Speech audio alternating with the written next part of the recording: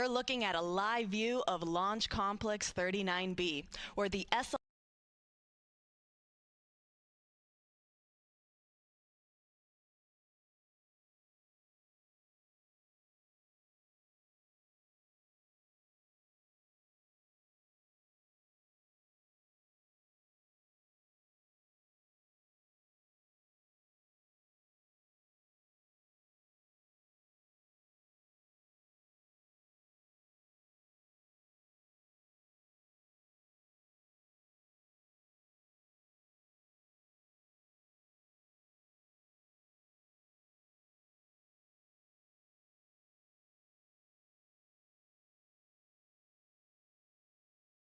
in Florida. You're looking at a live view of Launch Complex 39B, where the SLS, or Space Launch System rocket, and Orion spacecraft are getting ready to lift off in a little over 10 hours for the agency's Artemis II mission. I'm Antonia Jaramillo with NASA Communications, and I, along with my fellow commentators, will take you through today's launch countdown and the rest of this historic mission. NASA will be providing 24/7 live coverage starting with our propellant loading operations and will continue throughout the course of this 10-day mission. Now, our Artemis launch director, Charlie Blackwell Thompson, gave the go to proceed with cryogenic propellant loading at 7:33 a.m. Eastern Time this morning, which means pretty soon teams will start fueling the rocket with cryogenic or super cold liquid hydrogen and liquid oxygen. You can see on your screen there is a view of Firing Room 1. That is where the Artemis launch team is currently on console and is getting ready to launch the SLS rocket and Orion spacecraft. Now, Artemis II is NASA's first crewed Artemis mission. This test flight will send NASA astronauts Reed Wiseman, Victor Glover, Christina Cook, and Canadian Space Agency astronaut Jeremy Hansen on a 10-day mission around the moon and back. Now, the countdown for this mission started on Monday, March 30th at 4:44 p.m. Eastern Time. One thing to note about the countdown clock that you see on your upper left-hand side of your screen there is you're going to hear us refer to what are called L- times and T- times. Now, the reason we have these two different references for the countdown clock is because the L refers to how much time is left until the opening of our launch window or until launch. Think of it like the regular time that you see on your clock, always constantly ticking down. The T clock, however, is specific to the actual countdown. Similarly to when watching a sporting games event, when you see the clock on the screen stop when the referee blows a whistle, for instance, the same thing can happen with our T clock. And the reason that is because the launch team has inserted specific built-in holds throughout the countdown. Now, these built-in holds are pauses that the team has intentionally inserted in the countdown to provide them with some extra wiggle room or some cushion to again just be able to go through all of their operations, continue making sure that everything is on track to be able to meet the opening of that launch window. And also, if they run into any issues throughout the countdown, this also provides them that extra time to be able to resolve them and still make, again, that opening of that launch window.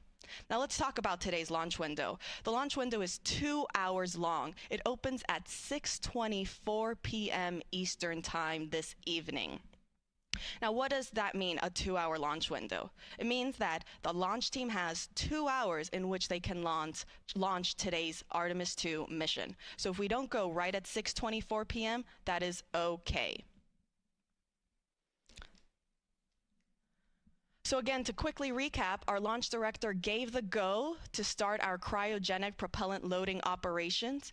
That means right now the Artemis launch team is currently in what is called the chill down phase for the SLS core stage rocket. Now, the core stage is the first stage of the SLS rocket. It is the orange section in between the two solid rocket boosters that you see there on your screen. Now, chill down basically refers that we are going to be cooling down all of the systems and lines that will be feeding this propellant inside the rocket. The reason we chill down these lines is because we are feeding cryogenic, or again, super cold propellant on board. Liquid hydrogen, to remain in a liquid state, needs to be negative 423 degrees Fahrenheit. On the oxygen side, it's negative 297 degrees Fahrenheit. So very, very cold temperatures. Because of this, we then cool down these lines so that we aren't shocking the system, we aren't causing any potential damage to the hardware, and they're able to receive these super cold propellants smoothly and without issues. So again, we are currently in chill down for both the core stage liquid hydrogen and liquid oxygen tanks. Following chill down, the teams will then start what is called slow fill. This will officially mark the start of propellant loading. That means that we will actually start loading that liquid propellant on board the rocket. Now, as the name suggests, slow fill basically refers to slowly start to load that propellant. The reasons they do this is because the teams are wanting to closely monitor that there isn't any leaks or any issues when we are starting our propellant loading operations. Now, following slow fill, teams will then transition into what is called fast fill. Similarly to how slow fill refers to going slowly, fast fill means we're going to go at a much faster rate.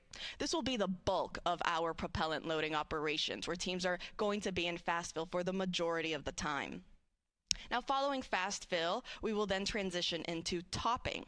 Topping just means that we are going to finish that last little bit that is needed to get us to 100% level in those tanks. Now, because these are gases, these are liquid gases, as the temperatures start warming up, those gases will, that liquid oxygen and liquid hydrogen will start venting off into a gas. Because of this, following topping, teams will then transition into what is called replenish mode. Replenish means just that. They're just going to constantly be replenishing these tanks so that we make sure we're at 100% level and we are at that flight ready level for when we enter terminal count. Now, I'll be reporting out as each of these operations and milestones are underway. Our Artemis launch team, they're currently communicating with each other through these separate communications channels that I'll be tuning into. And I'll make sure to relay as that information gets underway and they report those milestones and call-outs out. Now, while we wait for slow fill to get underway, let's do a little bit of a recap of the entire countdown. Again, we said we started on Monday at 4:44 p.m. Eastern Time. So shortly after the countdown started ticking down, teams filled the water tank for the sound suppression system. Now, this is done to help protect the rocket and the supporting ground structures that are there at the launch pad from the extreme heat and the power that's generated from the rocket's exhaust. And it also helps suppress the sound that's produced at liftoff. Now, the Orion spacecraft, the core stage, which again is that first stage of the SLS rocket, and the interim cryogenic propulsion stage, or the upper or second stage of SLS, were also all powered up for launch. The Orion and the core stage flight batteries have been charged. And at 4:14 a.m. Eastern Time this morning, teams started what is called the air to gaseous nitrogen, or GN2 changeover. Now, this is a very important milestone to meet. Our launch director, technical assistant, Mari Forrestdale, kind of described it to as it's when we're really getting ready to get the party started. The reason for this is because it basically signals the team that we are on track to be go for propellant loading later in the countdown. And the reason for that is because the air to gaseous nitrogen changeover basically is helping prevent any potential fire hazards. It's creating a clean, inert environment inside the vehicle so that then when we are putting in those hazardous propellants, there aren't any issues. So that started at 4:14 a.m. this morning, and it was completed at 7:14 a.m. Eastern Time. Now, as I mentioned earlier, the countdown for Artemis 2 does have certain built-in holds throughout the count. We are currently in our first built-in holds, which lasts 2 hours and 45 minutes total.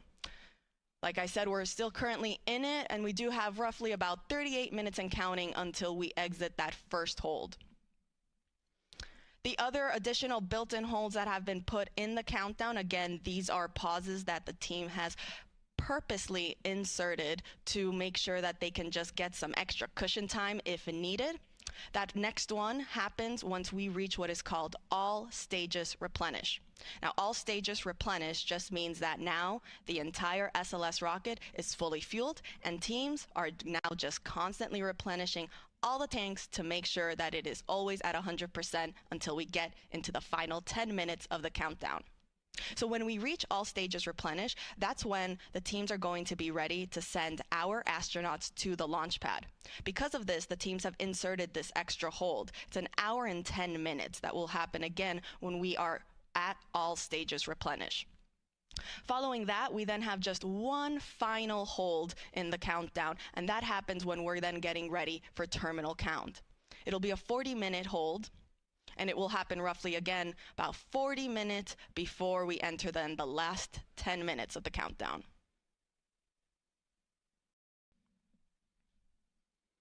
So to quickly recap again, our launch director, Charlie Blackwell-Thompson, she gave the go for teams to start propellant loading. We are currently in chill down for the core stage liquid hydrogen and liquid oxygen. Up next will be slow fill when we start loading that liquid propellant. And I will report out when that is underway.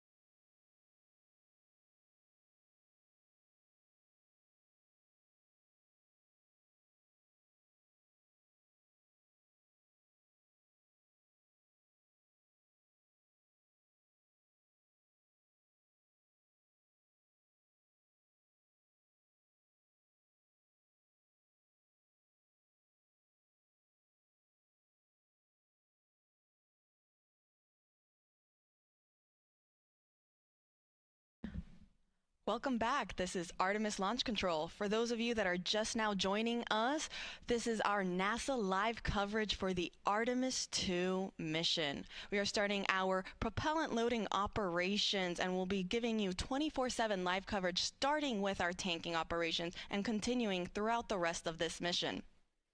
We're here in Firing Room 1. You can see there on your screen, we have our Artemis launch team getting ready to launch the SLS, or Space Launch System rocket, and Orion spacecraft for the agency's Artemis II mission later this evening. Now that launch window opens at 6:24 p.m. Eastern Time today. The team do have a 2-hour launch window, which means that if we don't launch right at 6:24 p.m., they do have an additional 2 hours in which they can launch. Now, as you can see, it is a gorgeous, bright, and sunny day here on the Space Coast in Florida. Currently, you don't see any clouds inside, but I can confirm there are some pretty white, puffy clouds. They don't seem to be a threat. In fact, our launch weather officer, he told the launch team that they have favorable and acceptable weather, not only for tanking, but also throughout today's countdown. Now, the teams will continuing to monitor the weather forecast as we get closer to today's launch window. We're currently predicting 80% favorable weather conditions for that 2-hour launch window. We are currently 10 hours and 17 minutes and counting from the opening of the Artemis II mission. We are currently in what is called our chill down operations for the core stage liquid oxygen and liquid hydrogen tank. Now, chill down refers to getting all the systems and lines very cold and ready to receive these super cold cryogenic propellants prior to starting our actual tanking loading operations.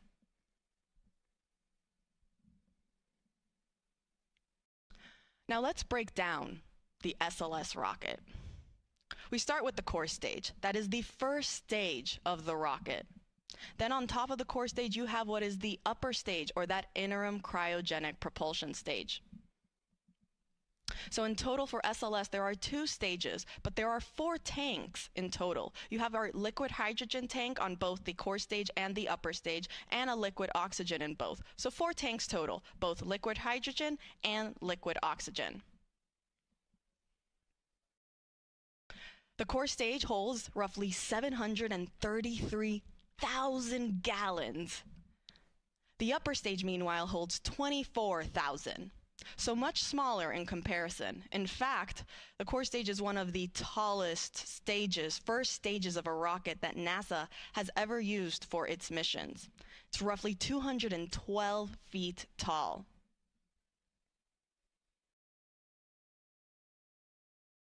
Now, fully fueled, SLS weighs approximately 5.74 million pounds.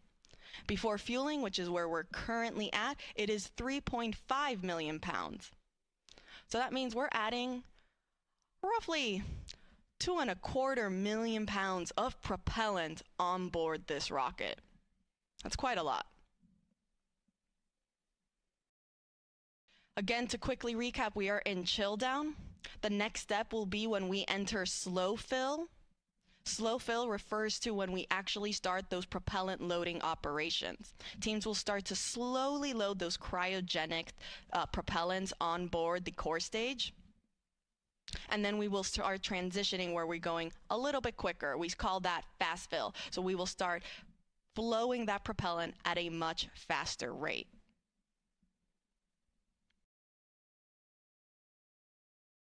I'll continue reporting out as these milestones are underway.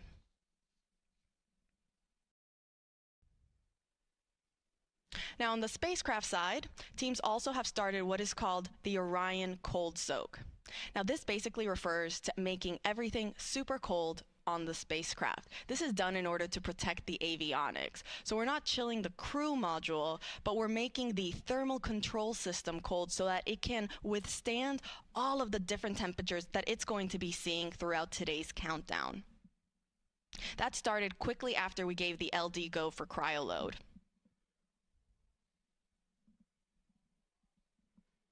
Now, Artemis 2 is a test flight. We're going to send astronauts Reed Wiseman, Victor Glover, Christina Cook, and Jeremy Hansen on a 10-day mission around the moon. This is the first crewed test flight for NASA's Artemis missions. And we're going to be testing the life support systems that are on board Orion.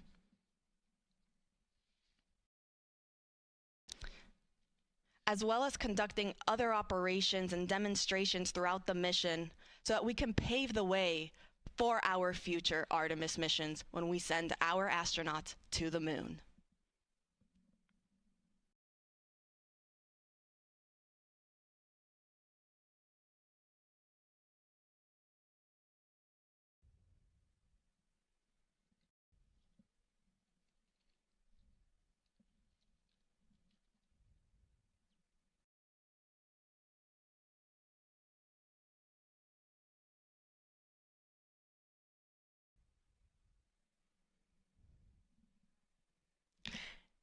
In fact, one of the new operations or the new demonstrations that our astronauts will get to perform throughout this mission is what is called the proximity operations demonstration.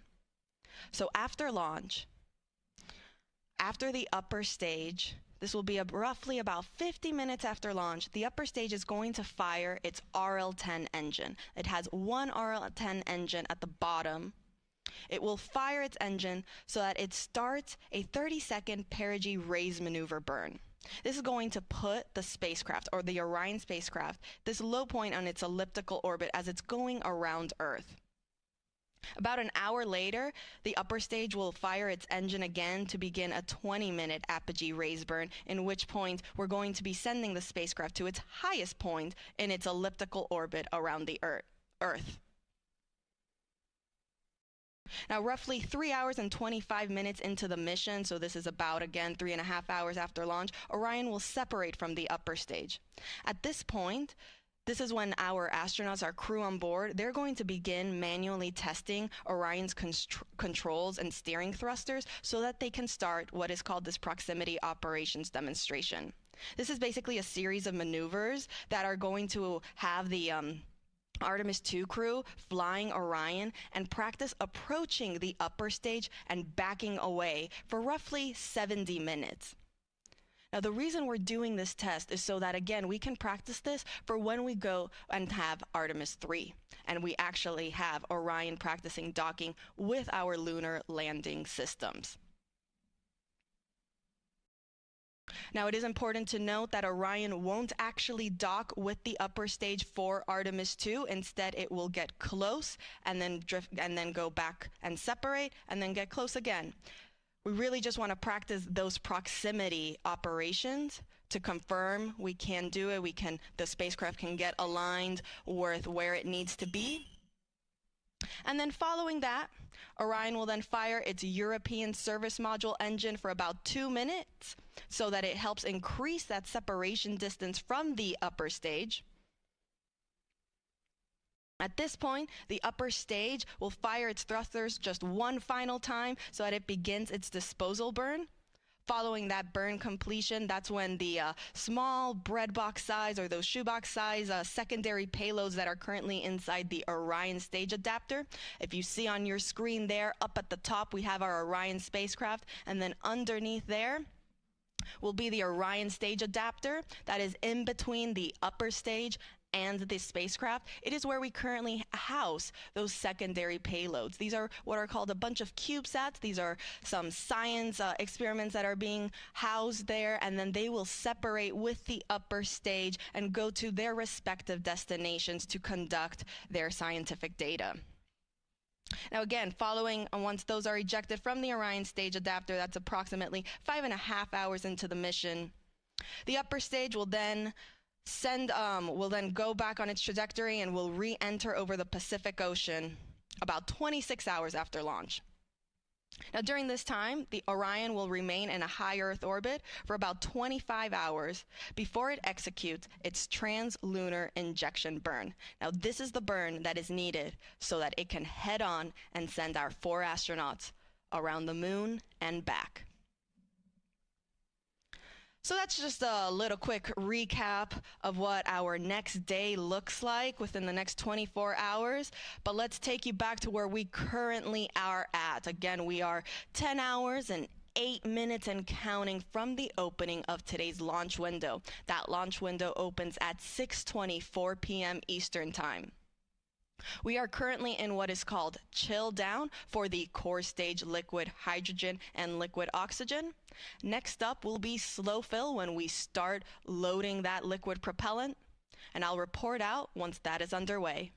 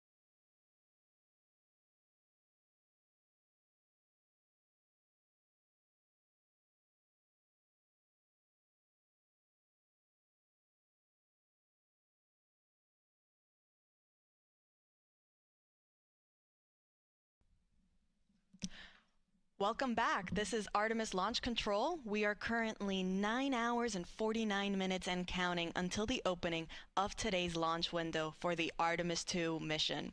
Now that launch window opens at 6:24 p.m. Eastern Time this evening.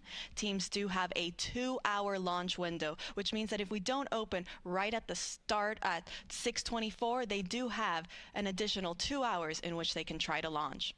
Now the Artemis launch team, which we see here on our screen, they are sitting on console getting ready to launch our Artemis II moon rocket.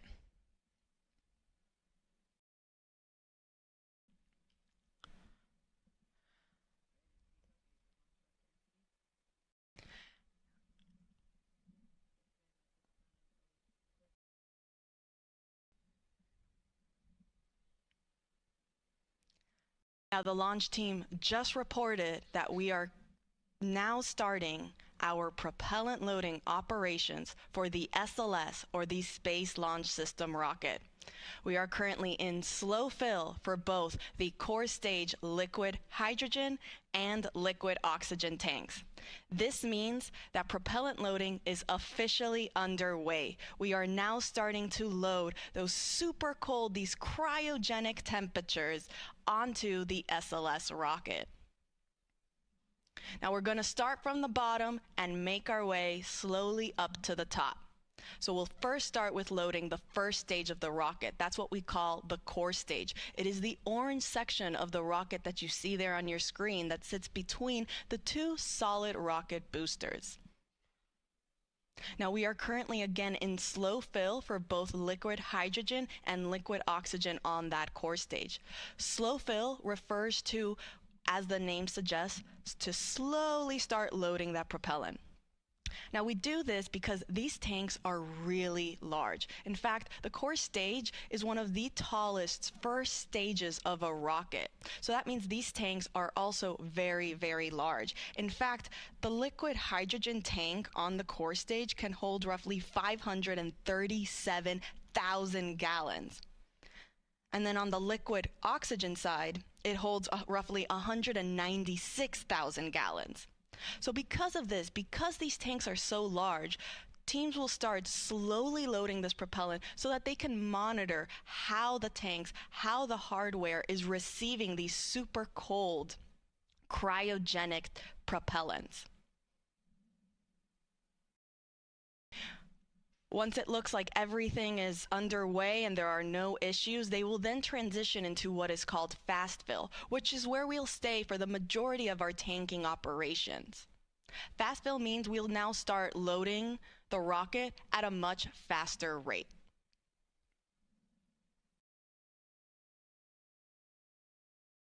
Now, before the rocket is fueled, SLS weighs approximately 3.5 million pounds.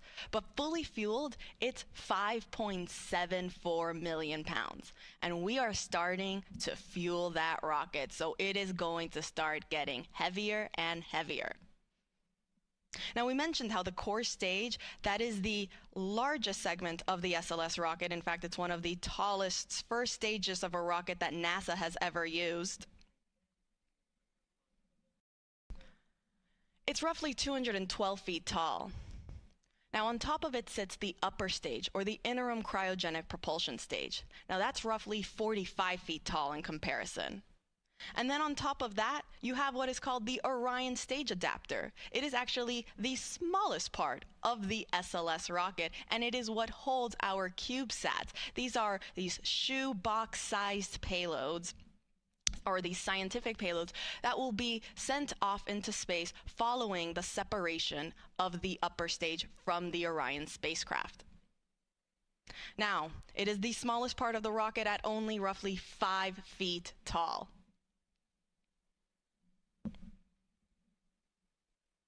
And then, of course, on top of the Orion stage adapter sits our Orion spacecraft. You can see there on your screen the Orion spacecraft, that's on top.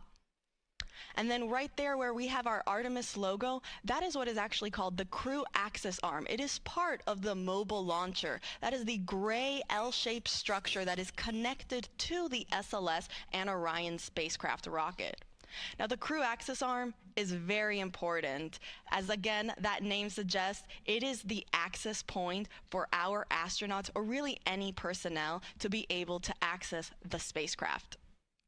So that is where, in fact, our astronauts, Reed Wiseman, Victor Glover, Christina Cook, and Jeremy Hansen, they'll be walking through there later on today when they are ready to board their spacecraft for their mission around the moon.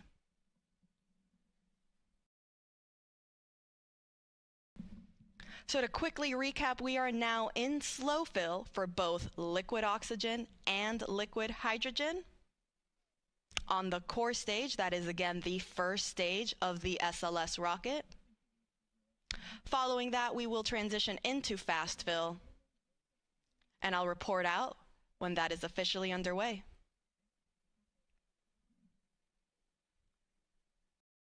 Now, while we wait to get into fast fill, teams are currently not monitoring any big issues in the countdown. It's actually been, things have been going really smoothly, fairly well. We are definitely hoping for things to continue that way.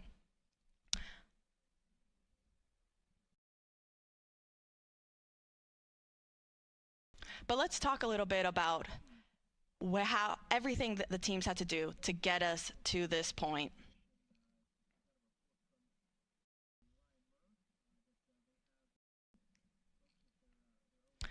So teams first rolled the SLS rocket and Orion spacecraft to the launch pad for the first time on January 17th. Then on February 2nd, teams performed a wet dress rehearsal. Now, this was a rehearsal to practice loading the propellants on board the rocket, getting into terminal count, but not actually launching. So it was like a practice test before launch. During that first wet dress rehearsal in February, we experienced a hydrogen leak, which, following that test, teams then decided to perform another wet dress rehearsal. They did so on February 19th, and it was very successful. They didn't really see any hydrogen leaks throughout the entire count, or any other leaks for that matter, and they were able to continue throughout all of the milestones that they had planned. Now, we did have to roll back on February 25th due to a helium issue that we saw on the upper stage of our rocket. Teams noticed that the flow of helium to the upper stage was interrupted, and that meant that we had to roll back to the vehicle assembly building to help fix that issue. The only way to access that area was inside the VAB. Teams did successfully fix the issue inside the vehicle assembly building, and we were then ready to roll back to the launch pad on March 20th. Since then, the teams have been getting the rocket then ready for launch, and we entered our launch countdown on Monday at 4:44 p.m. Eastern Time.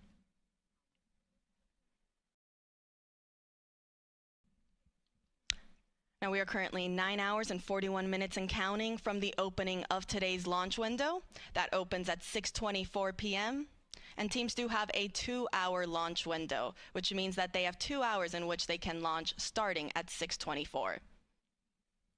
We are currently in slow fill for both the core stage liquid hydrogen and liquid oxygen tanks.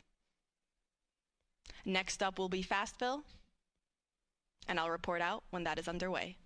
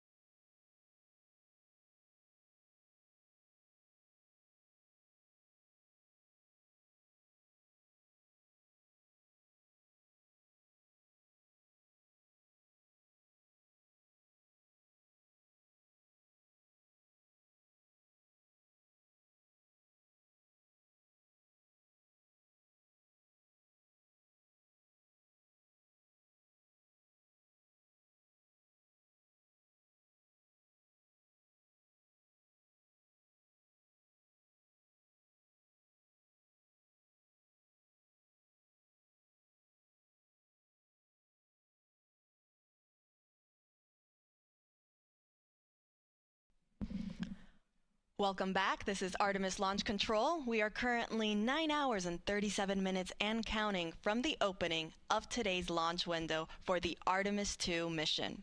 Now, our launch window opens at 6:24 p.m. Eastern Time, and teams do have a 2-hour launch window, which means they have 2 hours in which they can launch the SLS, or Space Launch System rocket, and Orion spacecraft that will send 4 astronauts around the moon and back.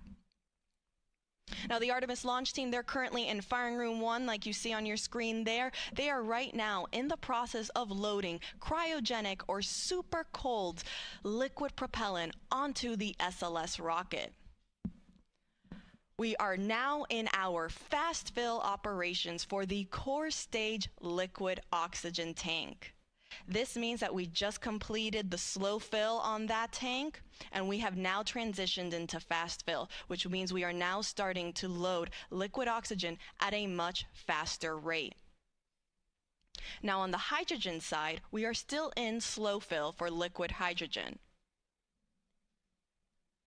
So slow fill for liquid hydrogen, fast fill for liquid oxygen on the core stage.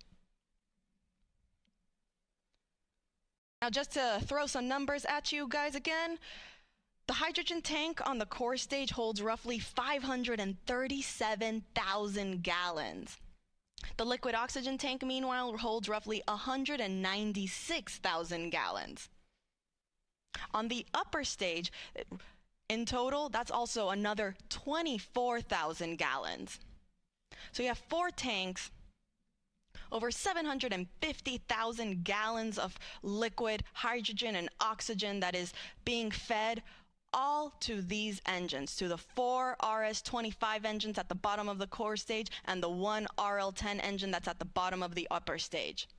And now, why do we need so much propellant? Because we're sending our astronauts around the moon. We are going into deep space. We're going farther than we have since our Apollo missions in 1972. Now, again, all of this liquid propellant feeds the engines that are at the bottom of those stages for this tremendous and magnificent rocket that we see out there on the pad. In fact, in total, SLS is roughly 322 feet tall. It's taller than the Statue of Liberty.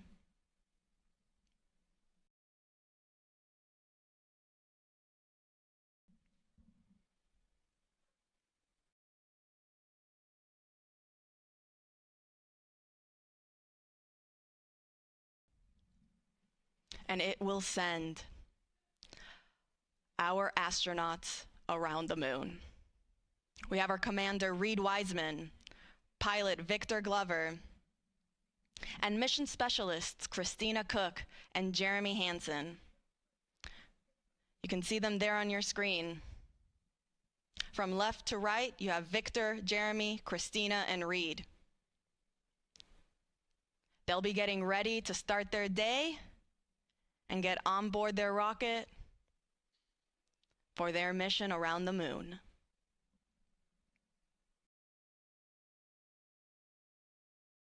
Now, Artemis II is a test flight. This is the first crewed test flight of the Artemis missions. We're going to evaluate the crewed system performance in a deep space environment.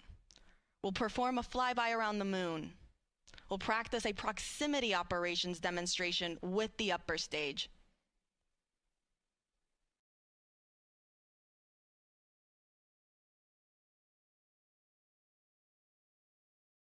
All in preparation for our future Artemis missions, for when we land humans back on the lunar surface.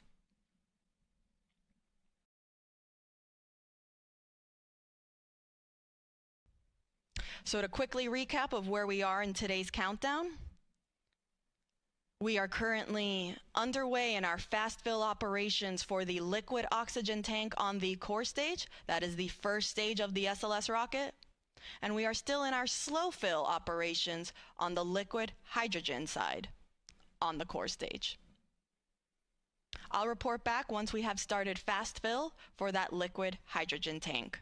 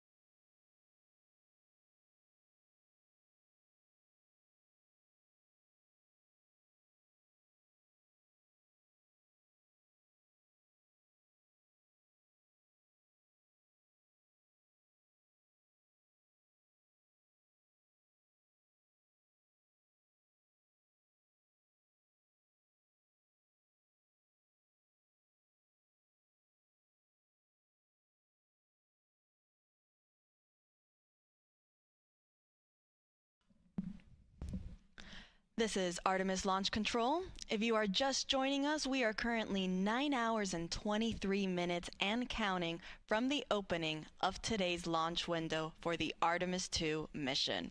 I'm Antonia Jaramillo in NASA Communications, and I, along with our fellow commentators, will be taking you through the rest of today's launch countdown, as well as the rest of the Artemis II mission. NASA will be providing 24/7 live coverage, starting with our propellant loading operations that is currently underway and will continue all the way through our splashdown operations. Now, the Artemis launch team, which you just saw there on your screen, they are in the process of loading cryogenic or super cold liquid hydrogen and liquid oxygen onto the SLS, or the Space Launch System rocket. That's a view of the rocket right there at Launch Pad 39B, where it will lift off for the agency's Artemis II mission. Now, Artemis II is a test flight. We will be sending our astronauts, Commander Reed Wiseman, pilot Victor Glover, and mission specialists Christina Cook and Jeremy Hansen on a 10-day mission around the moon and back. Now, we are currently again underway with our propellant loading operations. We are in what is called slow fill for the core stage liquid hydrogen tank, and fast fill for the liquid oxygen tank. Now, slow fill refers to slowly loading that propellant. This is done so that teams are monitoring how the hardware is receiving this super cold, hazardous propellant that is being onboarded on the rocket. Following slow fill, that then transitions into fast fill when we start loading that propellant at a much faster rate. So oxygen is currently already in fast fill, and liquid hydrogen will soon follow suit. Now, you can see there on your screen on the rocket, you can see maybe some little checker marks that look to be on the solid rocket boosters. Those are the two nose cone shaped boosters in between on either side of the core stage. Now, what do those black and white checkerboards and squares and circles mean? Well, these are our photogrammetric markings. They serve as imagery references for the engineering photo and video documentation as for the post-flight analysis of how SLS attitude and its position relative to the ground structure during liftoff and ascent performed. So they're not just on there randomly, they do serve a purpose. And it is, again, for all of that post-flight analysis. Now let's take it back over to the firing room. And let's take a look at our launch team. You can see there you have Charlie Blackwell Thompson. She's right now walking around on the first upper level row. She is our Artemis launch director. She's currently wearing a green blazer, and you might see some other folks around the room also wearing green a lot. Why green? Well, at NASA, we love our superstitions and we love our traditions. And for the launch team, green is one of those fun traditions that they like to carry on. Green for them means go, so they wear green for good luck.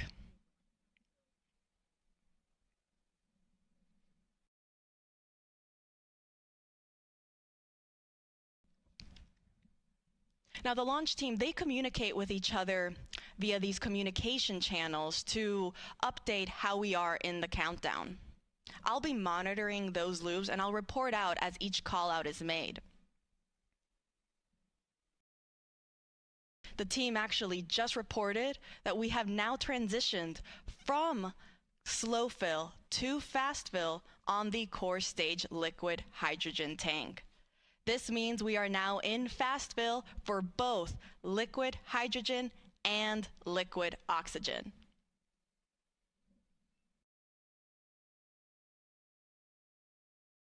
Now, following fast fill, teams will then transition into what is called topping. Topping just refers to finishing up the last little bit that is needed to get to 100% level on both tanks.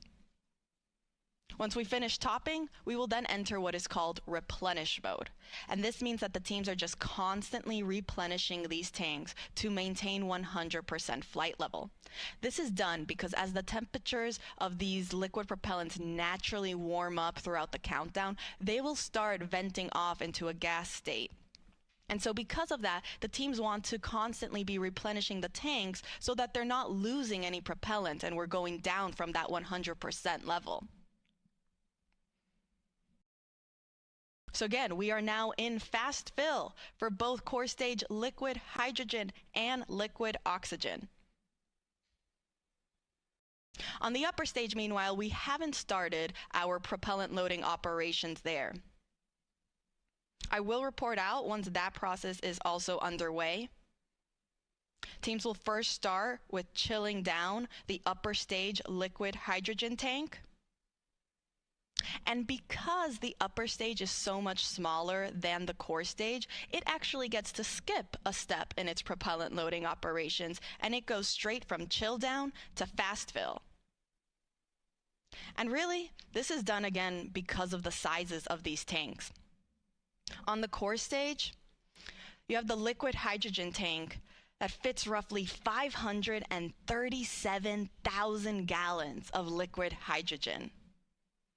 The liquid oxygen tank, meanwhile, holds roughly 196,000 gallons. In total, that's about 733,000 gallons on the core stage alone. On the upper stage, meanwhile, the total amount of propellant is roughly 24,000 gallons, so significantly smaller. And because of this, they are able to go straight from chill down into fast fill.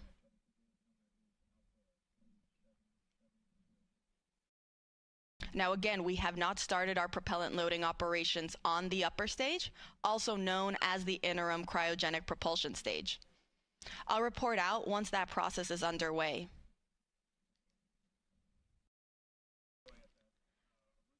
But to quickly recap, we are in fast fill for the core stage liquid hydrogen and liquid oxygen.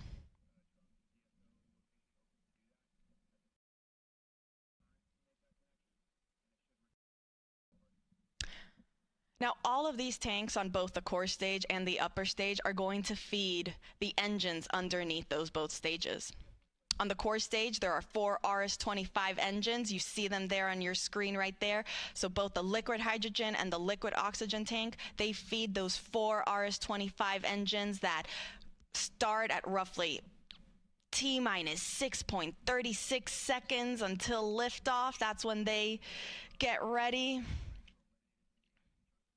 And then on the upper stage, the liquid oxygen and liquid hydrogen tank feed that one ARL-10 engine.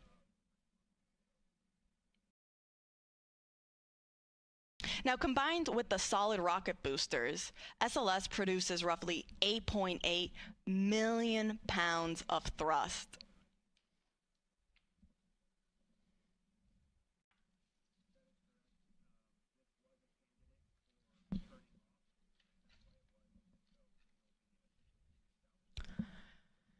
In total, it is 322 feet tall, taller than the Statue of Liberty.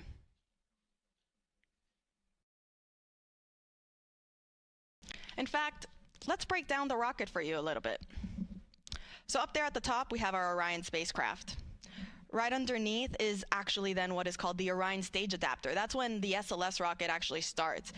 The Orion stage adapter is the smallest portion of the rocket, roughly 5 feet tall. Underneath that is then our upper stage, or that interim cryogenic propulsion stage. Then you'll see this nose cone orange shape underneath. That's the launch vehicle stage adapter. It's actually enclosing part of that upper stage for protection. Underneath the cone-shaped structure is our core stage. That is the first stage. It has that pretty butterscotch color. And that is due to the thermal protection system, the foam that is used to, again, protect the rocket. On either side of the core stage are the 2 solid rocket boosters. And then down, Right at the bottom are the 4 RS-25 engines.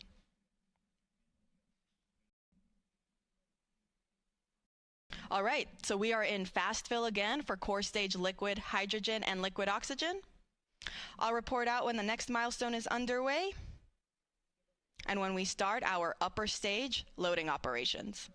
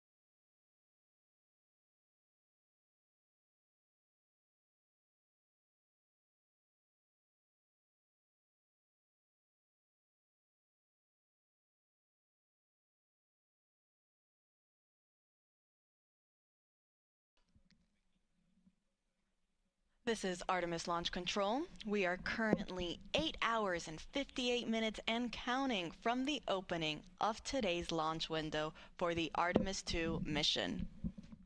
That launch window opens at 6:24 p.m. Eastern Time later today. Teams do have a 2-hour launch window in which they can try to launch, so if we don't launch right at 6:24 p.m., that is okay. You're looking at a live view of our Artemis launch team. They are in the process of loading liquid propellant on board the SLS, or the Space Launch System rocket. We're currently in the process of loading liquid hydrogen and liquid oxygen on the core stage of the SLS rocket. Now, the core stage is the first stage of that rocket. You can see there on your screen, it is the orange section in between the two solid rocket boosters. That's actually a great view of our rocket at Launch Pad 39B. I mean, you can see it is a beautiful day. We have some puffy white clouds, blue skies, all in all, very favorable weather. In fact, our launch weather officers, they've been predicting 80% chance of go for our launch window this evening.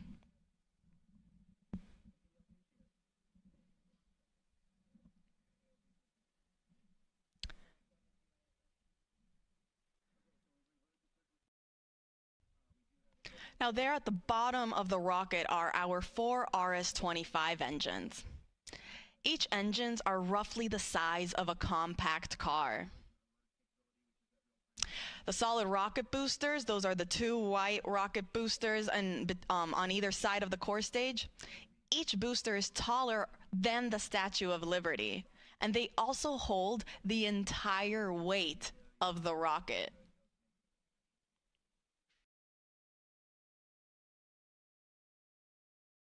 Now, fully fueled, SLS weighs 5.74 million pounds.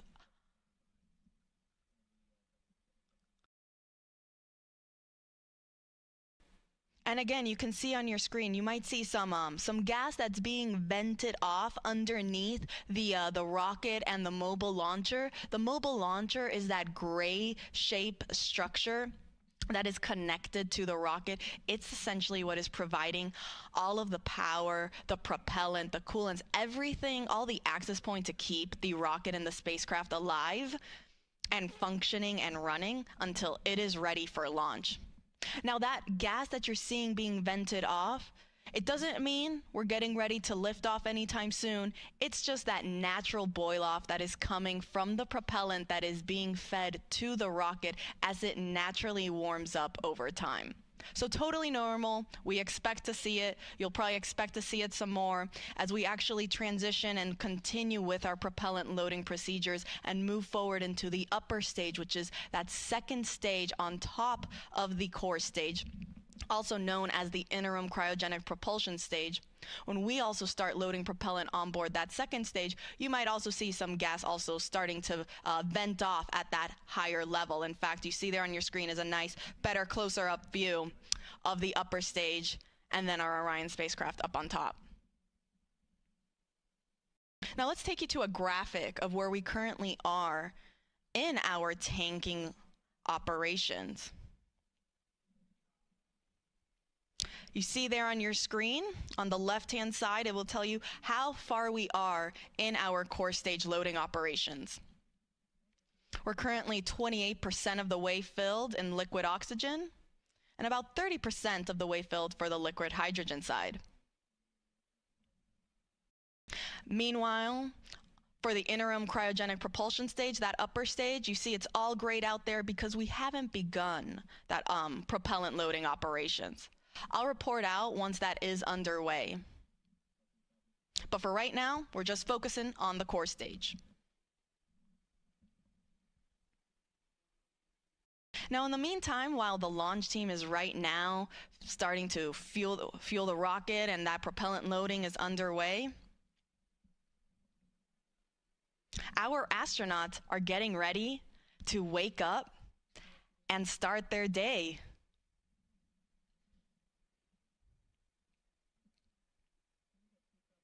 As a reminder, we will be sending 4 astronauts around the moon and back. Commander Reed Wiseman, pilot Victor Glover, and mission specialists Christina Cook and Jeremy Hansen will go on a 10-day mission around the moon. Artemis 2 is a test flight where we are going to test the life support systems with our flight crew on board. This is NASA's first crewed Artemis mission, and it will pave the way for our future Artemis missions for when we land humans back on the lunar surface.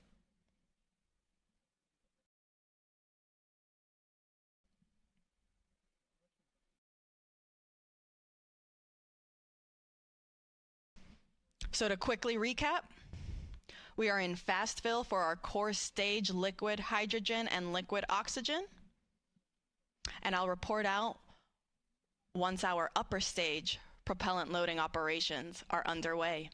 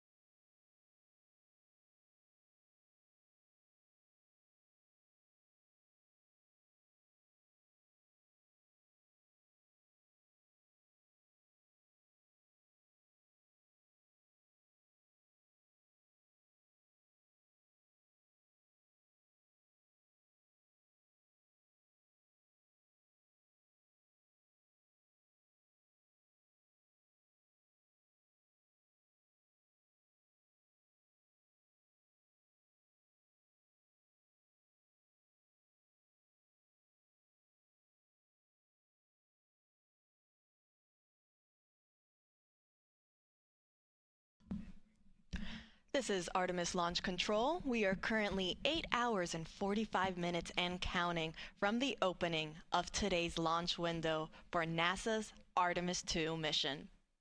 Now that launch window opens at 6:24 p.m. Eastern Time, and teams do have a 2-hour launch window, which means that they can try launching within those 2 hours if they are unable to hit it right at the start at 6:24. Now, the Artemis launch team is currently loading super cold or cryogenic liquid propellant onto the SLS or Space Launch System rocket. We're currently in our fast fill operations for the core stage liquid hydrogen and liquid oxygen tanks, and the teams just reported that they are also now starting their chill down operations for the liquid hydrogen tank on the upper stage, or that second stage of the SLS rocket. You can see a great view of it there on your screen. It sits right up on top of where you have the nose cone shape structure. That's orange. Up on top there is a portion of that upper stage, also known as the interim cryogenic propulsion stage. And then, if you're curious, the nose cone structure shape, that is called also the launch vehicle stage adapter. It is a part of the rocket, and it is enclosing also a portion of the interim cryogenic propulsion stage. This is done for protection, so you don't see the engine that's underneath that second stage, but it is underneath there, hidden behind the launch vehicle stage adapter. So again, we are now starting our chill down for the liquid hydrogen on our upper stage. Following that, we will then transition into fast fill for liquid hydrogen on the upper stage. Meanwhile, on the core stage, that is the first stage of the rocket, fast fill is already underway. There's a great profile shot. So right underneath that nose cone shape is then that cylinder orange structure. That is the core stage. It is one of the tallest first stages of a rocket that NASA has ever used for any mission. It's roughly 212 feet tall. In fact, in total, the SLS rocket and Orion spacecraft sit at roughly 322 feet tall.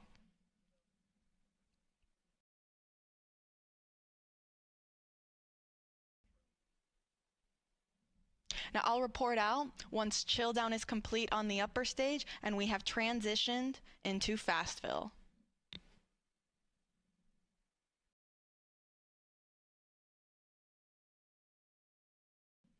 As a quick recap, Artemis II is scheduled to launch no earlier than 6:24 p.m. Eastern Time this evening. Teams do have a 2-hour launch window. And this mission will be sending 4 astronauts around the moon and back. We'll be sending NASA astronauts Reed Wiseman, Victor Glover, Christina Cook, and Canadian Space Agency astronaut Jeremy Hansen on a 10-day mission. They actually just got the go not too long ago to actually start waking up and officially start their launch day. Now that's a great view of our SLS rocket at Launch Pad 39B. Oh, we just switched it, but as you saw there, it's a gorgeous day here on the Space Coast. We have some beautiful blue skies, some puffy white clouds. Our launch weather officers are predicting 80% chance of favorable conditions throughout our 2-hour launch window. Now, of course, if there are any changes or updates, we will make sure to provide those to you.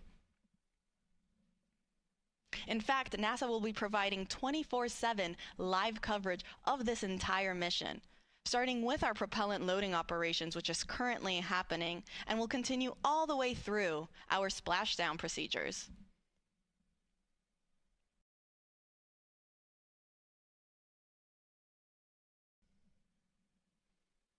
You can see there on your screen how to watch.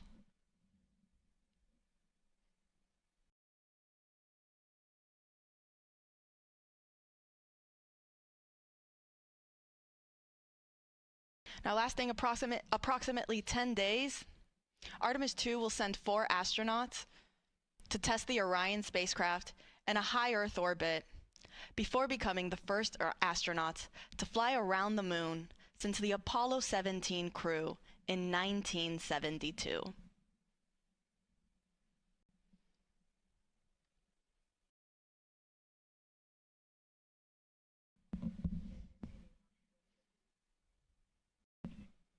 Again, we are in fast fill for core stage liquid hydrogen and liquid oxygen, and we are in chill down for the liquid hydrogen tank on our upper stage or interim cryogenic propulsion stage.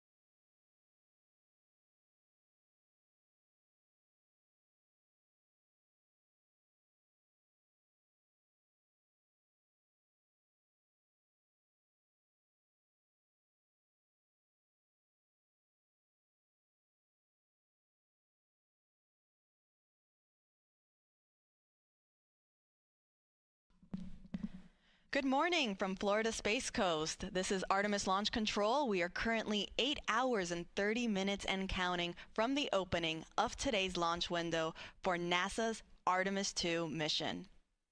I'm Antonia Jaramillo in NASA Communications, and if you're just joining us, the Space Launch System, or SLS rocket, is in the process of cryogenic propellant loading. That means the launch team that is currently in Firing Room 1 that you see on your screen there are loading the cryogenic or super cold liquid hydrogen and liquid oxygen on the SLS rocket, fueling it for flight.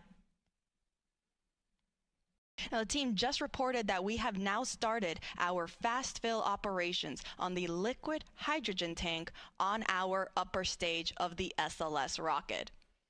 That is also called the interim cryogenic propulsion stage. It is the second stage of our SLS rocket. You have a great view of it there on your screen. Up at the top, if you see, you have the Orion spacecraft. Underneath there will be then actually the smallest section of the SLS rocket known as the Orion stage adapter. And then shortly underneath that is our interim cryogenic propulsion stage.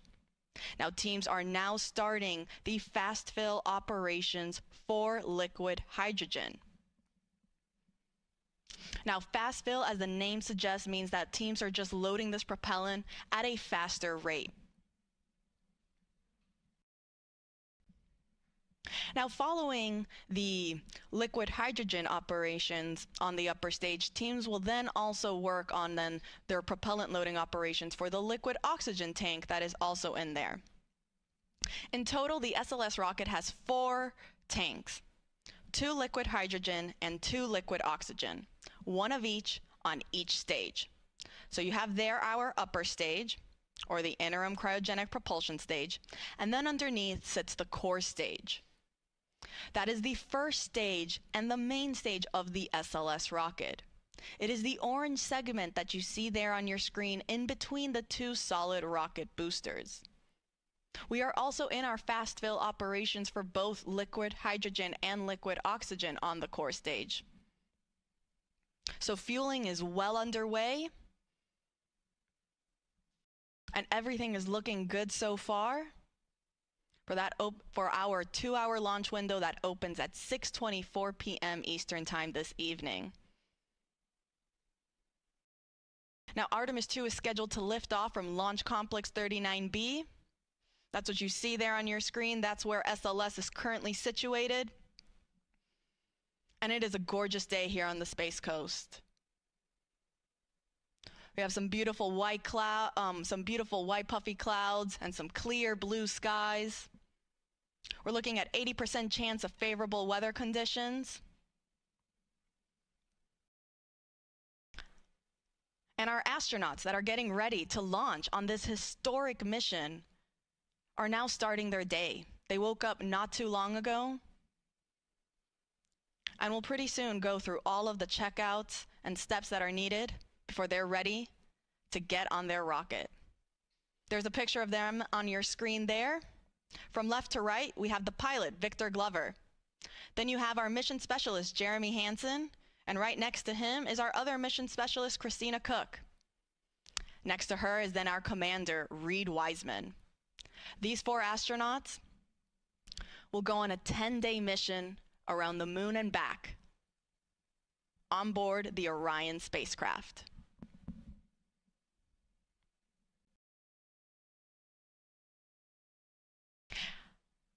Now, fun fact, you see again there, we were talking a little bit about the different sections of the rocket, and we mentioned briefly the Orion stage adapter. Now, the Orion stage adapter is the last section of the SLS rocket. It's what sits in between the interim cryogenic propulsion stage and the Orion spacecraft. And it's also what houses our secondary payloads, or these shoebox-sized CubeSats, that will be providing and conducting scientific experiments. They'll be deployed shortly after separation from the upper stage and the spacecraft, and they will go to their specific destination in space to conduct scientific data. Now, inside the Orion stage adapter, fun fact, our astronauts, so Reed Wiseman, Victor Glover, Christina Cook, and Jeremy Hansen, They actually got the opportunity to sign the interior of the OSA, or that Orion stage adapter. So their names are on that rocket.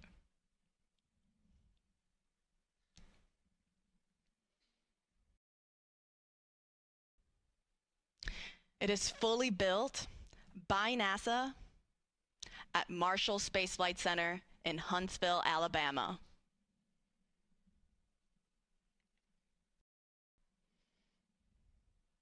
Now going back to the upper stage, that interim cryogenic propulsion stage, it holds roughly 24,000 gallons of liquid propellant.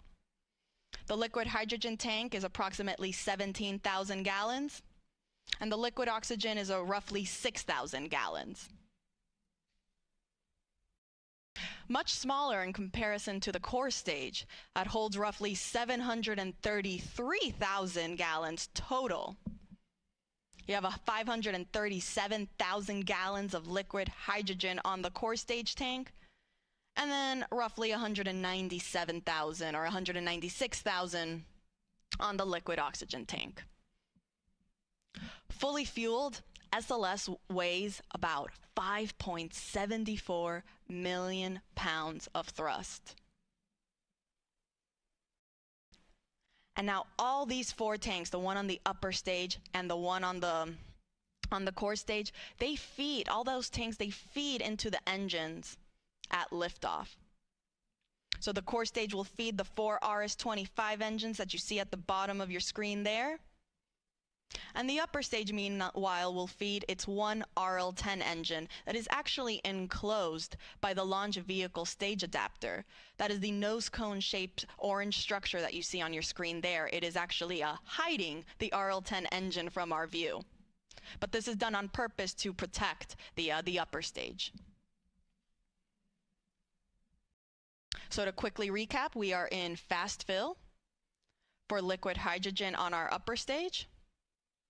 We have not started our propellant loading operations on the liquid oxygen tank yet. I'll report out once that operation is underway. And on the core stage, meanwhile, we are still in our fast fill operations for both tanks, for both liquid hydrogen and liquid oxygen.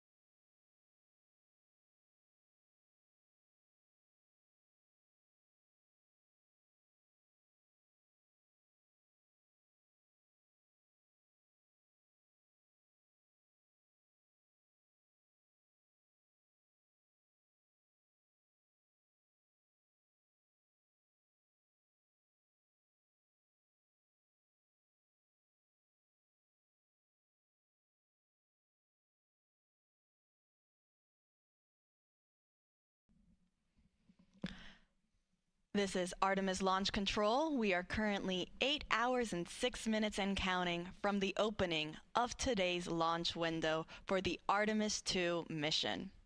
Now that launch window opens at 6:24 p.m. Eastern Time this evening. Teams do have a 2-hour launch window, which means that if we don't launch right at 6:24, they do have an additional 2 hours in which they can try to launch. Now the launch team, which we see here on our screen, they're currently in Firing Room 1 at NASA's Kennedy Space Center in Florida. They're in the process of loading liquid propellant onto the SLS rocket. Now it's not just the launch team that's here in the firing room that is helping and is on console for today's launch, but we also have supporting teams across the country that are tuning into this countdown. One of those teams is actually the Artemis Mission Management Team. They recently just got here on console. They have a separate section and room. If you actually look, it's to the right-hand side of our launch director and assistant launch director, Charlie Blackwell Thompson and Jeremy Graber, respectively. Over there on the right-hand side where you kind of see that glass enclosure structure, in there is where our Artemis Mission Management Team will sit for the duration of today's countdown. Now, they just recently arrived on console.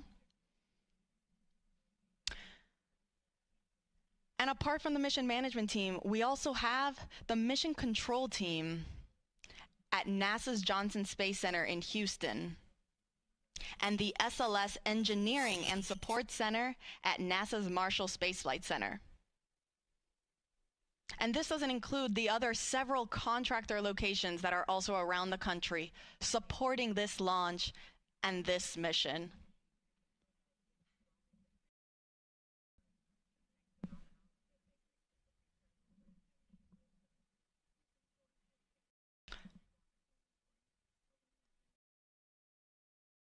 So again, you have our prime main launch team that is here in Firing Room 1, Charlie Blackwell Thompson. You see there she's wearing a green blazer.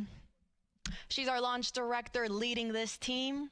But then there are also supporting teams that are also assisting the launch team throughout today's countdown.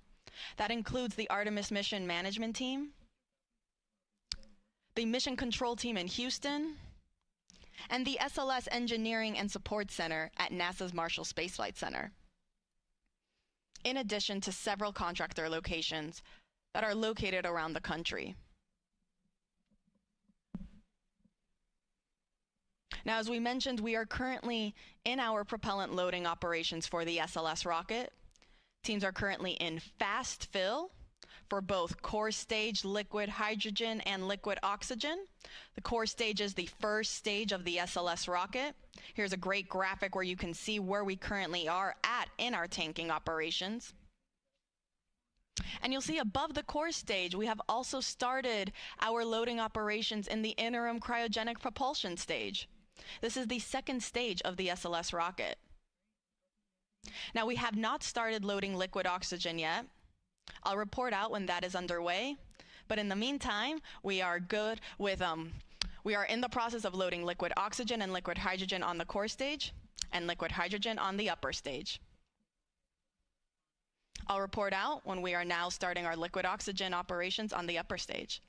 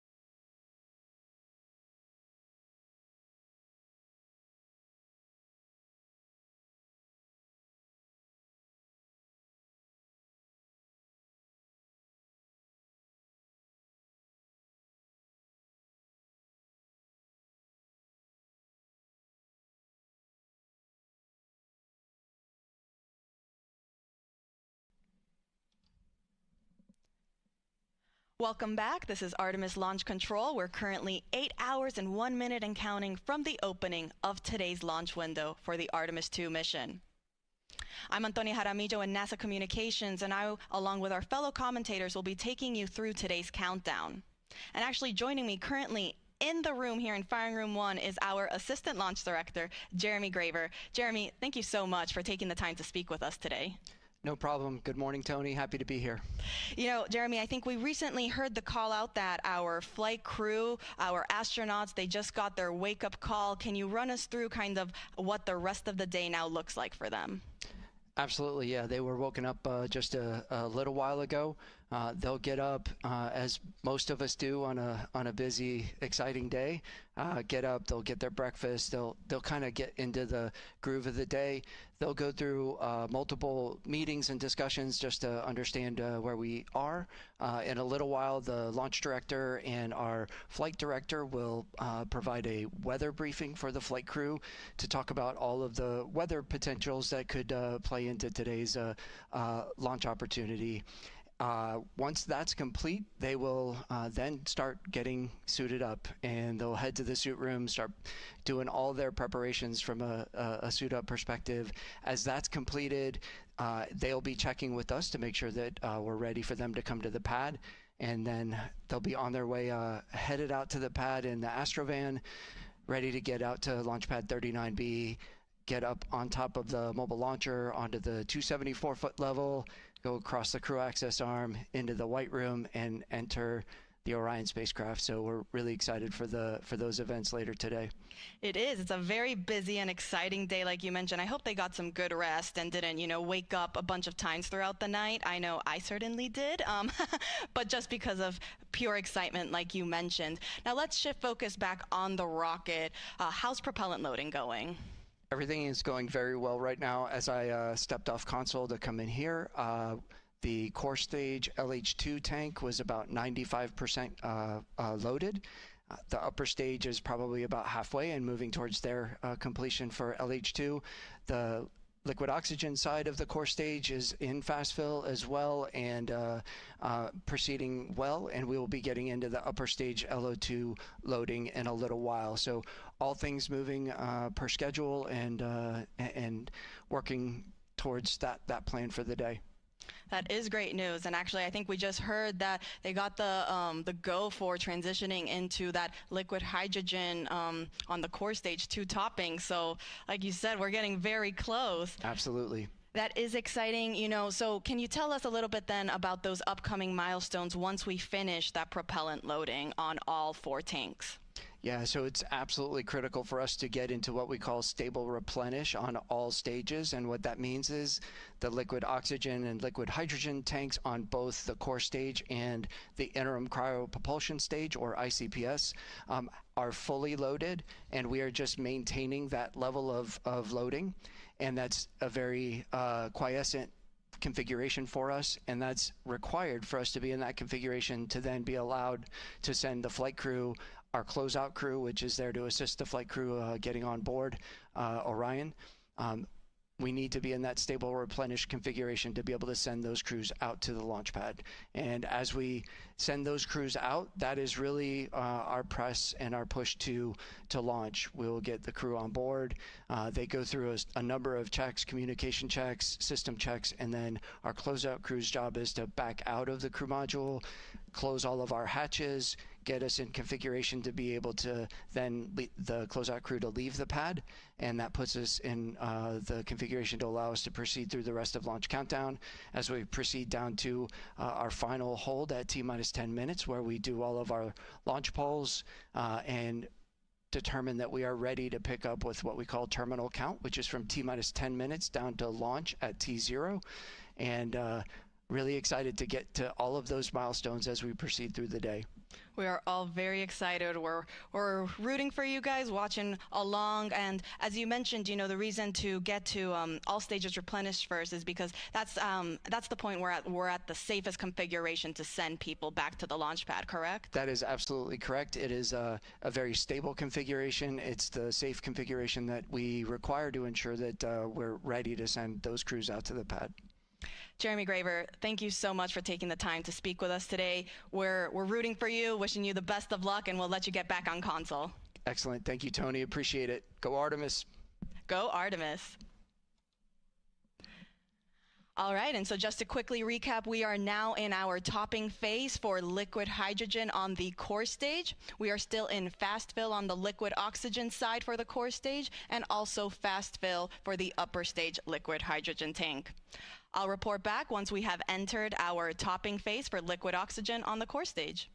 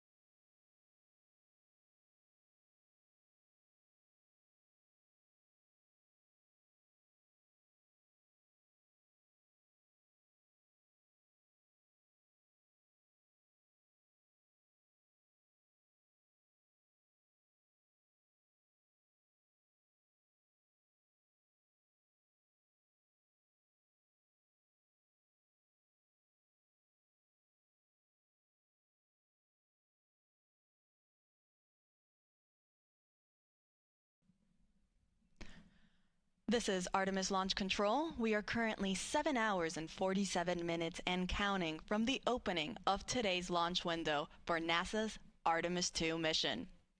That launch window opens at 6:24 p.m. Eastern Time this evening.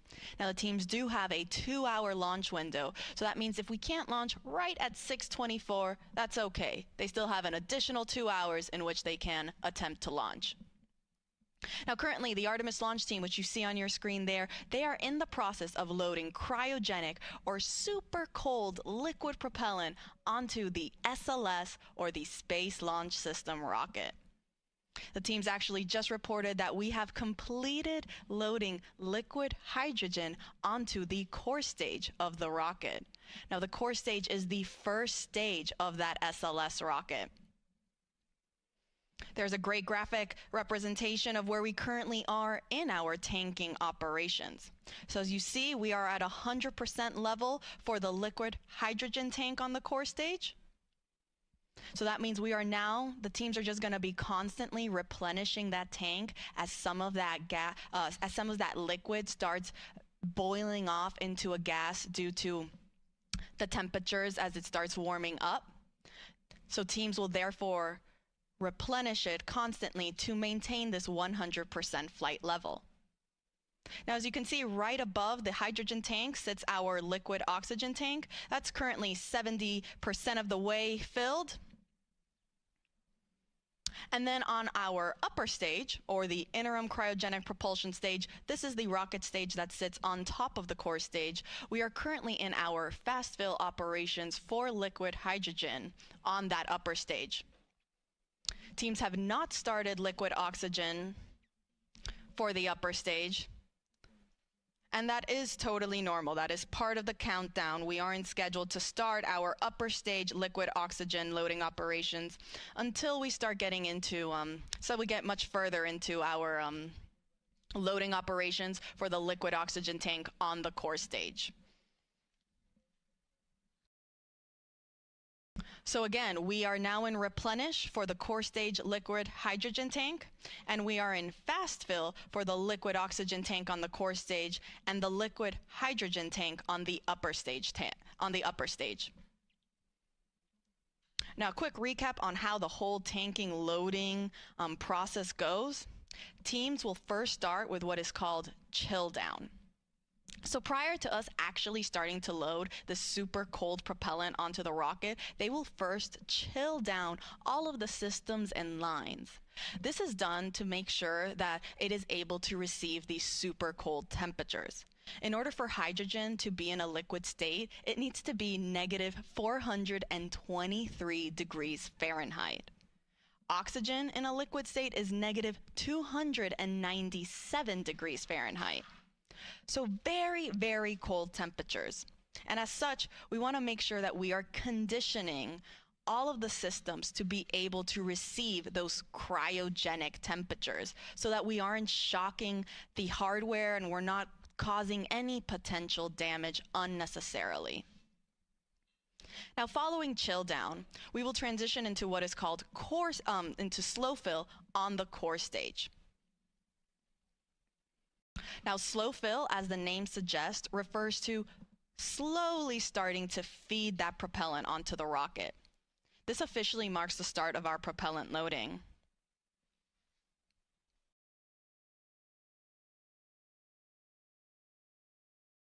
Teams actually got into slow fill for the liquid oxygen and liquid hydrogen tanks on the core stage earlier this morning, a little bit before 9 a.m. Following slow fill is then when we transition into fast fill. This is where we stay for the majority of our tanking loading operations. Similarly to slow fill, fast fill refers to loading propellant at a much faster rate. And that is currently where the liquid oxygen tank state is in. We are in fast fill for liquid oxygen tank on the core stage. Now, after fast fill, we transition into topping. This is the last little bit that is needed to fill the tanks to 100% level. Hence why we're topping it off. Following topping, we are now at 100%. And so now we transition into replenish mode. Replenish just means we're going to be constantly replenishing these tanks so that we make sure we are again at 100% flight level.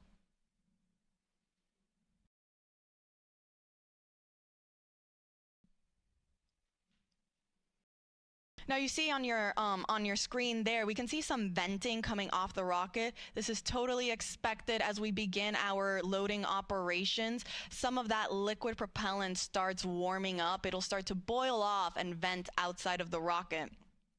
Hence why we see some of that gas getting expended from down underneath where the engines are at the bottom, and also a little bit at the top where the upper stage is located. So again, an expected condition.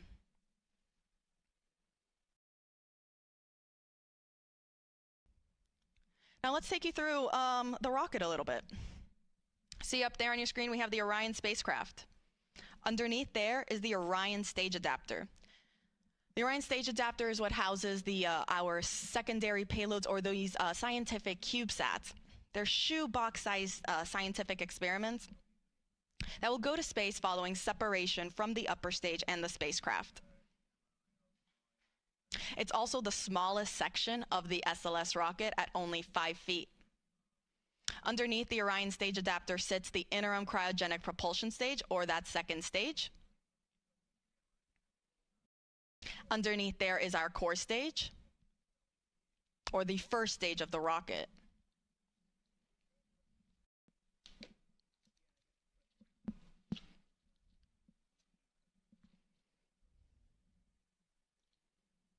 Now the core stage, it consists of the propellant tanks, the ducts, the valves, avionics, and it also houses the 4 RS-25 engines that are down there at the bottom. Next to the core stage, we have our 2 solid rocket boosters. Each is taller than the Statue of Liberty.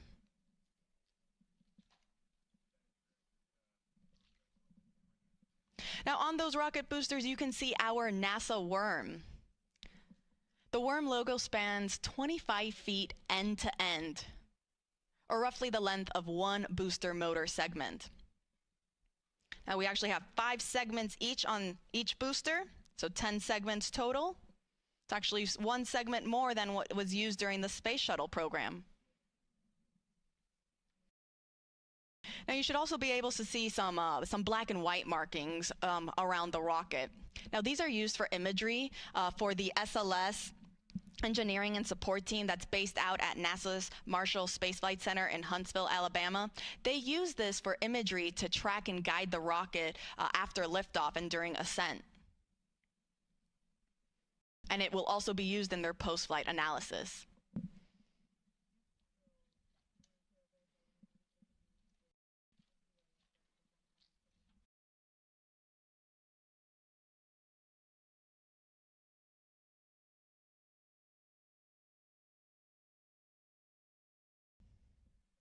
Now the orange color of the core stage is the thermal protection system, or that spray-on foam insulation. Now this provides the thermal protection for every part of the rocket.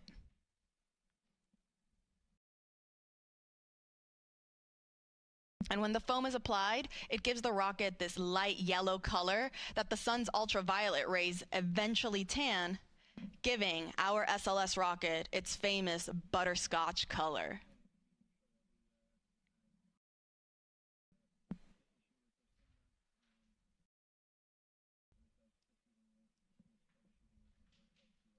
So again, to quickly recap, we are in replenish mode for the core stage liquid hydrogen tank. We are about 75% of the way filled on our liquid oxygen tank on the core stage. But we're still in fast fill. I'll let you know when we transition into topping for the core stage liquid oxygen tank. And then on the upper stage, teams are also in fast fill for liquid hydrogen. And they have not started the liquid oxygen operations on the upper stage yet. I'll make sure to report out all of these milestones as they're underway.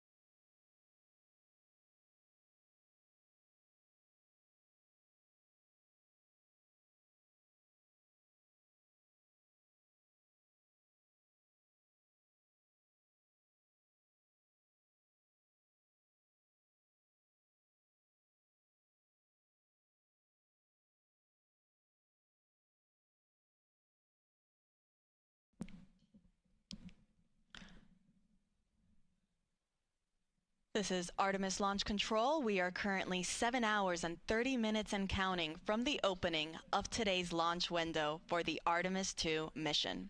That launch window opens at 6:24 p.m. Eastern Time, and teams do have a 2-hour launch window, which means that if we don't launch right at the beginning at 6:24, they do have an additional 2 hours in which they can attempt to launch. Our launch team is currently in Firing Room 1 at NASA's Kennedy Space Center in Florida and are in the process of loading cryogenic or super cold liquid propellant onto the SLS or the Space Launch System rocket.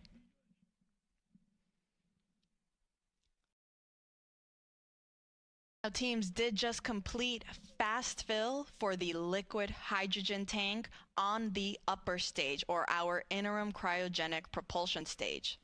Now, fast fill refers to loading propellant at a faster rate. This is preceded by chill down, which gets the system ready to receive these super cold temperatures. And then following fast fill, teams will then transition into topping and replenish. I'll get more into those, but before that, again, we just finished fast fill for the liquid hydrogen tank on the upper stage, and teams are now performing, before they start topping, what is called a vent and relief test. This test is basically just pressurizing the upper stage tanks with heliums to test the relief capabilities of the tank pressure to make sure that it can handle that pressure capability during flight. So between fast fill and topping, teams will perform this test on both the liquid hydrogen and the liquid oxygen tanks on the upper stage. Following that test completion, we will then transition into topping, which just means finishing loading the rest of the tank to 100%. Following topping, we enter what is called replenish mode, which basically just means that now we are going to be replenishing these tanks at 100% level, because as we naturally get throughout the countdown, that propellant is going to start warming up and it'll start boiling and venting off, as you can see on your screen there what is happening. So because of that, and because the teams want to make sure that they still have 100% level in all 4 tanks, the 2 on the upper stage and the 2 on the core stage, or the first stage of the rocket, they continuously replenish the tanks until the final 10 minutes of the launch countdown, or what is known as terminal count. Now, speaking of replenish mode, we are currently in replenish mode for the core stage liquid hydrogen tank. So we were just talking about how we finished fast fill on the upper stage liquid hydrogen tank. We are also then in replenish mode for the core stage liquid hydrogen tank. On the liquid oxygen side, we are still in fast fill for the core stage liquid oxygen.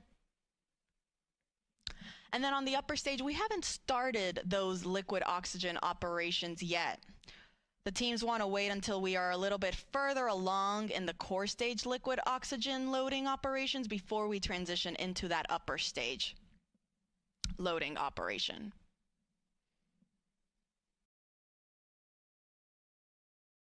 Now, in total, the SLS and Orion rocket and Orion spacecraft are 322 feet tall. At liftoff, SLS produces 8.8 million pounds of thrust.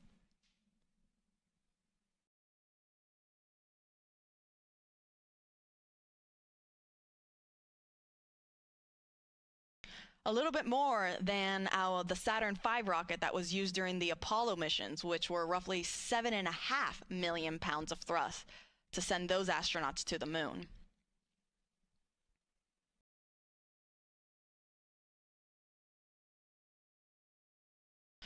With our SLS rocket, though, you don't just have those liquid fuel tanks that are fueling the rocket, but you also have 2 solid rocket boosters that are attached on either side. You see there on your screen right there?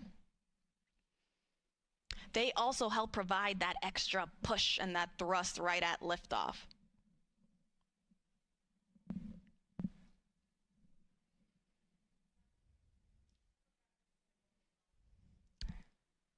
Now, Let's go up a little bit on the rocket, go back to our upper or our second stage, our interim cryogenic propulsion stage.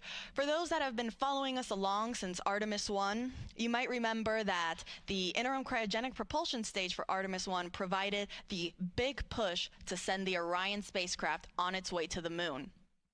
For Artemis 2, however, it's going to be a little different.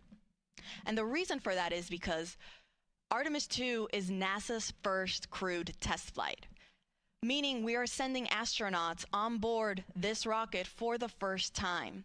And because of that, we are going to have the capability to practice a bunch of different systems and tests and operations that we couldn't do if it were uncrewed. One of these operations is what is called the proximity operation demonstration. This involves the upper stage, or that interim cryogenic propulsion stage, and the Orion spacecraft practicing proximity maneuvers where the Orion spacecraft will practice approaching and getting away from the upper stage in a high Earth orbit. The reason teams want to practice this is in preparation for Artemis 3 and future Artemis missions for when Orion docks with our lunar landing systems. And so because of this, this means that the interim cryogenic propulsion stage will be separating from Orion much sooner. Meaning that following this demonstration, it will be Orion's European service module that will actually send the spacecraft on its trajectory to the moon. It will perform what is called the translunar injection burn.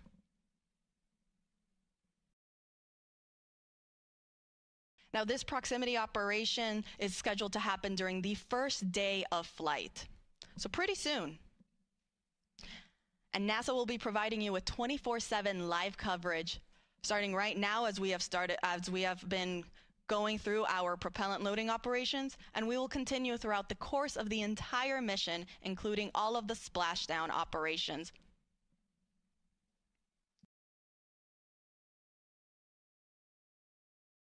Artemis 2 will send NASA astronauts Reed Wiseman, Victor Glover, and Christina Cook, and Canadian Space Agency astronaut Jeremy Hansen on a 10-day mission around the moon and back. Orion is scheduled to splash down off the coast of San Diego in the Pacific Ocean.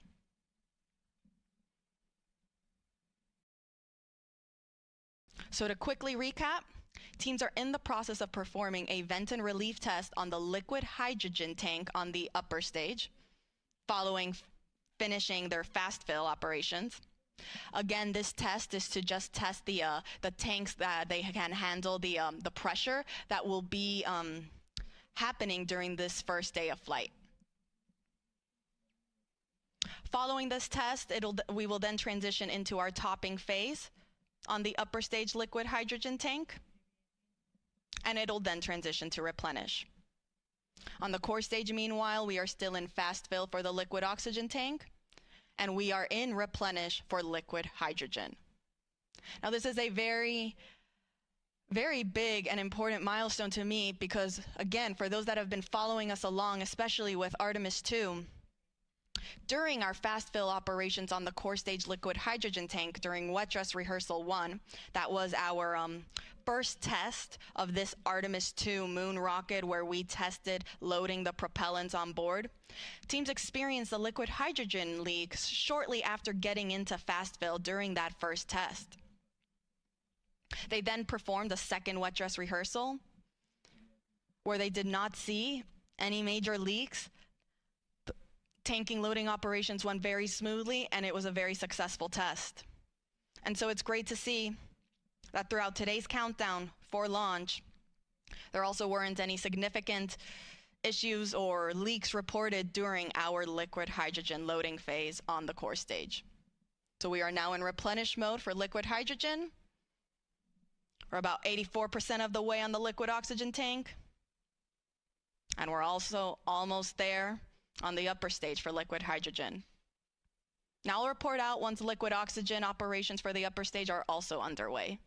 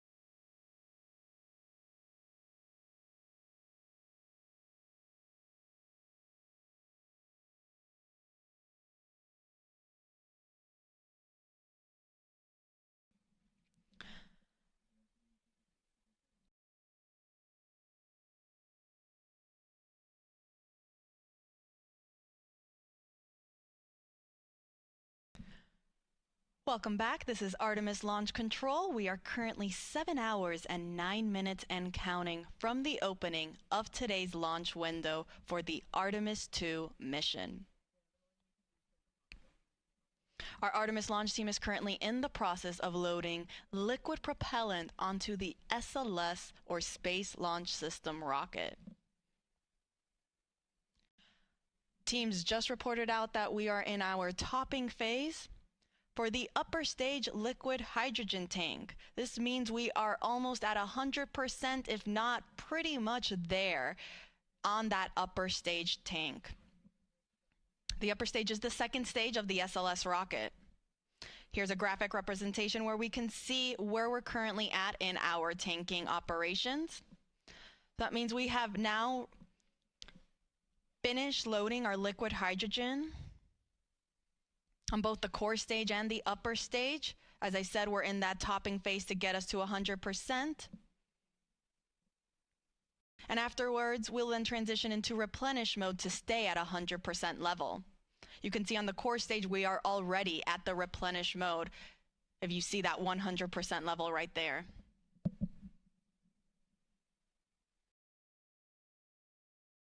And we also just got confirmation that we are also in replenish for the upper stage liquid hydrogen tank.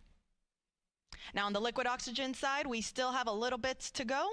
We're almost there on the liquid oxygen tank for the core stage. You see roughly 92% of the way filled. And we haven't started our liquid oxygen propellant loading operations on the upper stage. Teams are getting ready to start chilling down that tank. Teams do this to make sure that all of the systems and lines are ready to receive these cryogenic temperatures.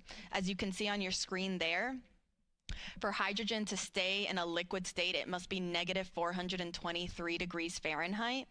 Oxygen, meanwhile, is negative 297 degrees Fahrenheit. So these super, super cold temperatures, we want to make sure that the rocket is able to receive them without damaging any of the hardware on board. So we'll start with chilling down that liquid oxygen tank and lines before we actually start loading it onto the upper stage.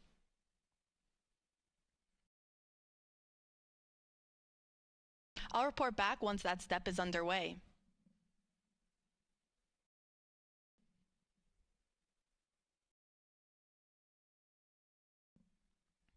As a reminder, our launch window opens at 6:24 p.m. Eastern Time this evening. Teams do have a 2-hour launch window, so that means if we don't launch right at 6:24, that is okay. They still have additional opportunities throughout that 2-hour launch window. Now, NASA's providing 24/7 live coverage throughout this entire mission, beginning with our propellant loading operations that is currently underway. And as we continue our coverage this morning, we are also, and we continue monitoring all of our loading operations, we thank you for following us along. Part of our live coverage will, of course, include our launch this evening. That live launch coverage for Artemis II will continue right here at the beginning at approximately 12:50 p.m. Eastern Time. You can continue watching on our NASA's YouTube channel, as well as on NASA Plus and the other NASA social media channels. Again, we are providing 24/7 live coverage. So following launch, the show doesn't end there. We have a 10-day mission around the moon. And then following that, we're coming back home. And we will be covering all of those splashdown operations as well.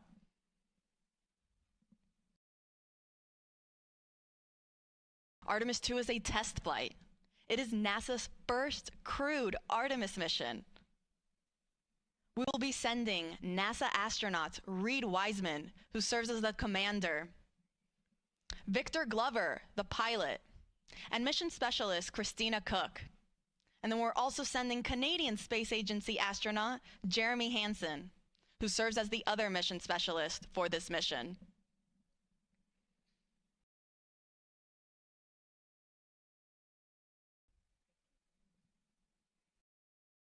So to quickly recap, we are in replenish for both liquid hydrogen tanks on the core stage and the upper stage of our SLS, or Space Launch System rocket.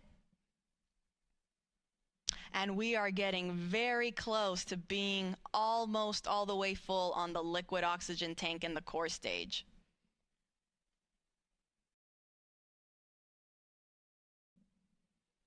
I'll make sure to report out once we start entering topping for the liquid oxygen tank in the core stage. Again, that refers to the last little bit that is needed to get us to 100%.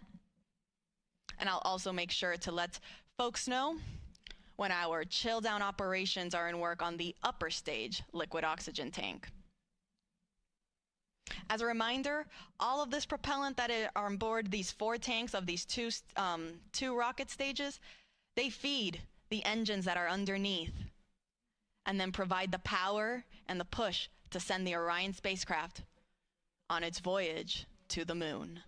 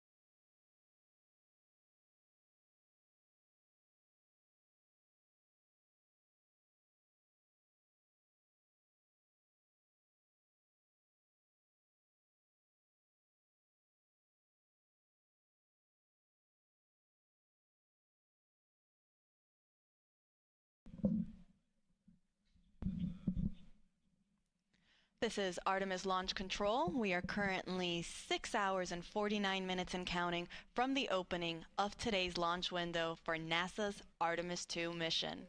That launch window opens at 6:24 p.m. Eastern Time this evening, and we do have a 2-hour launch window, which means that if we don't launch right at the start at 6:24 p.m., that is okay. Teams still have an additional 2 hours in which they can try to launch the SLS, or Space Launch System rocket, and the Orion spacecraft. Now, the Artemis launch team is currently in the process of loading cryogenic or super cold liquid propellant onto the SLS rocket. We are currently in what is called replenish mode for our liquid hydrogen tanks on board the SLS core stage and the interim cryogenic propulsion stage. These are the two stages on the SLS rocket. Now, replenish mode means that we have finished loading hydrogen on board both of these rockets. That means they are at 100% level. And teams are just constantly replenishing the tanks to make sure that they stay at 100%. Since, as throughout the countdown, that liquid propellant will start boiling off as it starts warming up, and it will then be vented out and released from the rocket, which you can see there on your screen.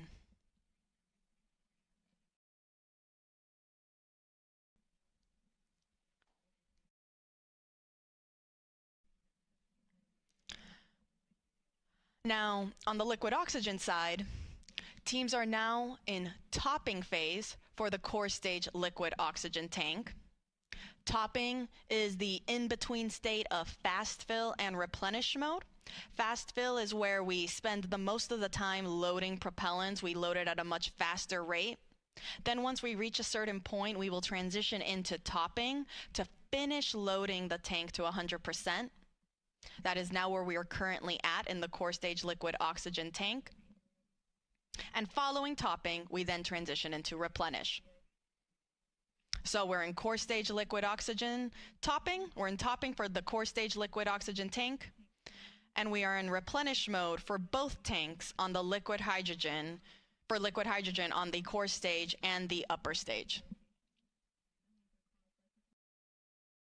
Now, meanwhile, on the liquid oxygen tank on the upper stage, teams just reported that they have now started chill down for that upper stage tank. This is the first step that is needed before we actually start flowing and loading that propellant on board. The reason this is done is to chill down the systems in line so they are ready to receive those super cold temperatures and not cause any potential damage to the hardware. For reference, oxygen needs to be negative 297 degrees Fahrenheit to be in a liquid state, and hydrogen, negative 423 degrees Fahrenheit. So very, very cold temperatures that the rocket is dealing with right now.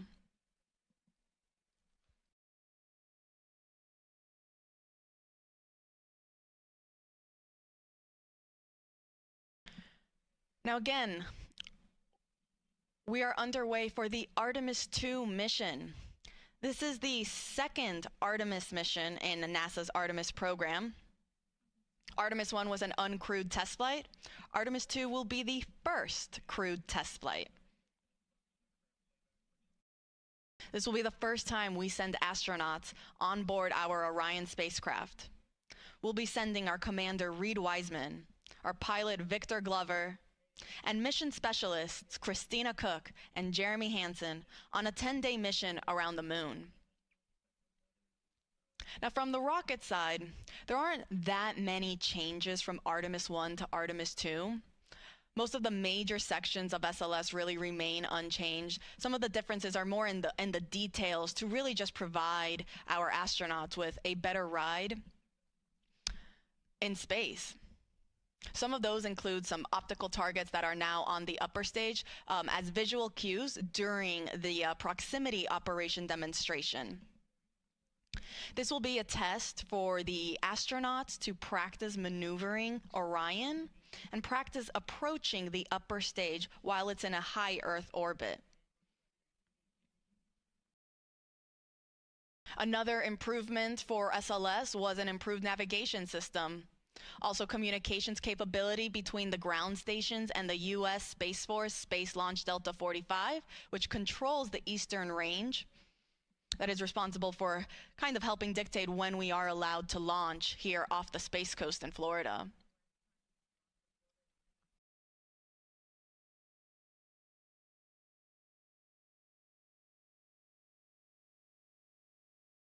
Now, all of the 4 tanks on the upper stage and the core stage, they feed the engines that are down below. At liftoff, the 4 RS-25 engines will operate for the first 8 minutes during flight. The 2 solid rocket boosters that are on either side, those operate for only 2 minutes, and they provide 75% of the power at liftoff.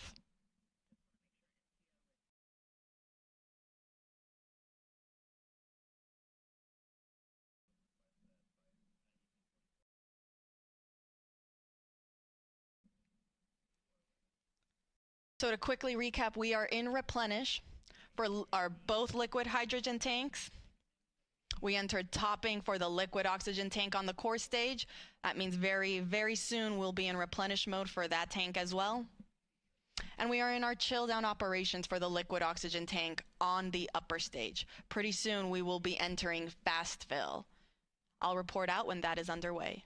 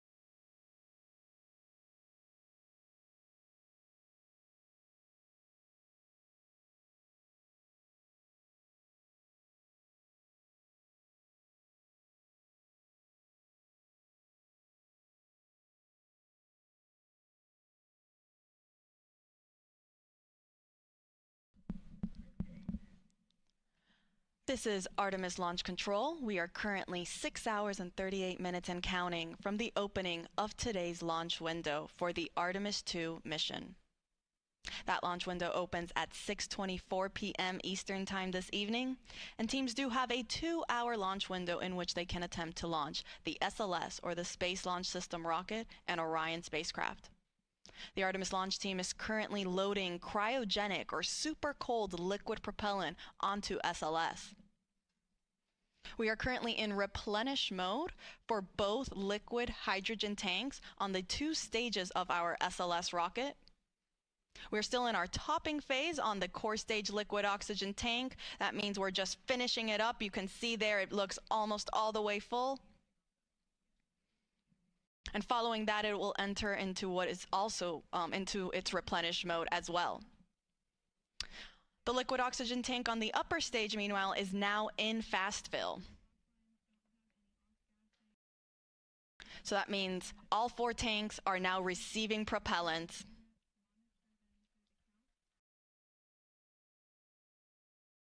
Following fast fill on the liquid oxygen tank for the upper stage, teams will perform that vent and relief test that they also did for the liquid hydrogen side on the upper stage. This test is again just to test the relief capabilities to make sure that the upper stage can handle the pressure that will be introduced at liftoff and during launch. Following that, it will then enter topping and will then go to replenish mode as well. Once we are in replenish mode for all tanks, that'll be the signal to the launch team to tell our astronauts that they are ready to start heading out to the launch pad and get on board their Orion spacecraft. Now, Artemis II is a test flight, and it is NASA's first Artemis crewed mission. That means this will be the first time that our astronauts, our Commander Reed Wiseman, pilot Victor Glover, and mission specialists Christina Cook and Jeremy Hansen, they will be the first to experience launch and flight atop SLS. The rocket hits a maximum speed of 22,670 miles per hour.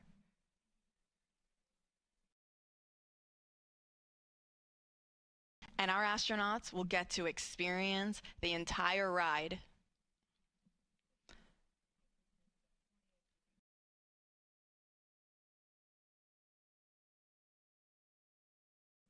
So to quickly recap, we are in replenish mode for both liquid hydrogen tanks. We are in topping, meaning we are finishing up loading liquid oxygen on the core stage. That is the first stage of the rocket. And we are in fast fill for the liquid oxygen tank on our second stage, or that interim cryogenic propulsion stage. I'll report out once we have also entered replenish mode for the core stage liquid oxygen tank.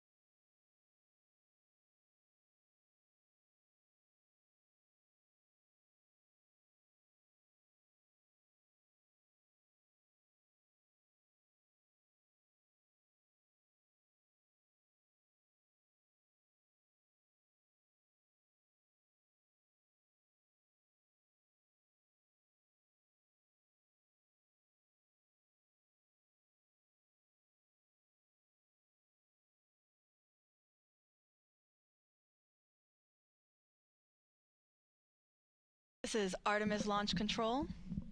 We are currently 6 hours and 22 minutes and counting from the opening of today's launch window for the Artemis II mission. The launch team is currently in the process of loading cryogenic or super cold liquid propellant onto the SLS, or the Space Launch System rocket. Currently in replenish mode for both liquid hydrogen tanks on both the first stage and the second stage of the rocket. And then on the liquid oxygen side, we are in fast fill for the liquid oxygen tank on the upper stage. And then we are getting ready to get into our replenish mode for the liquid oxygen tank on the core stage. We are still in that topping phase, finishing loading the propellant tank to 100%, at which point then teams will transition into replenish mode as well, which just means that we are going to constantly be replenishing these tanks at 100% level. Now today's launch window opens at 6:24 p.m. Teams do have a 2-hour launch window, which means if we don't launch right on time, they do have an additional 2 hours in which they can attempt to launch. For those of you just joining us, NASA will be providing 24/7 live coverage of this entire mission, starting with our propellant loading operations that are currently underway. Thank you so much for everyone that's been following along. Our live launch coverage of Artemis II will continue right here, beginning at approximately 12:50 p.m.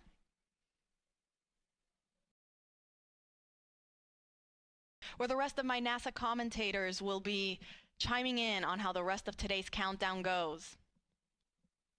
And we'll take you through the rest of the mission.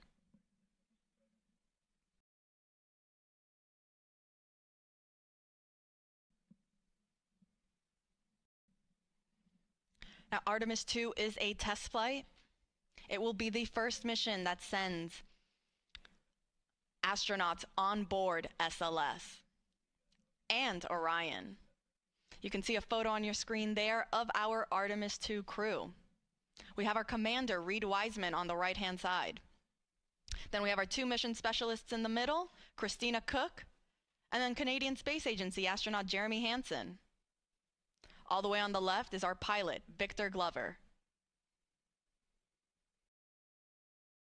All 4 of them woke up not too long ago at around 9:25 a.m. this morning. Not a terrible wake-up call. In that time, they've been getting ready, having breakfast, getting some briefings. And they'll get one more briefing. It's the flight crew weather brief, where they'll get a status on where we are in the countdown, what the current forecast looks like.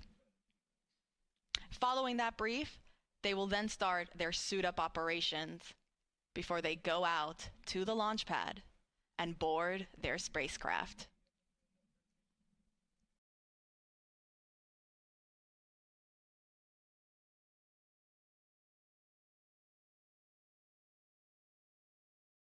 And teams did report that we have now entered replenish mode for the core stage liquid oxygen tank. So we are now in replenish for both liquid hydrogen tanks on the core stage and the upper stage. And we are also in replenish mode for the core stage liquid oxygen tank. On the upper stage liquid oxygen tank, meanwhile, we are still in fast fill. And I'll report out once then we transition from fast fill onto the next step, which will again be that vent and relief test. This is pressurizing the upper stage tanks with heliums to test the relief capabilities of the tank pressure to make sure that it can handle that capability during flight. Following that test, teams will then start topping on the liquid oxygen tank, and will then, after topping, will then transition into replenish mode as well.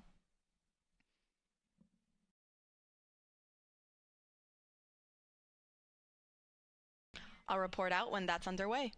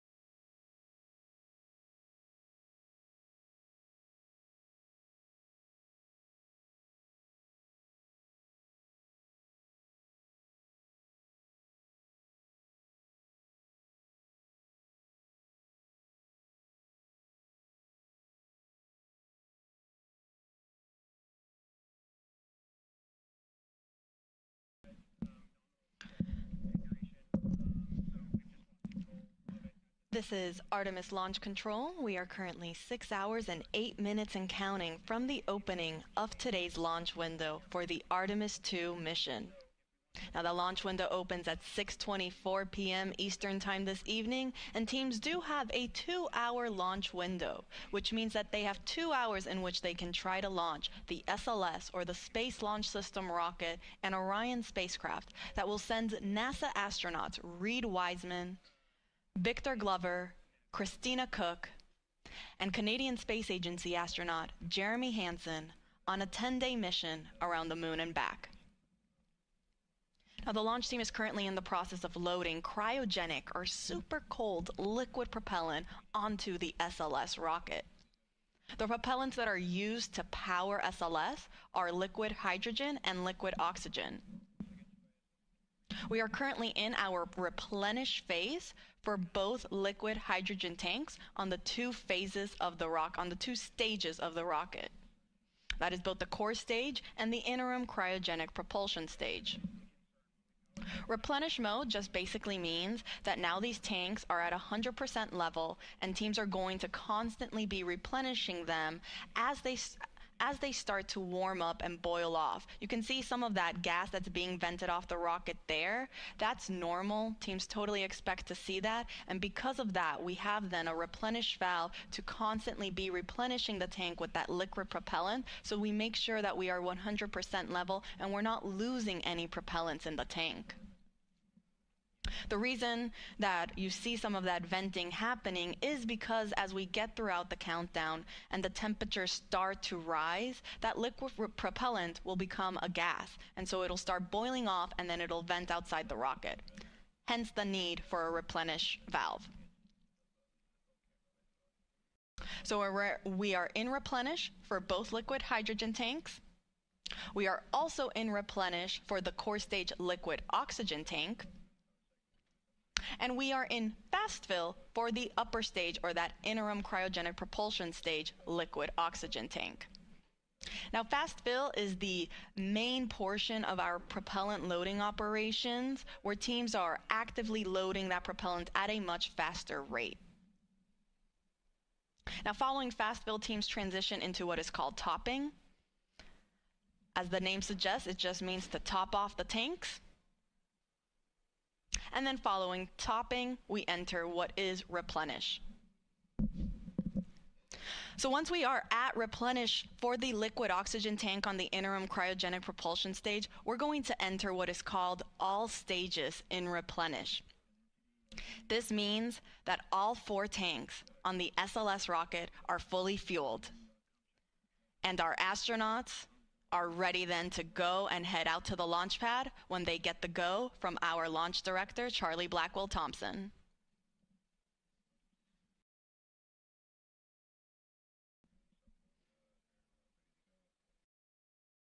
Now, coming up shortly, our astronauts will be joining in on a flight crew weather brief with our launch director, as well as with the flight director in Houston and the launch weather officer. They'll provide a quick status on how the forecast looks for the rest of today's countdown, as well as where we currently are in our countdown operations.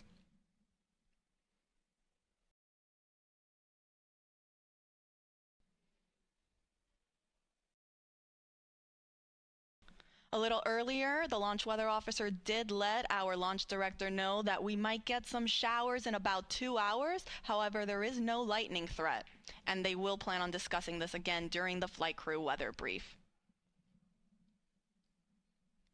Currently, teams are forecasting 80% go for weather conditions during that 2-hour launch window.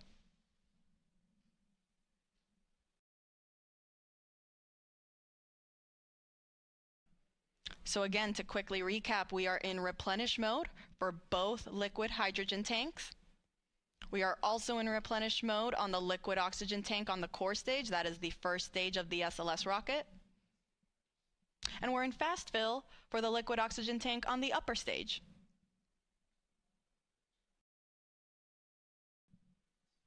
I'll report out when we have transitions from fast fill and onto topping.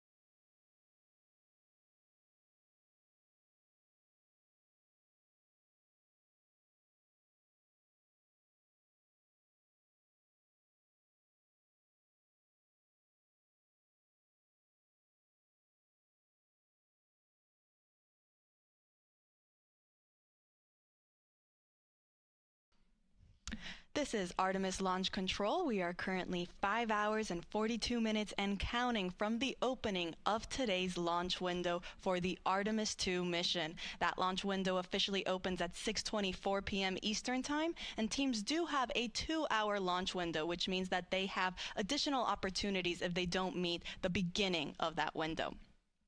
Now joining me is Artemis Launch Director Charlie Blackwell-Thompson. Charlie, thank you so much for taking the time to speak with us today. Oh, you're more than welcome. It's great to be here, Tony. It sure is. Now, we know that you just conducted a flight crew weather brief with our astronauts as well as teams and mission control and our launch weather officer. Do you mind providing us kind of how that went and what we can expect? Yes, the weather brief went really well.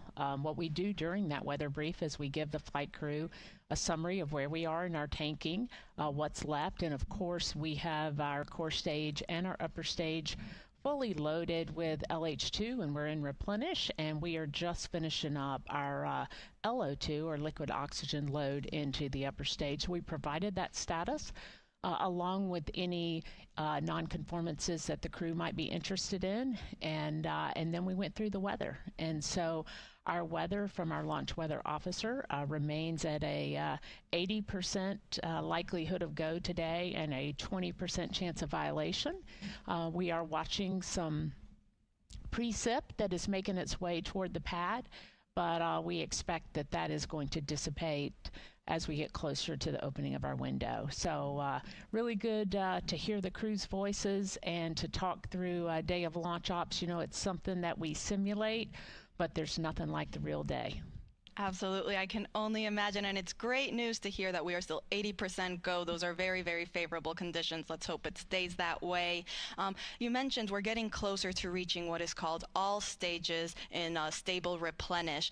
That means that we will have all 4 tanks at 100% flight level. Charlie, can you walk us through then what are some of those upcoming milestones once we reach all stages replenish? Absolutely. So one of the big milestones when you reach stable replenish on all the all stages is you begin to send the closeout crew into the pad, and so we're just a few minutes away from getting into that, and we'll deploy them to the pad, and they'll start getting ready for the flight crew.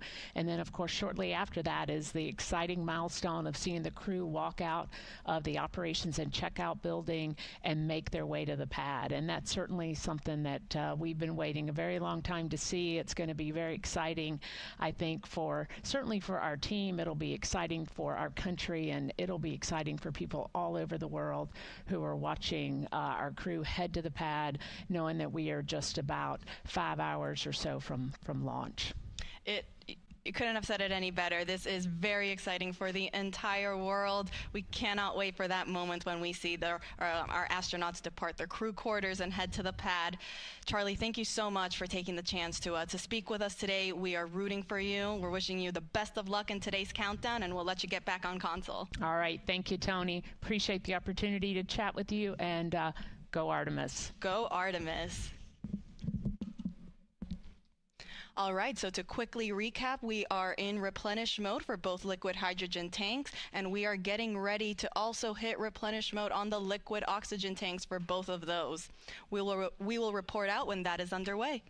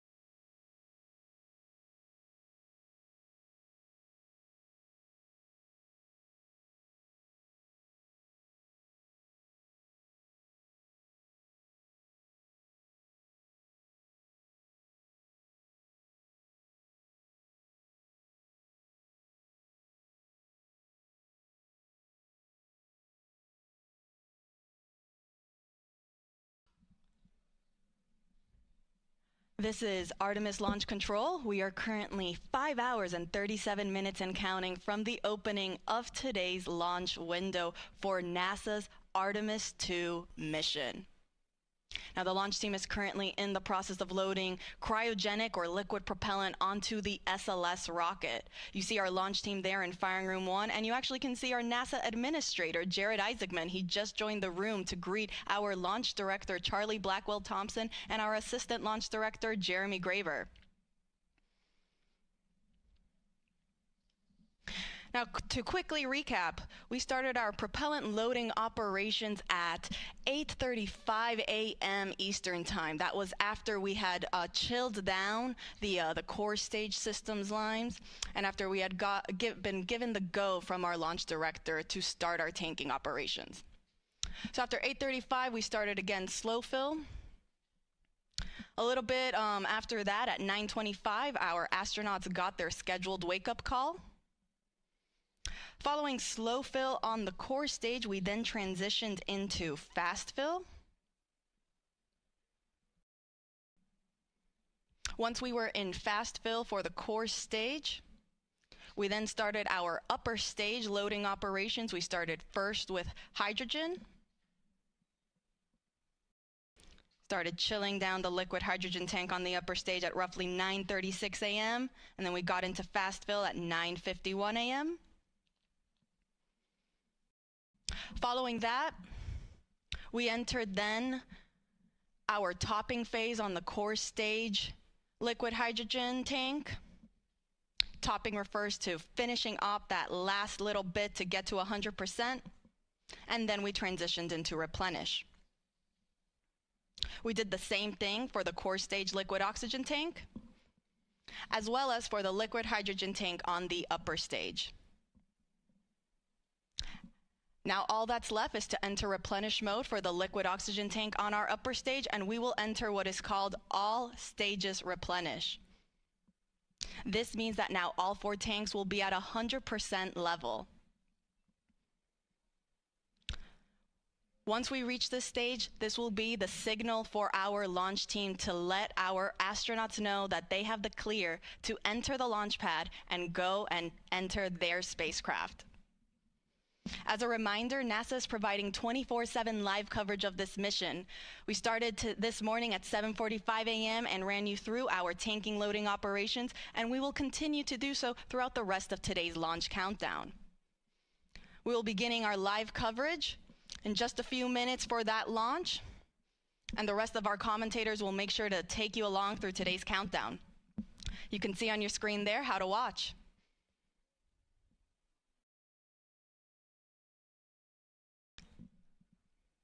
And as our launch director just recently said when she came on air, let's go Artemis II.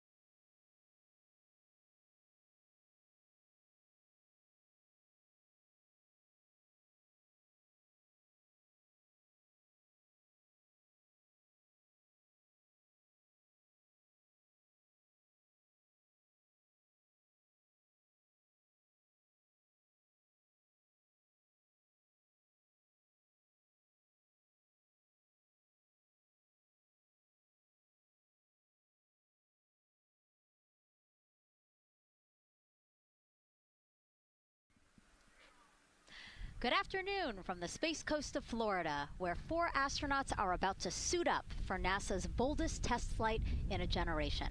This crew could be the first humans to journey around the moon in more than half a century.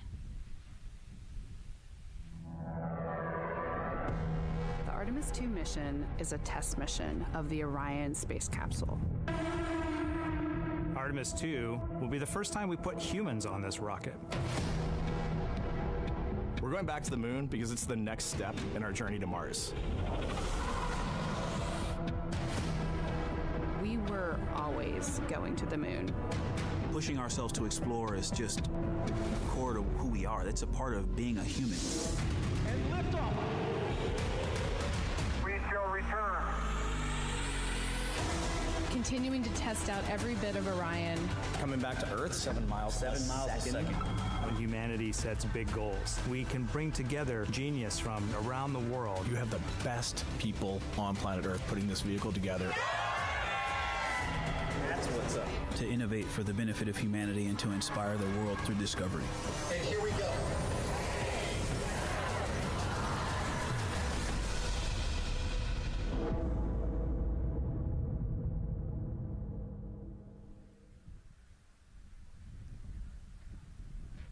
Welcome, and thank you for joining us live from NASA's Kennedy Space Center, where we are beginning a new chapter in America's human spaceflight story.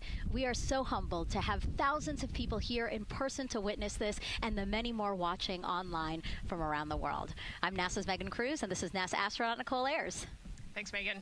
What a historic day to be here. What a historic day to be here. Obviously, for what we see right behind us here, the SLS rocket and Orion spacecraft on Launch Pad 39B. Artemis II is a nearly 10-day flight test to prove NASA can safely fly astronauts around the moon before attempting to land on it in just 2 years, hopefully. Yes, you know, like you said, it's a test flight, so we're going to put humans on this rocket for the first time ever, and we're going to test out the systems on board and hopefully get around the moon. And why does NASA want to return us to the moon? And we want to go back for scientific discovery, right? We want to create a permanent presence on the lunar surface.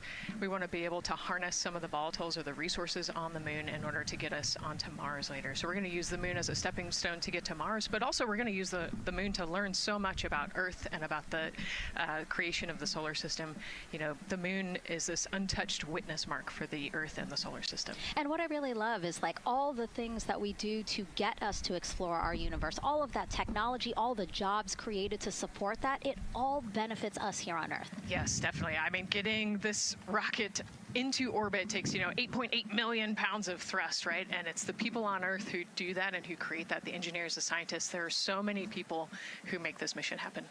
And so if all goes well, this crew could travel farther from Earth than any other humans before them and see parts of the moon no one has ever laid eyes on. And now, speaking of laying eyes, here we are in the suit-up room with the Artemis II crew. Yes. Looks like the commander's getting his comm cap on, so the communication cap. Looks like Victor's already got his on and the helmet going. He's just stretching out his wrist a little bit, right? Yes. And in charge of liftoff today is Launch Director Charlie Blackwell-Thompson. She and her team are just across the street from us inside of the Launch Control Center. They kicked off continuous around-the-clock operations just before 5 p.m. on Monday and started fueling the rocket about 4 hours ago. They have a 2-hour launch window that opens at 6:24 p.m. Eastern Time, which our clock in the upper left-hand corner is counting down to. And, we just heard from Charlie Blackwell-Thompson in our tanking coverage, which was the broadcast just before this one kicked off. And basically, she said weather is 80% go. Yes, 80%, we will take that. It's a little windy. There's some clouds building, but we're going to keep an eye on it, and 80% is a good number to keep moving today.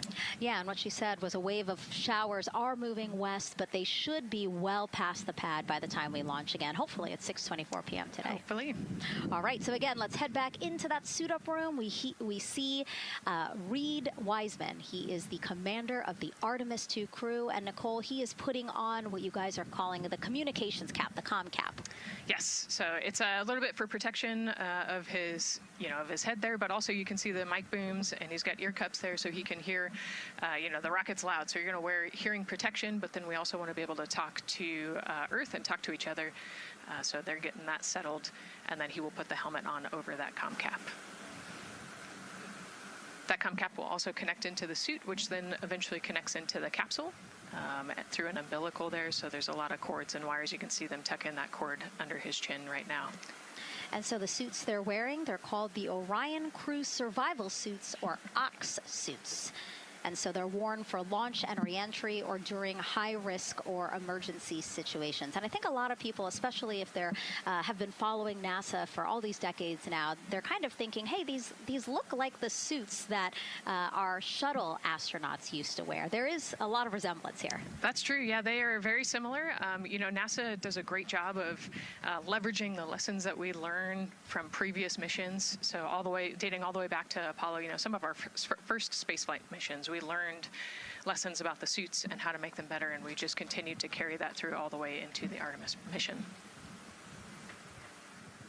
Time now to introduce you to some of our teams today. We have Gary Jordan at NASA's Johnson Space Center in Houston. He's going to be inside with the mission control teams, which will take over from Kennedy's launch control team right at liftoff. And then back here at Florida, there's Megan Carter inside Kennedy Space Center's visitor complex, Jasmine Hopkins at a launch viewing location, and then finally Daryl Nail inside the launch control center with the launch team. Now each is going to provide a very unique experience today, starting first with Daryl, who has been closely monitoring the launch countdown for us. Yeah, and welcome into Firing Room 1, a historic firing room here at the Kennedy Space Center in Florida. It's a pleasure and an honor to be here reporting what's happening as we lead up to countdown and liftoff of Artemis 2. So far, looking pretty good. You see the rocket out there on the pad. It is launch day, and we just got that crew weather brief that you were talking about from Launch Director Charlie Blackwell-Thompson to the crew. It looks like a countdown at this point is in good shape, and that's great news. Fueling continues to track well. We just reached all stages replenish. And while we're talking about the fueling, let's talk about that tanking. Pull up the tanking graphic if we could now. That will give us an indication of where we are with tanking, and I can just tell you, as you see from this board right here, we are all stages replenish. So all tanks on board the SLS, the 2 liquid hydrogen, lower stage and upper stage, and 2 liquid oxygen, lower stage and upper stage, are at 100%, and that's exactly where we want to be. This kicked off at 7:30 this morning with a go for cryo load, and here we are roughly about 5 hours later, and we're fully tanked and now in replenish. The amount of propellant on board, roughly 733,000 gallons. That's about an Olympic-sized pool and a half. Huge amount of propellant. It's all flowed in there. The great news there, no leaks, no issues, and we're looking good at this point. So let's talk weather now. The weather, while it is favorable overall, it's not totally clean, and that was hinted at earlier when we talked about the storms. There is, of course, some onshore flow. Currently, our overall attempt percentage stands at 80% chance of acceptable weather conditions at the time of liftoff, which is going to be within our launch window. That's tonight from 6:24 p.m. Eastern Time until 8:24 p.m. Eastern Time. Winds are good. The lightning risk is low.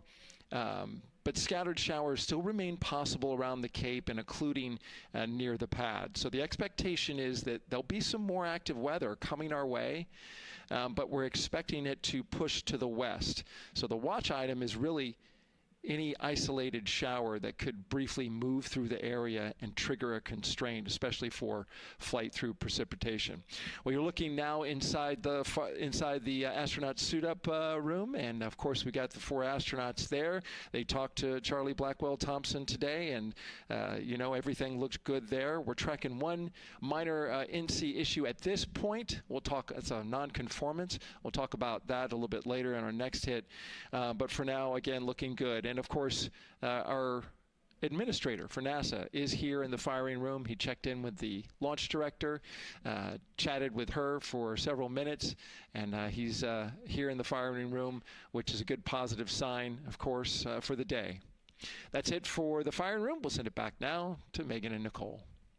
Daryl, thank you so much. Yeah, let's get back into the suit-up room here, where we now have a shot of all 4 astronauts, and it appears all of them are undergoing their suit leak checks. Can you talk to us about what that is, Nicole? Sure, yeah, you can see, as the suit expands, that we're going to pressurize those suits. So in the case that we need it, if we lose pressure in the capsule, those suits will protect the astronauts and keep them pressurized and keep them survivable. So these guys are going to hold their breath for about 10 seconds. Any movement in the suit could cause changes in the pressure, and so we want to get a really nice, precise, accurate measurement on the leak check. And so they'll hold their breath. Even just their heartbeat could potentially make some differences in those super sensitive sensors there. So you can see the red and blue valves there, the air in and air out, and it looks like Victor just had a good leak check. Yeah, and actually they do 3 leak checks, again, just to get an average reading to say, hey, we have confidence that these suits are holding the right pressure. As Nicole said, that tube that's going in, that's putting air into their suits, and then there was that gold instrument that you saw on their other side. That's how they can control how much pressure is being released in order to do these checks. Yep, and they will do the leak checks here in the suit room, and then they'll do more actually in the capsule as well. They'll do another leak check. So we're going to make sure the suits are ready to go before we even step out the door, and then we'll check them with the entire system on the capsule once they get out to the rocket. And you might also notice that some of the astronauts, while they're doing their suit leak checks, you might have seen Victor gave an OK sign. You might also see a thumbs up, and that's because concurrently, while they're doing these suit leak checks, they're also doing comm checks. Yes, yeah, we talked about the comm cap earlier and the umbilical and how they plug in. So yeah, they're going to test the comm, they're going to test the suit, make sure everything. They're actually probably testing the cooling system as well right now. They're going to plug into the portable cooling system and make sure that all of that is working. So like I said, we want to make sure that we've got 4 healthy suits before we go out. Yeah, this suit, 3 layers, so obviously it can get hot. Yes.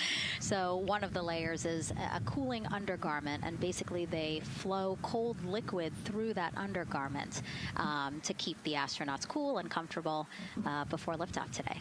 Yeah, it's like a onesie with a bunch of tubes running around it, and the water flows through there to cool you down.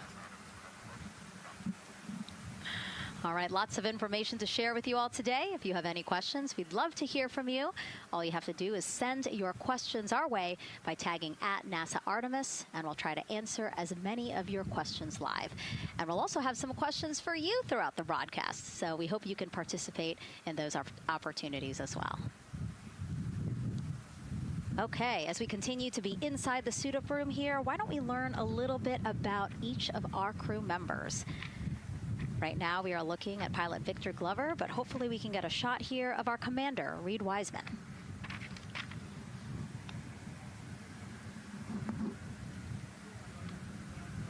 Now, Reed Wiseman is a Baltimore native. He's been in space once before as flight engineer for Expedition 41 aboard the International Space Station from May through November 2014.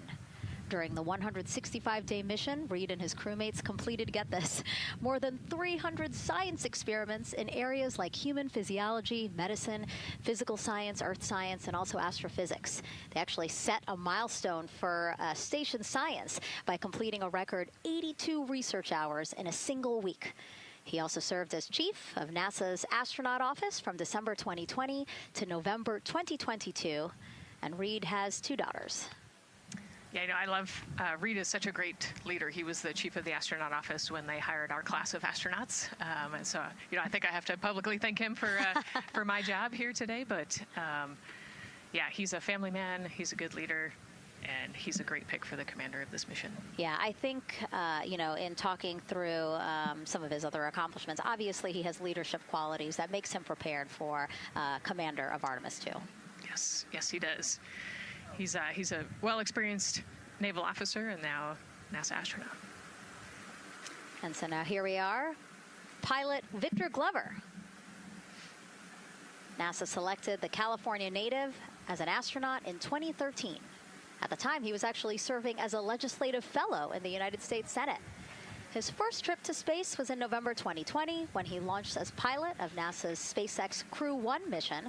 That was the first operational mission of NASA's Commercial Crew program, which resumed launching American rockets from American soil to the International Space Station at the end of the shuttle program. Victor is a U.S. Navy captain and naval aviator who served as a test pilot, racking up more than 3,500 flight hours in more than 40 different aircraft. He and his wife, Deanna, have 4 children. Yeah, 4 children, a lot of energy, but that checks, right? Because when I think of Victor Glover, I think of a lot of energy, smart guy who's always excited and ready to go. And there you go, he's smiling in the suit room this morning. Oh yeah, he's a great guy. All of them are. This whole entire crew, they're just a good group of human beings, of leaders, of friends, family. You know, I have never heard anybody say anything bad about any of these 4. They're also well accomplished, and they're also deserving of this opportunity to return to the moon. Yeah, and they're also humble, right? They're just standard humans going to the moon, but you would never know that when you talk to them in a normal conversation. And so it looks like Christina here has completed her suit leak checks as well, her communication checks too. Yep, they've already got her gloves off. They're getting ready to kind of hang out and relax a little bit, I think, before they walk out. She is a mission specialist for this mission, native of Grand Rapids, Michigan, was selected to the astronaut corps in 2013, so actually same class as Victor.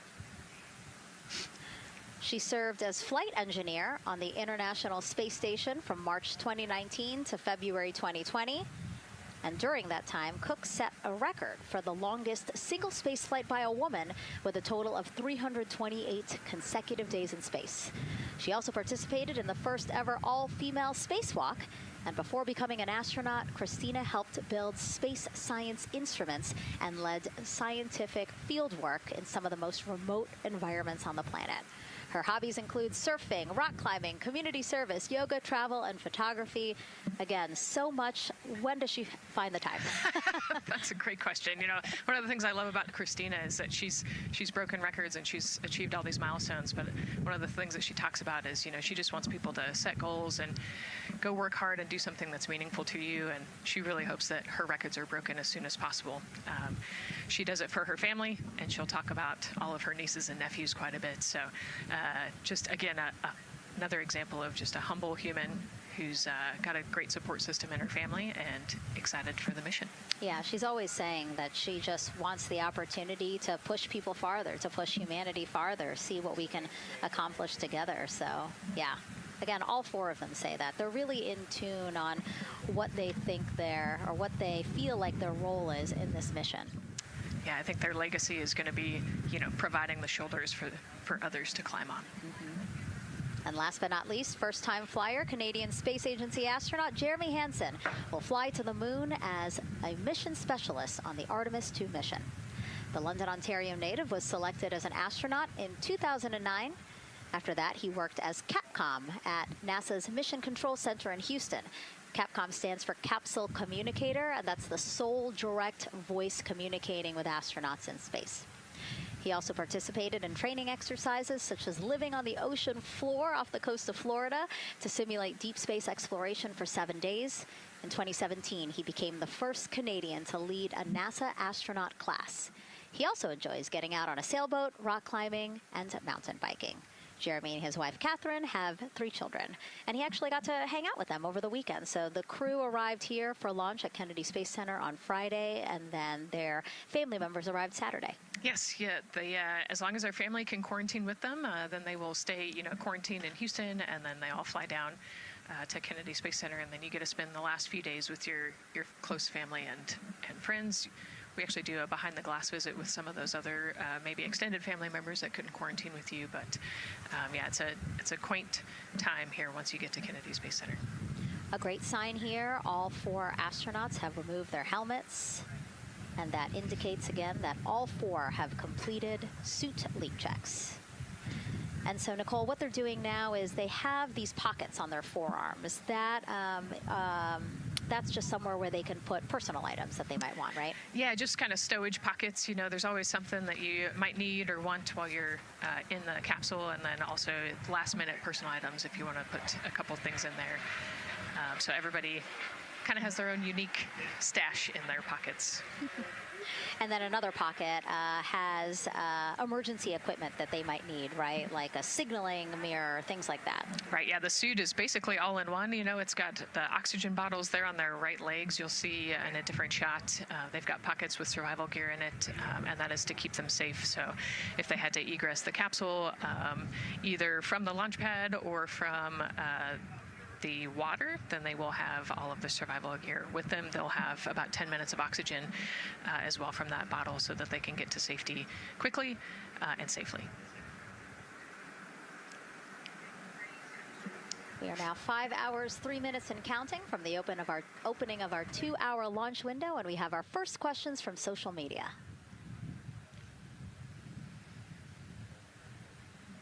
Question here from X. So to be clear, this is not a mission to land, but to orbit the moon. Thank you, and thank our astronauts. Nicole. Yeah, this is a great question. You know, I think it's important to highlight the mission of Artemis 2, where we are going to go around the moon. We're going to see the far side of the moon. We're going to see parts of the far side of the moon that human eyes have never seen before. It's very similar to the Apollo 8 mission, right? We're also potentially going to be able to see the landing sites for the future Artemis missions and kind of provide the overall context of those landing sites amongst the entire moon site there. So it's an exciting mission. We'll get to learn a ton about you know, there's so much science that's going to be on this mission as well, right? Where they're going to do some science experiments on humans, learn about the stress of the environment, and we're going to learn about the radiation environment. We're going to learn about the suits as well. We've got some technology demonstrations that are going to happen. So there's a lot going on this mission as we fly around the moon and come back. Mm-hmm. We always say it's about increments, right? Like we're making that next giant leap to Mars, but in order to do that safely and to do that thoroughly, incremental steps. Exactly. And, you know, like we said, this is the first time that we've put crew on this rocket. And so actually before we even head to the moon, right, we're going to stay close to the Earth, and we're going to check out all of the systems on Orion, make sure that it can handle 4 humans, make sure it can handle people sleeping, people exercising, you know, all of the environmental control systems are working. So we want to make sure that the capsule is safe for the crew before we send them, you know, almost 250,000 miles away. Yeah, that was a great question. And we actually have another one that we'll pull up on screen here. Another question from X. How long will it take them to reach the moon, and how long will the entire mission last? Another great question, right? So they're going to do a couple orbits around the Earth. They'll do a perigee and an apogee raise burn. What that means is that they're going to accelerate to get further away from the Earth, and they'll get into a really highly elliptical orbit first. And then once they get into the translunar injection, so they're actually on a free return trajectory, which means we're going to accelerate them, and then they're going to escape Earth's gravity, and then just based on orbital mechanics, they'll be able to come home without having to do another burn or acceleration. So it'll take about 4 days once they leave Earth's gravity to get to the moon.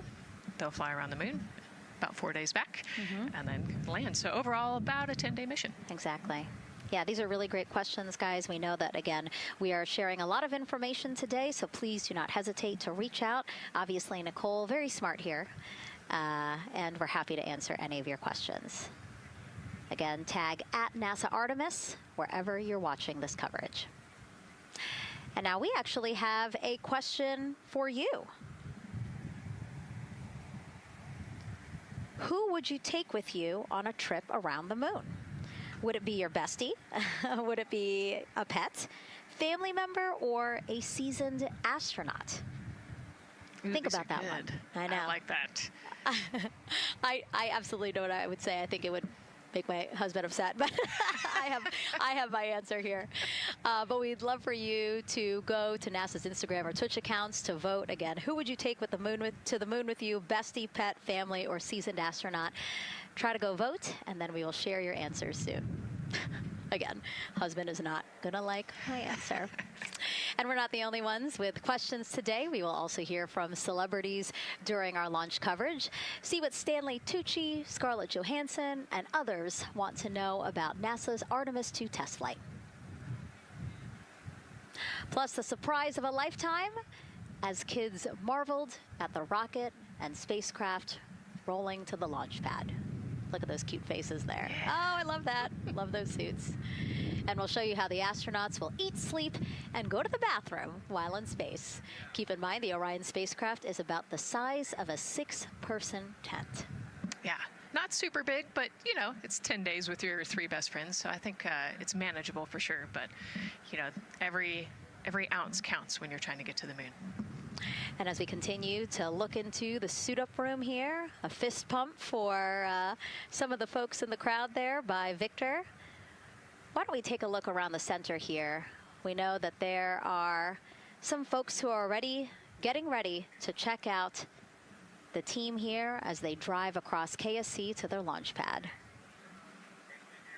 Look at that. Oh, that's so awesome. That's a great crowd. They're waiting there in front of the vehicle assembly building. So actually, they're just down the road from us. This is a good crowd, as Nicole said. Oh, there they are. They just got their cue. Oh, now? Let me wave now. Oh, yeah, they are excited. That's amazing. So all of these folks, content creators that are getting behind-the-scenes access as part of NASA's NASA social experience here. So as you can see, very excited. The crew will get into their convoy and drive past them here pretty shortly.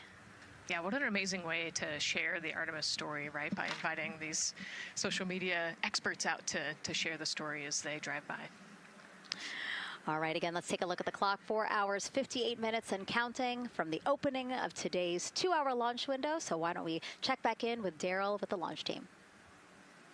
Megan and Nicole, and inside Fire Room 1, I'm listening to Launch Director Charlie Blackwell Thompson greet the Ascent crew who just came on console over there at Johnson Space Center. So good to have the mission control team jumping on with us. So far, the launch team here in the firing room has had a really good morning. Really smooth tanking that kicked off at 7:30 a.m. this morning.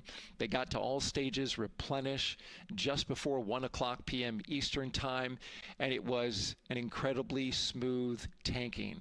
That's great as we look here watching the crew and also with an eye on the rocket. Weather, of course, we've talked a little bit about that. It's favorable overall, 80% go for our 2-hour window between 6:24 p.m. and 8:24 p.m. We don't have an exact T0 right now because that's going to come to us closer when we get closer to launch, roughly about 20 minutes before liftoff.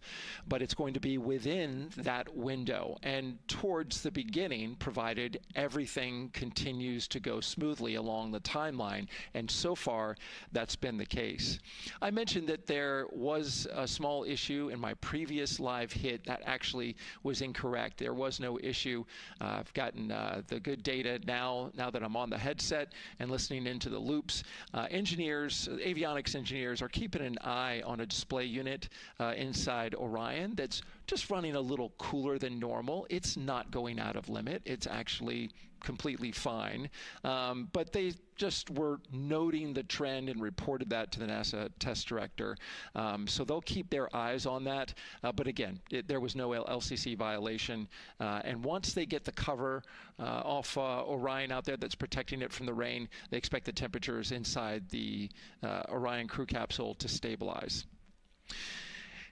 And with that, we'll send it back to the host desk with Megan and Nicole. Thank you so much, Daryl.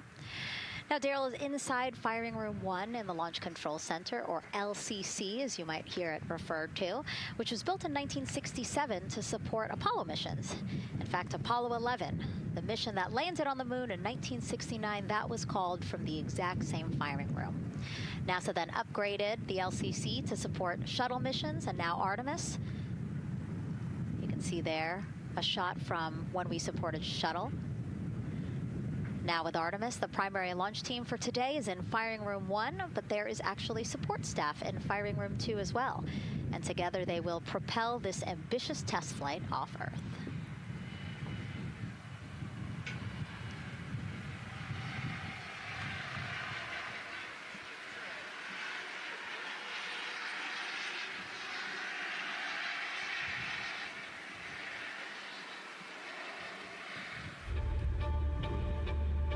We're going back to the moon because it's the next step in our journey to Mars. We need to go explore the moon. There's vast regions of unexplored areas with the coldest, darkest places in our solar system. This is a test mission, and when we get off the planet, we might come right back home. We might spend 3 or 4 days around Earth. We might go to the moon. That's where we want to go, but it is a test mission, and we are ready for every scenario as we ride this amazing space launch system in the Orion spacecraft. But another reason we're going back to the moon is to fulfill NASA's mission, which is to explore the unknown in air and space, to innovate for the benefit of humanity, and to inspire the world through discovery. And when we succeed and when we accomplish the things that we set out to accomplish, that inspiration not only can set up new things to happen, but it also is a reminder in tough times that we're capable of doing great things when we work together. The thing I love about the moon is that it's not just a beacon for exploration and this platform of possibilities for incredible missions like this, but it has benefits. That's actually why we're racing towards it.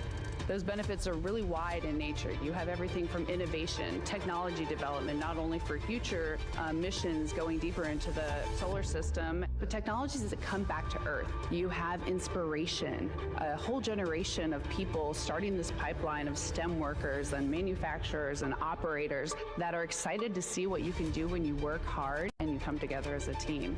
When I think about the 4 of us flying around the far side of the moon, seeing that Earth rise, taking images and video and sending them back to you, the feeling that I have inside is hope.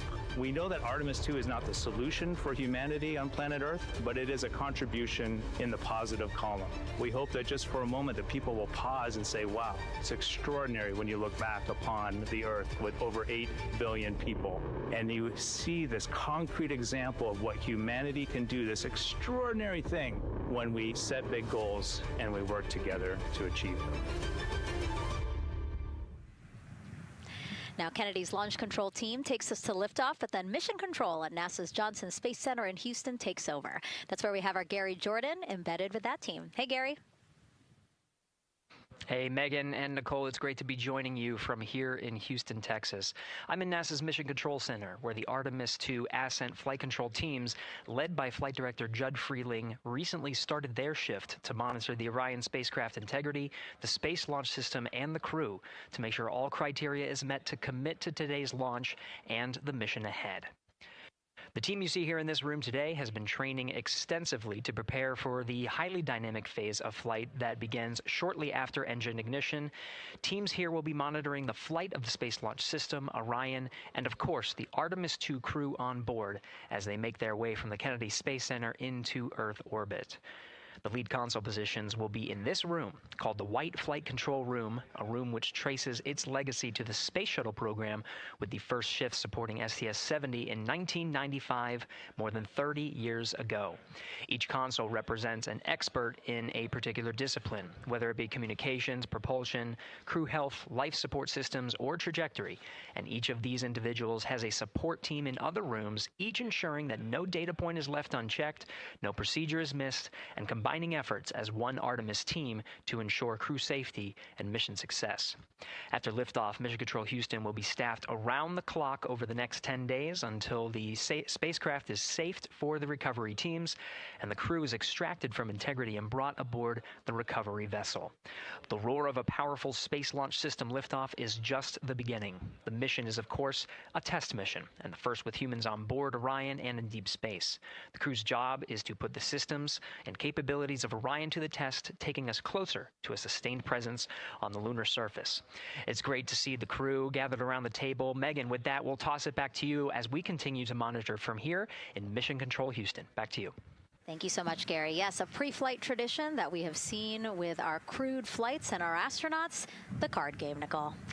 Yeah, you know, this is a fun time for the crew. Kind of relax a little bit, play a card game with the chief. You can see Scott Tingle there is the dealer today. Looks like they're playing high card wins. So Victor won, he's out, now Jeremy's out. You know, there are two schools of thought on this game. Either you want to get rid of all your bad luck or go out on a high note. So it looks like the crew chose we're going out on a high note. And, you know, I think one of my favorite parts when I talked to Reed about this is he was just excited to play a game with his old boss from Naval Test Pilot School. So once again, his boss today. Yeah, and I love this part of the tradition because this is when, again, you usually see them like, yeah, laughing, but very focused still. But when they get to this table, laughs, high fives, smiles, just really a brief moment of levity in what can be and will be a very long day for them. Yes, you know, it's a long day. There's a lot of preparation that goes in today, and so they're just, I think, at least for us, it was a nice brief moment of some relaxation, a couple laughs, you know, a moment to take a few deep breaths and reflect on the mission ahead, and then, you know, get some high fives as well.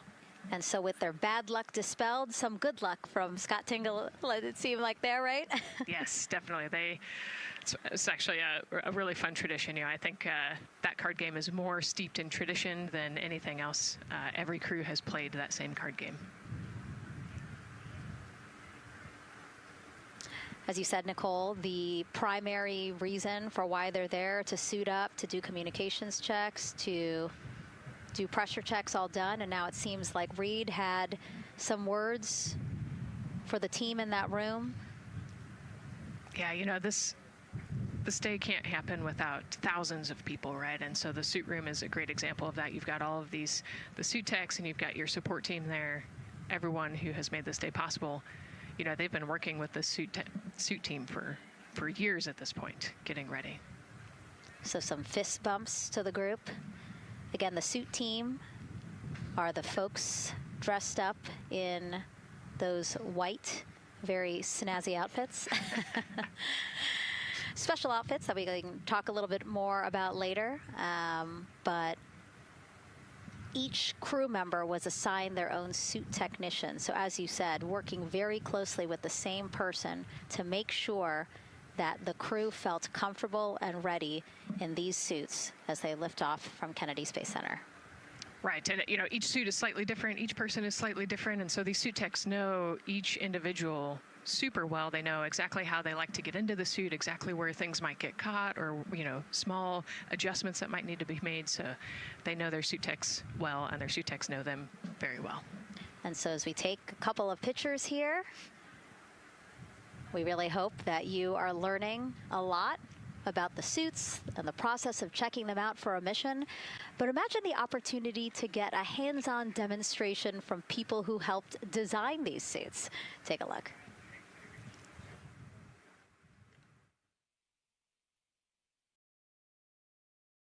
Does anyone want to try on one of the gloves?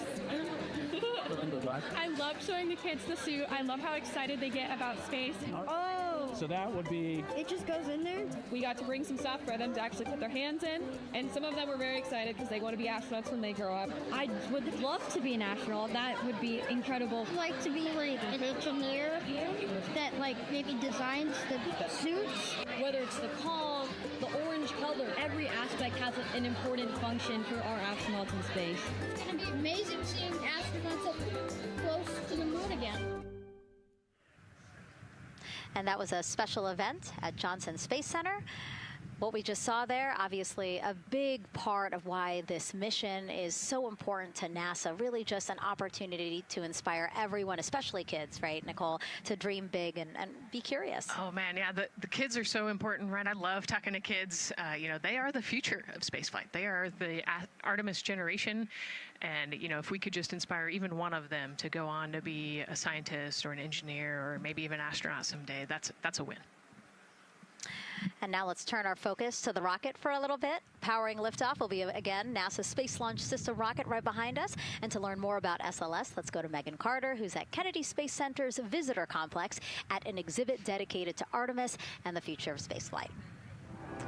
That's right, Megan. I am so excited to be over here at the Visitor Center, but not just because of launch. I get to introduce you to the moon board. This is obviously a very complex mission, lots of moving parts and pieces. So the moon board is going to allow me to break some of those things down for you just a little bit more in depth, starting with that SLS rocket. Now, the SLS, or the Space Launch System, very big, very powerful. It is going to be producing 8.8 million pounds of thrust at launch. And like I mentioned, mentioned, very large, as you can see here, going to stand about 322 feet tall with Orion there on top, just a little bit taller than the Statue of Liberty. Now, there are many components that make up this rocket, so I'm going to point out just a handful that you're going to hear about a lot throughout this broadcast, starting with our boosters. These two twin solid rocket boosters are going to be very powerful. They are going to burn for the first 2.5 minutes of flight, and each one is going to stand 17 stories tall. They weigh in at about 1.6 million pounds each. Now, I am going to jump back out and I'm going to show you a little bit about our core stage. That's going to be known as the backbone, essentially, of our rocket, and it is made up of around 5 components, starting with this engine section down here.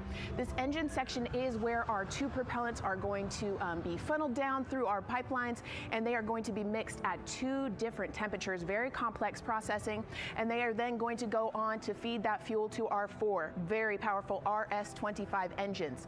These are going to produce about 500,000 pounds of thrust each at launch, and they will burn for 8 minutes. All right, now jumping up here, we are going to take a look, because I just mentioned those propellants. Obviously, we do need fuel, and that is why we have around 535,000 gallons of that liquid hydrogen. That's approximately about the same amount that you could fill an Olympic-sized pool, just to give you an idea. And then we're also going to have that liquid oxygen, and like I mentioned, there's going to be about 200,000 gallons for that one, and they are going to be funneled down through those lines that you see here on the side. All right, jumping up real quick, this is going to be our upper stage. That is where our core avionics are going to be stored, essentially the brains of the spacecraft. And then jumping out super quick, let's see if we can zoom in here, and we can. Those propellants I talked about are going to be stored at cryogenic temperatures. That means thousands of degrees below Fahrenheit, so they have to be kept very cold. And that, all those bumps and ridges there that you see, those are actually going to be an insulation spray that's going to help keep that rocket nice and cool, keep the propellants ready to go, and get us set up for success. Now, obviously, that was a very quick overview of our rocket. I have so much more to show you here on our moon board, but for now, I'm going to turn it back over to you, Megan. Thank you, Megan. A very impressive demo of the moon board, but also an impressive system, obviously. She mentioned 4 RS-25 engines on the core stage, and actually we have one right behind us here, used during the shuttle program, and I got to get a closer look at it with Space Launch Systems Engines Deputy Manager Philip Benefield. Okay, so Philip, in terms of size, shape, and function, what we see here behind us, exactly what we see on the pad. Absolutely, Megan, absolutely. So this is the RS-25 engine. Impressive. We have 4 of these on the bottom of the SLS rocket to propel the SLS rocket in Orion into low Earth orbit. And we've been seeing views of the pad throughout this broadcast, but you mostly only see the bell here. What's happening over here? Right, so this is generally what we call the power head section of the engine. So the purpose here is that it takes in the propellants from the vehicle tanks, the liquid oxygen minus 297 degrees, super cold stuff.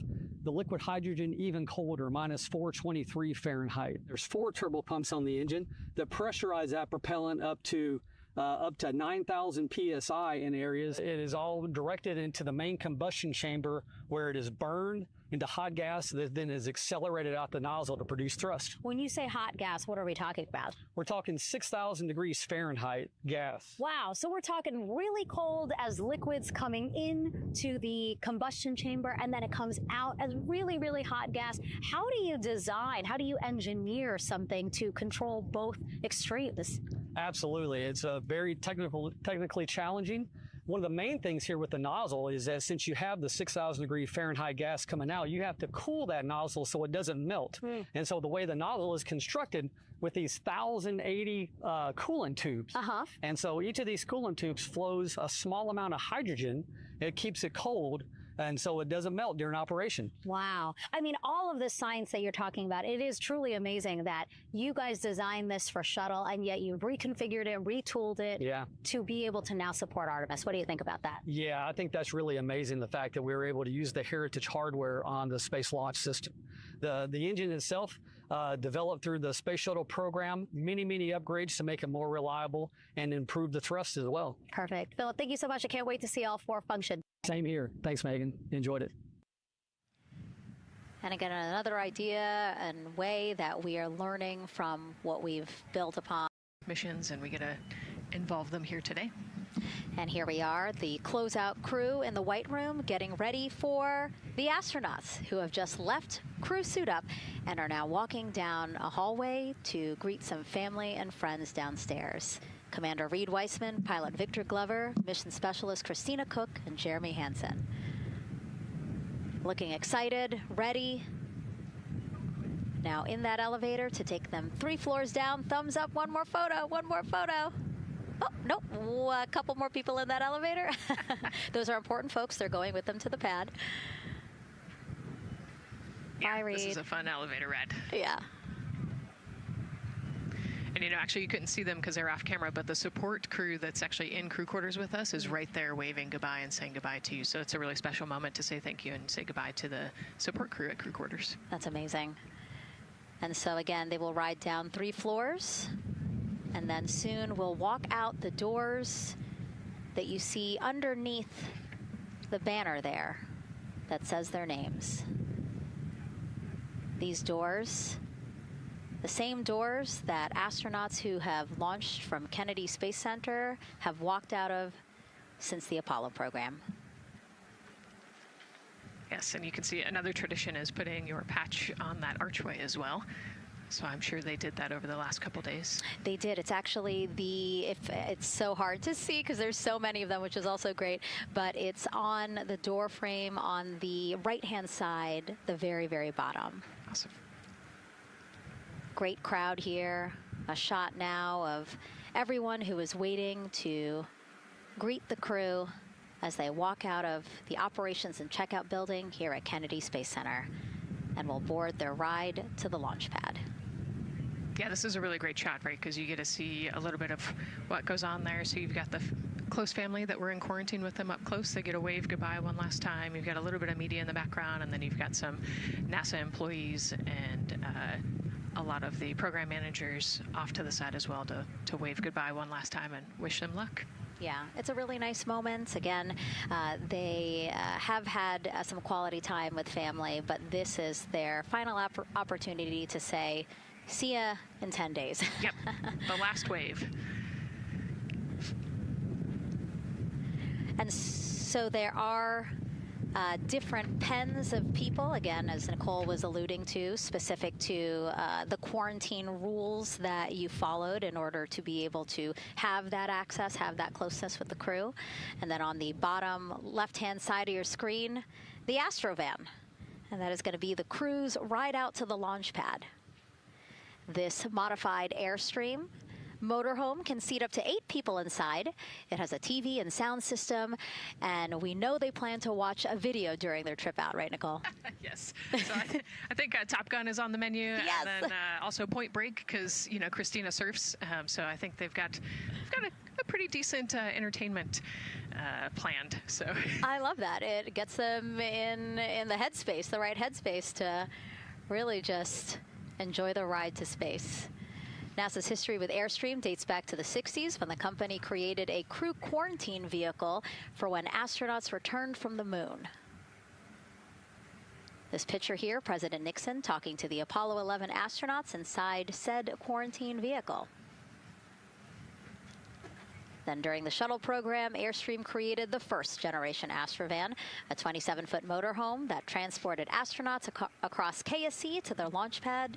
And again, that is what we're going to see today. A very similar picture. Again, the orange suits, the Astrovan, very reminiscent of what we have done before and how we got to where we are now. Yeah, and it's a pretty cool ride. You know, you get about 20 minutes to get out to the launch pad and watch a movie, listen to some music. It's kind of an interesting, you know, and then along the whole way here at KSC, all of the employees from Kennedy Space Center come out. You can see in the background of the shot you're looking at right now, all of those employees and everybody lining the streets, waving and wishing them luck. I think this is an emotional moment for a lot of people because this is the last time where a lot of people will be with the crew, because once they get to the pad, there's only a handful of folks with them before launch. Yeah, definitely. This can be emotional for the crew, can be emotional for the families, of course. I mean, you know, I got to wave goodbye one last time to my sister, and when we walked out those doors, and yeah, it's surreal. You know, it starts to become much more real the closer and closer you get to the launch pad. 20 seconds now from when we expect the crew to walk out those doors. It must be really hard for them to patiently wait for these very specific milestones. You've got a whole group back there that's telling jokes and keeping it light. So.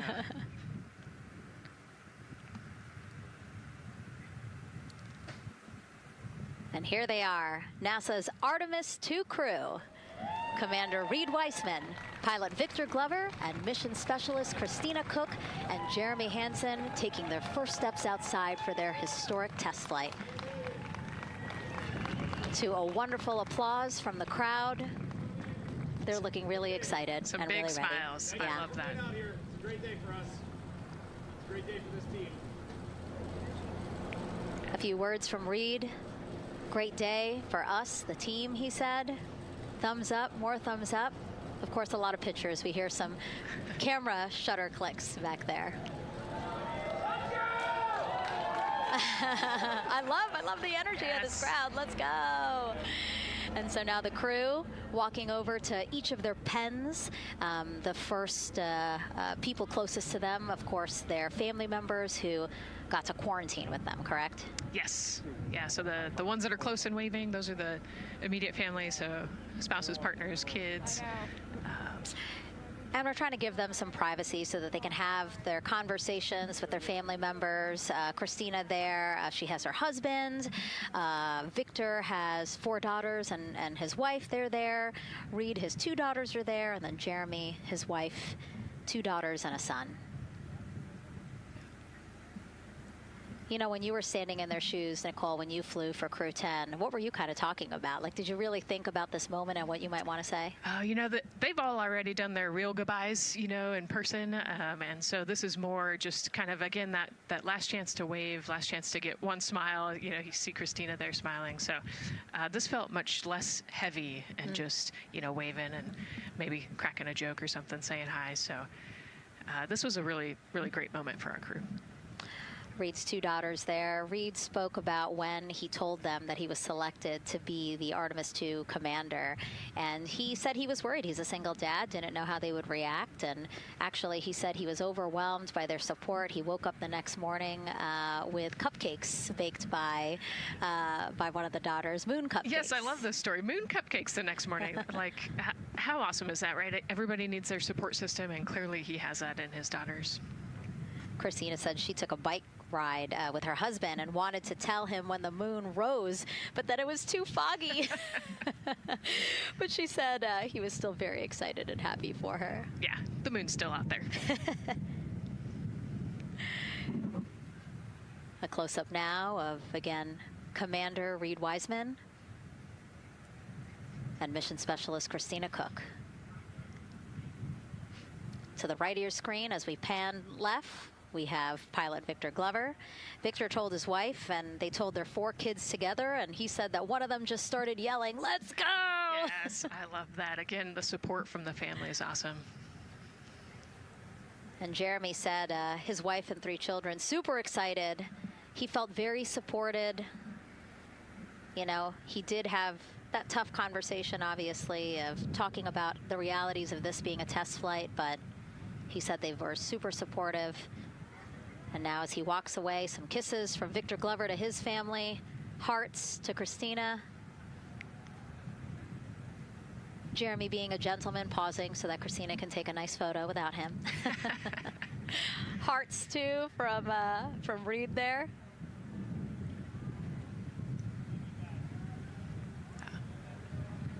Hearing Victor saying, "Love you guys." Saying that to some of his crew members there. Woody. Some more applause from the group.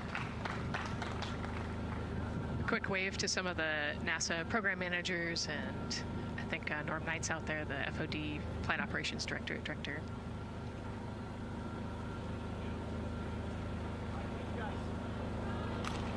You heard Reed there saying, "Thank you guys," as the crowd picks up again with their applause, and the 4 of them step into their Astrovan. Looking at the clock, very on schedule right now. Again, according to the very detailed timeline of launch today, they are expected to drive off in about 20 seconds.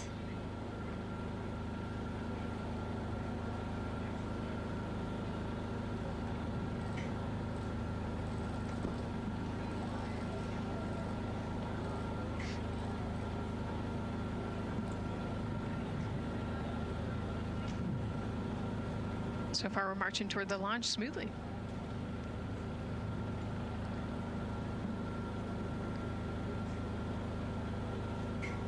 Do you think they're queuing up the video?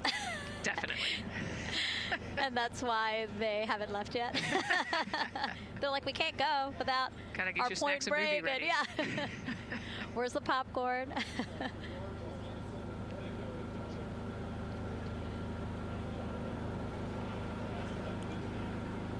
Again, good on the timeline. Of course, they do have these very specific milestones, but this is not one that has to be completely stuck to the second and the minute. Yeah, we will make up that time easily.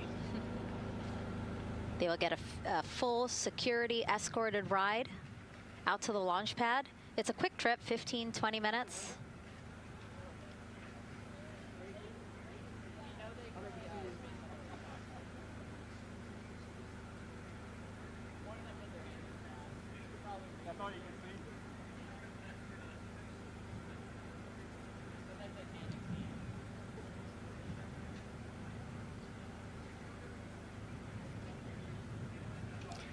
The closeout crew at the pad still just getting everything ready for their arrival.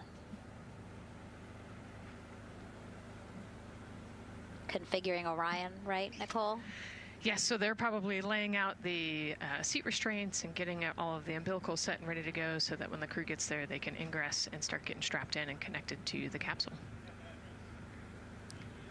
And in our smaller box there, we have a shot of our administrator, Jared Isaacman. Bouncing around quite a lot today, was in the firing room right after the crew weather brief, saying to the crew that they are good for them to start suiting up, and now here to wish them well as they drive out to the pad. Yes, he's so invested in this mission. I love it. You know, he's been an active participant today, and exciting to see him there at the walkout.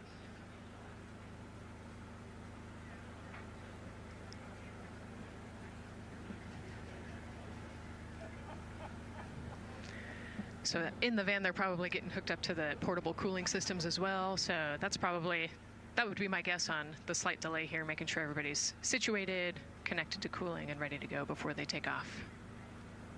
Right, because the orange boxes, we didn't talk about it when we were in the suit-up room, but if anybody noticed, there are these orange boxes, and that's what provides the cooling to those thermal garments. And so those boxes have been staged inside of the Astrovan so that once they got there, they can connect up again so that they're cool and comfortable on the way out. Right, so they were off cooling from the walkout, you know, said hello to their families and the 80-degree weather here in Florida today. So it can get really warm in the suit quickly if you're not careful. So we want to make sure everybody's comfortable before we drive off.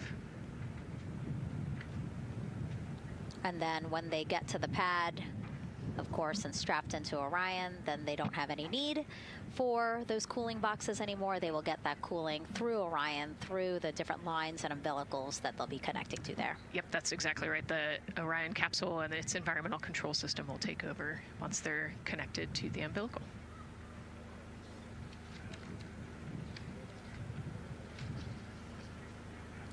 And so when we were watching them get into the elevator, I said, oh, there's a couple more people going in there. And they were, again, those folks in the white suits that we saw. Again, suit technicians. Yep. And there they go. And off they go. Reed, Victor, Christina, and Jeremy now on their way to launch pad 39B, where they will fly to the moon, something no human has done in over 50 years. They may also set a new record as the farthest humans have ever been from Earth, a record set by the Apollo 13 crew almost 56 years ago today. We still hear cheers as they drive away from the operations and checkout building here at Kennedy Space Center. Now, while the crew make their way to the pad, let's get to know each of them even better. First, Commander Reed Wiseman. The moon, to me, it's the thing that connects me together with all the other humans in my life. I remember being a little kid lying in bed at night and just looking out at the moon in whatever phase it was in, and I was thinking, man, my friends that live like 20 miles away, they can probably look out and see that same exact moon. And then when I was in the Navy and I would look out at the moon and I'd be halfway around the planet, and I would think, man, my brother can see that moon where he is, and he's halfway around the planet from where I am. To me, it's a connection of life on Earth. We can all look up and see that moon, and it's always changing. The moon is never the same 2 days in a row. I love that. My name is Reed Wiseman. I'm the commander of NASA's Artemis II mission around the moon. I grew up in a little town just north of Baltimore, Maryland, about 20 miles north of the city. There was a National Guard base nearby my house, and there were A-10 aircraft that would fly over every now and then. I just would look up at them and be like, man, I want to be up there. I want to go do that. And then my brother went to the Naval Academy, and I would go every year and watch the Blue Angels fly during commencement, and that just started to grow and grow and grow. For a while, I wanted to join the Air Force, and then I realized Navy flies as well, and they fly from ships in the middle of the ocean, and that was it. Like, done deal for me. That is exactly what I wanted to do for my career.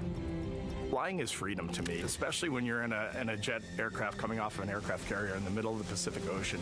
Nearest land is over 1,500 miles away. So when you come off of that aircraft carrier, you are truly just alone with yourself out there. It is a magical experience to be out there all by yourself in an aircraft over the Pacific. Just it's free. I think anybody who accomplishes something that they set their mind out to, there's no one thing that does it for them. It's a combination of everything. I mean, the way my parents raised me, the way my brother and I, the way our relationship developed over time, my friends, being in the marching band, going to college, setting my own course, learning how to live on my own, being mentored along the way, being, kept on the path to success, but being given the freedom to, make excursions and fail every now and then and regroup and carry on. I think all those things come together in the end to get you where you are. I've had to overcome, I'm a human being. I've had to overcome a lot of fears. I'm pretty scared of heights. I joked about that on the International Space Station, but it turns out I'm only scared like at the edge of a building. When you're up on the International Space Station, even though you're 250 miles up, I never had that feeling of falling or that I was, at risk up there. I just kind of loved the feeling of floating and looking down at Earth. There have been challenges all throughout my life. By far, the biggest challenge was losing my wife in 2020 to cancer and now raising two daughters who are grown up now, but that's been the biggest challenge by far I've ever had to face. It is not easy. Being an only parent, trying to work a full-time job, and raising two kids is something that I think about every single day. I'm very proud of the work I've done. I haven't always done it well, but I've always shown up and tried as hard as I possibly can. And now Artemis II pilot Victor Glover and his journey to this history-making moment. I do wonder what it's going to be like when we are really far from Earth and can see it. The sensation of being so far away from everything that you know. I had that sensation on the space station the first time I got to sit in the cupola for a really long time. So I can only imagine what that's going to be like from 200,000 plus miles away. My name is Victor Glover, and I'm the pilot for NASA's Artemis II mission around the moon. When I was in 4th grade, I was 10 years old, and that's when the Challenger accident happened. And it helped me understand how the general public felt about the astronaut corps, right? Like, these are the people that we want to be, and that just gave me an easy thing to strive toward. The biggest fear that I've had to overcome in my life is doubting myself. Going to college when no one in my family had gone to college was a huge risk. I had more confidence in my athletic ability than in my academic abilities. I could play football with those college students that I saw on TV, but my classmates that I saw in the lab and around the University Union, I didn't know if I had what they had. I think addressing that self-doubt was a part of, swinging for the fence and trying to go get an engineering degree, not just go to college, but get an engineering degree and then go do something challenging and technical like flying. Apollo is known for sending humans to the moon. Artemis has an opportunity to continue the Apollo story, but I actually think it's important for this story to stand on its own. Artemis is a new program, and we're trying to do new things. And it's great to compare and contrast. When you look at our spaceship, you can see parts that were designed, built, and integrated in another country. When you look at our crew, you see that our crew is international. There are also men and women. And I just think that comparing and contrasting makes the story even richer. The piloting role specifically, I will have an hour and a half or so where I get to fly the spacecraft by hand. We haven't flown that many spaceships. And so the ability to fly one actually in space on a test mission is just a really unique opportunity. I can't tell you how I'm going to feel when we fly by the moon and see the moon up close and the Earth from 250,000 miles away, but I don't use the word excited because I'm focused. You know, what we do, this is very serious and it's very risky, and we are all intimately familiar with that risk. And so if we go out there and we're successful and we can pass that baton on to Artemis 3, that's something to really be excited about. Great to hear from Reed and Victor in their own words about how they feel about this mission and their role in it as the convoy turns this corner here onto the road where the vehicle assembly building is and where the group that we showed you earlier today, ready with their flags. Wow, that group has expanded exponentially. Love this. Yes, this is great. So many people. Flags, oh my gosh, I love it. Oh, this must feel so special to the crew to see all of these people here to wish them well. Yes, this is heartwarming. Look at how many people there are. Everyone is so excited about this mission. Signs, people have made signs. I feel like the Astrovan has slowed down a little bit, you know, to really take in the moment. Wow. That's amazing there. Again, crowds continue going as we are now passing the historic vehicle assembly building. This is where the Space Launch System rocket was assembled and stacked with Orion. Its history, of course, goes back to the Apollo days, but today it is home to the Artemis missions to the moon and beyond. Gosh, still people lining the route. Yep. I love that. I do too. It leaves me kind of speechless, you know, just to see all the support, all of the people who want to know that they're thinking of them, they're with them, and the fact that this crew specifically has always said we are going for all by all. This must be really special to them. Yes, and that's just here on Kennedy Space Center. Imagine the rest of Florida right now. Yep. Mission specialist Christina Cook, who holds the record for the most consecutive days in space by a woman. Let's take a look at what she has to say about this mission. I tell a story, which is one that my dad told me before the Apollo missions when he was just a very little boy.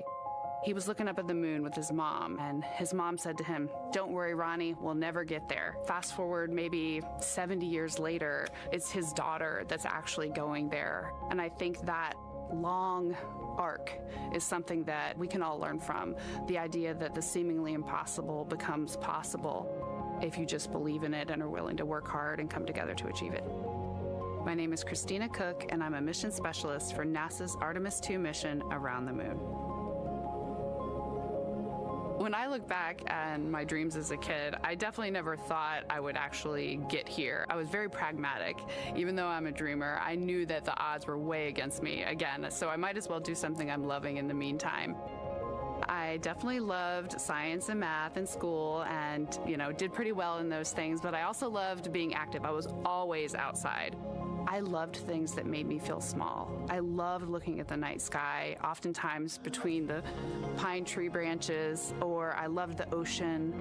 North Carolina also has mountains, and when we go there, I just love the vastness of all of those things. I loved how they made me feel and what they made me think about, and the vastness of the universe and how much out there was to learn. I'm drawn to exploring. I'm drawn to challenges that involve both mental and physical, and I'd much rather be solving problems wearing a whole lot of equipment and in a harsh environment, and that's just something I've carried with me ever since I was a kid. Thinking about the fears or challenges that I've had to overcome, there are just so many. I mean, basically, it's just been, that has been the journey. I always say to people, do what scares you, and that means I have to follow my own advice. So doing what scares me meant getting on a plane and going to the Antarctic, getting on a plane and going to study abroad in Ghana, applying to become an astronaut, opening the EVA hatch in the airlock and going out of it into the darkness, strapping myself onto a rocket. And so for me, I think that no matter what the challenge, recognizing that if people believe in you and you believe they believe in you, the challenges seem always a little bit easier. To me, the moon, it represents history. It is a witness plate. Everything that's ever happened to the moon is still written on the moon. Every single person has looked at the moon their entire lives. We see the same moon. That's something really special. It's just the epitome of a symbol of something that's in each of our hearts, but that's also represents exploration and reaching.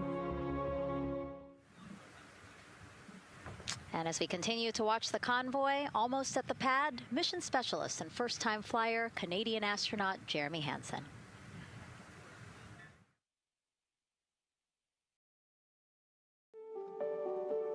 I have this very distinct memory of seeing an image of an astronaut standing on the moon. It's burnt in my brain because I went back to it so many times in my childhood, and I would look at that image, and I know it had a huge impact on me that humans had walked on the moon.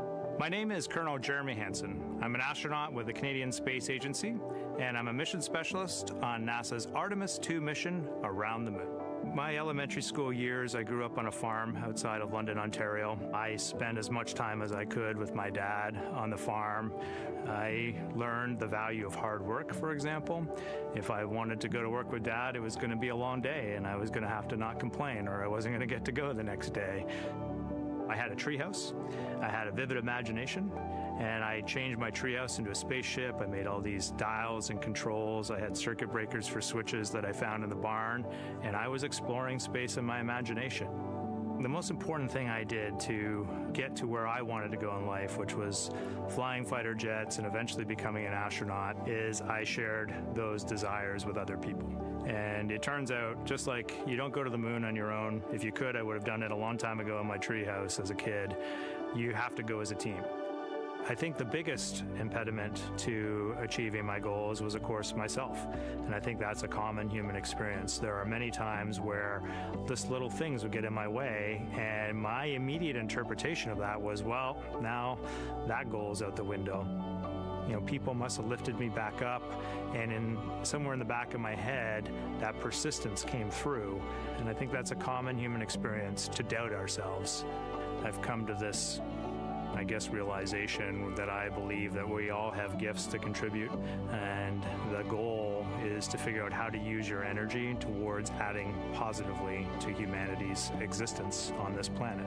But I love it when humanity sets big goals, like sending humans to the surface of the moon with an eye to eventually going to Mars, because when we do that, we can bring together genius from not just even in one country, but around the world. I've also learned from my indigenous mentors that they refer to the moon as Grandmother Moon. So you've probably heard of Mother Earth. They use Grandmother Moon because Grandmother Moon is responsible for the water in their community, just like the moon moves the water around the planet, affects the tides. And I think that's a really beautiful thing for us as we go back to the moon, to think about all the different cultures around the world and how they view the moon differently. And that's really neat because we all share that same moon in the night sky. What's really neat, too, was that drive to the launch pad, that point of view to see what the crew is seeing as well as their Astrovan rides up the pad slope and are now on the surface, about to walk up to their vehicle. Yeah, you know, we talked about how tall this rocket is earlier. Wow. Look at that. Yeah, look at that point of view, yeah.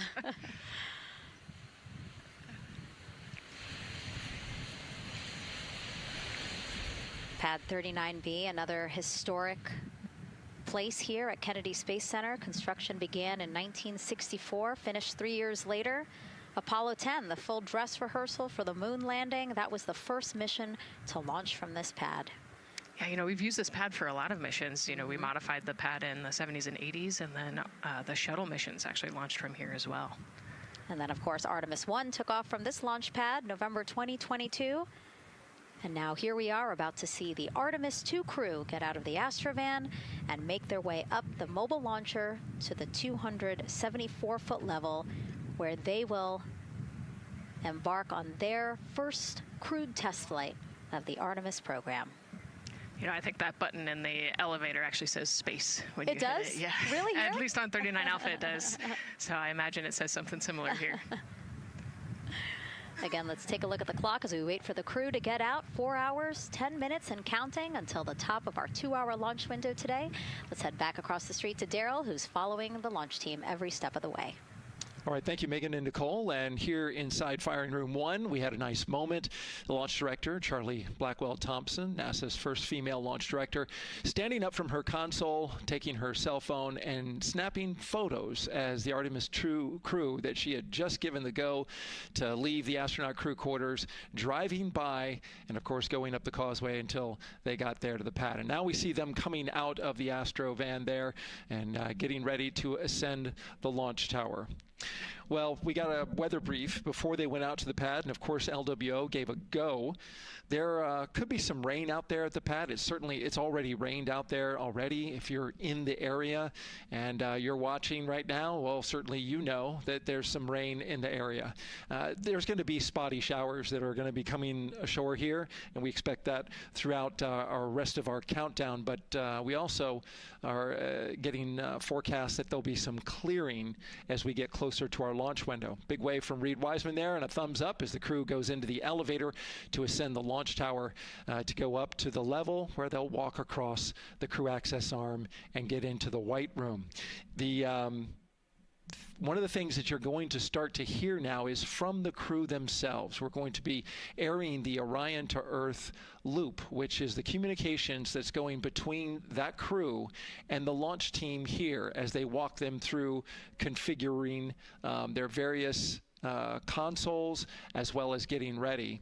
A nice moment here, and I'll just pause to just look and see as the crew walks across the zero deck, as they call it, which is the deck that's right there even with the engines, and they're taking a moment to go over there and stand up and gaze up at the 322-foot tall SLS rocket. This was part of the plan for the Artemis II crew, and potentially a rocket that could help them make history to go farther from Earth than any crew has before. The farthest distance from Earth when they launch will be roughly around 248,000 statute miles. They're expected to go about 4,000 miles farther than the Apollo 13 crew did. And now they've headed to the elevator to go up. Again, I was talking about the loops. You're going to be hearing from the crew as they discuss with the launch team getting various systems ready to go. And then closer to liftoff, we'll hear the operational launch team loop brought forward ahead of the critical pre-launch polls and then the start of terminal count. And that should be right around L-25 minutes, right before the NASA test director gives their poll and the launch director gives her management poll, which happens at L-17 minutes. Right now, a lot of focus is on, of course, the closeout crew. They've made the way for the crew to get inside the spacecraft now and walk across that crew access arm, and there they are. They have been working on a tight timeline, but they are ready to go, and they are ready to receive the crew and start putting them inside their Integrity spacecraft. That's it from the firing room. We'll send it back to Megan and Nicole.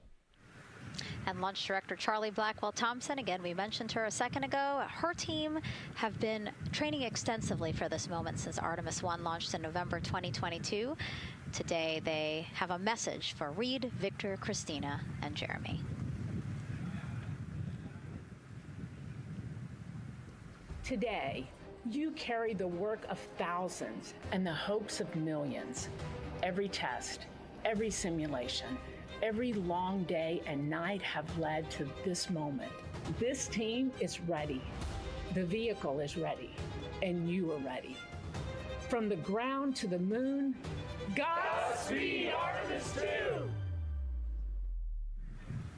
I love that. I just love seeing all of the people who have contributed to this mission and the fact that this is what they've been working for, and now it's culminating today. Yeah, thousands of people have worked on this mission, and you know, we saw there from the launch team, but human spaceflight is like the ultimate team sport, is what I like to say, and that's just a great example of our team wishing our astronauts good luck. That shot there that we were just looking at was aimed at the elevator doors, again, to catch the astronauts as they make their way up to the 274-foot level of the mobile launcher. The mobile launcher is the structure you see there. It is not only a way for the crew to obviously access Orion, but also provides the fuels, communications, all that to the rocket. And now we're watching the crew walk across the crew access arm, getting a beautiful view of Kennedy Space Center. From 274 feet. Woo. Nicole laughs because Nicole is also, like Reed, does not like heights. Does not like how open that crew access arm is. But Reed made it across, so that's good news. It looks like they really enjoyed it. You know, they didn't just walk straight past. Christina and Victor, we definitely saw. Some thumbs up there, looking out, yep, that crew access arm. And then Reed, he knows where that camera is. Taking the opportunity to, again, just tell folks, hey, we're doing good. Ready for it. Yeah. And it looks like they're actually probably signing their patch. Yeah, there's a wall with patches there, and so each crew signs when they get up for their launch. And so this is probably actually the first time a crew is doing this in the White Room of Launch Pad 39B. Don't quote me on that, but I think the signing started with the commercial crew program. So there's a lot of that in the White Room over at 39A. But again, this is 39B. Yep. And so now in this room here, the White Room, again, we will see the crew don or put on their communication caps again, their helmets, their gloves, and remove coverings that they had on their shoes. Yeah, so they want to protect the suits while they're walking out and up to the White Room, and now they'll finish reassembling those suits. Put the boots on, put the gloves on. You can see they're working their comm caps now, and they'll work the helmets eventually as well. And so as we watch this process unfold, why don't we take a couple of questions from you guys? What is the most difficult thing about preparing for a flight? Nicole, that question's obviously for you. Ooh, this is a great question. You know, I think we get such good training. You know, this crew's been training for years. And so they know this rocket and this capsule inside and out. They know all the dangers. They know how to react to anything. So I actually think, you know, preparing your support system and your family, I think launch day is actually tougher for your family than it is for you. And you know, we've heard the crew talk about the difficult conversations that they've had with their family to prepare for this historic test flight. And so I think, you know, the closer and closer you get to the rocket, the fewer and fewer things from Earth you keep. You know, they left their suitcases at crew quarters this morning. They left their cell phones, their laptops, everything. And so you are just a human in a spacesuit about to get on a rocket with all of your loved ones watching. And I think that can be probably one of the most difficult parts about today. And while you were answering that question, Nicole, we did get a chance to check. Yes, this is the first time a crew has signed the wall of the White Room, again, here at Pad 39B. Let's take another social question now. All launch windows happen to be in the evening. How come? Obviously referring to the April opportunities specific to Artemis 2. Right. You know, this is a complicated answer. I don't know that I would have the exact mechanics behind it, but it has a lot to do with orbital mechanics and where we are in terms of the Earth and the Moon relationship.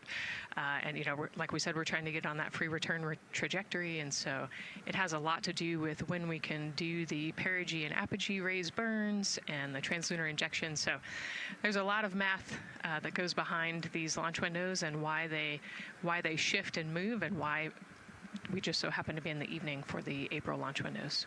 Yep. You did answer it well. All right. And before We asked you guys a question. Who would you take to the moon with you? Would that be a bestie, a pet, family member, or seasoned astronaut? Overwhelmingly seasoned astronaut. So Nicole, you and I are going to the moon. Was that your answer as well? That was totally my answer. Again, like I thought my husband would not like that answer because he'd want to come along too. But I think if asked, he would also say seasoned astronaut. So that's fair. Yeah, like we said, there's a lot of training that goes behind it. These guys can react to anything that comes their way, and so yeah, if you don't have all that training, maybe you do want someone that's a little bit more experienced. Yep. So correct answer, everyone. And now we have another question for you. What do you want to know about living in Orion? What the crew eats, how the crew sleeps, how to fly the vehicle, or how free time is spent? Another great question. Yes, I'm excited to see what they say. Yeah, so head to NASA's Instagram or Twitch accounts to vote, and we'll share the results as soon as possible.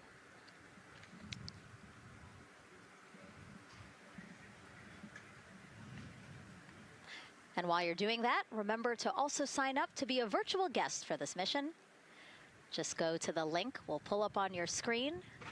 As a virtual guest, you will get mission-specific information, notifications of any schedule changes, and curated resources straight to your inbox. You will also receive commemorative stamps for your virtual passport after launch and splashdown. Again, we really, really want you guys to engage with us, engage with this mission, come along with us for the ride. So yeah, take advantage of these opportunities to be a part of it. Yes, it's a mission for all. And so back in the suit, no, not the suit-up room, the white room. Well, they're suiting up. You can see why I might have slipped that up. So they are continuing to put on gloves. Reed and Jeremy look like they've been checked. Again, they've put on their gloves, their helmets. They've taken off those coverings on their shoes now that they're about to get into Orion. And then suit technicians are also helping Christina and Victor. And they're in this particular order, actually, because this is the order in which they're going to ingress into Orion. Again, we have Reed, Jeremy, then Victor, last Christina.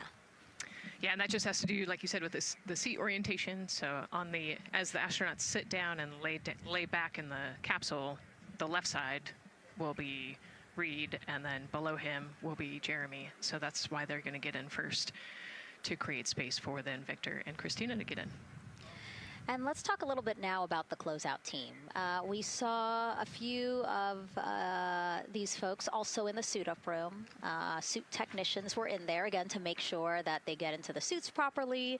And then a couple of them came out to the pad here to, again, do the same thing. Hey, are you comfortable in these suits? Is everything is as you expected? And then these folks here will help them get into Orion, buckle up.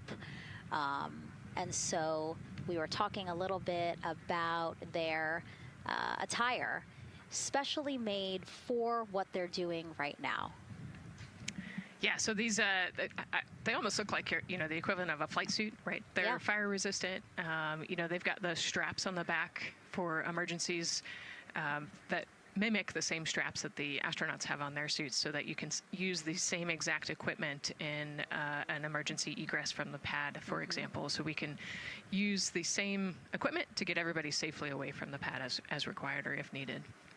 Yeah, always thinking about those contingencies, how to very quickly, if there were an emergency, get everyone out, not just the astronauts, but also the closeout crew, if an emergency was happening while they were still at the pad. And so those suits, flame retardant. Also, when we see them crawl into Orion, you will notice that they are on their knees quite a bit, so built-in knee pads. Really a thoughtful design for the purpose that they're serving today. Yeah, they're functional, which is exactly what we want, but also they're pretty classy looking, so we did a good job with the design. I was going to say, they actually look like, the outfits that car racers wear, right? Yeah. And then when I said that to the lead of the closeout crew, he's number one if we do see him, Taylor Hose, he said, well, actually, we are kind of like a pit crew, like they're very quickly moving through the operations so that not a lot of time, not more time is spent at the pad than is needed, because this is a fully fueled rocket, Nicole. Right, yeah, we want to minimize the time that we have more humans up in the White Room, but also safely and efficiently get the astronauts ingress into the capsule. And so that's their main job. That's so yeah, I like the pit crew analogy, works great.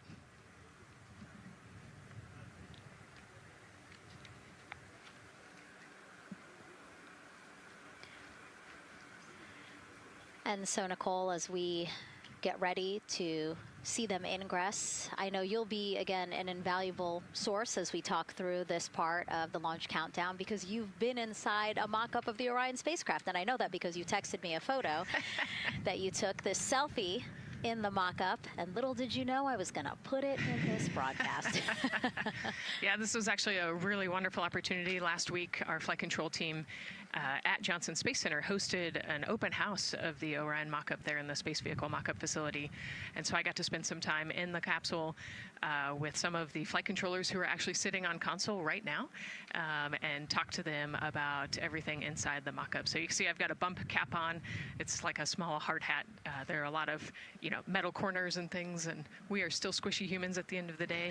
And so they want you to be careful while you're moving around in there. But I got to see, how the crew will ingress.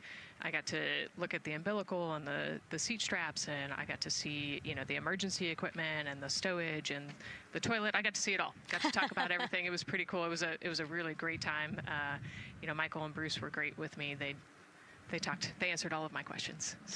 Yeah, because it's really good to be able to give that perspective because, and as you guys will see, yes, we do have cameras inside Orion and we'll of course take you in, but it doesn't give you a true feeling or idea of how big the space is, how things are configured. Again, like when we see them go in, they're actually on their backs. Yep. So, again, it's just hard to really get a sense of the inside there, but Nicole is going to really help walk us through that. Yeah, you said they're on their backs, and, you have to somehow get there, and so they're actually going to almost barrel roll onto their shoulder to get onto their backs and their feet up on those leg rests. Actually, Andre's holding onto right there. You can see Andre number 2's inside getting everything ready for them. And actually, those leg rests for the pilot and commander seat will come off once they get into orbit to create some more space for them. And it looks like we're getting ready to ingress here. Yep, thumbs up from Reed. Everybody configured with their suits, and so in we go. They actually get inside by walking backwards. That's the easiest way to get in, right, Nicole? Yeah, so he will step down right over the flywheel or the exercise equipment that they've got in there. We'll talk to that in a second. And then you actually step down right on top of the toilet area backwards. You can see him going now. Oh, and he's already turned around and walking in. You can see Dre's protecting his helmet and his visor there from all that metal. Yeah. It's a tight squeeze. But they've done this a lot, so Reed's already all the way across the capsule. Yeah, that was fast. Impressive, Reed. Impressive. That's why you're the commander. Oh, a heart there from Jeremy again. Yep, Canada. Yeah. Canada is about to get into Orion. And so you mentioned Dre. Why don't we talk a little bit about him? So that was NASA astronaut Andre Douglas. And he is actually one of the backup crew members for the Artemis II mission. He trained alongside the primary crew and will step in and if any of the 3 astronauts are unable to fly. Yeah, Dre's actually a classmate of mine, so fellow fly. Oh, yeah. Yeah, so we've worked very closely together. It's exciting to see him in this role.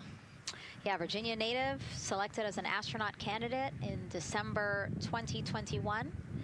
He completed his training in March 2024 and was subsequently named as the Artemis II backup crew member just months later in July. Before joining NASA, Andre worked at the Johns Hopkins University Applied Physics Laboratory, where he specialized in spacecraft systems engineering. His work focused on the systems that help spacecraft know where they are and how to get where they need to go. So obviously critical for missions to the moon. Yeah, he's a wicked smart guy. He's got like 15 degrees, I think, or something. Oh, my. So. And so now here we are back inside Orion, where the closeout crew, each one with either Reed or Jeremy. So it looks like Andre is with Reed. And this is a camera shot of behind Reed's head. So Reed, while Andre is buckling him in, that's a 5-point harness, Reed was configuring his control panel. Yeah, the displays. We're getting the displays ready so that they can monitor all of the systems and monitor the launch as they go. Christina there signing the wall.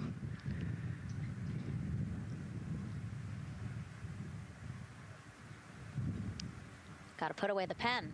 The pen could be foreign object debris or FOD, which is bad for NASA. We definitely want to make sure that we keep track of everything and we know where everything is, because the smallest thing could prevent us from launching or affect the equipment out there. Yeah, and you'll actually see that most of their tools will be tethered as well, so nothing can fall through a crack or drop.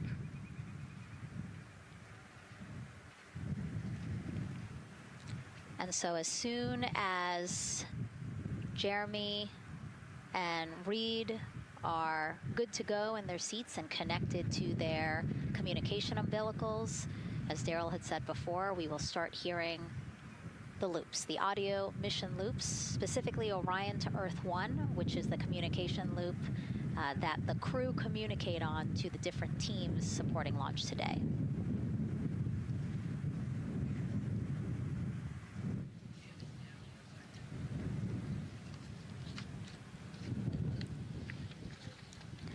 And as we said when we were in suit up, after they do communication checks, again, suit leak checks to make sure that nothing went wrong between the suit up room and here, and also to specifically connect them to the Orion systems. Yes, this will be an integrated test with Orion and the suits to make sure the entire system is working and ready for flight. And so you'll notice Reed and when Victor sits down, Reed and Victor are the only ones with the display panels in front of them. Jeremy and Christina will actually share a personal computer device, and that will be on Jeremy's leg, and that's how they'll continue to follow along with telemetry and data. Yeah, it's actually pretty cool. This is one of the technology demos that we're doing, and so they're going to plug into the system, and it'll be a screen repeater on that, that device for them so that they can see what the pilot and commander are seeing. OTC ask, MS2 is online for sound checks. This is OTC, repeat. MS2 ready for comm checks. The MS2 ready for comm checks. MS2, OTC, Orion to Earth 1, comm check. OTC, it's MS2, have you loud and clear on 1. You're welcome, sir.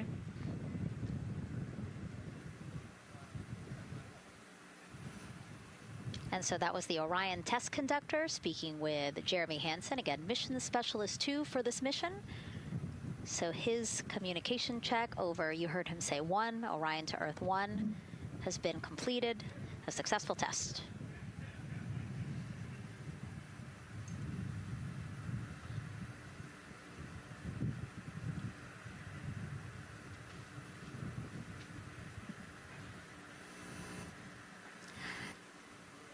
The rest of the crew here waiting in the white room. Again, as Nicole was saying, a little tight there for all of those folks. So Christina and Victor will wait until Reed and Jeremy are done getting buckled in.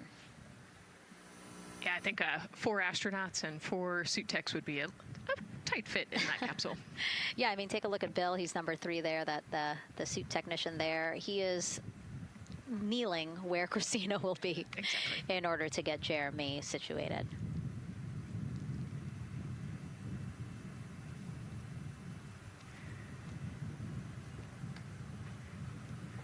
OTC ask, commander's ready for comm checks.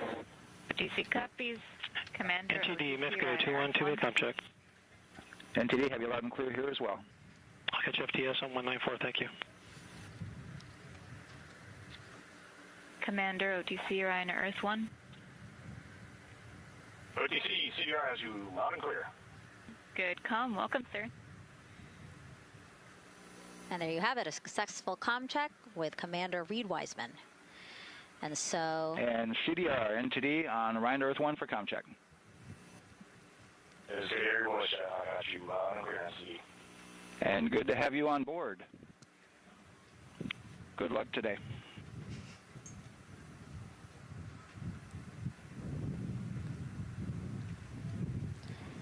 And so now these two closeout crew members will finish up what they're doing here. Again, Nicole, walk us through what is happening here. They're connecting umbilicals, is what we said. Yeah, they're strapping them in, so they're getting their restraints connected. It's a 5-point harness with a quick release, and then they're connecting the umbilical, which has actually 4 different connections. So it's got the air in, air out, the water for cooling, and then the comm as well, the communication cable. So they're going to make sure that all of those connections are good to go, make sure the crew's receiving the cooling and the air, and then we heard the comm check as well. So they're just making sure the umbilical connection was good to go, getting them strapped in and ready, and then they will move on to Victor and Christina. And so while we wait for that to happen, why don't we get another check of the launch countdown milestones with Daryl and the launch team?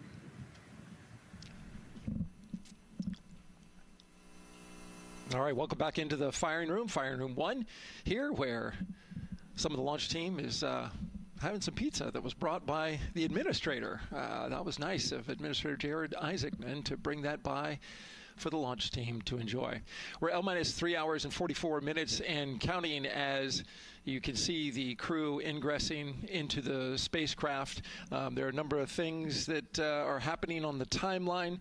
Of course, the closeout crew, they liken themselves to like an F1 pit crew, working quickly, methodically, carefully, as they go through their procedures to get the astronauts ingressed.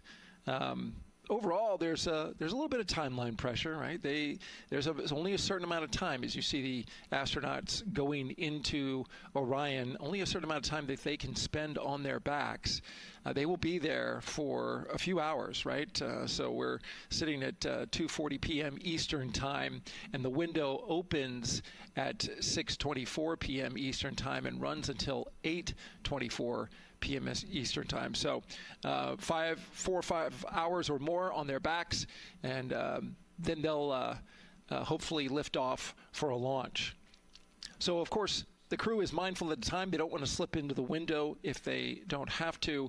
And so they're keeping a tight lock on the margin, the amount of time that they're working there. And there's a heart from Christina Cook. Great to see that as she gets ready to get into the Orion spacecraft, one that they named Integrity. It certainly fits this crew from what I've observed. Now, right now, the rocket's tanks, they're in what's called replenish mode. So another factor for this closeout crew is, and the crew themselves, this is a fully tanked, almost ready to go rocket. It's got all the propellant it needs to go to the moon.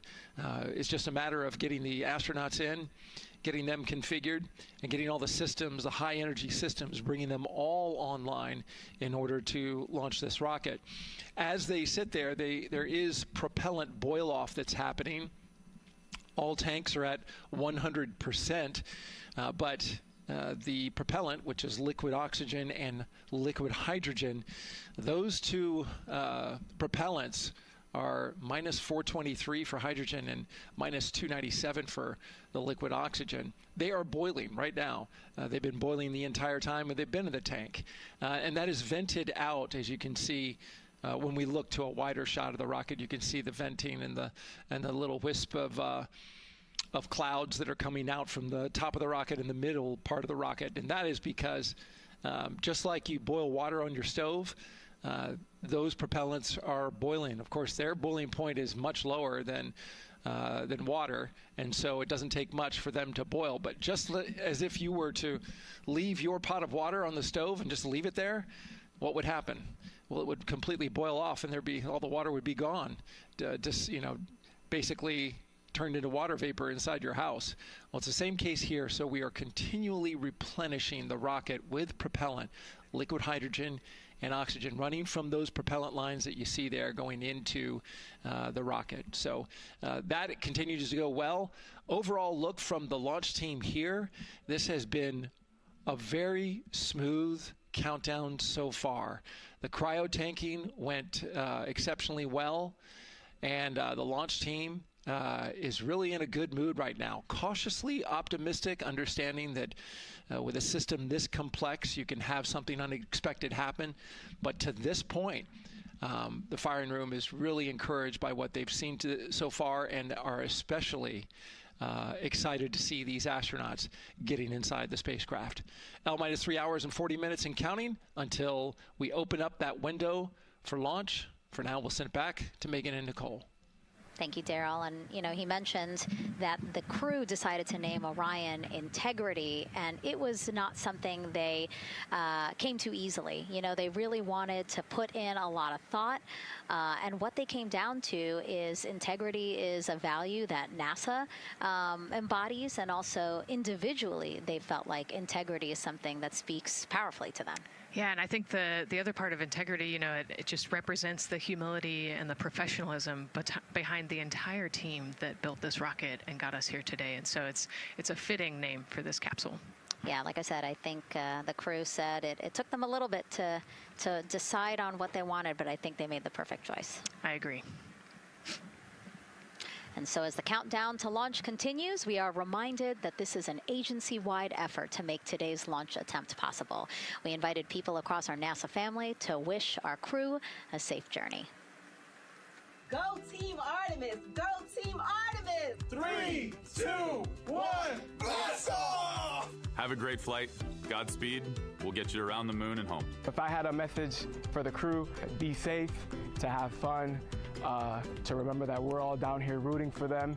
I want to wish my friend and former student, Victor Glover, and the entire Artemis team best wishes and a successful flight. Have fun. Take some really cool pictures. Can't wait to see you when you get back. From the Earth to Sky team connecting NASA science to public lands, go Artemis. We will see you in the Pacific, and you can count on us being there. Greetings from NASA Langley's historic gantry facility, where Neil learned to land on the moon and Orion learned how to swim. We are with you all the way to splashdown. Let's go fly from the Orion Human Engineering team. Woo! Like a full moon, your future is bright. Have a safe journey from the multimedia team in Cleveland, Ohio. We hope to see you guys back safely in San Diego, maybe singing some karaoke. Yeah, right, maybe. He knows exactly what he wants to do. After he's like, yep, karaoke. I love that people submitted videos. You know, this is something that we actually asked as part of the broadcast. We were like, you know what, I think it'll be really fun. And the overwhelming amount of people who wanted to record something for the crew was really heartwarming. Yeah, you know, this is the first time in over half a century that we're sending people back to the moon, and everybody is excited about it. You know, kindergarten to congressmen and all over the world, everyone is ready for today and excited to see this launch. And so here we are again, still inside Orion with the closeout team, putting some final touches on, it looks like Victor's configuration there. Again, making sure that his harness is set and that he's connected to cooling, he's connected to communications, and he's connected to any other umbilicals that he needs to be connected to for Orion. Again, we are sharing so much information with you, and we hope you find it educational and fun. But we do know you guys still have some questions, so why don't we take another one now? Tell us what the moon is like! So cute. That wasn't a question. That was a demand. Nicole, you tell her what the moon is like. Oh, man, that was so cute. Oh, man, the moon is really cool, right? So it's a lot of like gray and white and kind of shades of gray. It is something that doesn't have wind or rain or rivers or an atmosphere. And so we like to say Christina said it earlier, it's the witness plate to the universe. And, you know, it has all these impact craters because it's not protected. Things hit it all the time. Meteoroids, asteroids, all sorts of things hit the moon and create these impact craters. That's part of what we want to go and look at and learn about on the moon. It can tell us a lot about the age of the universe and the age of the moon. You know, it's 4.5 billion years old, and we can learn a lot from just looking at the regolith or the dirt that is on the moon. Well, thank you for that question, and thank you for that answer. She was cuter, Nicole. Yeah, I agree. And then earlier today, we wanted to ask you, what do you want to know about living in Orion? And we told you to pick between what the crew eats, how they sleep, how they fly the vehicle, and how free time is spent. And the winner, most of you wanted to know how to fly the vehicle. And we are going to be doing that. Yes, we are. You know, that's a great question, and actually part of what we're going to go do. So the rocket is fairly automated, right? There's a countdown, and the whole system knows when it needs to ignite the engines. But we are going to do some manual piloting throughout this mission.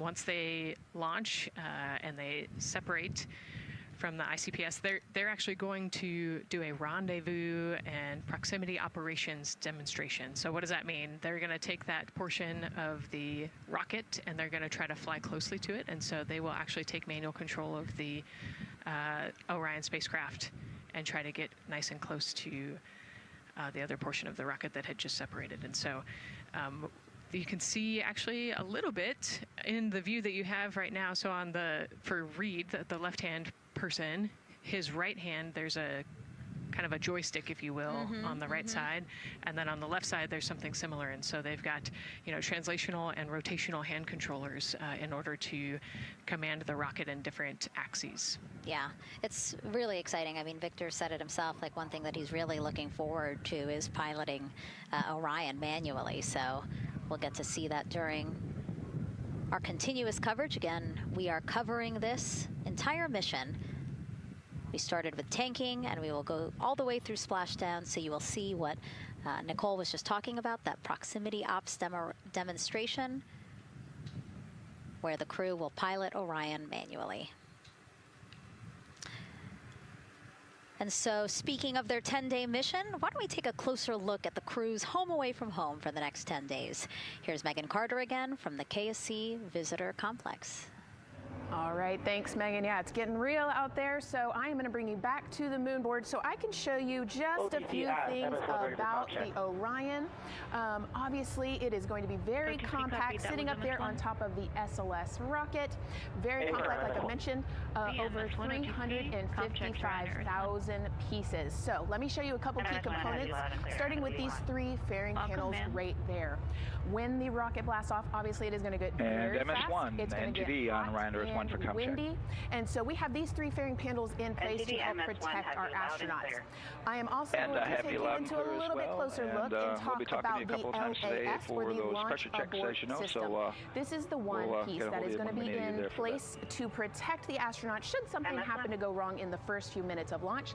They can actually hit those abort motors, and these can activate within milliseconds, basically faster than you can even blink, and that is going to pull the crew and the crew capsule away from any danger. Now, obviously, we hope that those are not needed, and if that is the case, then about 3.5 minutes into flight, the LAS and those fairing panels will actually activate and jettison away. They'll fall away from the rocket, because at that point, the crew can actually abort the spacecraft safely by themselves. Now, we've talked a lot about the crew capsule right here. This is where they are going to spend the duration of their flight. We're going to talk a lot more about that one in just a little bit, but for now, let me jump down here to the service module. This is the one, we're going to think of this as the powerhouse for the spacecraft. It's pretty much going to provide them with almost everything that they need for the entire mission. Temperature control, removing the carbon dioxide, providing them with oxygen, so much more. You can also do course corrections and things like that. So, super quick breakdown, but as you can see, all of these components together are going to make the spacecraft one that is built not just to fly, but to protect, sustain, and bring those astronauts home. All right, lots more to come, but let's see where we are with the crew. Back over to you, Megan. Hey, thanks so much, Megan. A lot of useful information there. And we did want to point out that you did hear over and the... PLT, NTD on Ryan Earth 1 for ComCheck. NTD PLT, I have you loud and clear on OE1. And I have you the same. Welcome aboard. And so, again, we are now hearing mission audio loops, specifically the Orion to Earth 1 loop, the communication channel for the crew. Successful comm checks by both Victor and Christina. CDR, OTC Orion Earth 1. CDR. Yes, sir. Configure ARS to shoot mode per EPROC 10.1.1. Crew ingress and vehicle pre-launch config. Step 1. 10.1.1 crew ingress and vehicle pre-launch config. Step 1. Going in work now. And so see, now we are privy to some of the countdown procedures that the team is asking for the crew to do. Yeah, so they're going to work through some of these procedures and finish the ingress portion, as you heard in that procedure. So this is where the crew is going to start building their nest, if you will, running some procedures, getting the capsule ready for humans to be on board.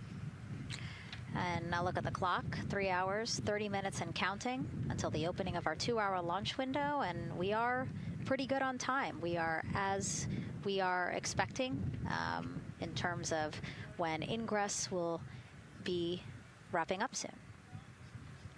And so now let's bring Gary Jordan, again, our commentator inside of Mission Control at Houston. Gary, let's check in with you about mission preparations. Hey, Megan, thank you. Yes, we're following along here in Mission Control Houston. OTC copies. And we'll stand by for those comm checks.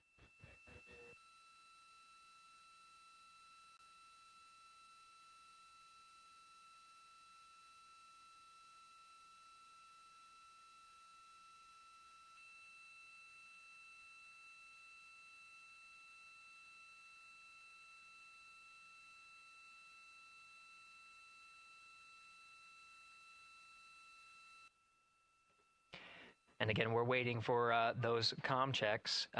We did confirm from our IVA officer here in Mission Control Houston that all 4 suits have plugged in umbilicals. And CDR, NTD. Go ahead, NTD. Yeah, Reed, we're ready to proceed with the voice checks if you and everyone else is.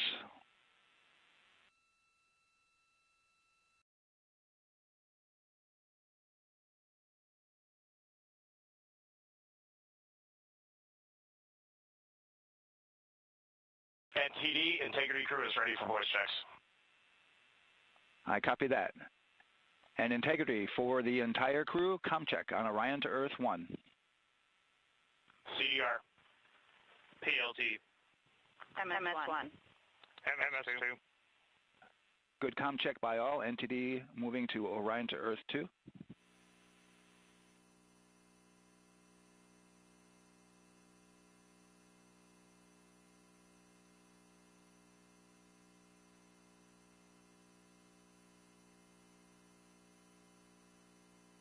CDR. PLT.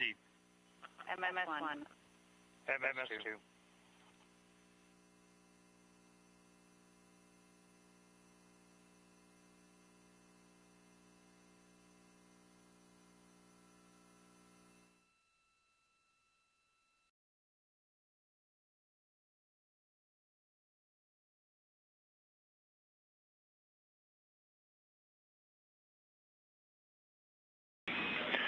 Integrity Houston on Orion to Earth 1. Voice check for the entire crew. CDR. PLT. MS1. MS2. Houston has all 4 crew loud and clear on OE1. Stand by for 2. Your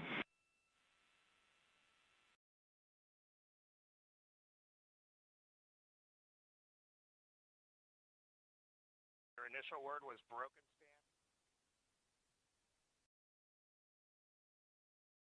MS1. MS2. 4 crew loud and clear on OE2. We'll use 1 for the default. Houston out.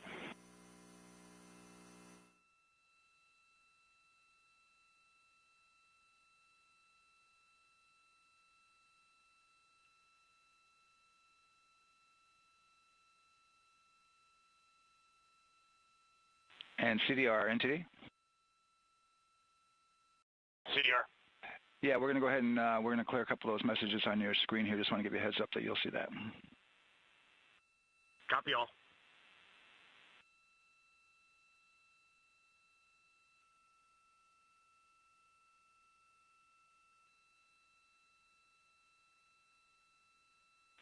CDR, OTC, Orion to Earth 1.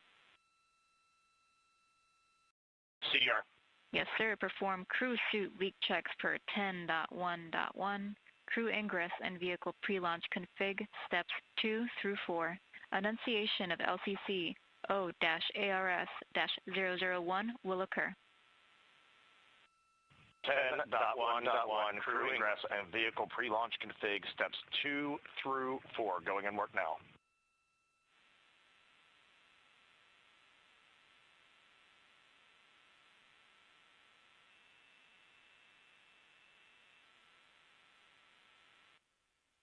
This is Mission Control Houston. We are following along as the 4 crew members of Artemis II work through their voice checks, then the umbilical connections and various pathways to get communications from all of the... refresh on your screen. CDR. Yes, sir. We're going to look to do a quick refresh on your screen if you guys are okay with that. Hey, firm, just let us know when we can continue in 10.1.1. We'll go hands off.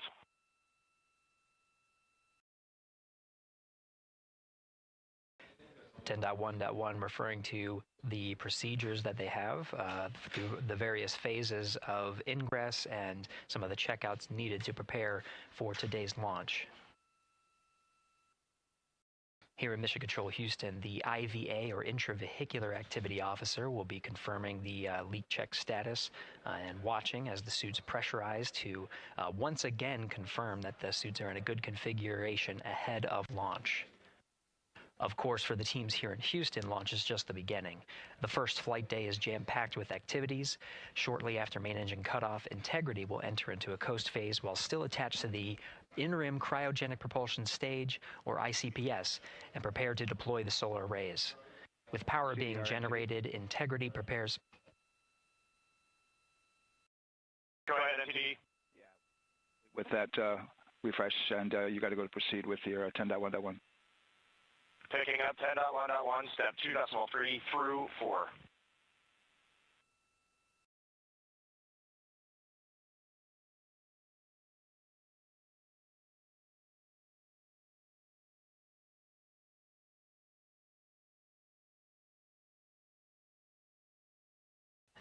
Picking up the procedures, the crew again working through the various steps to prepare for launch, standing by for suit.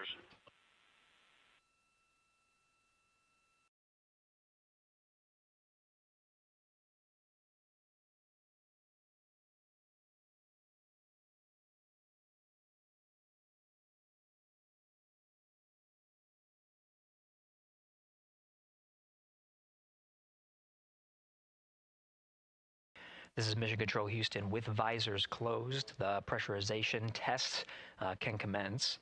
We'll stand by for word of a good leak check on all 4 of the crew member suits for the Artemis II mission.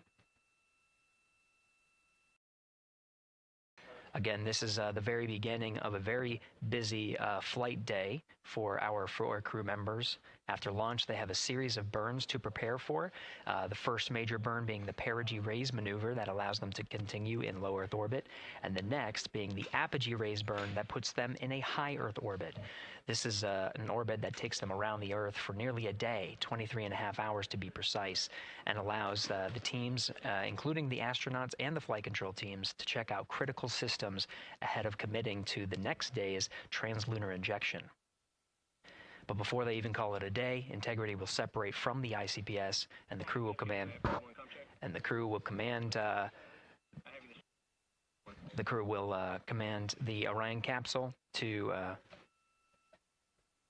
separate from the ICPS and turn around and approach the upper stage, but not dock. This is to test Orion's in-space maneuvering capabilities and provide further confidence in docking to another lunar space vehicle like the Human Landing System that will be part of the Artemis III mission ahead of future moon landings.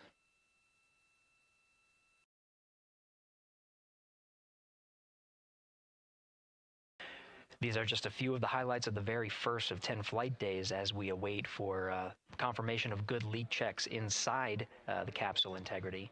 And there's a lot more to this mission. A reminder that this is, of course, a test flight. The purpose here is to demonstrate procedures, systems, and life inside Orion on a mission around the moon for the first time, and give further confidence in the capabilities that are charting a return to the lunar surface.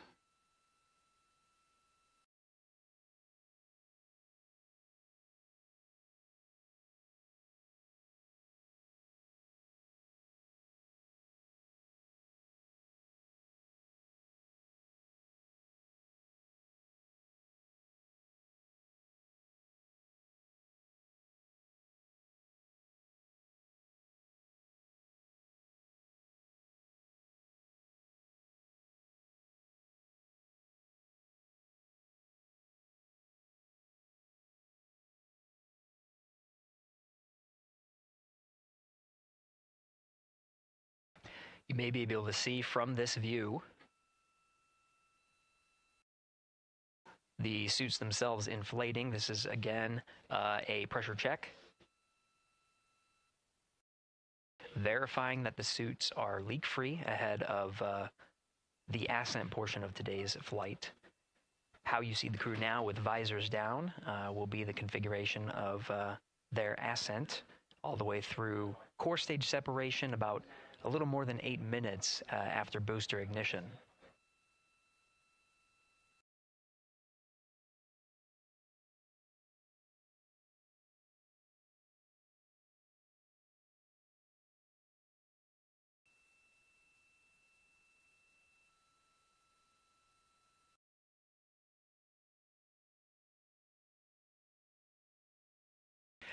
All right, here in Mission Control Houston, we are continuing to follow along, standing by for confirmation of good leak checks. In the meantime, there are no showstoppers here in Mission Control Houston, and we continue to monitor the countdown to launch. Megan, we'll send it back to you over at the Space Coast.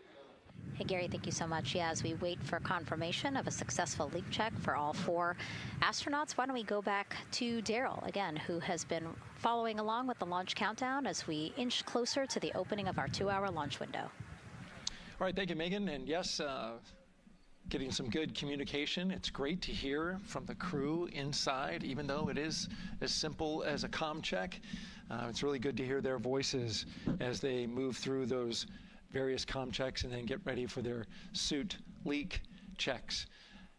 Fantastic views inside Orion that you're looking at now. Give you an update on the weather outside.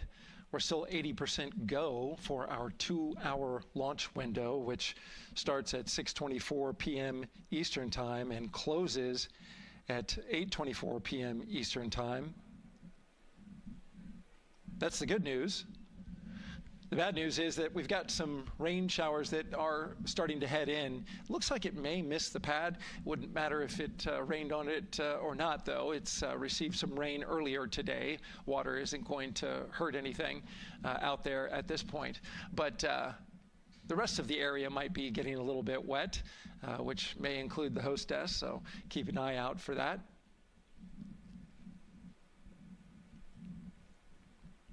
As we're watching with the astronauts inside the Orion Integrity spacecraft, you'll be hearing more and more from them, especially Christina Cook, who is mission specialist number 1.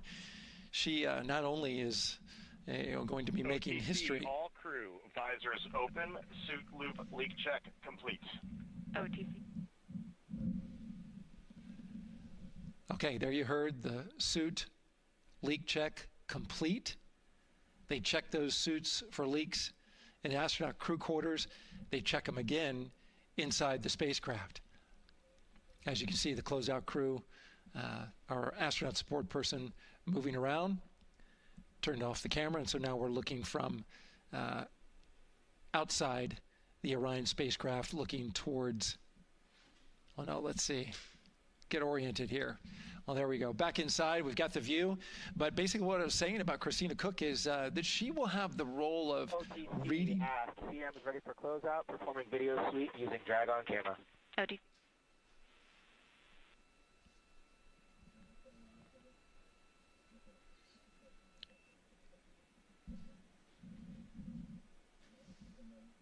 she will have the role of reading out a pressure reading that tells the team that...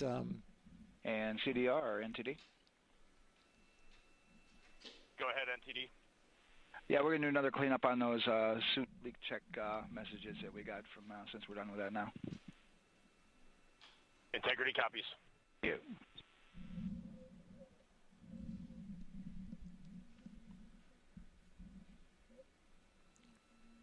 And that's communication going between Orion Commander Reed Wiseman and NASA Test Director Jeff Spaulding. As I was saying, Christina Cook will be reading measurements from the counterbalance assist arm. So you're going to hear her be asked by the NASA Test Director to read that. That CBA, counterbalance assist arm, it's mechanically latched by the closeout crew using tools, but there's a hydraulic assist.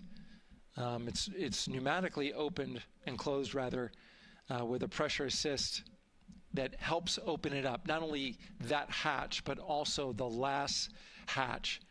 There's 2 hatches there that we'll see that will be closed. But this is in case of an emergency out there at the pad. If the crew, for some reason, needed to exit quickly, then they would exit the spacecraft by pulling that lever, which would open both hatches. Those hatches are heavy. The Orion hatch is hundreds of pounds. ATC cameras 1 and 2 both set to record. ATC copies.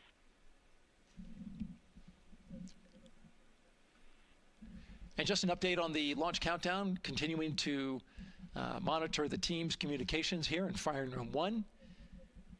Everything going really smoothly so far. We don't have any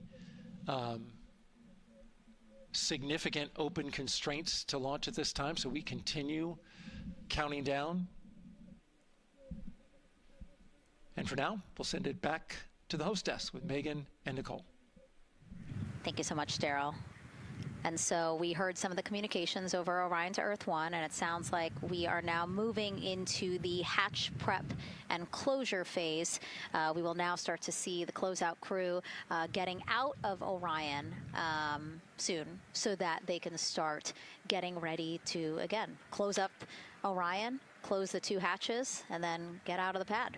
Yeah, the closeout team will take the hatch seals off, and they'll inspect the seals, make sure everything's ready to go, and then do a few last-minute configurations before they close that hatch. And then, like Daryl talked about, then Christina will have a role in looking at the CBA there. So. Yeah, you might have heard them say over the loops again that drag-on camera. So basically, it's a camera that they can move around, and you might have seen it in a couple of our shots already. But they will take that camera and literally go and inspect the seal that. There's 2 seals, actually, 2 seals that go around the entire area of the hatch just to make sure that everything looks good. And that camera feed is being directly shown to NASA teams who need to monitor that. Yeah, they want to make sure there's not a single hair or piece of dust on those, make sure that there's no damage and everything's ready to go so that the seal, they will do a leak check on this hatch seal as well. Make sure it passes. Yeah, and we'll know they're doing that because we will actually see one of the closeout crew members with a hand pump, and they will pressurize, again, just the seals, and they have to see if it will hold pressure for just a minute.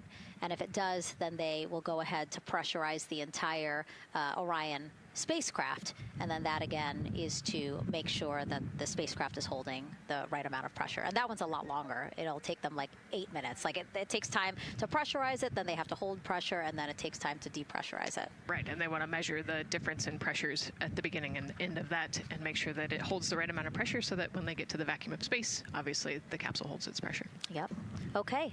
Well, again, as we continue to watch operations that are happening at the pad inside of Orion, why don't we go over to Banana Creek? It's one of our viewing locations here at Kennedy Space Center. They will have a spectacular view, and we actually have NASA's Leah Martin there chatting with a big group of people surrounded by a lot of folks on bleachers there. Hey, Megan, yeah, tons of people out here today, thousands of people gathering at Banana Creek to enjoy NASA's next big mission and humanity's next great leap today. It's a gorgeous day, and I'm joined here actually by some people who are probably the only people on center who are a little bit more excited than me to see this rocket lift off. Where are you from, and why are you here? So we're from the University of Tennessee, Knoxville. We're a group of 7 aerospace senior engineering students traveling here with Josh Dobbs, former quarterback of the University of Tennessee, with his extraordinary Dobbs Foundation.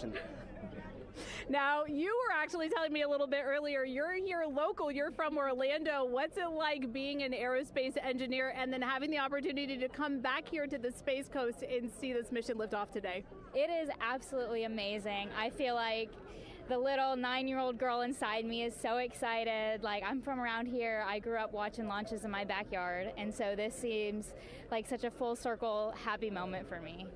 Now, you are an aerospace engineer looking hopefully to join the workforce in the future. How does it feel to be here and see firsthand what that work does? It's just so cool to see what I've been working for the last 4 years and then 12 years before that just actually be physically happening in front of me. It's something I never dreamed of as a kid. And I'm actually joined here by the pastronaut himself, Mr. Josh Dobbs. Now, you have a history with NASA as well. You did an externship here. And how did that kind of play into your passion for aerospace and then the foundation that actually provided this opportunity for these students today? 100%. So I spent a month here around the Artemis 1 mission, which was a tremendous opportunity to learn about the space program and also what's next. And so to be back here for Artemis 2 and unfortunately, Artemis 1 went in the middle of the season, so it's surreal to be here for Artemis 2. And with my foundation, like, the goal is to be able to take advantage of the opportunities that I've had and pass them along to the future of the industry and give them the opportunity to see what all their hard work can accumulate into. So it's an honor to be here. We're really appreciative of all the engineers and all the hard work that's gone into this moment, and we're excited to watch history happen today. Absolutely, and as a group, I think if you guys had one well wish for the team today, what would you say? I think we can all join together, maybe say go Artemis? Go Artemis. That was a fun interview, and again, just so neat to see all the people who are here. I mean, still hours before liftoff. Not even hours before liftoff, but hours before a 2-hour launch window. So people just really committed to being here and seeing it in person. Yeah, you can see the Banana Creek is already buzzing. Yeah. There behind Leah. You could hear the chatter in the background. It's an exciting time. Yeah, you could tell that it's a lot louder than we noticed because we just have very good mics. But, you know, she's obviously yelling over a huge crowd there. So super fun, super exciting. And yes, I hope that we all get to see liftoff here shortly. Okay, so as we know, Victor, Reed, Christina, and Jeremy will have their hands full during their mission. So for some of their test flight objectives, let's go back to Megan Carter at the moon board. All right, as we have seen from those camera views, their capsule is very compact, obviously. So let me show you a few cool things about this piece. The Orion capsule is going to only be about 16.8 feet in diameter and a whopping 10.5 in height. Think of it about the same cubic feet as 2 minivans. So obviously every piece of that capsule has been planned with purpose. And a really great example of that is going to be these seats that we have seen that live view of.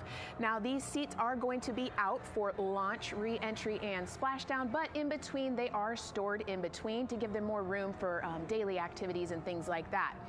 While they are on board, obviously they are going to have a lot of things to do. One of those is going to be to manually fly Orion, as we've discussed, but they also have several other objectives as well.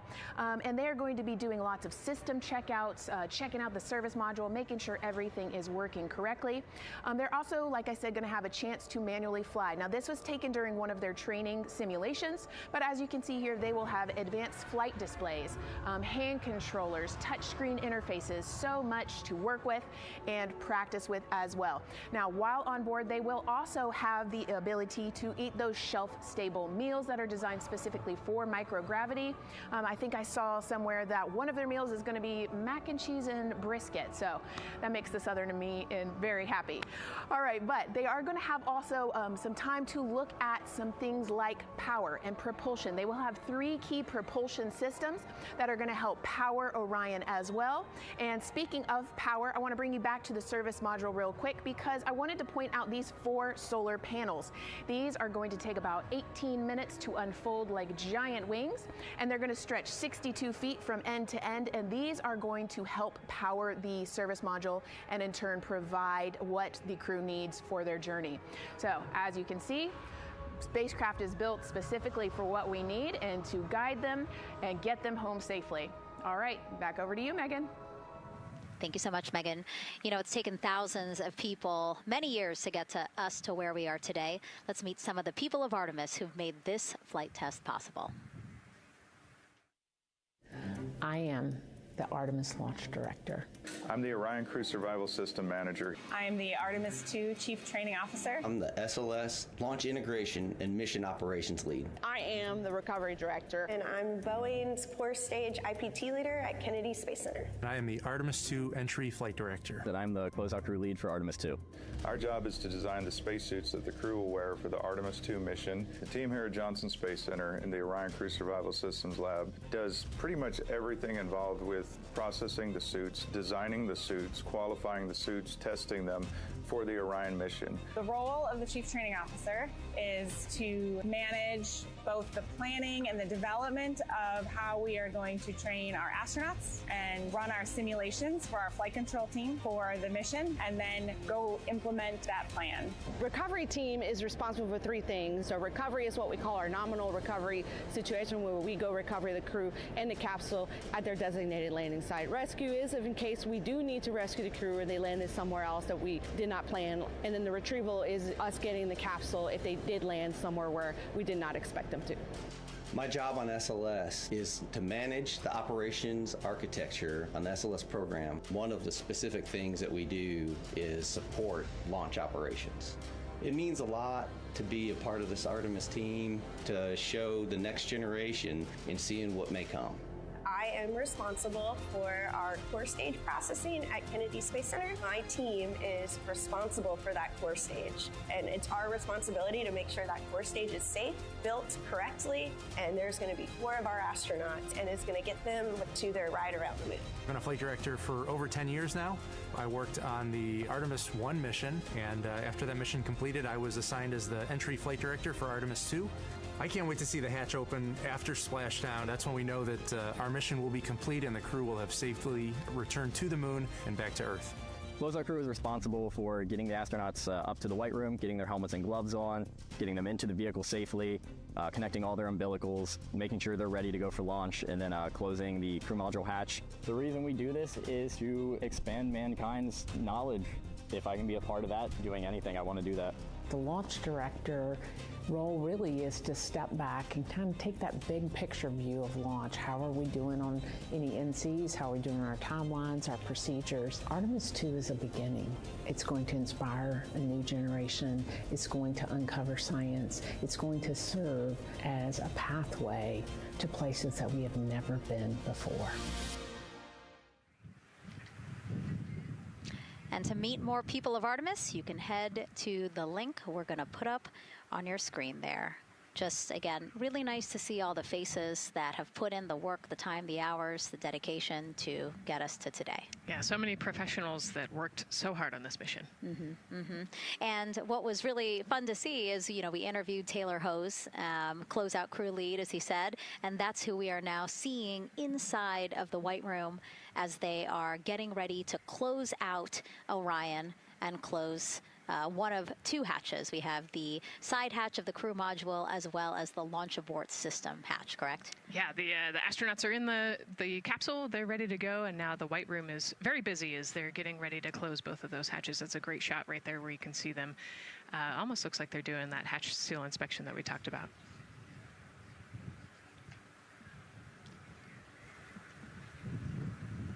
And so, Nicole, as we continue to see them get ready to close that smaller hatch, again, the crew module side hatch, let's take some questions now. Sounds good.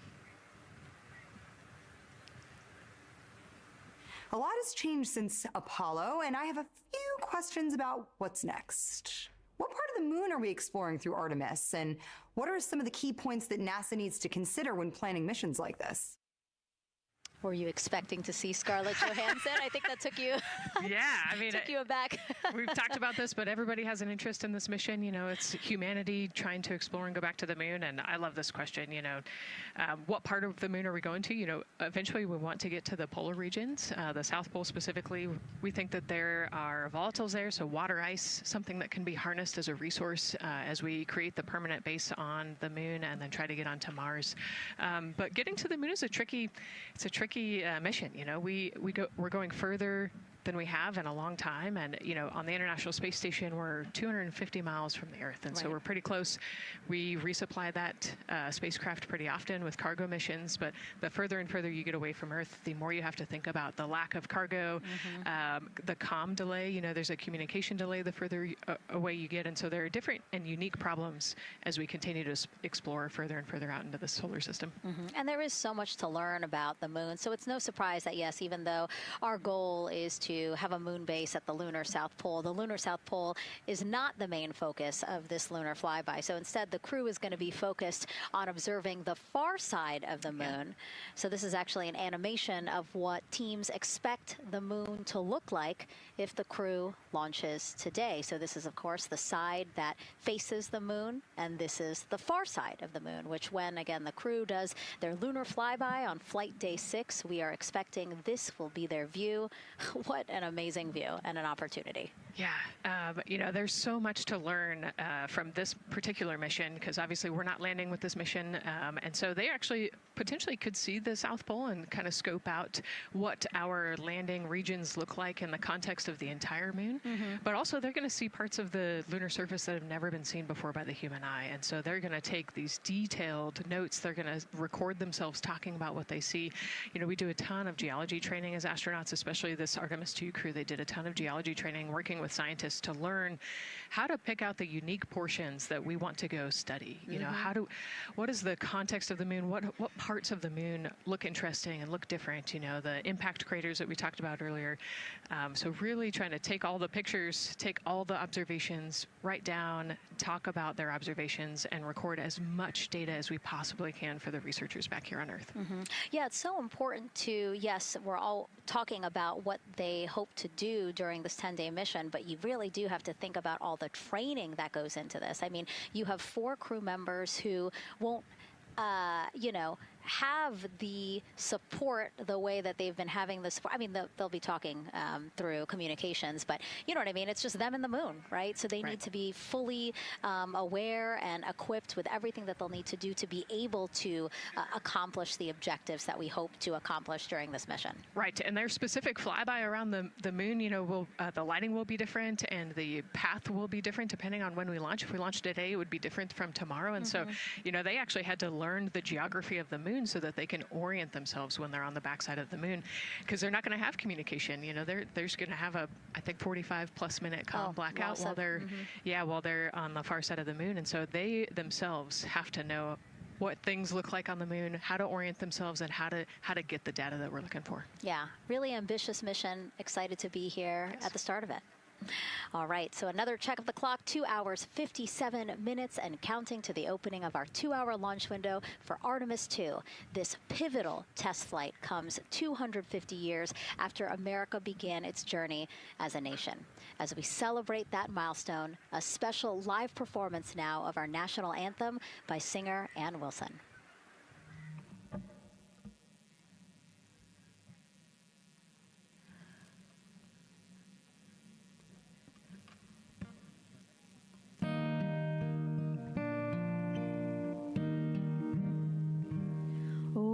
Say, can you see by the dawn's early light what so proudly we held at the twilight's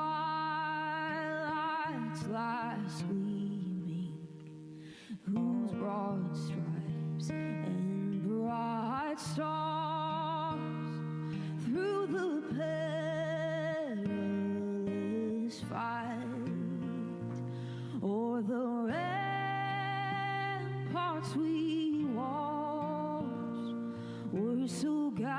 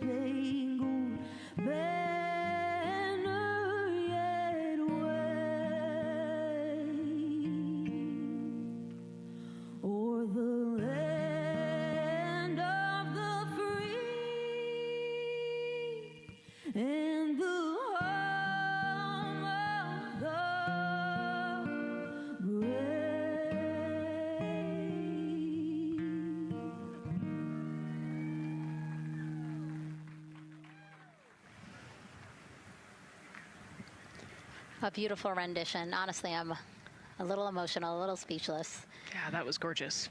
Yeah. I mean, again, we are a nation of explorers, a nation of curious minds, and to see us again 250 years after our Declaration of Independence was signed to when we are trying to return to the moon for the first time in more than 50 years, really powerful. Yeah, leading the way back to the moon. It's exciting. Mm-hmm.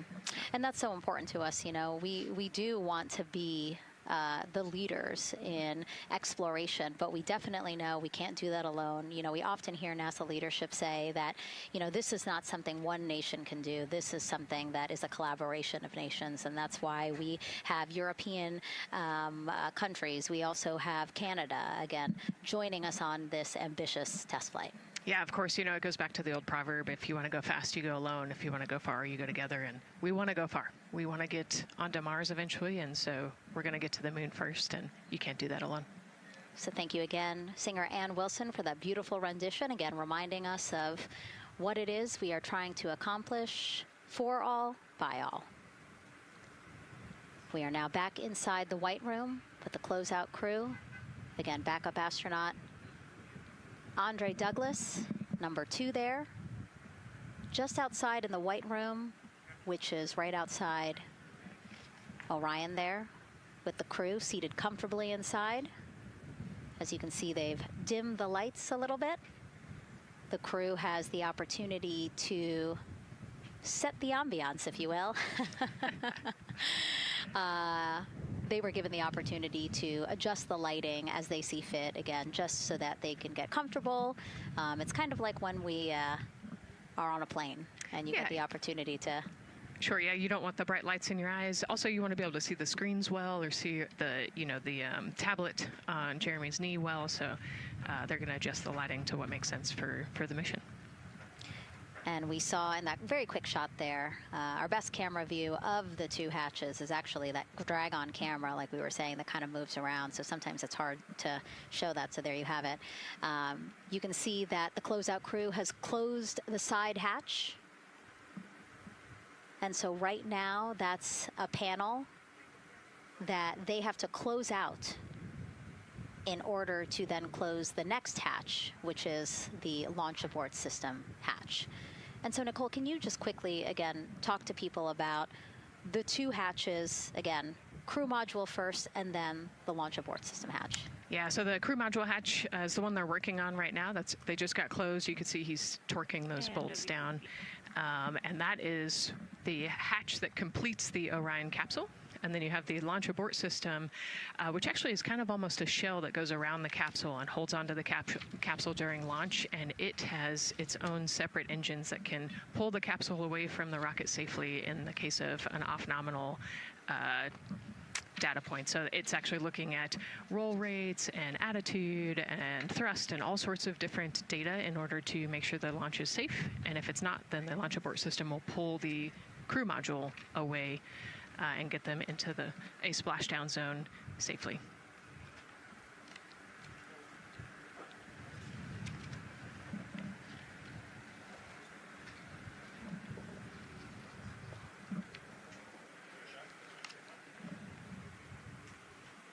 And as we wait for the crew to complete closing that side hatch of the crew module, let's head over back to Banana Creek, where we have Leah Martin standing by with the person who designed this mission's zero gravity indicator, named RISE. It was 2nd grader Lucas Yee from California. Hey, Leah. Hey, Megan. Yes, of the many special guests we have with us today, I think one of our most exciting guests is Lucas, who's joining us, like you said, all the way from California. He and his family actually worked this as a group project to design the zero gravity indicator. Lucas, can you tell us a little bit about your design? Yeah. So you named him RISE. Can you tell me why you picked that name? It was very remote, representing the Artemis 2 launch and Earthrise. And yeah, that's pretty much it. So were you really excited to find out that you won the competition and that your zero gravity indicator would be going to space? Yeah. So how does it feel? We're actually just across the river right now from Artemis. We can see it from where we're standing. How does it feel to know that design you created is actually currently on that rocket just a couple hours away from going to space? Really, really, really, really, really, really, really surprised and very happy. And very happy. Now, Mom, you were telling me on the way over here that it was kind of hitting you what was happening. Tell me a little bit about that. It's definitely very surreal to be here in person. It's definitely very surreal to be here in person. That Commander Weissman said that it's for all and by all. That we couldn't have said it better. We're just very grateful to be here. Super, super excited. And we're so excited to have you here too. Now, Oliver, this is your first launch too. Is that right? Yeah, that's right. And how does it feel to be here just a little bit away from watching the first group of astronauts in your lifetime on their way to the moon? It feels like very, very happy and surprised. So if you had one word of encouragement or something to say to the crew who's sitting on that rocket right now, what would you say?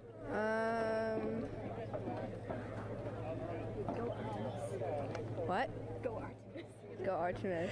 Go Artemis. Thanks so much, Megan. I would say have a nice trip. Yeah. You would say have a nice trip? I did hear that answer. I would say have a nice trip. You know, Leah, that was a hard question. You know, it's really hard to come up with the spot what to say to the crew who's about to make history today. Yeah.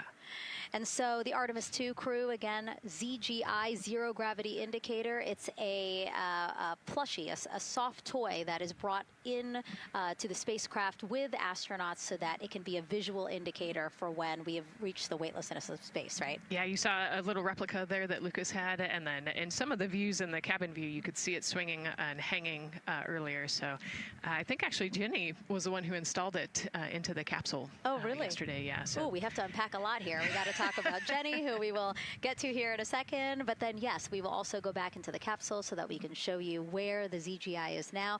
But the ZGI was chosen by the crew after a contest where the crew asked for submissions. They got submissions from around the world to, again, design their ZGI that is going with them to the moon. It's kind of like any other road trip. You need clothes, food, a map, your favorite toy. Really. Except this toy has a job to do up there because this is a zero gravity indicator. While not a scientific instrument, this safe and soft object tells the strapped-in astronauts that they've reached weightlessness. For Artemis 2, the crew wanted a one-of-a-kind ZGI, so we asked you to come up with it.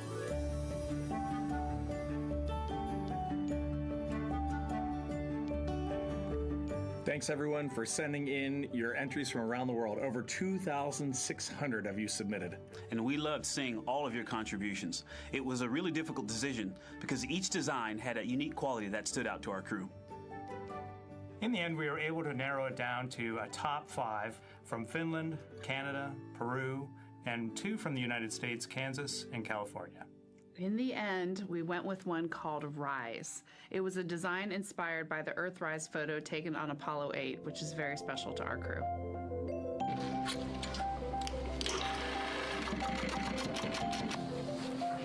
With the winner chosen, next came the task of bringing it to life here in the Thermal Blanket Lab at NASA's Goddard Space Flight Center.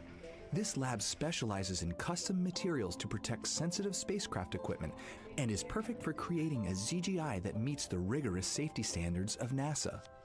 Because you have to be concerned with whether the thread's going to outgas or if it will hold up, if it's flame retardant.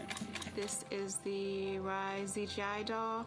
All I have left to do is to close the opening here and hand sew the hat on, make sure its stuffing is stuffed in there, and we have our pocket here for the SD card. And on that tiny SD card will be millions of names submitted to virtually join the crew aboard Orion. Got Rise. Not the real one, obviously, but this is a replica. I mean, so clever for Lucas and his family to design. Yeah, I love that he replicated the famous picture that we all love of Earthrise, and then I love that the bill represents the space in between the moon and Earth. It's just such a cute and wonderful way to represent this mission. Yeah, and again, Earthrise, very important to this crew. It harkens back to the picture that was taken by the Apollo 8 crew where they saw Earthrise, and so very appropriate since, again, now here we are going to see Earthrise again with this mission. Yep. So yeah, so this is little Rise here. And then you heard in that video that there is an SD card that is zipped inside with the real ZGI with the crew. So get this, more than 5 million people submitted their names as part of NASA's Send Your Name to Space campaign. And actually, Christina said that her niece and nephew's names are inside that SD card. How cool is that? Her nieces and nephews are going to go with her. Yeah. Love this. Love that people are engaging in such a cool way. And actually, if we take a look back inside of Orion, we can actually see the actual ZGI inside with the crew. As we said, the purpose of zero gravity indicator is to show when we've reached the weightlessness of space. Now, I know that it's probably dark in there because, as we said, the crew decided to just dim it a little bit for them. But here again, as we see, Reed on your left, Victor on your right. Below Victor, or next to Victor, again, because they're on their back, it's a little weird. It's a little hard to explain their orientation. But between basically Victor and Christina is where Jenny Gibbons has placed the zero gravity indicator. And Jenny, who, again, Nicole just brought up, Jenny is one of the backup crew members. So we mentioned how Andre is the backup crew member for the NASA astronauts. Jenny is the backup crew member for Jeremy. Yeah, Jenny's one of our Canadian astronauts, and yeah, so she's been also helping with preparations for today and helping get the White Room ready, get the capsule ready, and she's actually going to be a Capcom for Artemis 2 as well. Yeah, she's from Calgary, Alberta, completed astronaut training in 2020, mechanical engineer, combustion scientist, and actually before becoming an astronaut, she was an assistant professor. So again, another very well-accomplished person on the team. And I know the Artemis 2 crew has really enjoyed working alongside both Andre and Jenny. Yeah, actually, Jenny was our EBQ mentor when I went through our AskCanner initial training, so she helped us with all of our spacewalk training, which was kind of cool as well. Okay, and there we have Andre again, number 2, with the rest of the closeout crew team there. Why don't we get another check with Daryl and see how the launch countdown is going.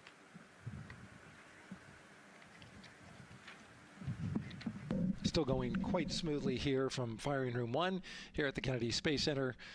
Launch team working no major constraints to launch, which is great news. We did get an update on a weather balloon that the launch weather officer and his team released. This is an important weather balloon released at right around the 3-hour mark. And what it told us is that winds are around 10 to 11 knots in the upper parts of the atmosphere. That's important information for the launch abort system should the astronauts need the LAS. This would, of course, pull the Orion spacecraft off the top of the rocket in case there were an emergency, and then take them offshore to a water landing in the Atlantic Ocean. And so the winds are pushing onshore.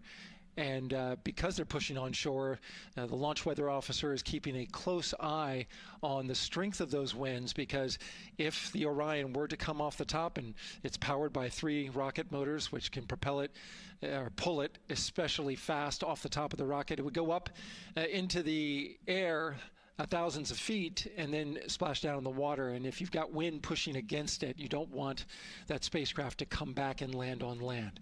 So they're watching that very closely because of the onshore flow. That onshore flow is also what's giving us a little weather action down to the south of us along what's called the beach line, 528. We got a whole lot of people out there. We're getting ready to watch the Artemis 2 historic launch. Well, they just got a good soaking. Line of rain showers, I should say, passed through that area and soaked the place. Certainly rain is a possibility, spotty showers from time to time, but overall the launch weather officer tells us that we are trending towards getting that stuff to all push to the west the closer we get to our launch window. A reminder, that window is from 6:24 p.m. to 8:24 p.m. Eastern Time. We don't have a specific T0 at this moment. There's a lot that needs to be calculated before we get there. We also need to get through the rest of the countdown on time. As of right now, we are right on time. The launch countdown is going exactly as planned. That's not something that we saw certainly in Artemis 1. There was a lot of flexing in the timeline during those 3 launch attempts back in 2022. But so far today, on our first launch attempt, we're really enjoying some really solid countdown work, some solid operations by the launch team so far. And to quote our friend Lucas, who created Earthrise, we all really like that. We'll send it back to the host desk. Thanks so much, Daryl. Yes, we really like that, and we really like Rise and Lucas. So thank you for that. That was really cute. Okay, so again, here we are in the big box here. We have our full view of the rocket, looking glorious on there with, again, some clouds, but still weather is good for launch today. And then we have the closeout team continuing to do work in the White Room. We got confirmation that they have successfully completed pressurizing the counterbalance pressurization. Basically, as Daryl explained it before, the side hatch for the crew module is very heavy. So in order to open it, there needs to be pressure applied to it, and that's what we just completed, right? Right, that's exactly it. So the CBA, that counterbalance assembly that we're talking about, has to be pressurized. It's a pneumatic system to help. So in the case of an egress, you know, Christina's the one that has to open that hatch. So once she gets it unlatched and unlocked, then that pneumatic system will help move the hatch. It weighs a lot, and so the average human cannot open that hatch by themselves. And so that's why we want to make sure that the system is pressurized, that it's not going to leak, and that it is ready to go in case they need to open the hatch. So that is complete, and now what is happening are the seal leak checks. So that is in progress. Again, 2 seals go through the entirety of the hatch, and we will take the seals to pressure, hold it for about a minute, and just make sure that it is holding pressure. Again, we want to make sure that the crew has a safe, pressurized environment in any sort of situation while they're in Orion. Yep, that's right. So we're going to take a look at it. We're going to take a look at the starting pressure, and then after a certain amount of time, we'll take a look at the ending pressure, and then there are certain tolerances that we will accept for flight. 2 hours, 37 minutes and counting from the opening of our 2-hour launch window today at 6:24 p.m. Eastern Time. After liftoff, it takes less than 10 minutes to reach Earth's orbit. Let's learn more about today's ascent profile with Gary in Mission Control. Hey, Megan. We are monitoring here in Mission Control Houston. Flight controllers are looking at data from integrity in the Space Launch System during the countdown. We're looking at some of the events happening in the White Room now and just making sure that all criteria is met to commit to launch and ascent today. It's the team you see in this room that would be looking after ascent, which is a very dynamic phase of flight. And after solid rocket booster ignition of the Space Launch System, it's this team that takes over control of the mission. There are voices you'll hear upon ascent, calls being relayed between Stan Love, the Capcom you see here in this shot in Mission Control Houston, that's the voice from this room, and the Artemis II crew on a communications channel aptly named Orion to Earth. Here are the calls you may hear during this part of the mission. Capcom Stan Love, his first call after responding to the crew's successful roll pitch maneuver at 30 seconds is AMT high. This notes that should we lose just one of the main engines, an alternate mission in low Earth orbit can still be achieved. At 1 minute 25 seconds, you'll hear max Q on PDL. This notes that reaching the moment of maximum dynamic pressure on the spacecraft. This event happens to be in line with a communication switch to another ground station, the Ponce de Leon Inlet Tracking Annex, located about 35 miles north of Kennedy. At 2 minutes 45 seconds, you'll hear SM primed, upper stage RCS ready. This means that the European Service Module propulsion system that's prepared for the next phase of aborts after the launch abort system jettisons, and the reaction control thrusters on the inner rim cryogenic propulsion stage that enable pointing and maneuvering are ready. At 3 minutes 50 seconds, you'll hear voice check on TDRS at the Kármán line. At this point, the launch abort system has jettisoned and revealed the Orion capsule underneath. This check verifies that the now exposed Orion antennas have a good signal over the tracking and data relay tracking and data relay satellites, which is part of a geosynchronous satellite network and the same assets that are used aboard the International Space Station. This communication switch happens to be at the Kármán line, a widely recognized boundary about 62 miles, statute miles, or 100 kilometers above the Earth's surface, where the air is too thin for conventional aircraft to fly and marks the point where our astronauts leave Earth and enter space. At 5 minutes 16 seconds, you'll hear the call 3-engine press. This notes that if one of the 4 main engines on the SLS core stage were to fail, 3 engines can carry the crew to a nominal main engine cutoff and proceed with the expected mission timeline. This is an important call that gives more assurance of continuing today's moon mission. At 7 minutes, you'll hear expect nominal shutdown. You'll hear this call should the main engine performance be as expected up to this point. Shutdown plans can vary and may impact G-forces experienced by the crew or future burn plans, but a nominal shutdown is more indicative of continuing the mission on the expected timeline. At 7 minutes 30 seconds, you'll hear AOA open. This notes crossing into a new abort profile. At this point, an abort would use Orion engines to escape the core stage, and the altitude and velocity are enough to make it 1 lap around the Earth and aim for a splashdown in the Pacific Ocean instead of the Atlantic. And then, of course, shortly after 8 minutes, you'll hear nominal MECO. You won't hear MECO right away. Teams here wait until the core stage has separated and the trajectory is confirmed as expected before that call to the crew. Now, this ascent profile is approximate, as there may be calls that move a few seconds depending on the trajectory, and of course these are the calls and times for a nominal trajectory. Teams in this room have been training extensively to prepare for any and all scenarios, and they are confident and ready to take this crew into space today. In today's pre-brief, the flight director, Judd Freeling, expressed his confidence to the team, citing the hundreds of simulations to prepare for this very moment. These are the calls you'll hear during ascent less than 3 hours from now, but now we'll turn our attention to the countdown to launch and send it back to you, Megan, at the Space Coast. Thanks so much, Gary. Now, one of today's 4 astronauts, of course, Canadian Space Agency astronaut Jeremy Hansen. Let's go now to Jasmine with her next guest. Thanks so much, Megan. Yeah, we're joining you live now from the Operations Support Building here at Kennedy, where crowds are starting to gather, and we're honored to have Lisa Campbell of the Canadian Space Agency joining us. Lisa, Jeremy Hansen is about to make history as the first Canadian to venture to the moon. What does that milestone mean for your agency? Thanks so much, Jasmine. It's wonderful to be here. It's such a special moment, both for our astronaut colleague Jeremy Hansen, but also for Canada. We're here because of decades of public investment in space robotics, in space collaboration, and so for our country, we're very proud. He's so ready.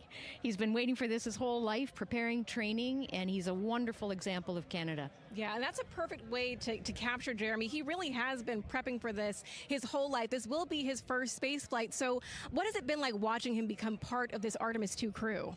Well, as I mentioned to you, I've known Jeremy since 2020, and he's a colonel, a fighter pilot, a father, and he really is a very dedicated, passionate human being. So both for him to realize this goal of being an astronaut and flying, he also is hopeful that witnessing that will raise awareness about the value of a space program, of the benefits here on Earth, of exploring the universe and our place in it.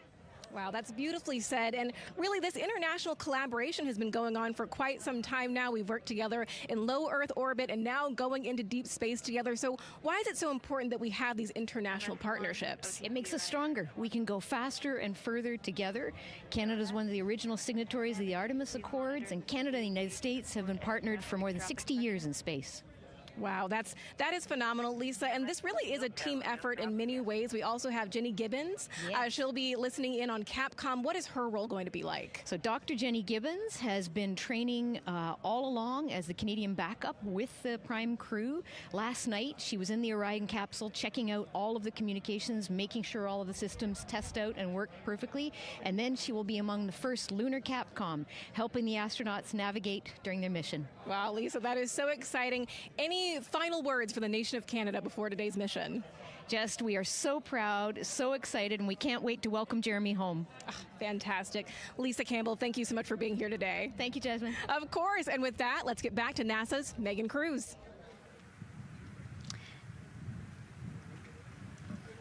And right now, go ahead. Ma'am, TBA press has been completed. Did you see any drop in pressure? And MS1, we saw just a little bit. It is just over 2,600 now. Copy. Thank you, ma'am. again, a call out to mission specialist Christina Cook. Again, it was her responsibility to monitor the pressure on the counterbalance system that will help open the side hatch. And she did report a drop in pressure, but it seems like it's within nominal limits. Right.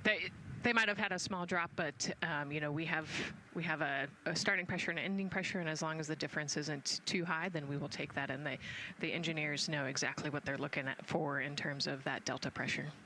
And so again, that milestone on the checklist of things that have to happen before they launch today, that is complete. The crew, again, still inside comfortably as the closeout crew team work to close the side hatch.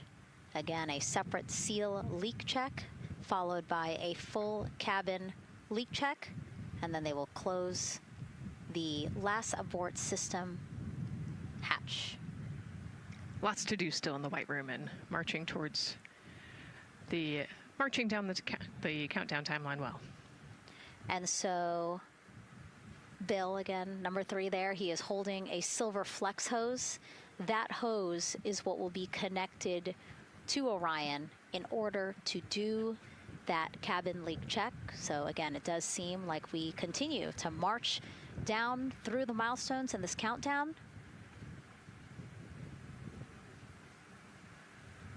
Hopefully lifting off today within our 2-hour launch window that opens at 6:24 p.m. Now, right now, people inside the Kennedy Space Center Visitors Complex are learning about this mission. There are great exhibits there about the rocket and Orion, and of course, our Megan Carter with the moon board. All right, Megan and Nicole, yeah, you mentioned that checklist before launch. That checklist is going to continue during the mission, as well as there are several vital objectives that we are hoping to accomplish with this mission. So we've talked about the rocket. We've talked a little bit about Orion. Obviously, during Artemis 1, we had that test flight, and there were no humans on board. That is our one big difference for this one, and we are going to have that crew this time. So what are they going to be up to during this mission? Let me tell you just a little bit. Now, for Artemis 1, like I mentioned, we were really focused on the SLS, making sure it had the power and capabilities that we needed.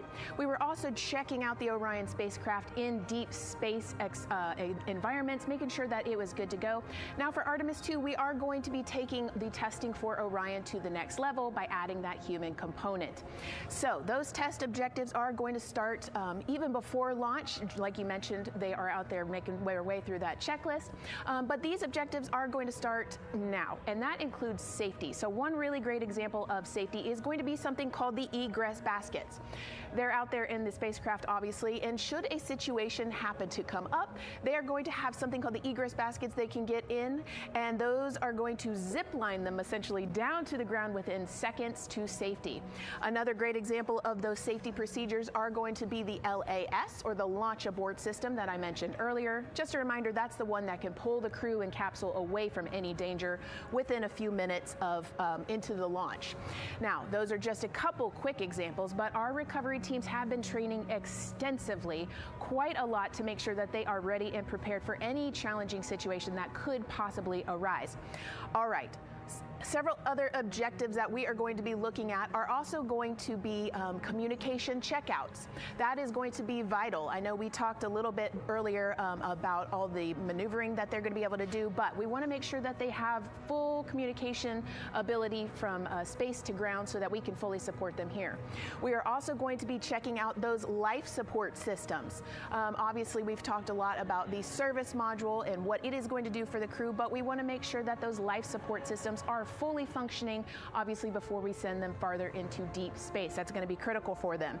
So on top of being able to maneuver the spacecraft and check everything out, we are also going to be making sure that everything is fully functioning. So as you can see, big part of this mission is to make sure that the spacecraft, the hardware, and all the operations are working and that the data is going to make sense. And speaking of recovery, we are also going to have the opportunity at Splashdown to recover that launch or that flight data, and we're going to be able to take that back, analyze it, and make sure there are if there are any enhancements we need or changes we need to make before our next missions, we'll be able to do so. So lots to do. They're going to stay very busy, obviously. And with that, I will turn it back over to you, Megan. 2 hours, 25 minutes and counting, and the crowd, check it out, continues to grow at our Banana Creek viewing location. They will have a great view of launch, and we will go back now to Leah Martin, who's standing with her next guests.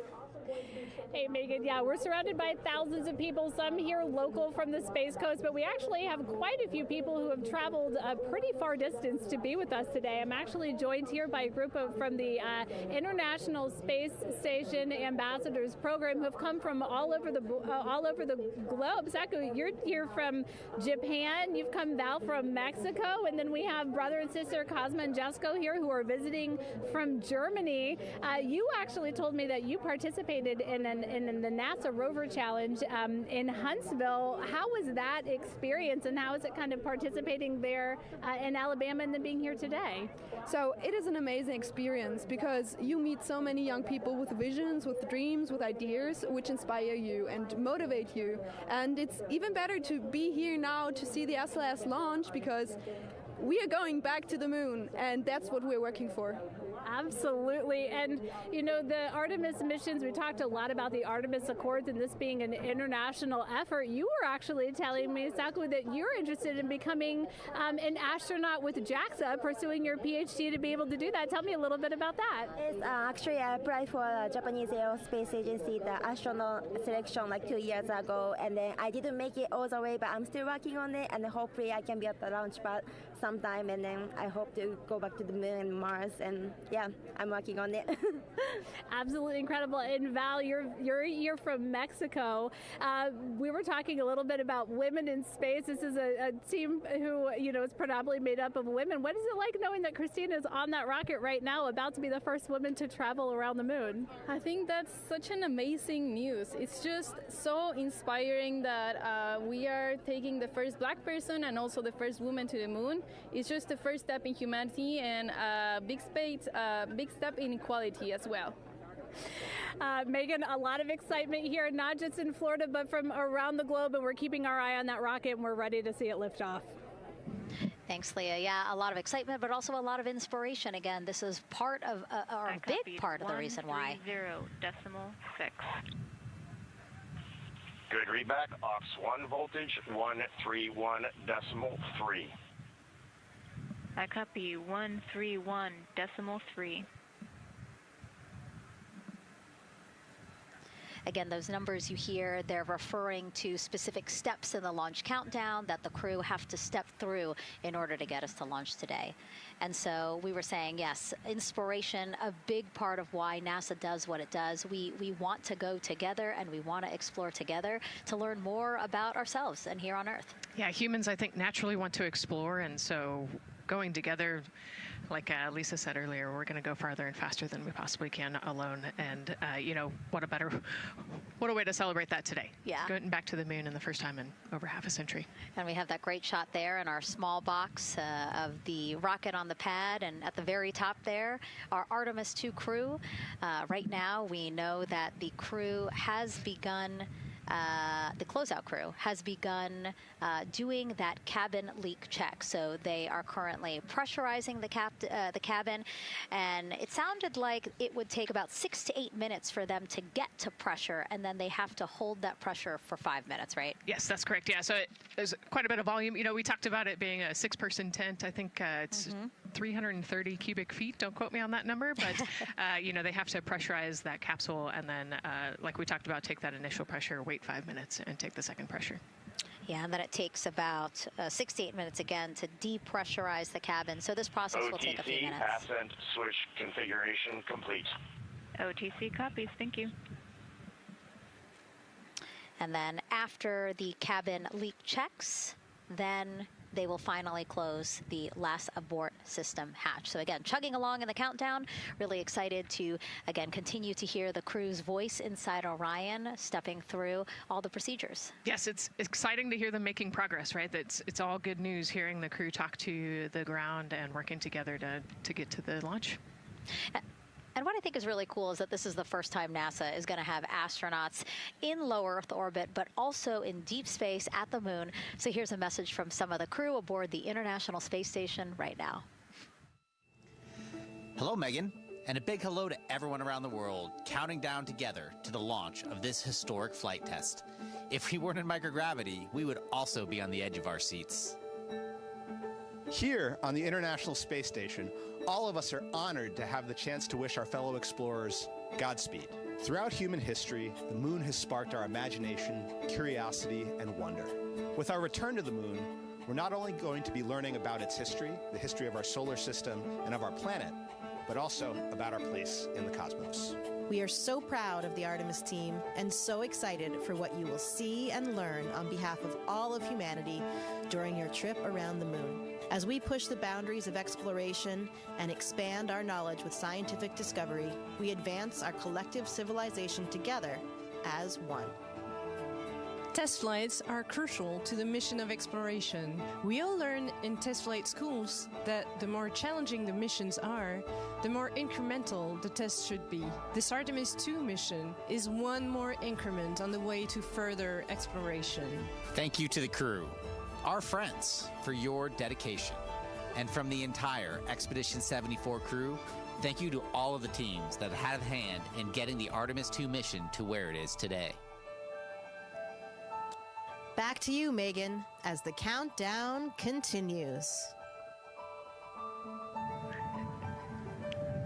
Oh, I love that so much. I just love seeing them there. And again, you have to remember the International Space Station is an orbiting lab. We learn so much there, and we're going to learn so much more from Artemis II, because this isn't just a test flight. It's an opportunity to learn more about the moon, deep space, and how humans can live and work so far from home. So here are some of the science objectives that NASA hopes to accomplish with Artemis II.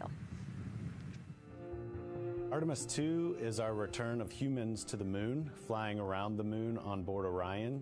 But along with that, we're doing a lot of great science. One of the exciting things about the Artemis missions to the moon is that science is actually a fundamental pillar of why we explore, why we're going, what we're doing in Artemis. I think it's incredibly exciting that not only are we testing the vehicle, but we're testing science on board. Science where the astronauts are conducting experiments, science riding along with the astronauts. We have astronauts looking outside the window and really observing the lunar surface. It will help us understand the deep space environment. It will help us understand how that environment affects our astronauts, our systems, and life in general. So deep space is a challenge for us because you have to leave Earth's protective magnetic field. Here in low Earth orbit, the crew members are protected from some of the harmful radiation. Going to the moon, they'll no longer be protected, so they'll have a higher radiation exposure. Much like Artemis 1, we have so many radiation sensors and detectors that are inside the capsule so that we can fully understand and appreciate the radiation environment for protecting our astronauts. In my hand here, I'm holding a tissue chip model. This is the exact design that's going to be flying alongside the astronauts. We'll be collecting samples from each of the crew members, and we can make these organ chips out of the astronauts themselves. So every crew member will have their own avatar on board, and then upon return, we can evaluate that deep space radiation environment and what that compares to the astronaut themselves. Not only are they going to help change the course of medicine for the astronauts, but revolutionizing that on Earth as well. We're looking at sleep, we're looking at team dynamics, we're looking at how you interact with the environment. We're also looking at the immune system, so what are the biomarkers? We're using saliva as a method to study hormones and different things in your body that may change during a mission like this. And then finally, how do we function after microgravity, being close to the moon, then returning to Earth. Which will ultimately help us achieve our goal of getting humans to Mars. And then on top of that, we have an opportunity to look at the moon from deep space on the far side for the first time in over 50 years.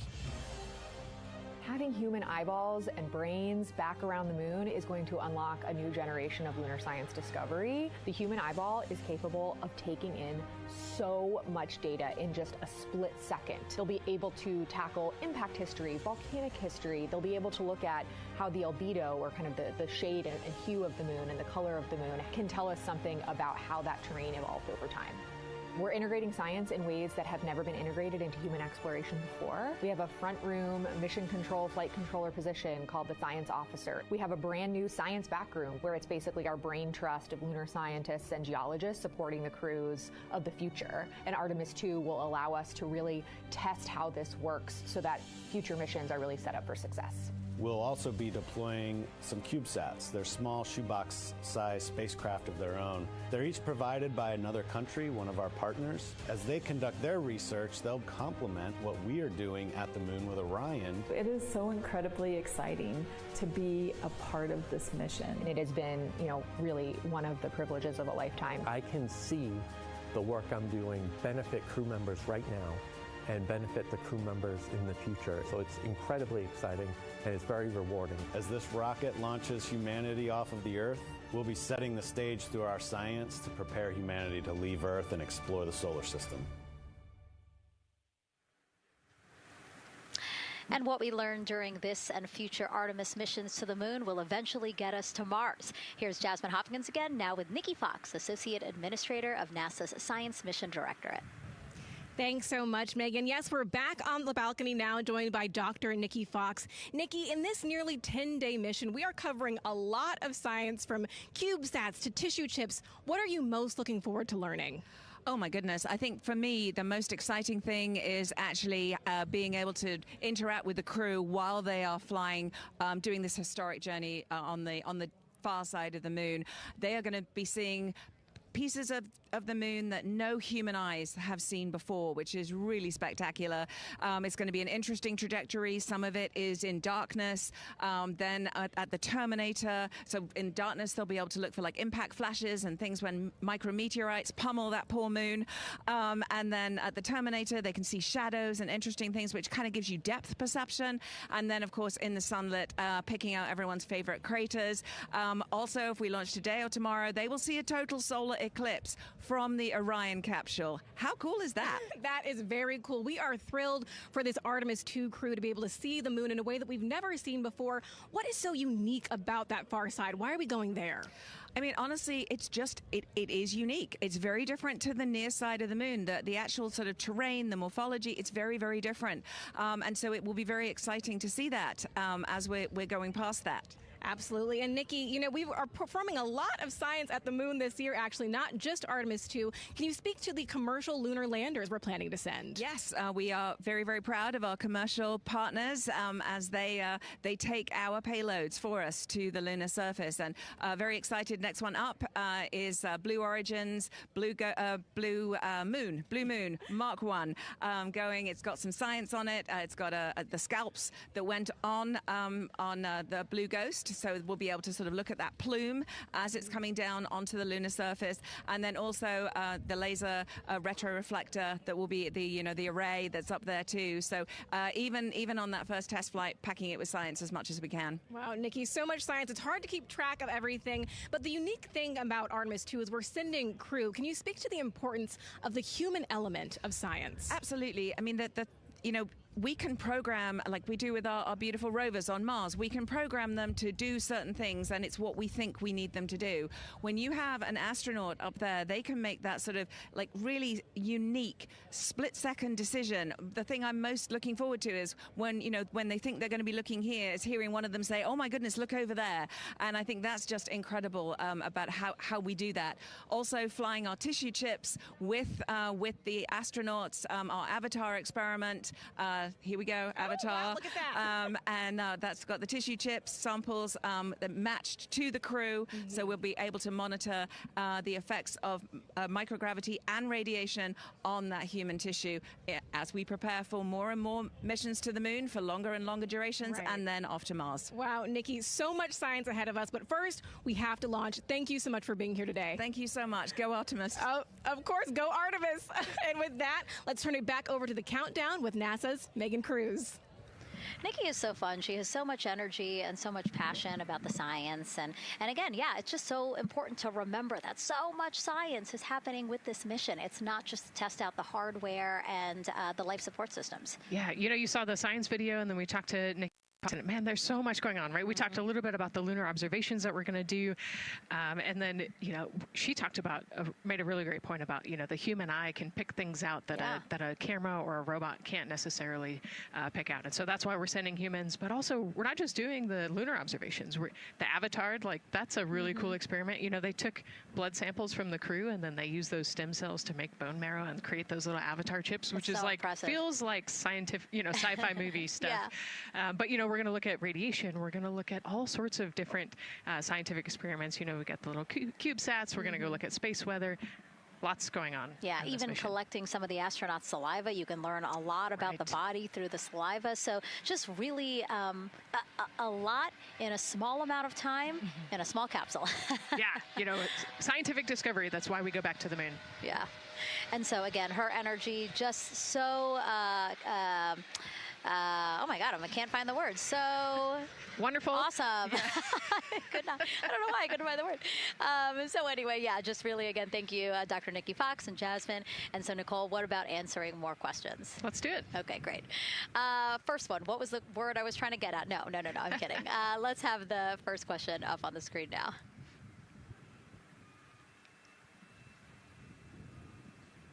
I know we got them. I see him being asked. And CDR, OTC, or Earth 1? Go. For your awareness, scrubber cycling is about to be restarted. Integrity copies.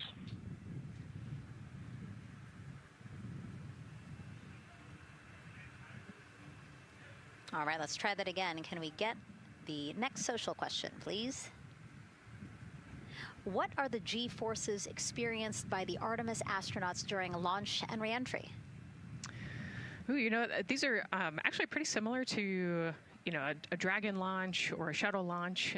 You know, we have to accelerate to get out of the Earth's atmosphere, and then, you know, we talked about the secondary burns that they will do to get away from Earth. But, you know, for me personally, it kind of felt like we got slingshotted off the Earth is how I like to describe it. So, you know, you get set back in your seat and the G forces are into your chest. CDR, OTC, or Earth 1? Go ahead. Cabin leak check complete. The cabin is going to be vented to flight pressure momentarily. Integrity copies. That's fantastic news. Yeah. Again, so the spacecraft is holding pressure as expected, and so now they will depressurize it, which will take about 6 to 8 minutes. Exciting. Yes. Yeah. Go ahead, Nicole. Like we talked about, continuing to march towards the launch. Yeah, so the G-forces are into your chest, and it's kind of a slow build, and you can get all the way up to 4.5 Gs into the chest during the launch, and often they have to back off on the thrust a little bit so that you don't get too high in the G-forces, and especially as we go through kind of max Q or that max aerodynamic force, so as they get through the thicker parts of the atmosphere. And then very similar G-forces on the way home, so slow, steady build up to about 4.5 Gs as the rocket actually decelerates. You know, you heard in one of the packages, when they come back, they're going to be going 7 miles a second. Gosh, that's and incredible. So you have to slow down somehow, and to do that, you have to actually, you know, when you brake in a car, you feel those G-forces, and so for the astronauts, it'll just be, again, into the chest based on the orientation. Great. Thank you so much for that answer, Nicole, and for that question. We're going to continue to try to take as many as possible. Again, you know how to send them to us at NASA Artemis. But now we again have another question for you, for our audience. We want to know, what part of Artemis 2 are you most excited for? Liftoff, Earth views from Orion, lunar flyby, or splashdown? Tell us again on NASA's Instagram or Twitch accounts, and we'll share your answers a little later in the broadcast. That's a tough one. I don't know what my answer would be. I know. I don't know either. I'm excited for it all, but that's a cop-out. All right, now let's head back over to Banana Creek. Again, the crowds there, really excited. People coming from all over the country, from around the world. Why don't we get another check with Leah Martin to see who she's caught up with now. Well, Megan, we were a little while ago talking to some students from around the globe. Today, we're actually talking to some local students who are from right here, locally, Merritt Island in Titusville. We talk a lot about the Artemis generation and about the students who are going to become the next generation of dreamers, of engineers, of scientists and technologists. And I'm actually standing with a group of those students here today. Our local high school has actually implemented a really neat new program in the spirit of being able to create these pipelines for employment and engagement. Can you tell me a little bit about what Merritt Island High School is doing? Sure. Well, this is a new program, first of its kind here at Florida, and basically what we're studying is astronautics and aviation, kind of blended the two together. We have flight simulators in our lab, but students are also learning about engineering, aerospace engineering, and we're trying to make all kinds of pathways available for them, trying to give them opportunities to see which pathway they might want to be interested in. So, yeah, just a great opportunity for them to learn about space. We just finished doing a whole model rocket build where the students took CAD software, developed their own rockets, put them together, and launched them right from our school. So it was very exciting. Incredible. And then another local high school, Titusville, you guys also have a similar but slightly different program. Yes, we do space mechatronics with advanced manufacturing, preparing students to build and manufacture things to automate, do automation to build things on Mars and things like that, or locally too. Now, you told me that you're actually trying to figure out a little bit what you want to do when you're done your freshman in high school. What things are you learning in your class here that are really kind of tweaking your interest in the aeronautics field? So we're building a lot of things with like metal and how we're supposed to do it on the rockets. We're also doing computer programming, which would help with NASA and like programming and coding. Absolutely. And you were actually telling me that I think were telling me that you're interested in becoming a pilot. We talked a little bit about the pilot who is on board the rocket right now. How is this program preparing you for your future? I mean, it's teaching me everything that I know about aviation, and it's really inspiring that I get to learn it in a classroom, like locally as well. It's amazing. I love it. And then you were also telling me you're taking this class. What's the most interesting thing you've learned? I really like the whole design part of it, like actually like engineering, like because I want to be an engineer. Engineering the products we use when we build stuff, that's definitely my favorite part, learning how to use those kind of softwares. Absolutely. Well, Megan, when they're seasoned NASA employees, you'll be able to say that you saw them here first when they were still in high school. Back to you at the desk. I can also say that they have fans. Nicole Ayers here. As soon as that girl said that she wants to be a pilot, Nicole went, yeah, why is that something that's so thrilling for you to hear? I mean, I love when kids in high school have goals and they set their goals high and they want to go do something. You know, the kid who wanted to be an engineer or a pilot, like, I love that. You know, find something that you're passionate about, go work hard at it, and go get good at it. Yeah, and speaking of passion, I mean, we definitely have a whole bunch of people here passionate about what NASA is doing here. Again, the lawn behind us just filled with media from around the world, making sure that they can help tell our story to everyone who is interested in hearing it. So back here in Florida, of course, we have NASA leadership also keeping a close eye on launch operations. Let's go now to Jasmine Hopkins, who is standing by with Lori Glaze, Acting Associate Administrator of NASA's Exploration Systems Development. Thanks so much, Megan. Yeah, we're honored to welcome Dr. Lori Glaze to the balcony now. Lori, this is our very first time having crew on an Artemis mission. How does that feel, and how does that change our overall approach to the mission? It's a really good question, and it really came home today when we were watching the crew walk out, and then we saw them get into their van and go out to the pad, and we've been watching them getting into the crew module. And so we've really put an enormous amount of rigor into assuring the safety of our crew. One of the most important things on this mission, different from Artemis 1, is we now have environmental controls and life support systems. One of the most important things we're going to do on this mission is test those out and make sure that we can keep our crew healthy and safe throughout their mission. We also on this mission have an activated launch abort system, which we had the system for Artemis 1, but it wasn't active. But we definitely had that active on this mission. We want the ability, again, if something goes wrong, to be able to have that ability to abort and get them back to the ground again, safe. Absolutely, Lori. I mean, as you're driving home, safety is paramount here at NASA, and your program is responsible for all of these Artemis elements. We have the Space Launch System, Orion, ground system. So how do you get everybody cohesively on the same page for a day like launch? And that's a great question, and it's really been wonderful to watch our teams working together. We have the ground systems, which are kind of the bookends of our mission. The ground systems help prepare us to get the rocket ready to take off. They're doing all of the loading of the tanks right now and getting the crew into Orion. And then at the back end, they'll be there to recover the crew when they land in the ocean. But they know that their job is to make sure that that rocket is ready to go and that the crew module is ready to go. And then the rocket itself, the space launch systems, they know that their job is to deliver the crew module to the right point in space so that they can conduct their mission. And then again, they have to make sure that everything is ready, that they set them on the trajectory that is going to bring them around the moon and set them up to land in the right place in the Pacific Ocean. And that's their job, and they know how important that is. And they have to work closely with Orion, which again, they also have to work with all the other teams to make sure that everything's working together. And then on top of that, our flight operations teams, all the people on the ground, they're all working together. They know this mission doesn't work unless every single part of the mission works. Right. Lori, there are so many things that have to work together today. We can't wait to see what happens next. Thank you so much for being here. It's my pleasure. Thank you. Of course. And with that, let's take it back to the countdown with NASA's Megan Cruz. Yeah, and speaking of the countdown, 1 hour, 59 minutes and counting until the opening of our 2-hour launch window at 6:24 p.m. Eastern Time.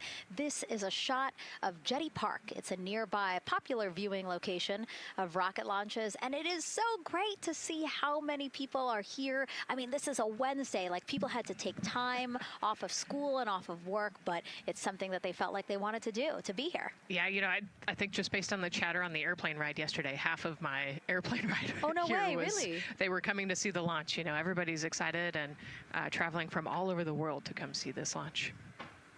And it really is a great day. We had some sprinkles here in the crowd, but for the most part, I mean, it's just a beautiful day to witness history.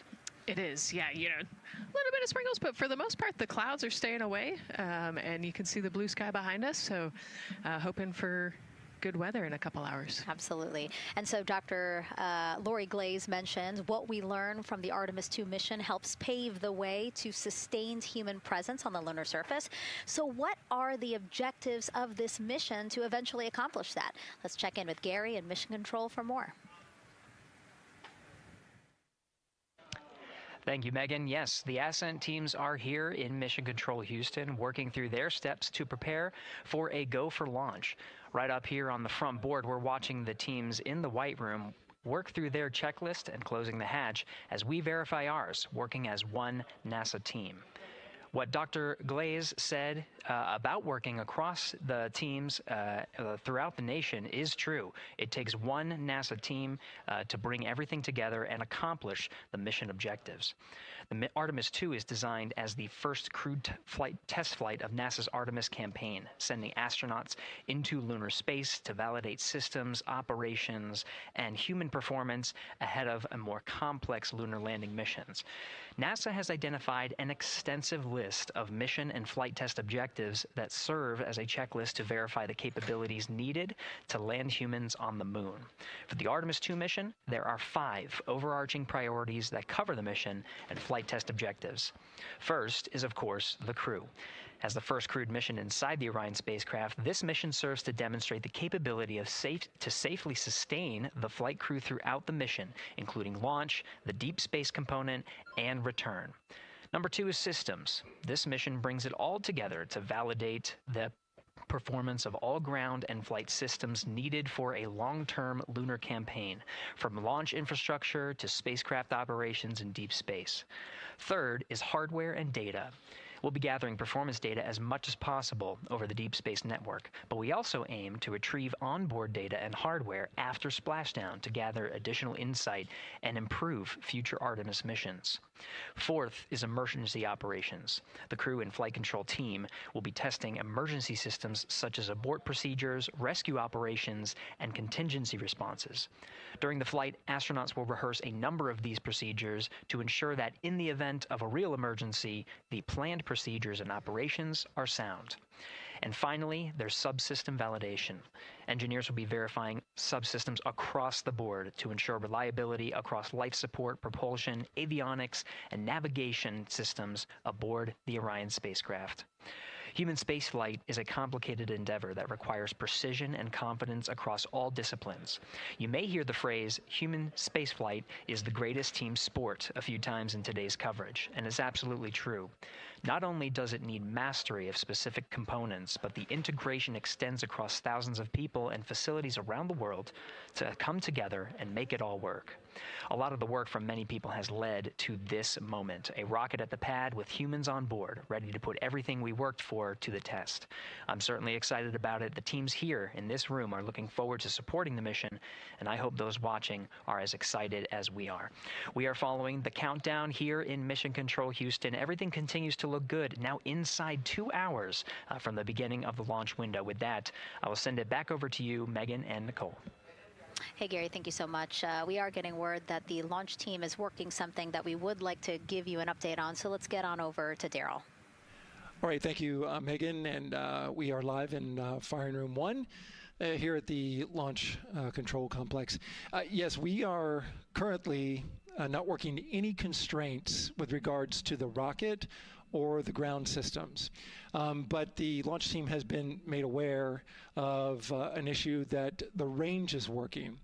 And currently they're monitoring that work that is going on over at the range. We understand that that issue is related to the flight termination system. Now, the flight termination system, just to give you a quick explainer, every rocket has a flight termination system. It's the system that the Eastern Range here uses in order to send a destruct signal to a rocket in case it veers off path. So it's a very critical, important safety component in terms of how the range keeps the public safe here. We understand that the flight termination system, they're working an issue. And so as they continue to work that issue, they've asked for some assistance from the launch team to help verify some of the work that they're doing on their FTS system.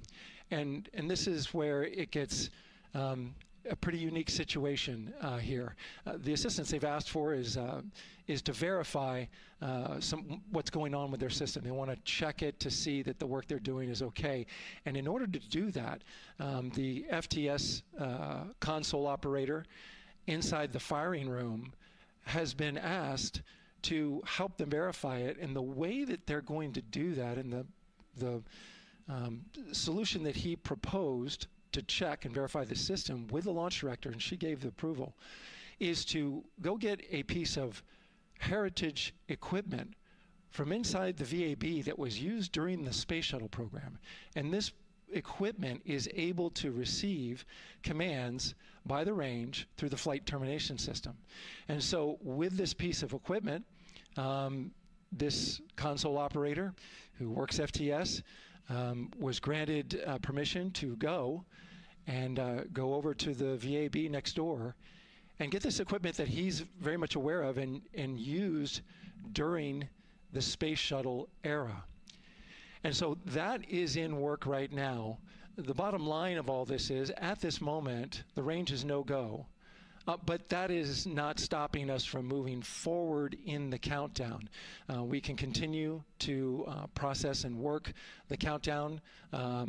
The closeout crew will continue to do their work, and the launch team will continue to do their work as well. But we'll keep you updated on what happens in regards to, as far as my understanding goes, a pretty unique situation here with trying to bring resolution and kind of help out the situation that we're seeing at the range right now. And that's the latest here from the firing room. I'll send it back to Megan and Nicole out the host desk. Thank you, Daryl. Yes, very unique, but I think it speaks to the ingenuity of this team, right? To say, hey, we have this equipment at the VAB. Why don't we leverage it to try to solve this issue and work it? Yeah, what a great example of human creativity, right? We know this thing exists. Let's go solve this problem. We have time, you know, like Daryl said, we're going to continue to march down the countdown. So we'll continue to get the rocket and the crew ready, but we still have that 2-hour window. So in the meantime, let's try to figure out what's happening with the range. And speaking of the range, what is the range for people who might not watch rocket launches with us often? Sure, yeah. So anytime that you launch a rocket, you have to clear the airspace, right, in the launch corridor. So where the rocket's flight path is going to go, you have to make sure that that whole airspace is clear. And so we actually have assets, you know, the Space Force helps us out with this one, but, you know, we want to make sure that there aren't airplanes in the way and there aren't other, you know, maritime assets in the way or things like that. So that there's a whole group of people. We talked to, actually, Gary said it great, right? It's a huge team sport, and so there's a whole group here on the ground that is monitoring that launch corridor to make sure it's clear and ready to go. And so if they're having issues, then we definitely can't launch this rocket. We don't want to launch blind into a corridor that we can't see. Yeah, because as Daryl said, I mean, it is very important, the flight termination system, needing to activate it in case of an emergency. So yes, something that we will closely be monitoring throughout the countdown, and hopefully again won't be an issue, that they can fix this issue by going to the heritage hardware that's in the vehicle assembly building. Right, what a great idea. Okay, so again, under 2 hours from the opening of our 2-hour launch window, 6:24 p.m. Eastern Time. The crew, as you can see there, inside of Orion, relaxing, getting updates from the team, but also just getting in the right headspace for hopefully launch today. Let's learn a little more about each of them now. The moon, to me, it's the thing that connects me together with all the other humans in my life. I remember being a little kid lying in bed at night and just looking out at the moon in whatever phase it was in, and I was thinking, man, my friends that live like 20 miles away, they can probably look out and see that same exact moon. And then when I was in the Navy and I would look out at the moon and I'd be halfway around the planet, I would think, man, my brother can see that moon where he is, and he's halfway around the planet from where I am. To me, it's a connection of life on Earth. We can all look up and see that moon, and it's always changing. The moon is never the same 2 days in a row. I love that. My name is Reed Wiseman. I'm the commander of NASA's Artemis II mission around the moon. I grew up in a little town just north of Baltimore, Maryland, about 20 miles north of the city. There was a National Guard base nearby my house, and there were A-10 aircraft that would fly over every now and then. I just would look up at them and be like, man, I want to be up there. I want to go do that. And then my brother went to the Naval Academy, and I would go every year and watch the Blue Angels fly during commencement, and that just started to grow and grow and grow. For a while, I wanted to join the Air Force, and then I realized Navy flies as well, and they fly from ships in the middle of the ocean, and that was it. Like, done deal for me. That is exactly what I wanted to do for my career. Flying is freedom to me, especially when you're in a jet aircraft coming off of an aircraft carrier in the middle of the Pacific Ocean. Nearest land is over 1,500 miles away. So when you come off of that aircraft carrier, you are truly just alone with yourself out there. It is a magical experience to be out there all by yourself in an aircraft over the Pacific. Just it's free. I think anybody who accomplishes something that they set their mind out to, there's no one thing that does it for them. It's a combination of everything. I mean, the way my parents raised me, the way my brother and I, the way our relationship developed over time, my friends, being in the marching band, going to college, setting my own course, learning how to live on my own, being mentored along the way, being, kept on the path to success, but being given the freedom to, make excursions and fail every now and then and regroup and carry on. I think all those things come together in the end to get you where you are. I've had to overcome, I'm a human being. I've had to overcome a lot of fears. I'm pretty scared of heights. I joked about that on the International Space Station, but it turns out I'm only scared like at the edge of a building. When you're up on the International Space Station, even though you're 250 miles up, I never had that feeling of falling or that I was, at risk up there. I just kind of loved the feeling of floating and looking down at Earth. There have been challenges all throughout my life. By far, the biggest challenge was losing my wife in 2020 to cancer and now raising two daughters who are grown up now, but that's been the biggest challenge by far I've ever had to face. It is not easy. Being an only parent, trying to work a full-time job, and raising two kids is something that I think about every single day. I'm very proud of the work I've done. I haven't always done it well, but I've always shown up and tried as hard as I possibly can. I do wonder what it's going to be like when we are really far from Earth and can see it. The sensation of being so far away from everything that you know. I had that sensation on the space station the first time I got to sit in the cupola for a really long time. So I can only imagine what that's going to be like from 200,000 plus miles away. My name is Victor Glover, and I'm the pilot for NASA's Artemis II mission around the moon.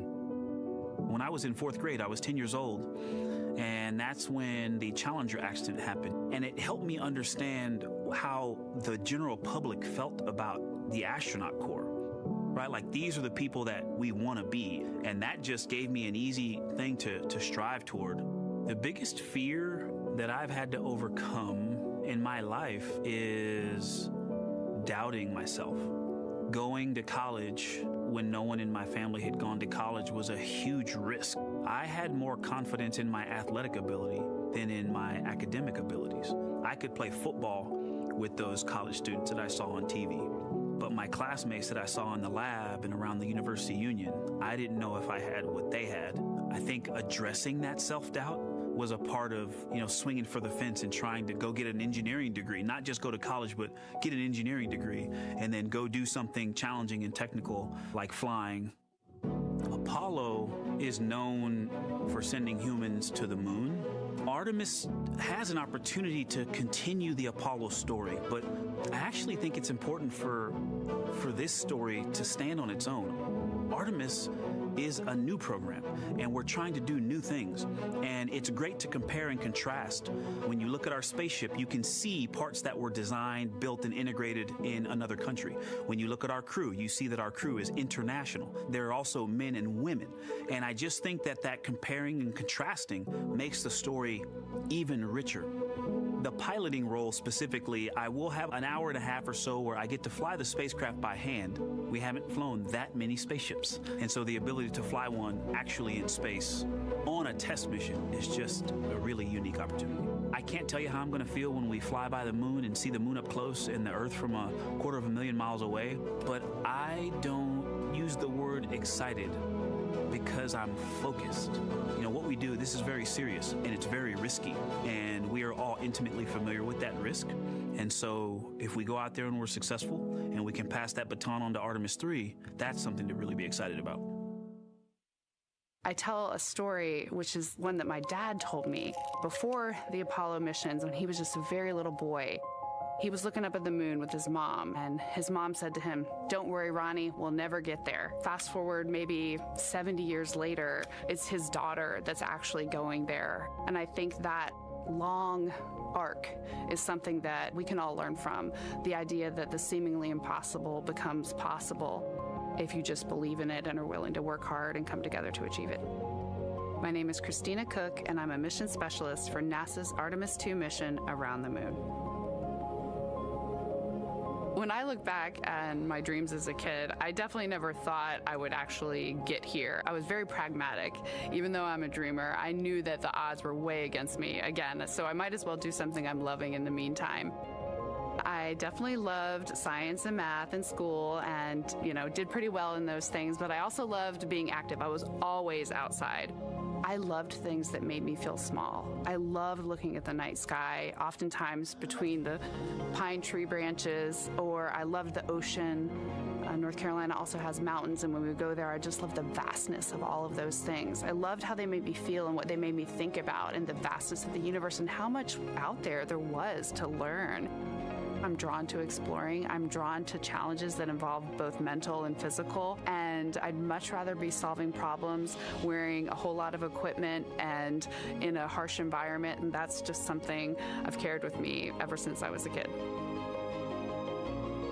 Thinking about the fears or challenges that I've had to overcome, there are just so many. I mean, basically, it's just been, that has been the journey. I always say to people, do what scares you, and that means I have to follow my own advice. So doing what scares me meant getting on a plane and going to the Antarctic, getting on a plane and going to study abroad in Ghana, applying to become an astronaut, opening the EVA hatch in the airlock and going out of it into the darkness, strapping myself onto a rocket. And so for me, I think that no matter what the challenge, recognizing that if people believe in you and you believe they believe in you, the challenges seem always a little bit easier.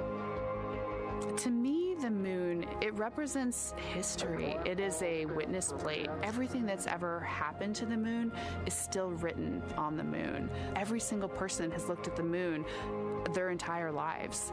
We see the same moon. That's something really special. It's just the epitome of a symbol of something that's in each of our hearts, but that's also represents exploration and reaching. I have this very distinct memory of seeing an image of an astronaut standing on the moon. It's burnt in my brain because I went back to it so many times in my childhood, and I would look at that image, and I know it had a huge impact on me that humans had walked on the moon. My name is Colonel Jeremy Hansen. I'm an astronaut with the Canadian Space Agency, and I'm a mission specialist on NASA's Artemis II mission around the moon.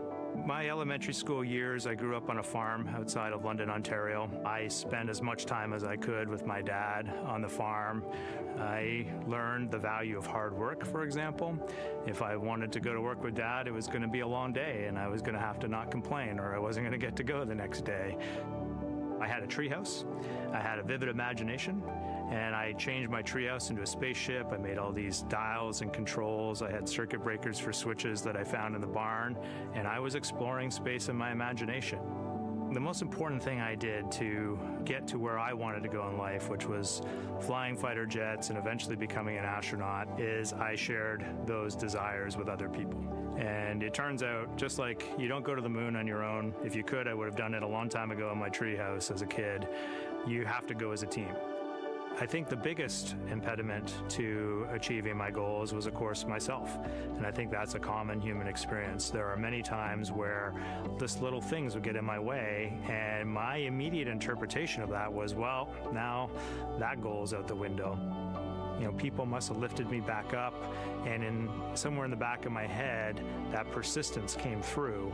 And I think that's a common human experience, to doubt ourselves. I've come to this, I guess, realization that I believe that we all have gifts to contribute, and the goal is to figure out how to use your energy towards adding positively to humanity's existence on this planet. But I love it when humanity sets big goals, like sending humans to the surface of the moon with an eye to eventually going to Mars, because when we do that, we can bring together genius from not just even in one country, but around the world. I've also learned from my indigenous mentors that they refer to the moon as Grandmother Moon. So you've probably heard of Mother Earth. They use Grandmother Moon because Grandmother Moon is responsible for the water in their community, just like the moon moves the water around the planet, affects the tides. And I think that's a really beautiful thing for us as we go back to the moon, to think about all the different cultures around the world and how they view the moon differently. And that's really neat because we all share that same moon in the night sky.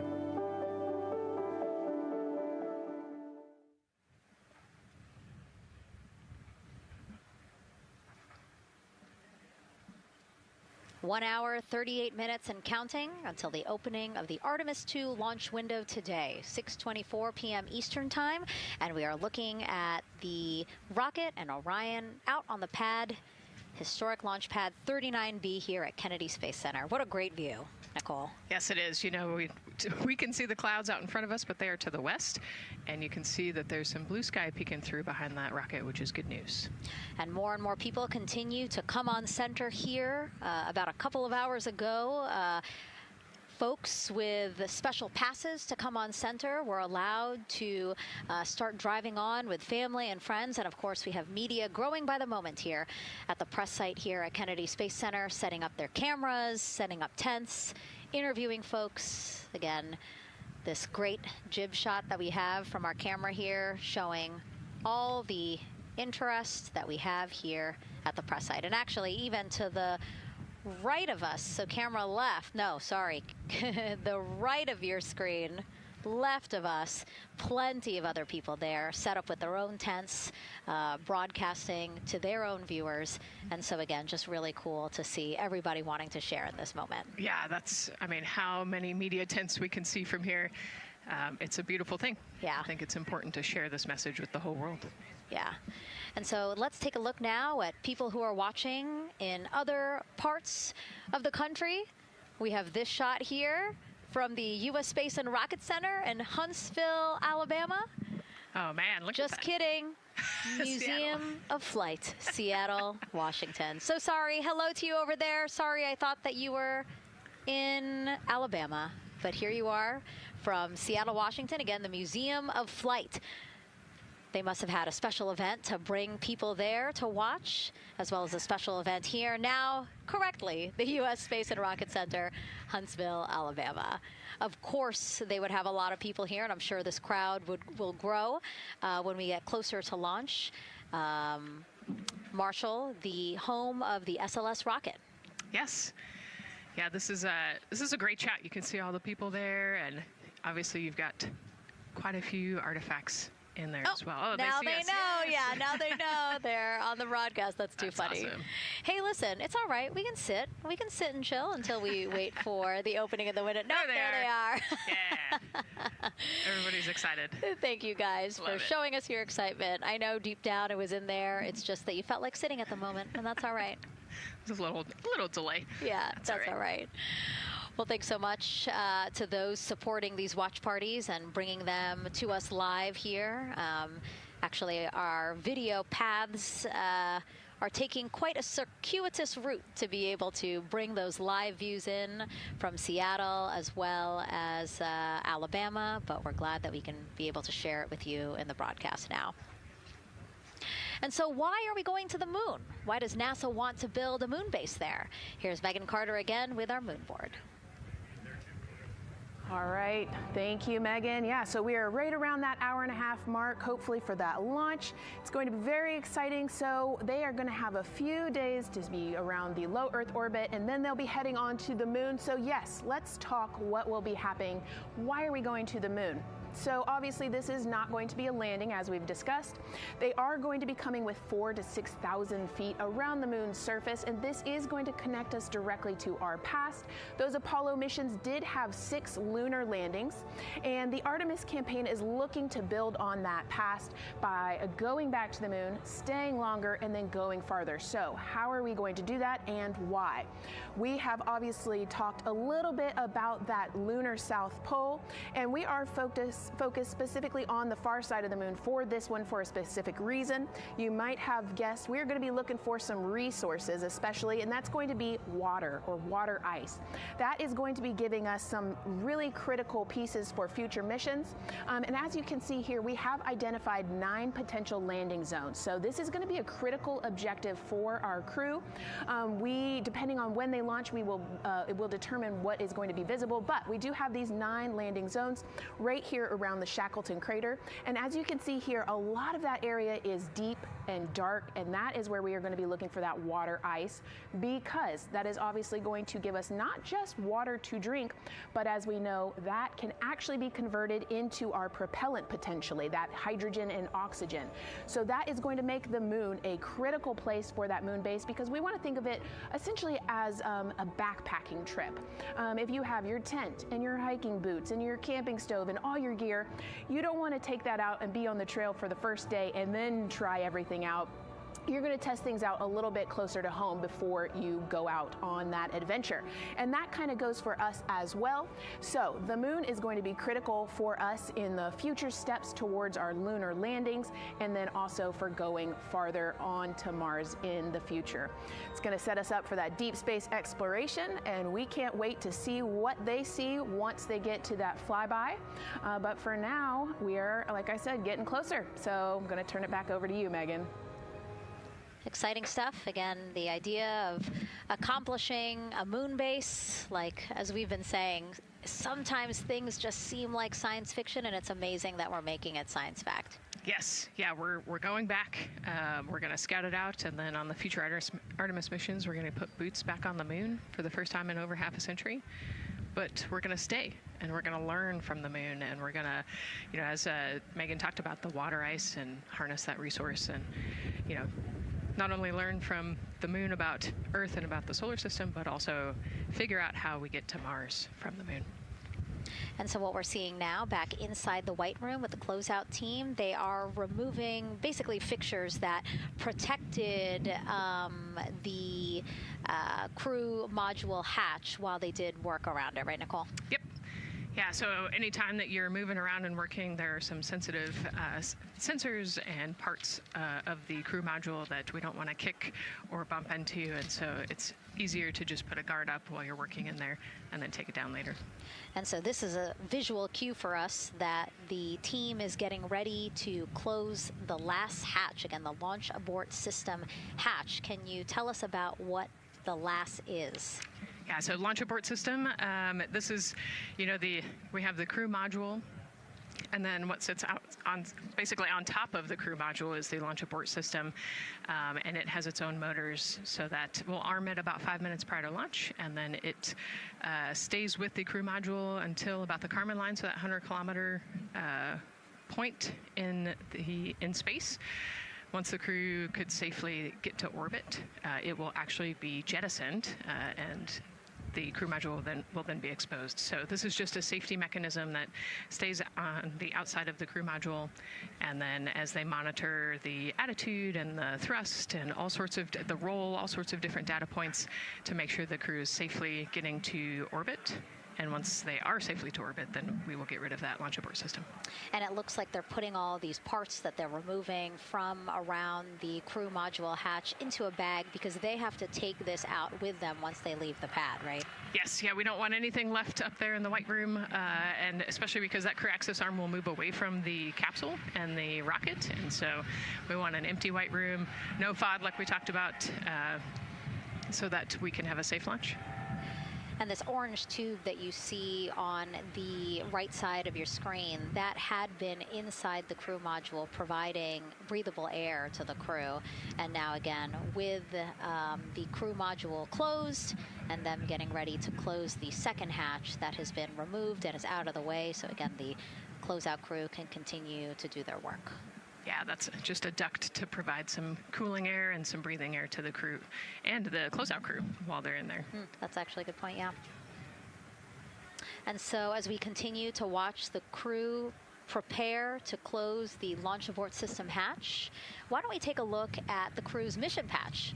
Now, crews have designed their official mission patches since the Gemini 5 launch in 1965.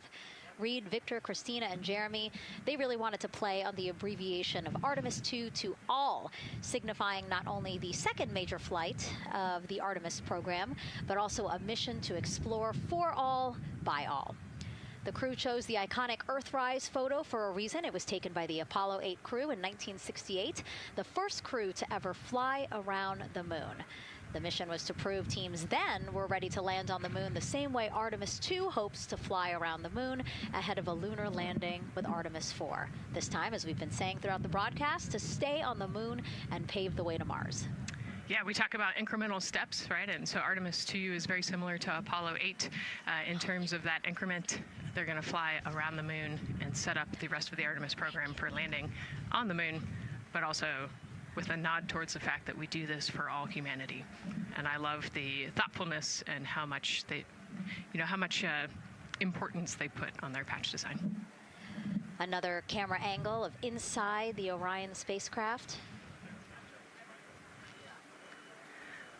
was going to say, we might be able to see Rise, but I think it's right behind Reed's foot there. And so to orient people again, so basically we have Christina in your upper right hand, Christina in your upper left hand corner. Then you have Jeremy below her. And then the feet you're seeing, those are Reed's feet. And then next to him, the upper right hand corner, that is Victor, who's unfortunately hidden by Reed's feet. But again, that is the orientation of the crew inside Orion right now. Now, earlier this week, the crew got to stick their patch on a wall just outside the suit-up room. We can play that video there now. You can see that crews have been doing this as part of a pre-flight tradition again. Wow, Reed just making sure that thing won't come sure up. It's flat. And so now Victor is signing there, followed by Christina, and then Jeremy. That's a fun tradition, and your patch is up there too. It is, yeah, ours is on the left-hand side there. Yeah, it's a fun tradition. This is a really fun day too. You know, they did this a couple days ago, but it's just another step that makes it a little bit more real that you're going to be launching soon.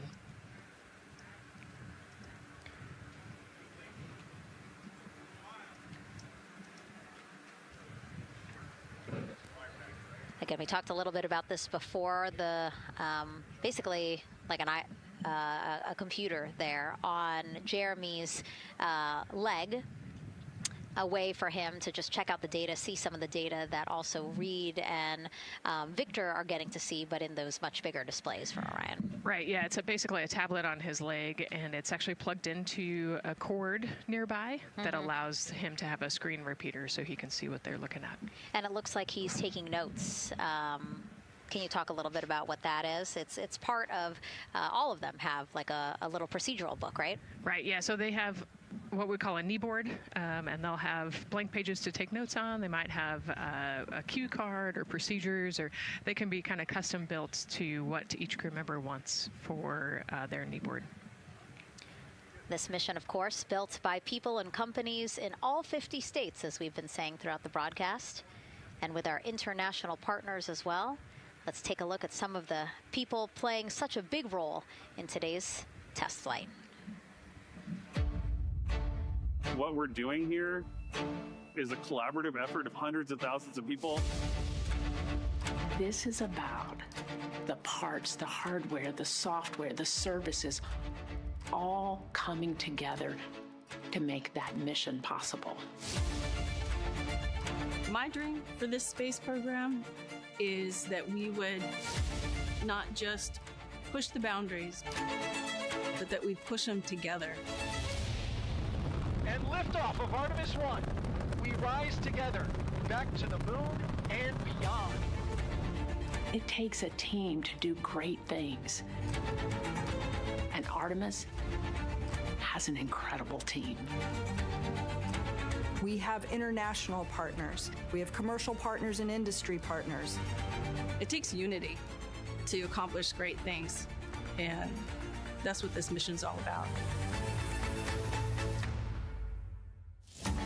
We're not sending our money to the moon and lighting it on fire. We're putting that money right back into the economy in ways that benefit everybody. So every dollar that comes out of the Treasury that goes to support this mission goes back into the Treasury 3 times. What is very important to me is that we do it the right way, and that we do it with our values, that our industries grow, that our communities grow, that our families are healthy and safe and have amazing things to work on. Then we're going to build machines to go even further onto Mars.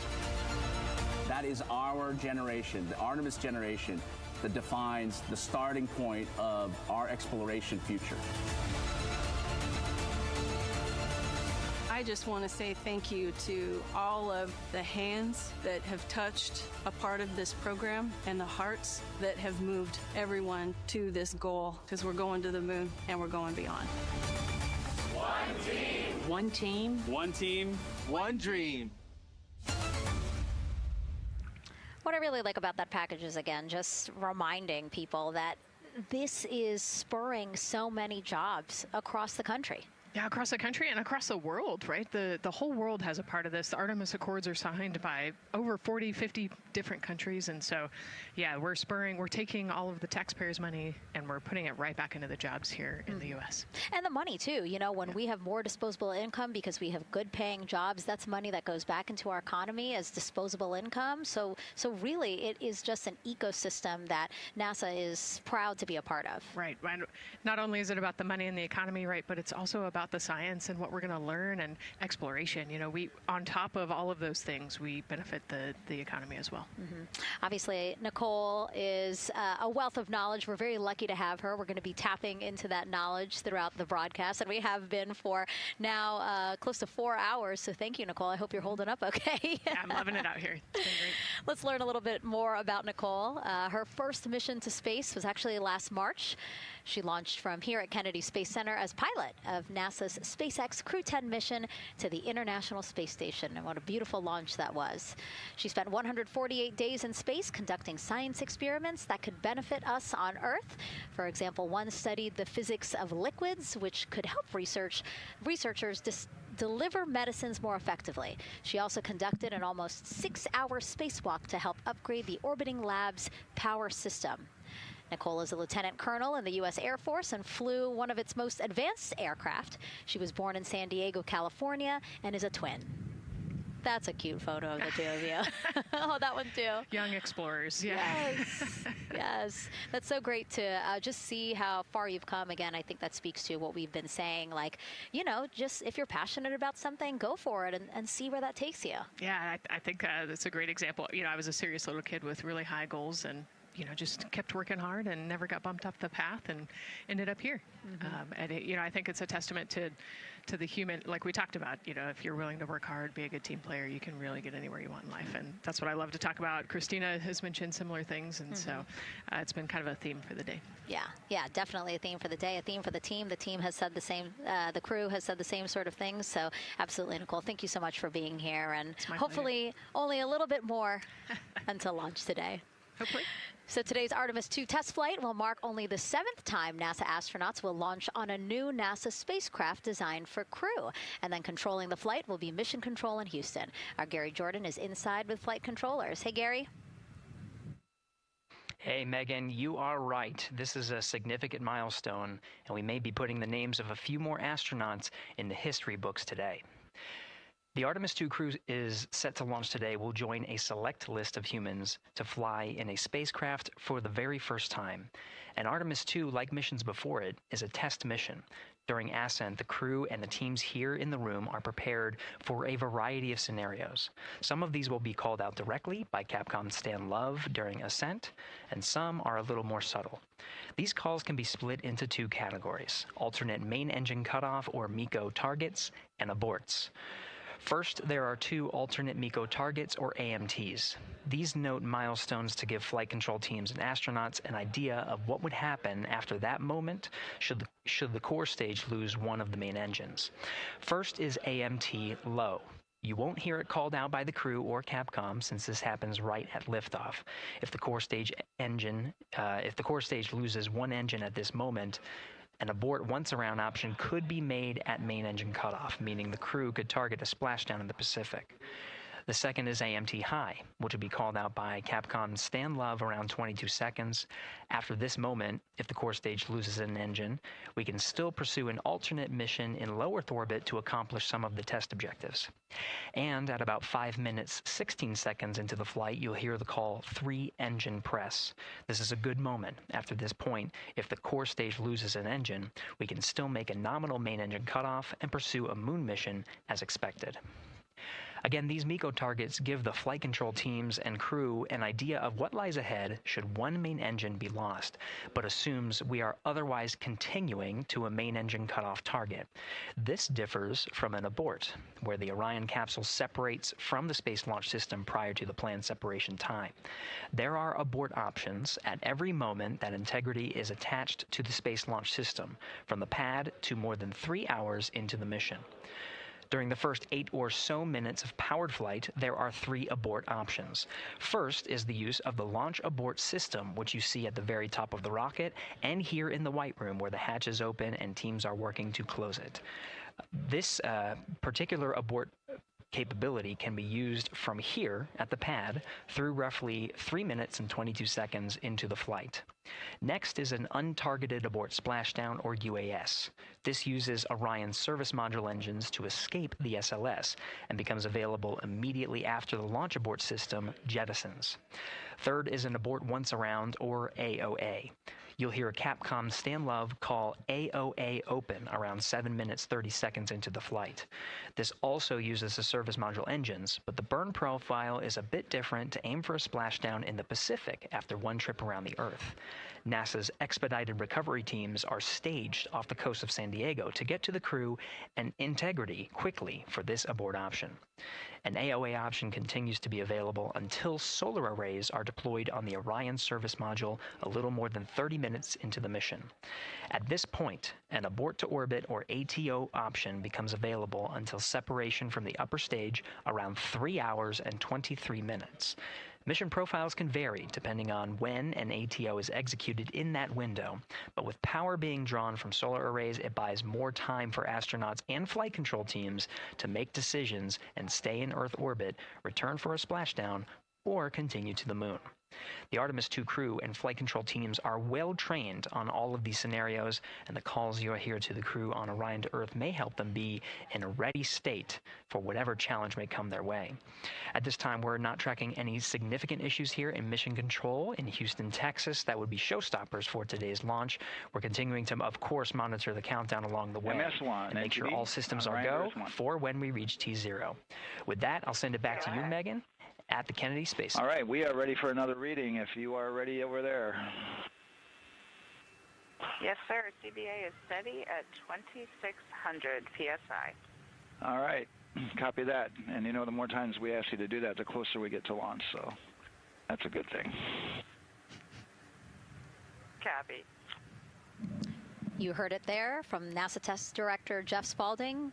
The more that they keep on asking her how the pressure is holding in the counterbalance assembly mechanism is a good thing, because it means we are getting closer to launch. So that's amazing news over the loops that we just heard on Orion to Earth 1. Again, that communication channel with the crew.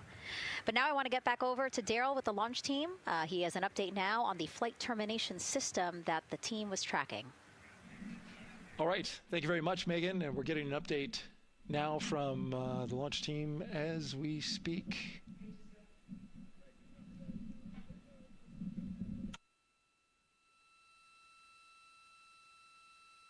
All right, stand by 1 second.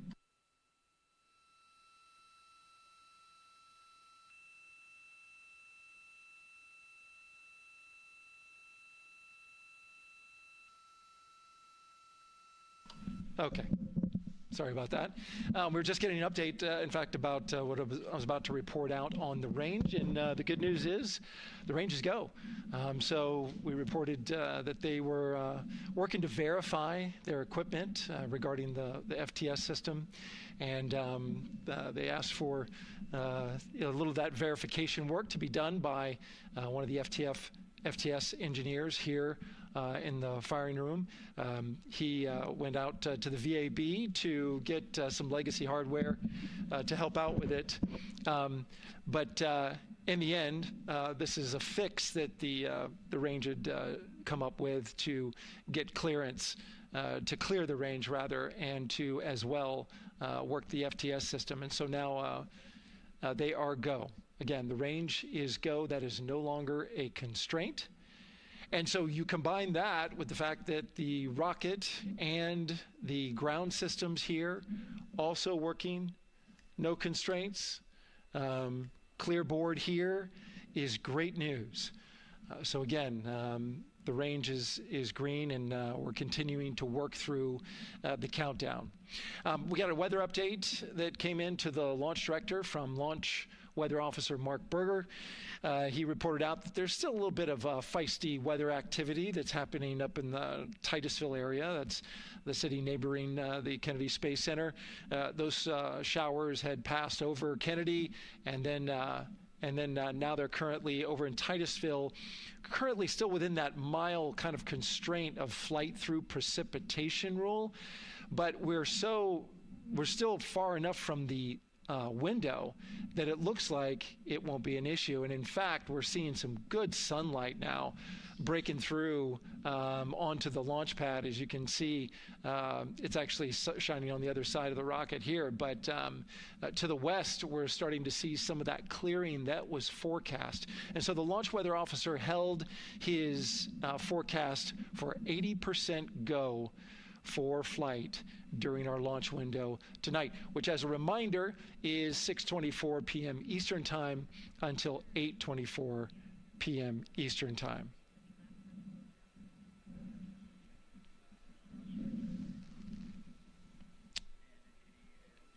And we're also hearing that the last hatch closure, as you can see in the bottom corner of your screen, they're starting to work on that. That's the launch abort system hatch. There are two hatches, the crew hatch and the launch abort system hatch. And the closeout crew that you see right there, right on time with their work as they go to shut. And you can see it in motion right now, that launch abort system hatch. That's the latest from the firing room. We'll send it back to the host desk. Thank you so much, Daryl. Great news all around. And yes, we did just see them close the last hatch. And now we are looking at a live view of Banana Creek. Lots of people there, I'm sure, relieved to hear that that issue with the flight termination system has been resolved. And we are go for launch. Go for launch from the range, go for weather, and go from all of them, I would imagine. Yes, it's got to be exciting. The crowd is building. And as Daryl said, you can start to see the sun poking out here, and we can see all the clouds are moving north and moving away from us. So it's all good news. And so as we know, we have our Leah Martin down there at the Banana Creek viewing location, and she's standing by with some other guests. Hey, Megan, I don't know if you heard that huge cheer just now. If you heard a big rumble, as soon as Daryl said that the range was clear for launch, everybody clapped. It was super excited as we get to do some final countdowns.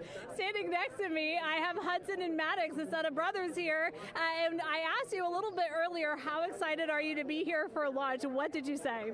I'm very excited. It's our mom's birthday, and, you know, not a better way to celebrate right now. I asked you on a scale of 1 to 10, how excited are you? Would you say? 11. Yeah, 11. I'm very excited. Super excited. Yeah. So, Megan, we've been watching the launch broadcast here and hearing some of the questions that you and Nicole have been asking and answering. And I actually wanted to ask these two kids, if you could take a 10-day trip around the moon and take 3 people with you, who'd you take with you? Well, I'd take my dad and my mom. And I mean, I don't know, probably my best friend. I'd just say one of my friends, you know. Oh, one of your friends. So brother got left out. Who would you take? That was just what I was thinking. My dad and my mom and my best friend. That's a pretty good answer. Your brother can get his own trip to space, right? Yeah. So I'm actually joined here also by Dad. Now, you were sharing with me that a lot of the work that you've been doing over the last several months has been prepping the launch teams, our engineering teams, our ground systems teams to get ready for launch, to be mindful and to be in this moment. How does it feel to be standing here knowing that the people you've worked so closely with are doing what they're passionate about, or doing what they were born to do, moments away from launching this rocket? I mean, this is an exceptionally happy moment for us and all of us and the people that are, you know, about to take off on this historic trip here. And I'm grateful to know that we've helped in some way, shape, or form to help them stay steady and calm, you know, in such an exciting time within the agency. And so to just be here and witness it and know that, you know, they've got some tools to help them stay calm and steady is everything to us. So. Fantastic. Well, Megan, we are standing by ready to go, and we're ready to cheer this team on. Thanks so much, guys. And yes, Leo, we did hear that cheer. That was very exciting. I think the vibe over there is they're celebrating, they're having fun. And here, once they heard that we're go for launch, everybody had to run back to the camera and work. It's a little bit of a different vibe, but I definitely think that people are excited, especially as we see now live inside of the White Room at the launch pad. The closeout crew has closed the launch abort system hatch. You saw there, we took it live. Took a lot of them, I think all of them, except for one. I think it took all 3 or 4 of them to push that hatch door close. And then they felt around the perimeter of the door to make sure that everything was sitting just right. Right, yeah, we talked about how heavy the crew module hatch is. This hatch is just as heavy probably. And so, you know, they're working the closure here. And working those connections, and you can see, yeah, there's still 3, 4, 5 people that we can see in the White Room. It takes a lot of people to get this these hatches closed and this rocket ready to launch. Mm-hmm. And so the next step in the countdown is that this team will start closing out the White Room. So basically disconnecting things, stowing things, making sure that when they leave, there is nothing that isn't supposed to be there. And really, then at that point, it's just all 4 of the crew member, Victor, Reed, Christina, and Jeremy by themselves at the top of the launch pad. Yeah, and then eventually that crew access arm will move away, and then it'll really just be them up on top of that rocket. Mm-hmm. Yeah, your eyes lit up when I said that. That's exciting. It is. It is. Yeah, we had a moment, we talked a little bit about my fear of heights, but most of our crew is afraid of heights. And so there was a moment where I realized that it was just us, you know, 100 and some odd feet up and no crew access arm, and may or may not have said something that made everybody go, huh. Were you wondering to yourself, how did I get here? We're pretty far up. That crew again bringing that drag-on camera. That camera is a handheld camera that is a live look for teams who are remotely watching these operations closely. Again, verifying that things are as they should be before the crew starts, the closeout crew starts leaving the White Room. You see them checking their procedures. You can see they're covering the ends of those hoses. That's to protect those hoses from FOD, so we don't want any dirt or anything to get into those while we transport them and stow them. So you can see Andre there working to close out the hoses as well while they're cleaning up the White Room. And so they'll tape that close. You just saw number 5 holding some tools. Again, we'll stow those away. You have to account for everything. Obviously, you know, they did have tools out. They did have procedures, paper, notes out. Like, all of that has to go.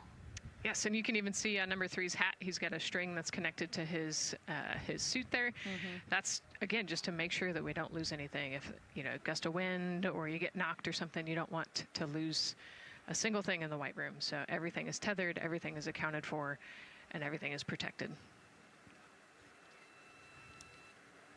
The crew now, another live view of them inside Orion. Jeremy, Christina, and Reed and Victor on the right side of your screen. What do you think they're thinking right now, Nicole? Oh man, just over an hour to launch. You know, there's probably a little bit of a lull right now, monitoring some systems, but you can see Reed's got his feet crossed. So I think just trying to relax and, you know, pass the time by maybe thinking through the items that they're going to monitor through the launch, you know, the different jobs that each of them have throughout the launch. And once they get to orbit, you know, this first day on orbit is actually really busy for them.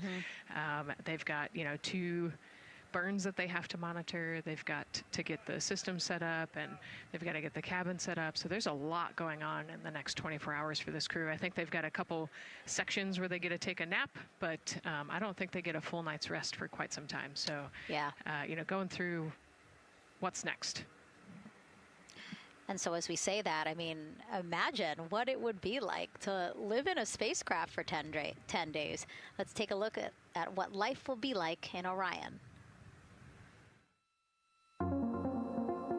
Artemis II is our first crewed mission back to the moon since the Apollo program. A lot of the focus of Artemis II is really checking out systems to be sure that we're ready and well positioned for continued human exploration. My name is Susan Baggerman, and I'm the Chief Health and Performance Officer for the Orion program and the Artemis II mission. And this is 10 Days in Orion.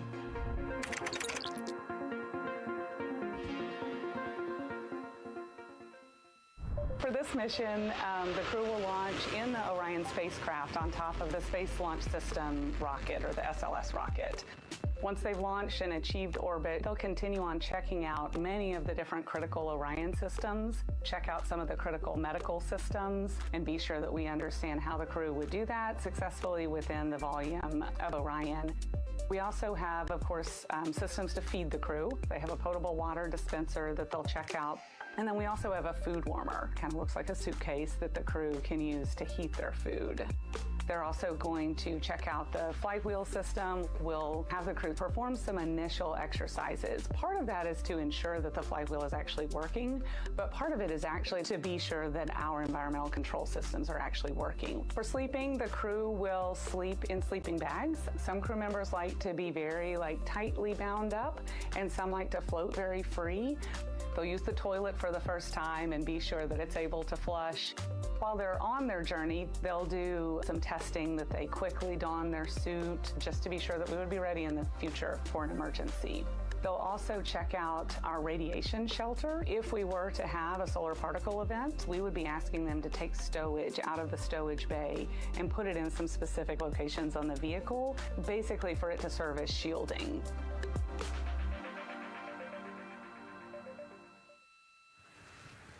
And so I want to talk a little bit more about what we just heard in that package. I am interested in the space food. So Reed, Victor, Christina, and Jeremy have a pretty big menu to choose from, so that's really cool. We're actually going to pull up a graphic now that kind of shows you some of the food that they're going to have with them on their 10-day journey around the moon. We know of more than 10 types of beverages. There's coffee, a mango peach smoothie, apple cider, lemonade, so those all sound delicious. And now I've just remembered I haven't eaten lunch. They're actually not too bad. I actually have a mango peach smoothie with me today. No way. Yeah. So you can see they come in these little packets here, but it's just kind of a dried powder that you add water to. So this would actually, you'd add 175 milliliters of water and let it sit for 2 to 5 minutes, and then you can stick a straw in it. You saw in that package they put a straw on the top septum portion there, and then you can drink it.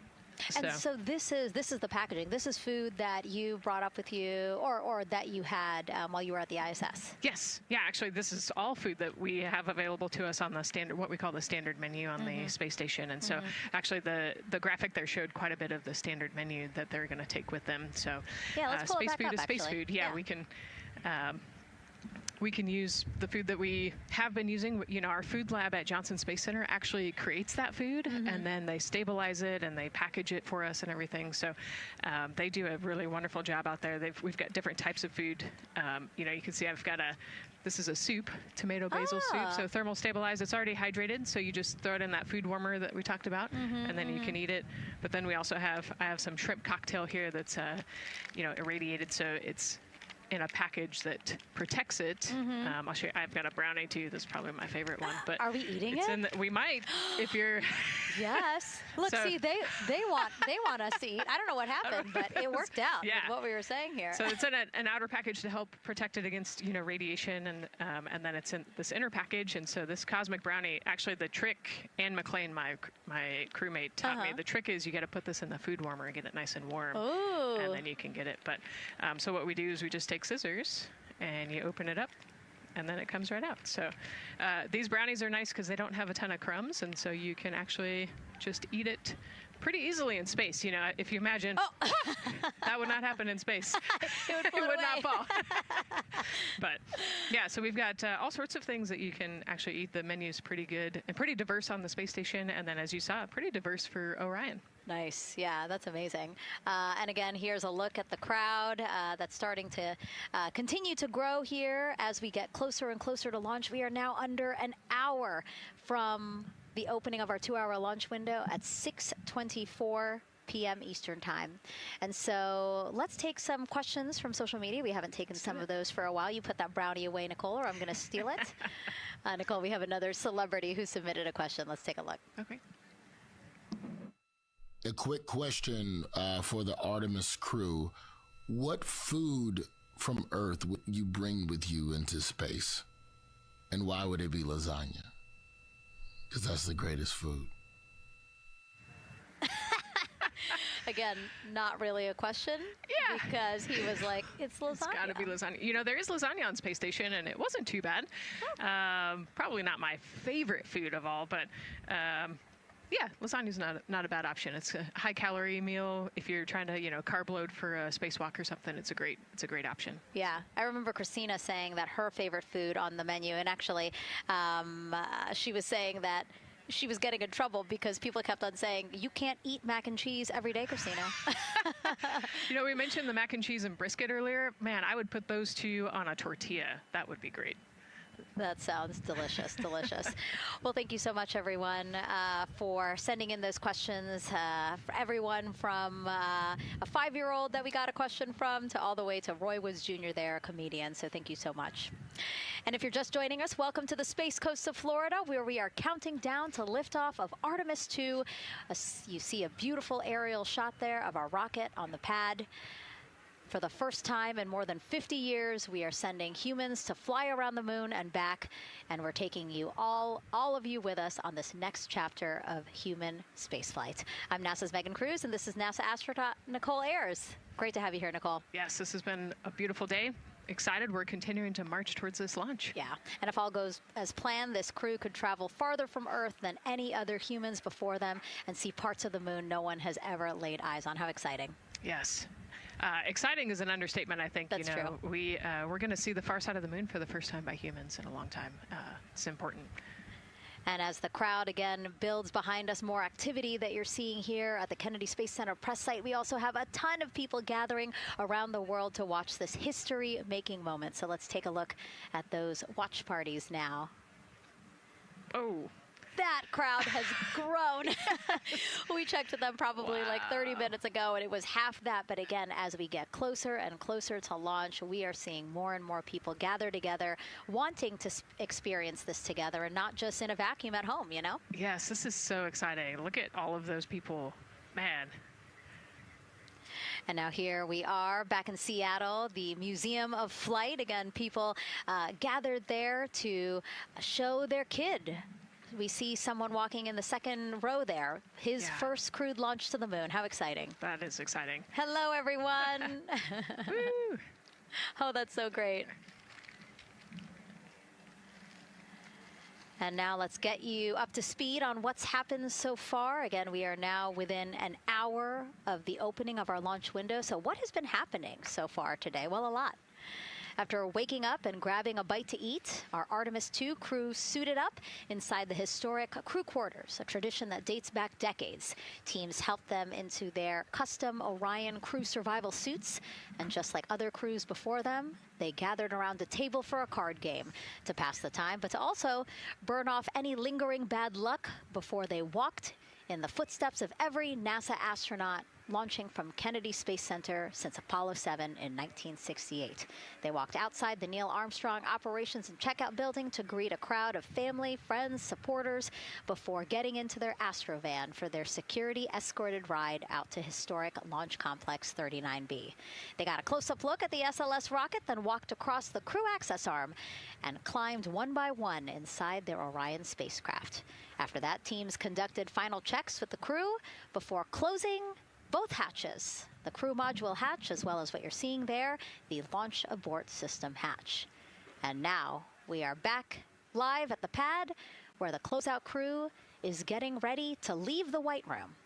They are now tethered, Nicole, because they are about to move some pieces that connect the Orion spacecraft to the White Room, correct? Yes, there's kind of what I would call a shroud. You can see them working that there. So it is actually connected so that way the gap between the crew access arm and the crew module, and well, I guess that's the LAS there, is covered.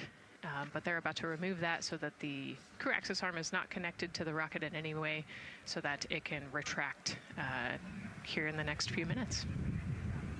And for how we're looking with the launch countdown milestones, let's go to Daryl Nail in the Launch Control Center.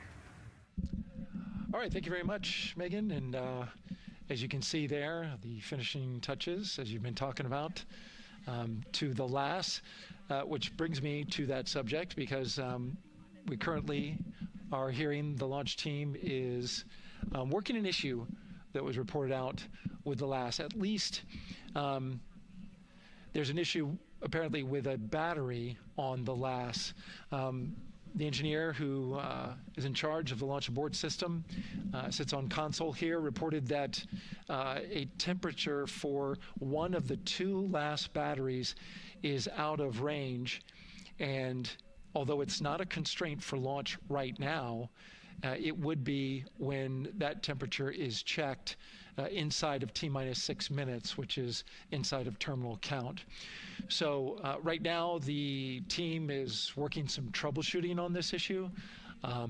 Going to follow, of course, along closely with what they learn. But again, a battery temp for one of the two batteries on the LAS is out of spec, and the team is working to understand, first of all, whether or not this may be a sensor issue, or is there an issue with the battery itself.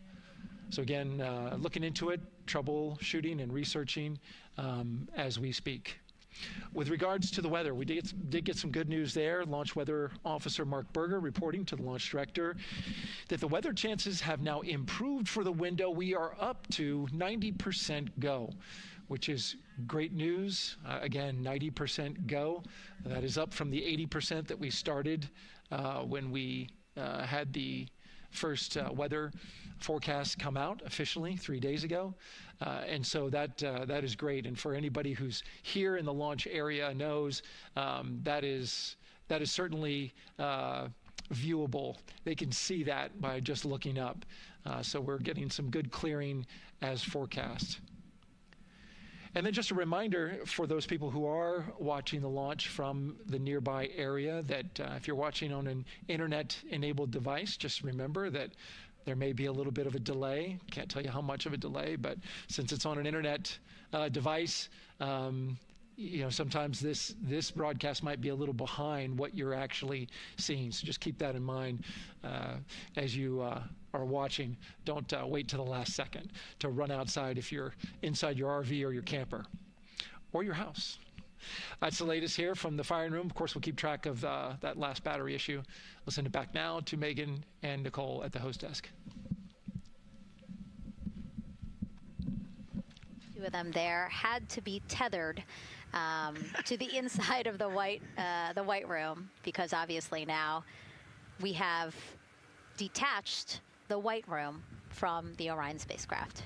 Yes, that view is quite something. Yeah, spectacular. Yep. Oh, no, I'm sorry. I forgot. Nicole's scared of heights. An astronaut afraid of heights is actually not uncommon, as we've learned today.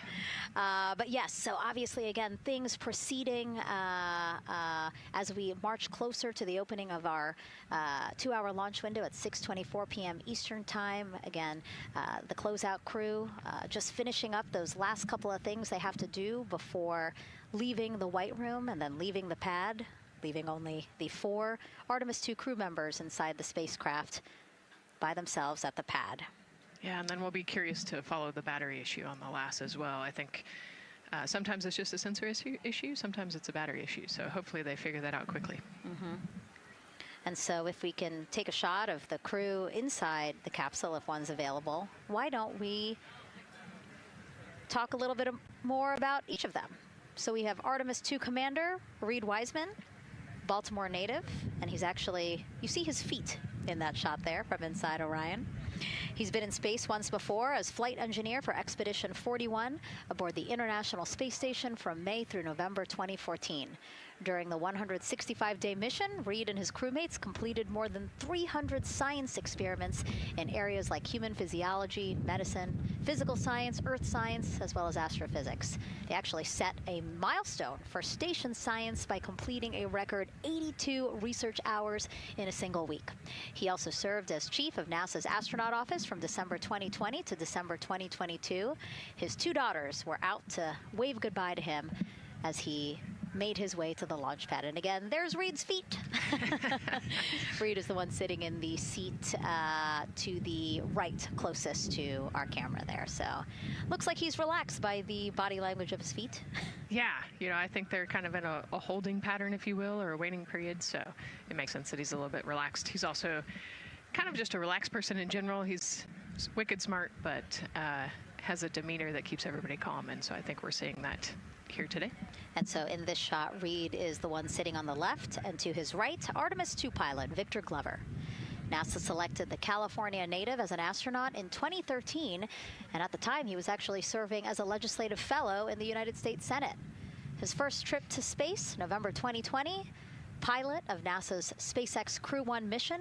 That was the first operational mission of NASA's Commercial Crew program, which resumed launching American rockets from American soil to the International Space Station since the end of the shuttle program. Victor is a U.S. Navy captain and naval aviator who served as a test pilot, racking up more than 3,500 flight hours in more than 40 different aircraft. So again, he probably feels pretty at home in the pilot seat of Artemis II. Yeah, I think he does. He got to say goodbye to his wife and 4 kids. Again, those were the family that he had here at Kennedy Space Center before the 4 of them drove out to the pad. Yeah, and you can see there, we talked about Victor's energy earlier, and you can see him working through, you know, pushing some buttons on the displays. Looked like he was pulling up a procedure, so he's following along and ready to go, looks like. And then mission specialist Christina Cook, sitting on the upper left-hand corner of the screen there, native of Grand Rapids, Michigan, was selected to the astronaut corps in 2013, same class as Victor, served as flight engineer on the International Space Station from March 2019 to February 2020. During that time, she set a record for the longest single spaceflight by a woman with a total of 328 consecutive days in space. How cool. She also participated in the first ever all-female spacewalk. And before becoming an astronaut, Christina helped build space science instruments and led scientific fieldwork in some of the most remote environments on the planet. Her hobbies include surfing, rock climbing, and community CDR, service, yoga, and photography. Go ahead, NCD. There's a couple of suppressed overvolt messages. We're going to go ahead and clear those off your screen. We see them and we copy. All right. NASA test director. We're still working here, trying to get through everything. So we're getting close, and then trying to talk that other issue that we just picked up a little bit ago. But I think work-wise, we're doing really well. Sounds good, NTD. We're doing great on board. Glad to hear it. NASA test director giving an update to the crew. Some messages flashed on their displays. Just wanted to say that they didn't have to worry about that. We're going to clear that. And that also just reassuring the crew, again, that they are tracking and working the issue with the launch abort system battery. Yeah. All right. And then first-time flyer, Canadian Space Agency astronaut Jeremy Hansen will fly to the moon as mission specialist on the Artemis II mission. The London, Ontario native selected as an astronaut in 2009. After that, he worked as Capcom at NASA's Mission Control Center in Houston. Capcom stands for Capsule Communicator and is the sole direct voice communicating with astronauts while in space. Jeremy also participated in training exercises, really cool ones like living on the ocean floor off the coast of Florida to simulate deep space exploration for a week. In 2017, he became the first Canadian to lead a NASA astronaut class. He also enjoys getting out on a sailboat, rock climbing, and mountain biking. He has a wife and 3 children. And he's the one that you see bottom left-hand corner of your screen. I know, I'm trying to see what he's doing there. Christina's looking too. And so there is your Artemis II crew inside the Orion spacecraft. And this is actually the 7th time NASA astronauts will launch on a new NASA spacecraft designed for crew. And if you're wondering about the first 6 crewed test flights, here they are. All systems are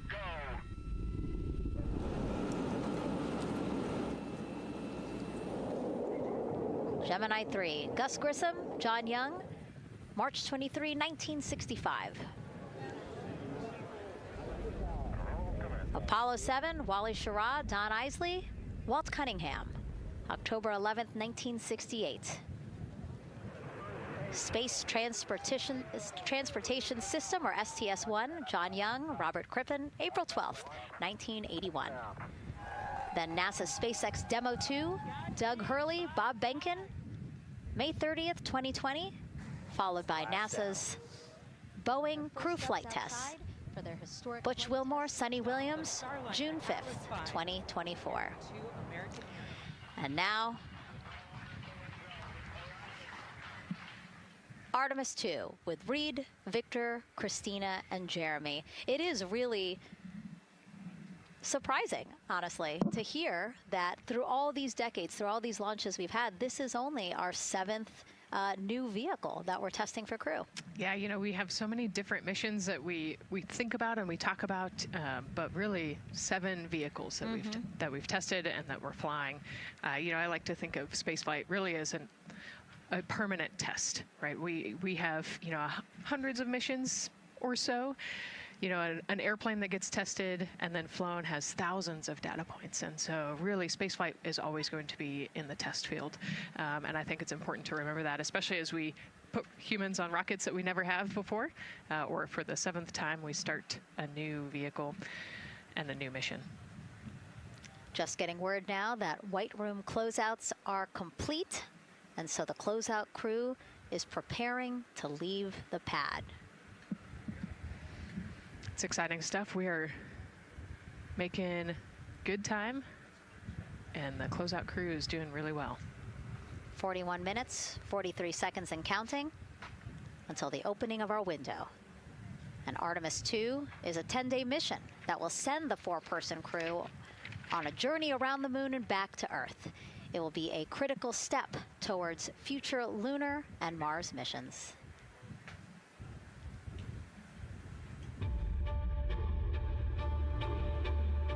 We're going back to the moon because it's the next step in our journey to Mars.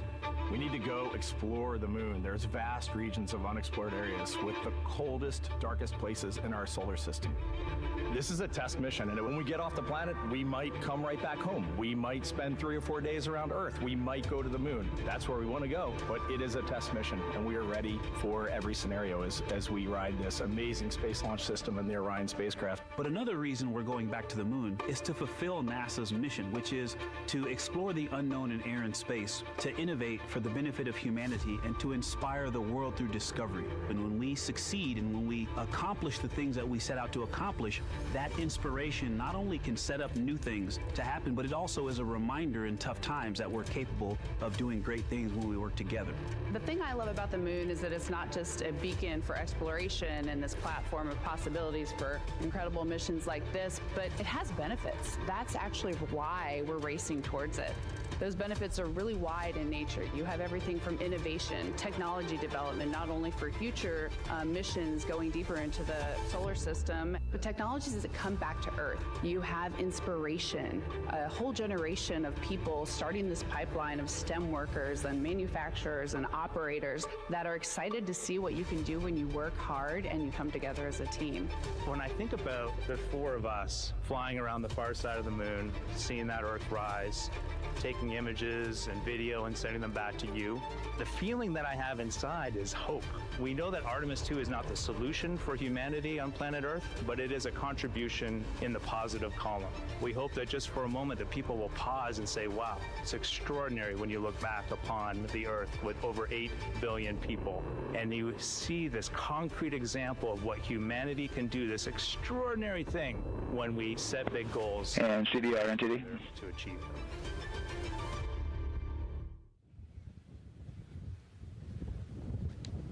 And so Mission Control Houston will control the flight of Orion after a liftoff here at Kennedy Space Center. Here's Gary Jordan, who's embedded with that team. Gary, you might have to pause because we did just hear a call out to the commander in Orion. Will do, Megan. I think that was Commander Reed Wiseman responding to prepare for some of the next steps. We are now holding at the T-minus 10-minute hold. Expected a 30-minute hold. So we are well on the countdown.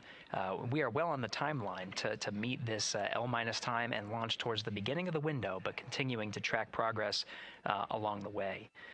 Again, I'm here with the Artemis 2 flight control teams in Mission Control Houston. The team in the room behind me has been monitoring the countdown and verifying their own mission-specific launch criteria of the Space Launch System, the Orion spacecraft integrity, and its crew. During the final poll before launch, if all looks good from each of the flight controllers in this room, Flight Director Judd Freeling will report a go for launch from Houston Flight. Upon liftoff, teams here take control of the mission and communicate with the crew while they fly on the Space Launch System. This phase of flight is highly dynamic, and each console position has a dedicated and important role of looking after critical systems. You'll hear calls from Capcom and NASA astronaut Stan Love in this room to the Artemis 2 crew as milestones are reached during the more than 8 minutes of powered flight on the core stage. Liftoff and ascent are just the beginning. This room will be staffed around the clock over the next 10 days to oversee every moment of the mission through splashdown. Here from the Johnson Space Center, we'll be streaming the mission live 24/7 so anyone can follow the crew's journey, take peeks inside the spacecraft, and share the experience of a lunar flyby with astronauts looking down at the moon's surface. Teams here have been rehearsing tirelessly in simulations to throw every conceivable and inconceivable scenario their way. We are ready and eager to begin the Artemis 2 mission. Still milestones to come as we continue the countdown, but we'll be right back with you during the ascent phase of today's flight. With that, Megan, I will send it back over to you at the Space Coast. Thanks so much, Gary. Under 37 minutes until the opening of our 2-hour launch window, 6:24 p.m. Eastern. I've never been more excited for a time.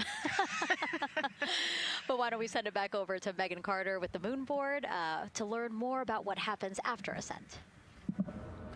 Absolutely. I am definitely also getting excited. Things feel like they're starting to pick up a little pace here. A lot is about to happen within the first 10 minutes of launch, but what happens after those first 10 minutes? Let me take you over here to my mission map so we can kind of jump ahead and let me explain a few things. So, our main engine cutoff is going to stand for MECO, and that is essentially where the rocket's job is done, and it is then going to turn the propulsion duties over to our ICPS. That stands for Interim Cryogenic Propulsion Stage. Don't try and say that too many times fast, but the ICPS is going to be right here, and that's our in-space propulsion. About 50 minutes into, after about 50 minutes into launch, it is going to conduct that first burn, and that's going to be the perigee raise maneuver. Essentially what that is going to do is going to raise the spacecraft from a lowest point of Earth just a little bit higher into space, and then they are going to conduct that nice path that's going to set them on that nice circular path around the Earth. That's when they're going to start to be able to really check out the spacecraft. The Orion spacecraft is going to be able to, like we've talked about, be maneuvered by the crew. They're going to check out those life support systems, and communication checkout's going to be vital at that point as well, obviously. Then they will be conducting that another burn, and that's going to raise them just a little bit higher again. And then they will, it'll be about time for the ICPS to separate, and they will will start another lap around the Earth as well.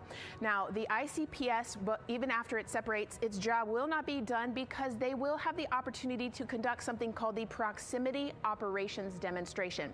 And this is going to be really important for our future lunar missions because the ICPS actually has a target on it, and the crew is going to have the opportunity to manually maneuver these spacecraft like we've mentioned and practice those docking maneuvers. Now, obviously, they will not be docking for this mission, but that is, again, going to be critical for those lunar missions in the future. Now, all right, after that ICPS has separated and they've done that second lap, they're going to conduct 2 more burns. And what these burns are going to do is set them up to the high enough orbit and a fast enough speed in order to conduct the translunar injection. This is going to be that critical moment and that critical milestone where they are going to produce about 6,000 pounds of thrust. And this is that point that is going to take them out of low Earth orbit into deep space, and it's going to set them on that nice path towards that lunar flyby. And I know we have talked a little bit about why this could be a record-breaking flyby and journey to the moon. And with that, I'm going to turn it back over to Megan so she can tell us just why.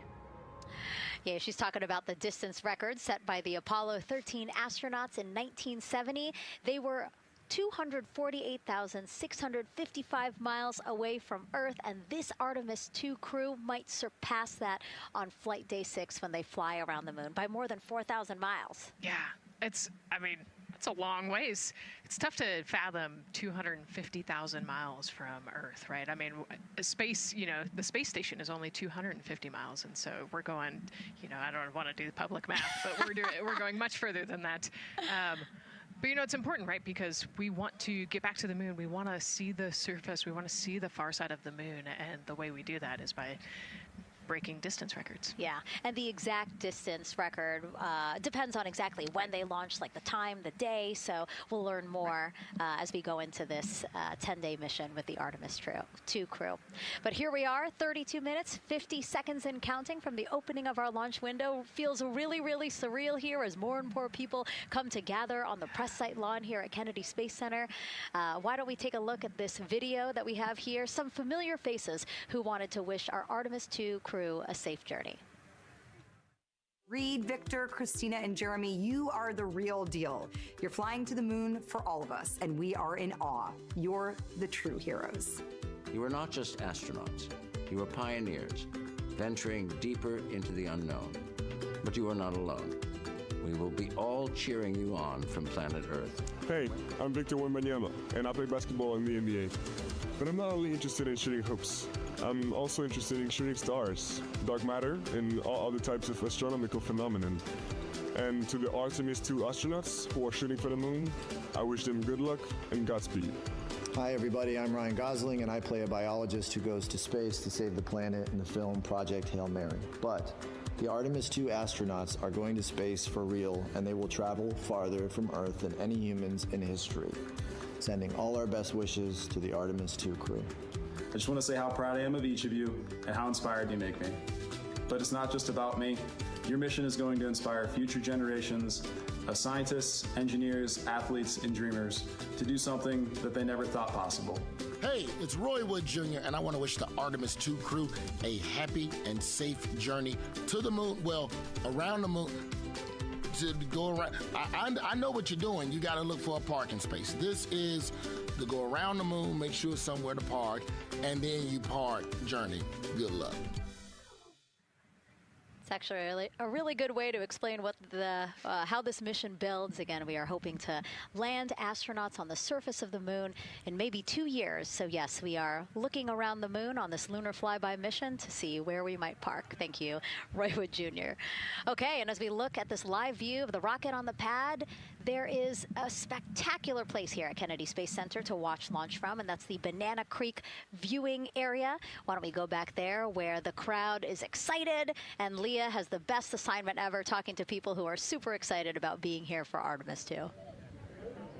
Oh my gosh, Megan, you talk about the excitement being palpable. I'm telling you, everybody here on pins and needles as we get just about half an hour away from launch. I've been walking around talking to people, and I'm just struck again and again by how many people are here from across the agency. I want to introduce you to just a small portion of the people across NASA who have been supporting this mission.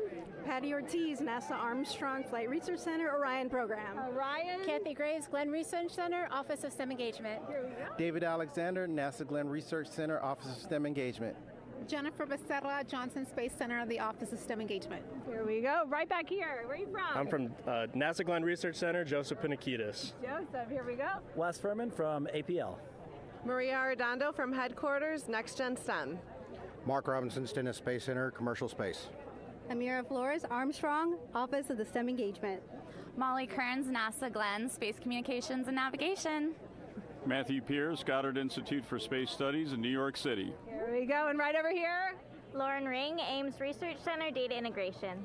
So we're coming together. We're one big NASA team, one big NASA family, and we have one major message before we launch tonight. Okay, guys, what are we going to say? 1, 2, 3. Go Army!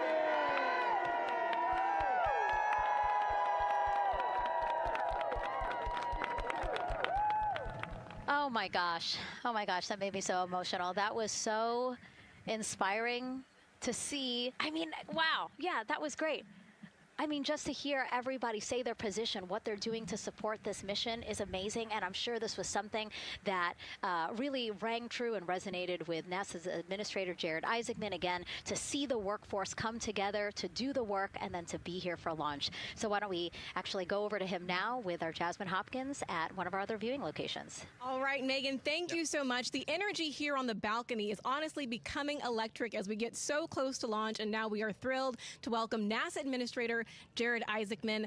Jared, we're really entering a golden age of exploration. How will Artemis II set the pace for the coming years? Well, I mean, Artemis II is the opening act, right? This is the test mission. This is getting very comfortable with the SLS rocket, the Orion spacecraft. No humans have ever flown on this before, right? And we're going to put it through its paces. We'll go into Earth orbit for a little bit, make sure Orion's doing okay, and then we are sending them, right? We're going to send them farther into space than any humans might have gone before, 250,000 miles away, and it's going to set up for the subsequent missions. That's why we're going into the golden age of science and discovery right now, because you're going to see moon rocket launch in 2027 when we do our testing with the lander. We're going to go for the landing on Artemis IV in 2028, and in parallel, we're going to build the moon base, right? And that is going to be filled with science discovery and tech demonstrations that's going to support the enduring presence we're trying to create on the surface. Absolutely. So honestly, history-making years ahead of us, you know, with Artemis 3 and 4. But first is Artemis 2. What will be our single greatest takeaway from this mission? Well, I'll tell you, I mean, after ignition, to me, the moment that I'm going to be most excited for is splashdown. There's no question about that. Good shoots coming down off the West Coast. But look, I think the takeaway from this is gaining extreme comfort in the Orion spacecraft, right? I mean, this is very different than what we've done for more than a half century, right? I mean, the velocities that spacecraft is going to re-enter at, it's going to be new territory for us. We want to get our arms around that completely. So I would say the performance of SLS plus Orion is everything on this one. We want to make sure we do it in as a safe way as we possibly can, understanding what we are undertaking right here, bring our crew back, learn as much as we can from the vehicle, set up for Artemis 3 in 2027. Right. And Administrator, we've actually had a pretty young audience today here, some kids running around the balcony. How do you hope Artemis 2 inspires that next generation? You know, I talk about this all the time. Like, you know, one of our overarching KPIs that we should always be tracking is the number of people living and working in space. Well, you know what's another strong number 2 on that one? It's the number of kids that are dressing up as astronauts for Halloween, so that they grow up, that they're inspired to want to join in this grand endeavor, whether they come work with us here at NASA or they join in industry, but they're helping humankind venture out farther, pursue all the secrets of the universe. Yeah, I think we'll see a lot of kids dressed as astronauts this year. And finally, Jared, you've really made it a personal mission to get to know the people behind the work at NASA. Do you have any final thoughts, any final words before today's history-making launch launch. Yeah, well, one, I want to express a lot of appreciation. I'll tell you what, the 4 astronauts on top of Artemis 2 know this. It takes an army to pull a mission together like this, right? Across all 10 of our centers, all of our commercial partners, the international partners that come together to make this possible. My sincere appreciation for everyone who is currently working the mission right now, so getting them ready for launch, that will be watching over them in mission control, recovering this crew when they splash down off the West Coast. I have complete trust and confidence in your abilities. And everybody else who's not directly working on Artemis 2, Artemis 3 is coming up next year. When this mobile launcher gets back in the VAB, we're going to start stacking. Wow, plenty of excitement ahead of us. Jared Isaacman, thank you so much for being here. Thank you. Thanks for being here. Of course. All right. And with that, let's get back to the countdown with NASA's Megan Cruz. Under 25 minutes and counting from the opening of our 2-hour launch window. And take a look at all these people behind us. I literally, every moment I turn around and I see the clock, I am like, oh, wow. Oh, wow. There are more people and less time. Yes, exactly, which is a great problem to have. Yes. Now, this first crewed test flight of NASA's Artemis program coincides with the 250th anniversary of our country's founders signing the Declaration of Independence. Exploration is a part of America's DNA, and it continues now with our return to the moon. 250 years ago, 13 colonies laid the foundation for the greatest and most enduring democracy in the history of the world. One driven by courage, faith, and freedom.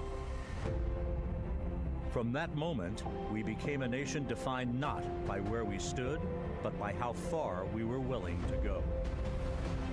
We conquered vast frontiers, invented tools that shaped a modern world. We found light in the dark, and we rose from the earth. Faster, higher, farther. We pushed beyond the sky and into the unknown. We carried our courage into the cosmos, and we planted the American flag on the moon, the defining achievement of American superiority in space. Today, our curiosity stretches farther than ever. American robots search ancient rivers on Mars. New telescopes unfold to glimpse the first stars. And a new generation prepares to return to the moon, this time to stay. For 250 years, America has carried the light of humanity forward. But American exceptionalism isn't inherited, it's earned. Our greatness comes not only from what we've done, but what we're still determined to discover. Because in every era, across every horizon, America is at its best when it's reaching for something greater. America celebrates 250 years, and we are leading the world into the future.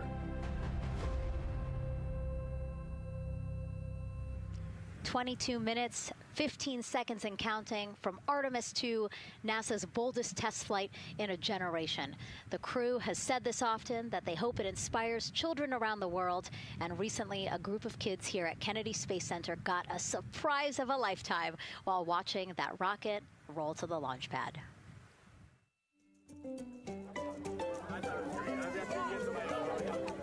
tell me what color it is.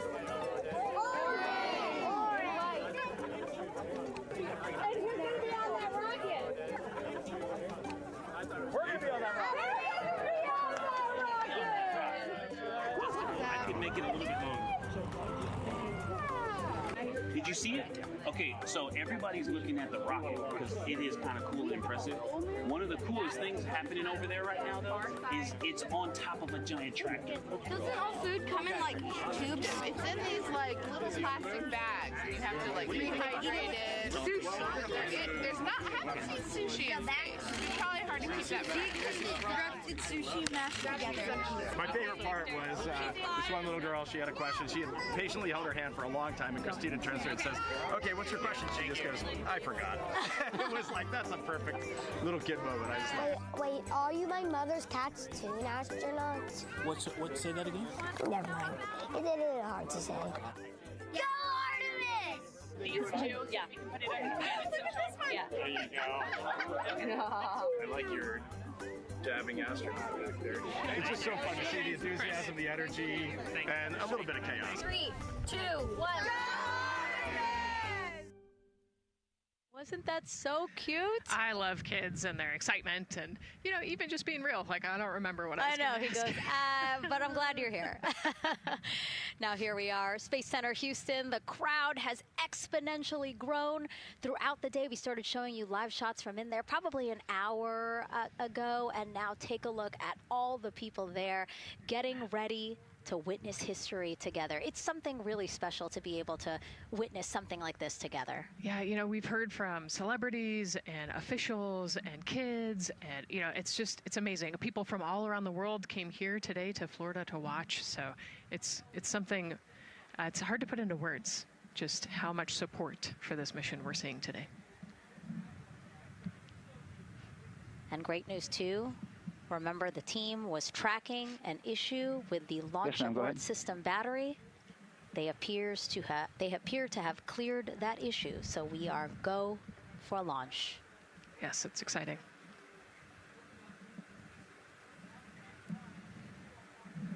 U.S. Space and Rocket Center here, Huntsville, Alabama, waving to the Artemis II crew sitting right there inside Orion.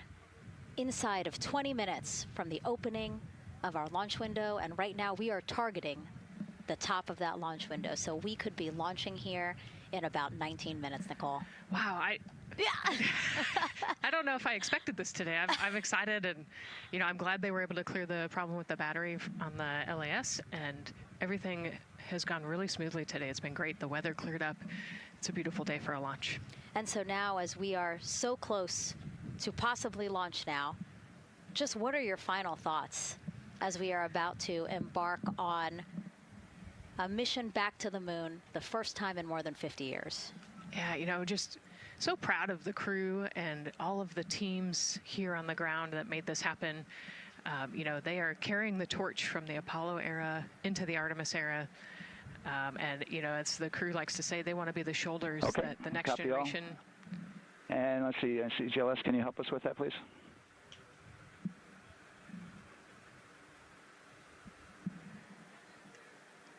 They want to be the crew wants to be the shoulders that the next generation can climb on. 001.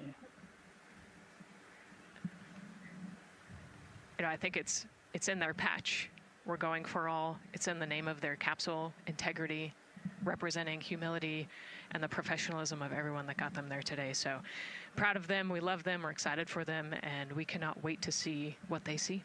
Just leveraging everything we've learned so far as an agency, taking us from Apollo now to the launch pad here, 39B, with Orion and SLS poised to again fly us into the history books. And before we leave you now here at the host desk to get back into operations, we just wanted to answer one question for you guys. We asked you earlier on today, what are you most excited for? And we asked you to go vote on Instagram and Twitch. Instagram, you guys said launch. Twitch, you guys said lunar flyby. So I think you guys will all be very excited since we are now about 17 minutes from the opening of our launch window today. And so with that, as we approach terminal count, let's send it back to Daryl Nail in Firing Room 1. Daryl. All right, thank you, Megan and Nicole, and just want to give you an update on the launch abort system that you just reported that they cleared. They believe, they're convinced, this is an instrumentation failure. So there are 2 batteries on the LAS. The LAS, of course, and with the help of my 2-year-old son's model rocket, Daniel said I could use this, so it's okay. The LAS is right here. It's the tower above Orion. Orion capsule is inside of here. It's used to pull Orion off the rocket in case the rocket is something's going on with the rocket, either on the pad or in flight. 2 batteries are bad. Well, I'm sorry, one of the 2 batteries reported an out-of-family temperature, and it was very much out of family. And so they checked their data going back into the vehicle assembly building where they recharged the batteries and worked on them. And they have good, solid data, they reported, that tells them that this is an instrumentation failure, that there's something wrong with the sensor. And so they took it before the mission management team, which has to accept the risk, any changes to launch commit criteria, which this would be one, and they all fully accepted it. So now we are clear as far as that constraint is concerned. And one quick thing as we count down now, we are getting into the final minutes before liftoff. There's a 2-hour window. We haven't quite set the T0 yet, but this is a list of the cutouts. There are 150 cutouts that are included for this 2-hour launch window. And that's important. They're in very small print. That's important because there's basically 16 minutes inside this window that they cannot launch. And these are because of small things flying in orbit. There's a lot more things in orbit than there were back in Artemis 1 when we had 35 to 40 cutouts. For that reason, because of these 156 cutouts, they're going to be managing the launch window as we go forward. So they may have to wait out one of these cutouts. They range in time between 2 seconds to 23 seconds, but you'll hear the NASA test director talk through that. We're getting ready to merge that loop from NASA test director Jeff Spaulding.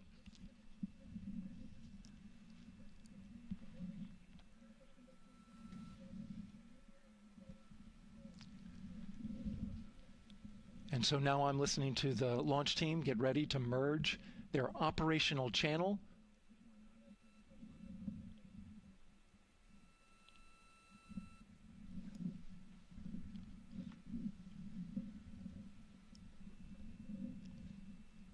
We're now entering one of the most consequential phases of launch day, and that's terminal count, the final 10 minutes. And OTC, NTD on 212 for comm check. Good comm. How me? I hear you the same. STC? 2. GTC? GTC is on 212. All right, copy that. NASA Test Director Jeff Spaulding confirming communications with his team.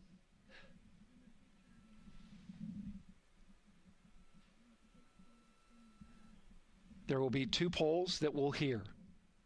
One from Spaulding, the NASA Test Director, confirming the ground systems and the launch team are ready to proceed. At this point, we have a clear board, no constraints, but we need confirmation from each individual on the NASA Test Director team. So we'll hear him poll his team.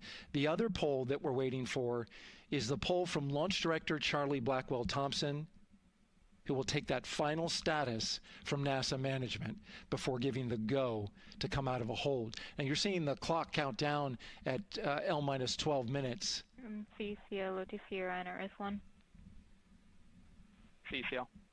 Yes, sir. Reconfigure ARS primary loop ISO valves. Copy, that's in work. And CDR, OTC, Orion, RS1. Go.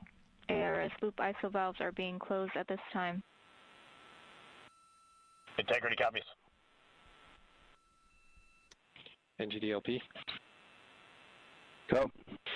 Yes, I had a discussion with Sea Ice and with MER Manager regarding the observation the Sea Ice had a few minutes ago. They were able to confirm with BCI photos that the condition that they observed has been there since 2025. MER Manager has had a chance to review the findings, and they do not have any constraints from either a Sea Ice or MER Manager perspective. Okay. Copy all. And Launch Director NTD, you copy? Yes, sir. I copy. That's good news.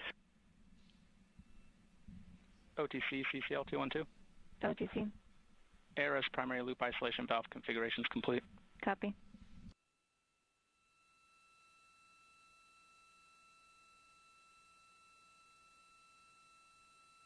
And CGLS NTD, cancel pending, please. GLS copies, and that's complete. All right, and for all personnel, we got a little bit more work to do before we pick up the clock, and we're about a little over a minute from getting to T-minus 10 minutes, but we've canceled the resume time there, and then we'll pick it up after we get through all of our work and anything else that we need to do to get through the remainder of count. So we'll continue working that to get to our T0 today. So when we get to about 50 seconds from now, we'll extend that hold. CVSE OTC. CVSE. 400, 290, looking to verify that we are configured for ascent. Yep, give me about 2 more minutes. I'm going to start CMA2 streaming. Copy. NTD COSE hold requested. Copy that. I have an LCC violation of O-CT-004, S-band transponder anomaly. This was a transient LCC violation, so transponder 1 had a demodulated SNR estimate that went down to 2 dBm. When it should have been between 10 and 13, it is now back up to 12, but we did lose that for just a moment. It does not appear that we lost our bit sync or carrier lock, which would be indicative that we lost our lock with the vehicle. So at this point, recommendation would still be go. However, we do have a pre-planned contingency procedure if we want to look at that. But again, this was transient, so we're back in a nominal range. All right, let's see, LPE NTD. Yeah, we're not seeing that hit, so I guess the question for COSE, was that less than 3 samples? Is that below our persistence? Stand by, let me look. It did look like it did persist for several seconds on mine, but let me take a look at the number of samples. Could I get a repeat on the affected LCC, please? Yes, ma'am, that's going to be O-CT-004. Thank you.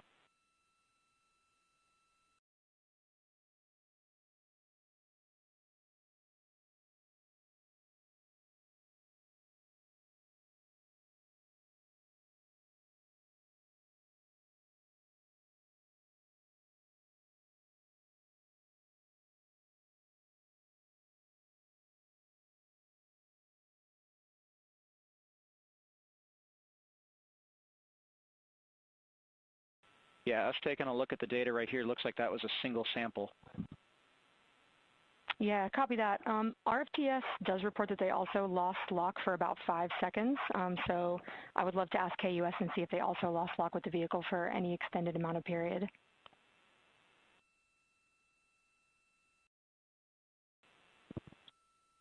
And COSE, while we're doing that, these are 1/10 hertz measurements, correct? So we would have had to lose it for over 10 seconds to get a second sample?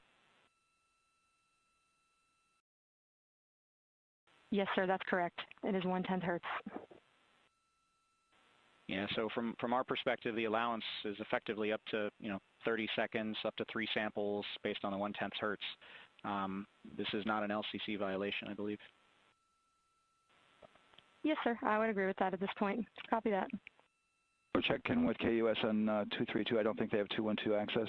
We're trying to verify, but it sounds like they have a loss of lock as well. About 2 seconds. Okay. And I guess for both KUS and COSE, do we have lock now? That's affirmed. We do have lock for COSE.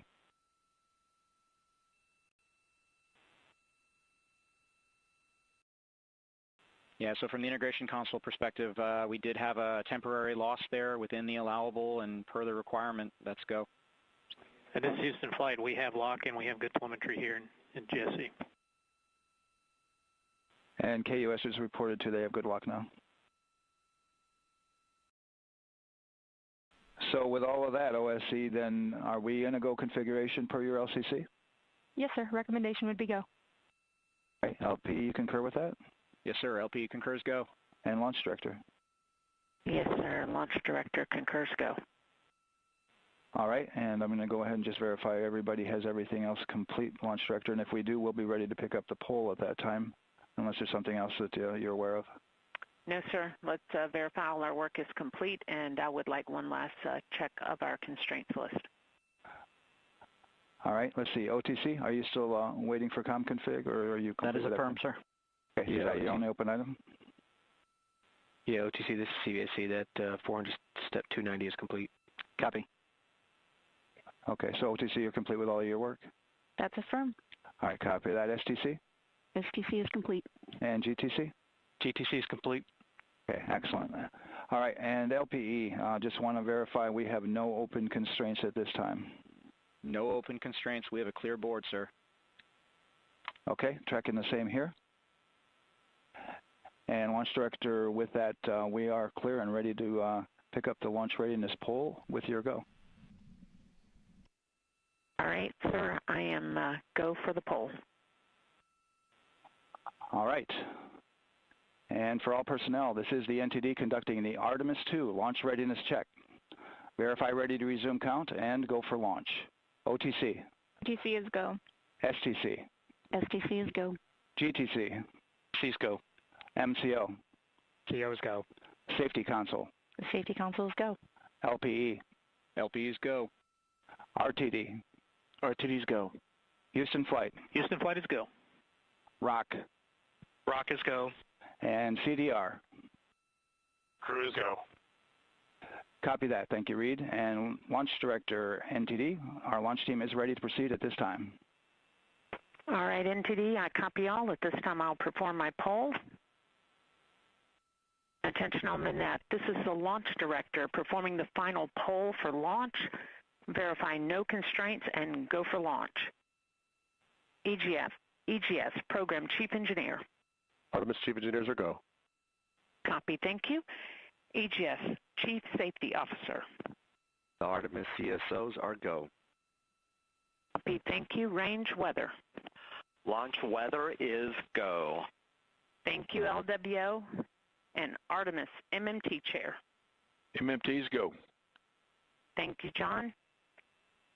And Integrity Launch Director. Good Air Voice, Charlie, PLT. Thank you, Charlie. This is Victor. We are going for our families.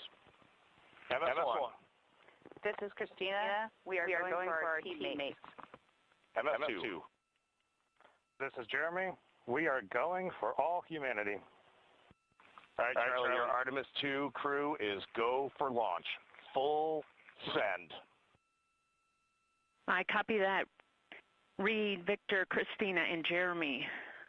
On this historic mission, you take with you the heart of this Artemis team, the daring spirit of the American people and our partners across the globe, and the hopes and dreams of a new generation.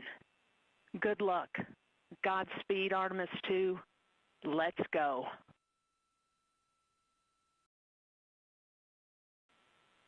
And NTD Launch Director. Go ahead, Launch Director. Yes, sir. You have a go to proceed with countdown. Copy that. I'll put it in work. CDR, NTD. Go. Figure risers and initiate short purge per your EPROC 10.1.1, steps 8 and 9.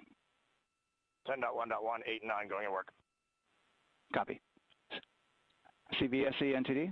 Start and verify recordings of our Orion cameras. Copy. Okay. Well, there you heard it. RSR, NTD. RSR. They're getting ready to start terminal count. arm rotation enable at this time, please. It's currently at T-minus 10 minutes. Once we wrap up this last bit of work, SNA arm rotation enable complete. we're going to start that clock. Copy that. Thank you. Integrity crew, close and lock visors.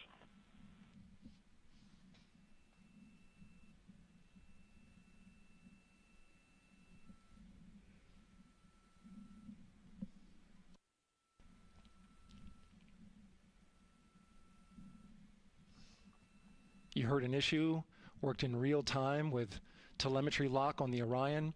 It was transitory. It was very short. They checked the data, confirmed that they had a good lock. This was with the S-band transmitter on the Orion. Worked through that issue, looked at the data, and cleared it. All with the world watching. Impressive work by the launch team. So we have a 2-hour window, which starts in just a few minutes at 6:24 p.m. Eastern Time and goes until 8:24 p.m. Eastern Time. And ECL NTD will be waiting for your verification on the short purge. ECL copies. And for all personnel, once we get that short purge verification, we'll verify that we are clear to go, and then we'll proceed with the terminal count.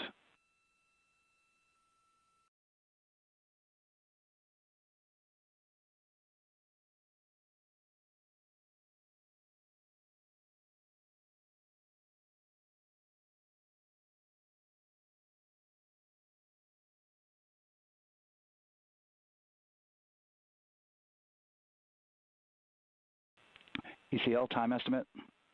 About a minute. Copy.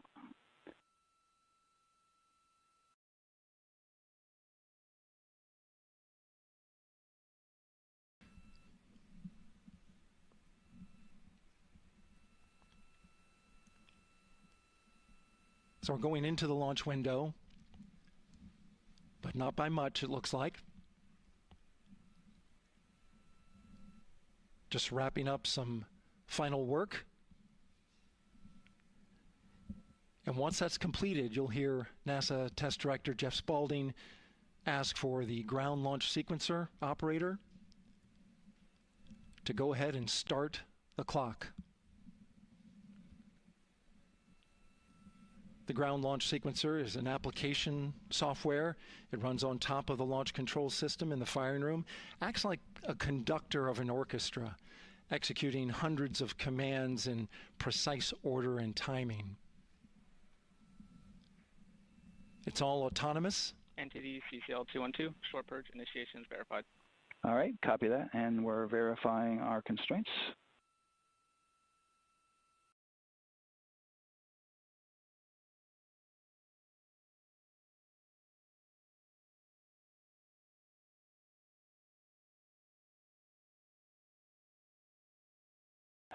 All right, and we're clear from cutouts.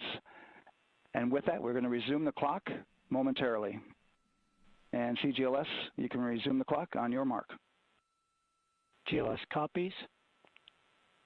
3, 2, 1, mark. GLS mainline has been initiated. T-minus 10 minutes and counting.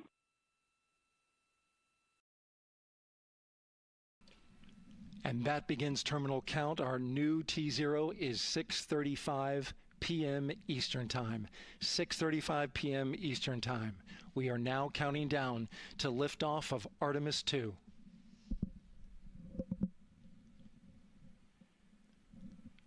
From now on, you're going to hear two voices on the loops. If everything goes nominally, NASA Test Director Jeff Spaulding, who's directly managing the launch team, and Alex Bendelos, the GLS operator who closely monitors the software. He has the ability to stop and restart the countdown.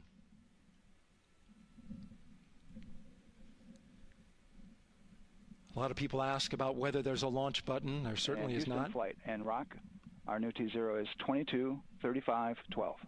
Houston flight copies. Rock copies. 22:35:12. Affirm. There you heard confirmation of the exact T0, 6:35 and 12 seconds p.m. Eastern Time. Again, our T0 is 6:35 and 12 seconds p.m. Eastern Time. But as I was saying, there's no launch button. This is autonomous. But there is a button that keeps you from launching, and that button allows the GLS operator to pause the countdown outside of terminal count and during terminal count and submit a hold to the next holding point. So the clock won't stop right away. If there's an issue, we'll go to the next stable holding point. This is how GLS configures the rocket and ground systems to a stable point where they can stop the countdown if that's needed. But right now, we are counting down. Our next big milestone, looking to retract the crew access arm. GLS is go for crew access arm retract. And there you see the crew access arm moving away.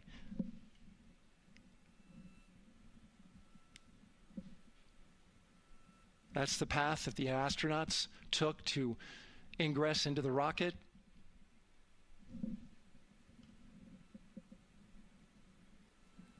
Until this point, that was their way off the pad if they needed to evacuate. But now with that arm retracting, the backup transitions to a launch abort system, and they'll begin arming that shortly.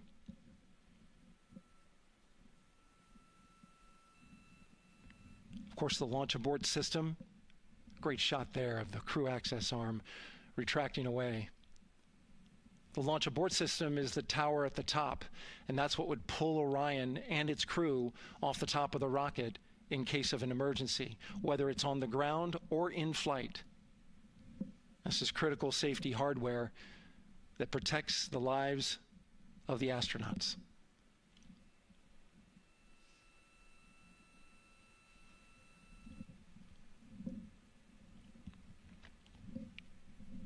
Starting at T-minus 6 minutes, the GLS will start bringing that and other high-energy systems online, starting with core stage pressurization.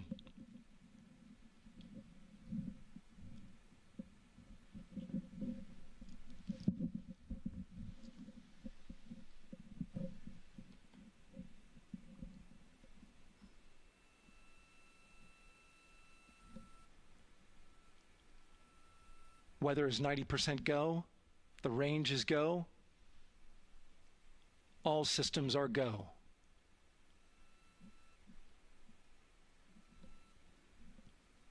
GLS is go for core stage tank pressurization. That means the replenish valve for the liquid hydrogen tank has now closed, and that tank is beginning to pressurize to flight levels because that hydrogen is naturally boiling inside the tank. We'll get the liquid oxygen tank a little later in the count.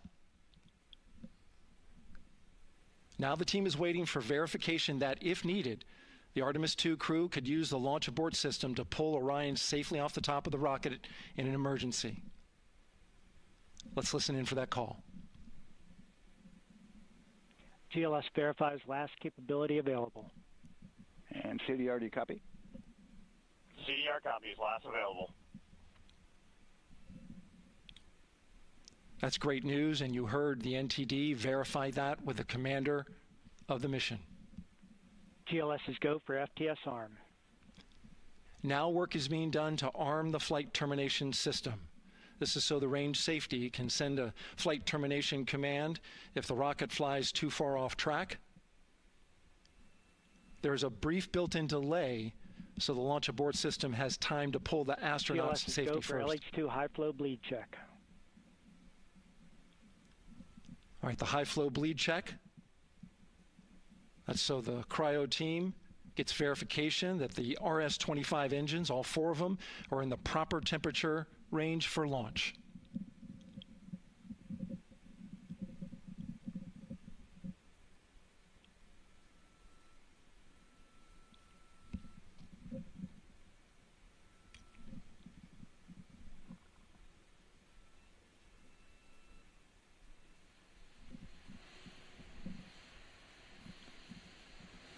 GLS is go for core stage APU start.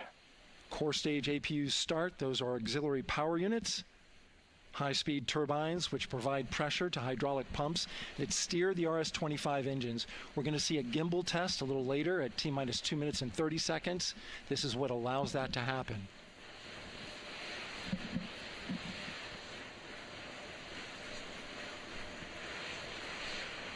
Coming up in about 20 seconds, we're listening for go for purge sequence 4. That's a helium purge of the 4 core stage engines downstream of the propellant valve. This gets all the air and moisture out of there.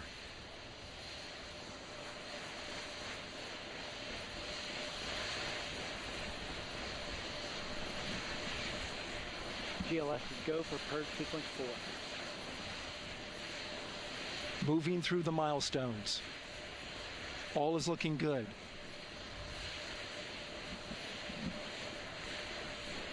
Coming up in just a few seconds, we're going to get that thrust vector control actuator test. This is a gimbaling of the engines.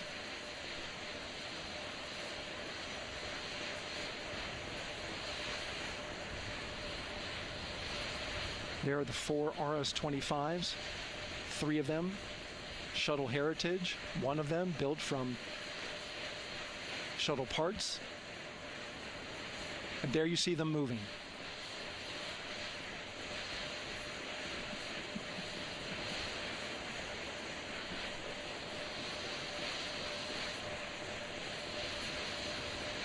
Now we're going to start moving the power from both the upper stage and the lower stage of the rocket to internal, taking ground power away and now going to battery power.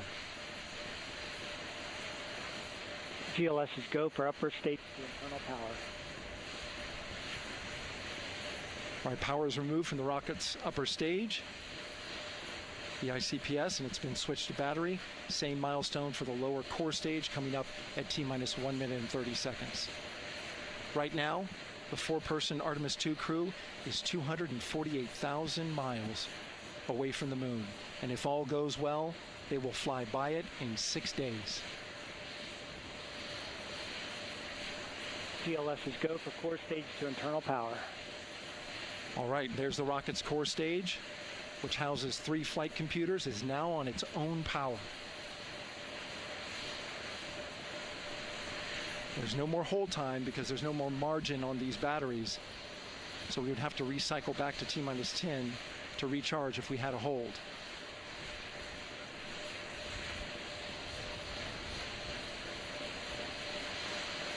One minute. Right now, the rocket does not know what the T0 is, but coming up at T-minus 33 seconds, control shifts from the ground launch sequencer to the rocket's onboard autonomous launch sequencer, or ALS. The rocket will count itself down, but honor any holds that could come from the ground. Now, shortly after liftoff, Houston will take control of the rocket, and my colleague Gary Jordan will take over commentary. GLS is go for ALS. Great call out. The rocket is on its own. 4 brave explorers ready to ride the most powerful rocket NASA has ever launched. Sound suppression water is flowing. 15. And here we go. 10, 9, 8, 7. RS-25 engines lit. 4, 3, 2, 1. Booster ignition. And liftoff. The crew of Artemis 2 now bound for the moon. Humanity's next great voyage begins. Good roll pitch. Roger, roll pitch. Houston now controlling the flight of Integrity on the Artemis 2 mission around the moon. Integrity, AMT high. AMT high. On time, passing 30 seconds into the flights. Integrity passes the alternate beacon. Target milestone. Mission Control Houston seeing good performance on the 4 main engines. Space Launch System core stage. Integrity, 3 miles in altitude. Traveling more than 1,200 miles per hour.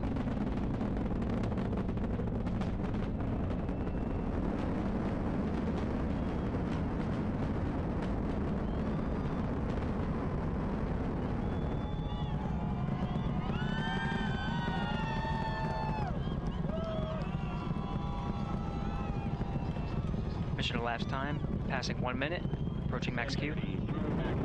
On, Ponce de Leon. Stan, we have you loud and clear on Ponce de Leon. Have you the same. Communication signal transfer confirmed as Integrity and its crew go supersonic. Approaching 90 seconds into the Artemis 2 mission.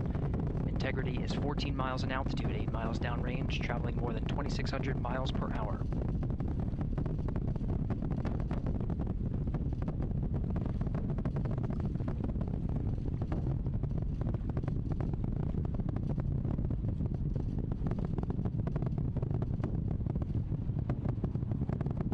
Minute 50 seconds of mission elapsed time, standing by for main engine throttle down to 85%, ahead of solid rocket booster separation expected at the 2-minute 9-second mark.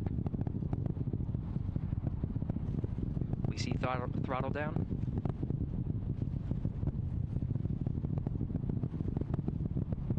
Confirmed separation. Main engines throttling up, guidance converged.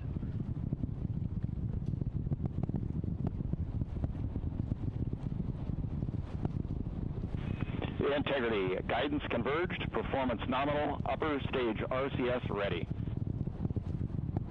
Copy all, Stan. Integrity, SM priming complete. SM priming complete. 2 minutes 45 seconds of mission elapsed time into the Artemis 2 mission. Thrusters on Integrity and upper stage confirmed in a ready state ahead of service module fairing separation.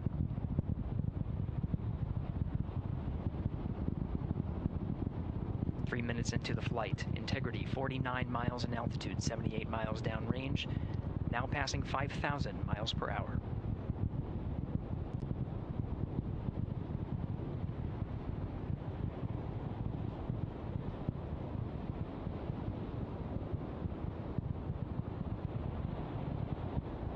Standing by for launch abort system jettison.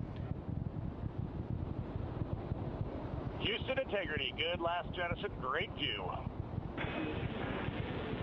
Copy jettison, Team Eco 8+02. We see the same on board, Stan. And Houston has you loud and clear on Tidris at the Carmen line. Outstanding, Stan, we have you the same.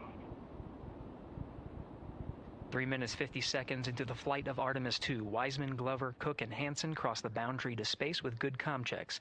GPS signals acquired after last jettison now working on internal checks to verify accuracy. Flight Dynamics Officer analyzed the time of main engine cutoff, confirmed at 8 minutes 2 seconds, time of MECO.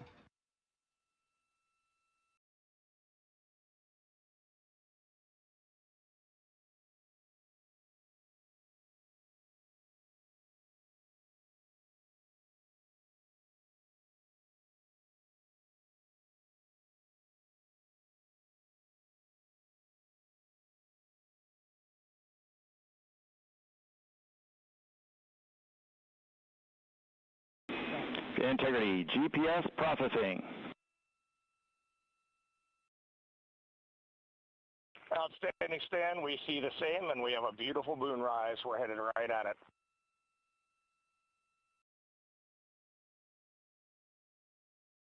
Approaching 5 minutes into the flight, Commander Reed Wiseman confirms he has visuals of his destination. GPS guidance, navigation, and control software finishes internal checks and sends to navigation channels. Integrity, 3 engine press. 3 engine press. On time, now passing 5 minutes 20 seconds of mission elapsed time into the Artemis II mission. At this point, 3 good main engines are all that's needed to carry Integrity to a nominal main engine cutoff target. Though at this time, we're seeing 4 good engines here in Mission Control Houston. Integrity, 75 miles in altitude, 330 miles downrange, approaching 10,000 miles per hour.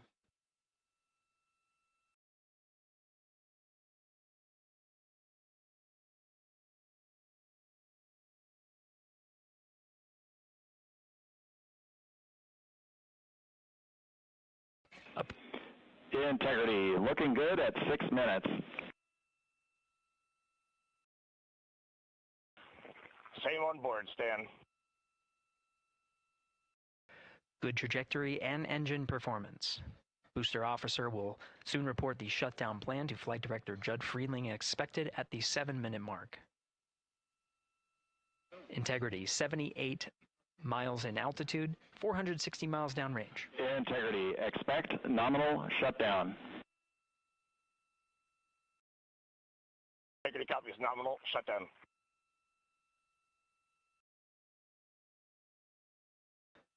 Six minutes 40 seconds of mission elapsed time. Shutdown plan is as expected.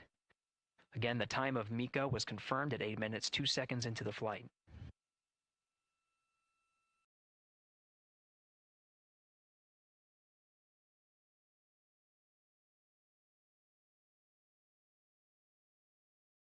Seven minutes of mission elapsed time. Throttling down as we approach the abort once around option. Milestone at the 7-minute 30-second mark. Now 84 miles in altitude, 650 miles downrange, traveling more than 15,000 miles per hour. Integrity, AOA open. AOA open. The window is now open for an abort once around option that would target splashdown in the Pacific Ocean. Still following nominal ascent at this time.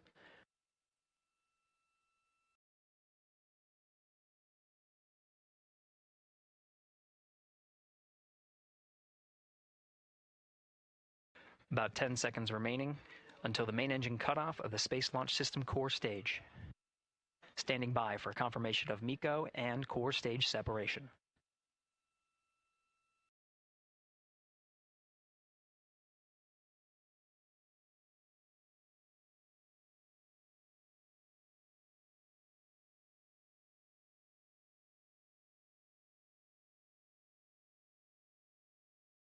Integrity and nominal MECO, core stage separated.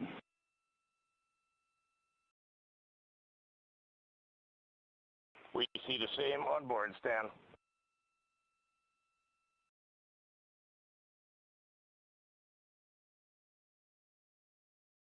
Eight minutes, 40 seconds into the flight, we have a nominal main engine cutoff heading in the right trajectory on the way to swing around the moon. Core stage has separated, done its job. The Space Launch System upper stage, the Inner Rim Cryogenic Propulsion Stage, or ICPS, still attached to the Orion spacecraft.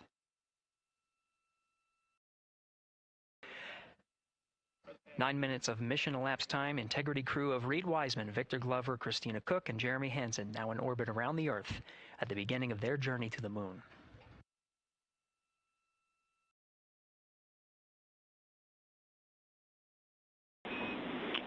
Integrity Houston, looking ahead to PRM numbers so far per the pad.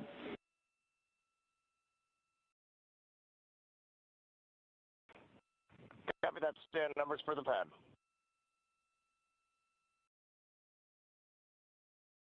Capcom Stan Loves now reminding the crew that the perigee raise maneuver time of ignition is as expected prior to booster ignition. That time being 49 minutes, 50 seconds of mission elapsed time.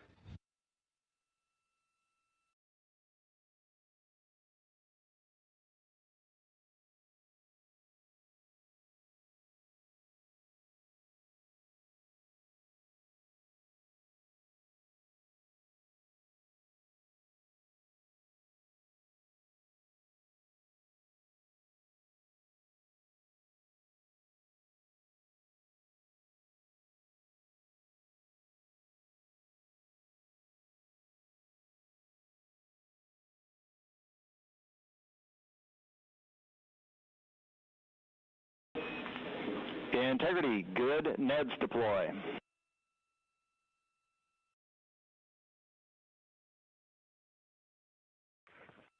Copy that, Stan. Good, Neds.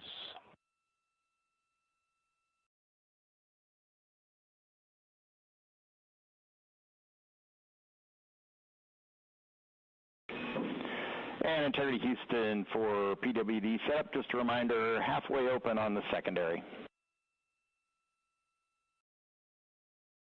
We copy that, Stan. Halfway open.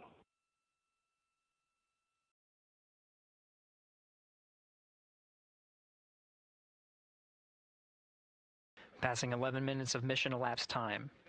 Here, overhearing the conversation between Capcom Stan Love and Commander Reed Wiseman, already passing some milestones. We have a good nozzle extension deployment system. That is confirmed. Complete. We also have the visors are confirmed up, now past the dynamic phase of flight, that is ascent. Their launch and entry suits that provided them an extra layer of protection, now not as needed. They're going to raise those visors. And later in today's mission, they will begin to egress or get out of the suits to begin some of their initial tasks of activating some of the systems aboard in the Integrity spacecraft. It's passing 12 minutes of mission elapsed time. Again, the perigee raise maneuver that's targeted near 50 minutes of mission elapsed time, 49 minutes, 50 seconds. That's what the crew is going to be working towards. The Commander Reed Wiseman, pilot Victor Glover will focus on preparing for that milestone. In the meantime, mission specialist Christina Cook and Jeremy Hansen will start some of the activation of environmental control life support systems. You may hear confirmation of their activation over the Orion to Earth communication network.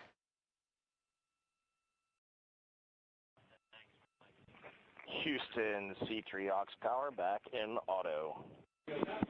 Copy C3 aux, and we're 2 minutes to maneuver.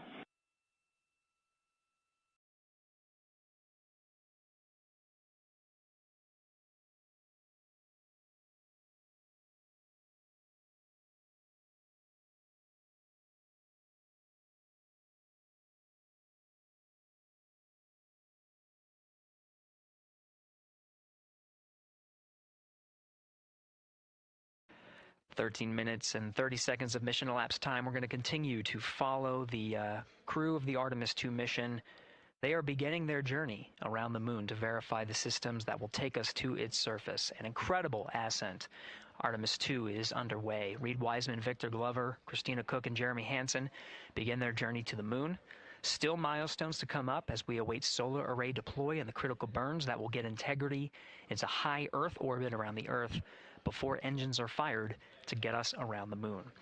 We'll keep tabs on Integrity and its crew from here in Mission Control Houston.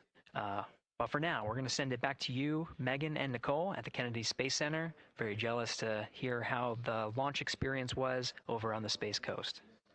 Yeah, Gary, if people are just joining us, welcome back to the Space Coast, where we just saw Artemis 2 lift off 14 minutes ago. And wow, what an amazing launch, and an emotional one, too. As soon as the rocket lifted off, Nicole, you had tears in your eyes, I had tears in my eyes, and we had all these people around us cheering. It was amazing. Yeah, the energy was wonderful. I mean, it was a beautiful launch.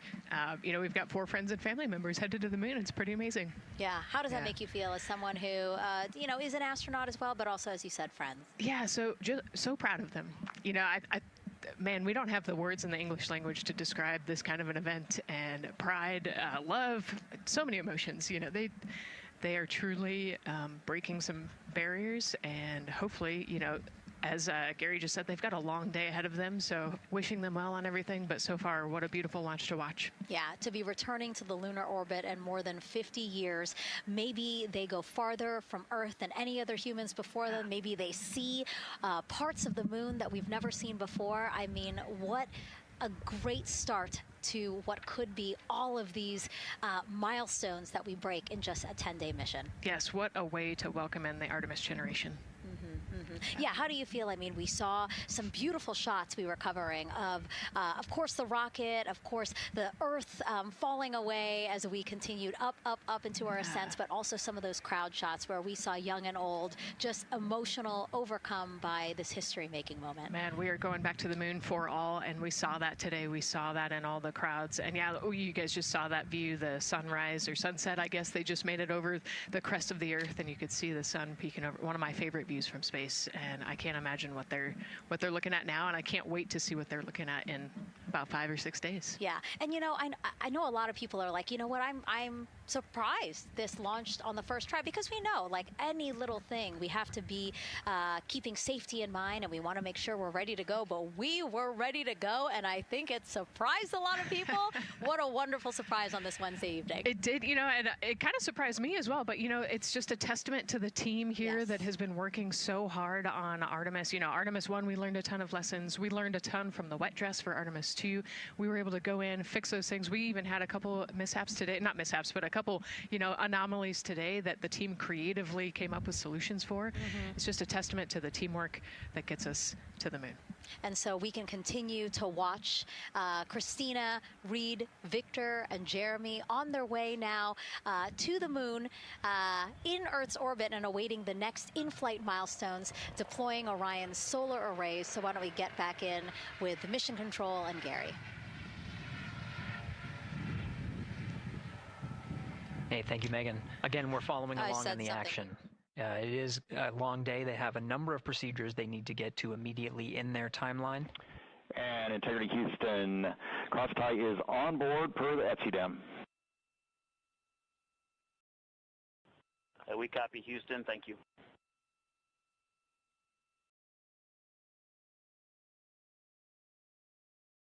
Cross-tie referring to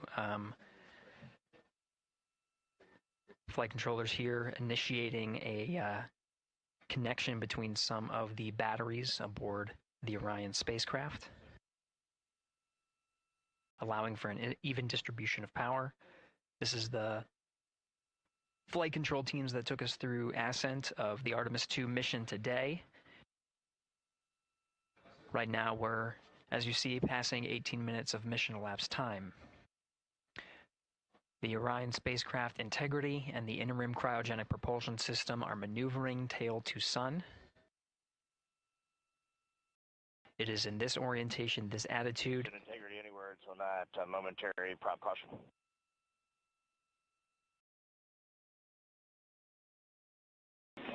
And read no action, we're looking at it.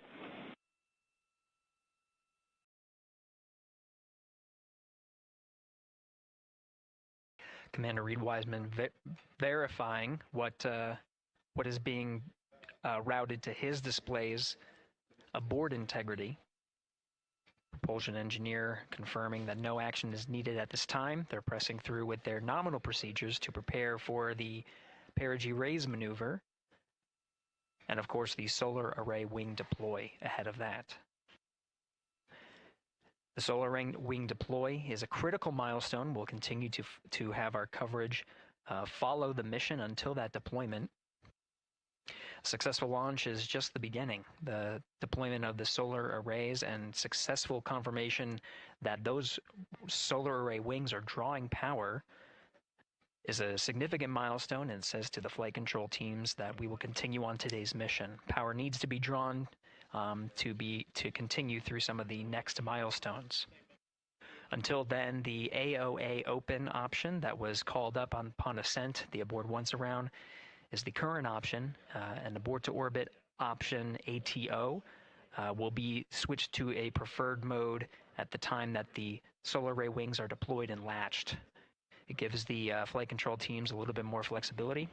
Integrity Houston, update on TDRS handover for your pad.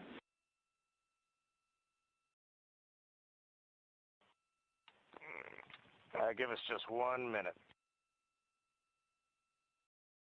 And Stan, you can read it. Ike is ready to copy.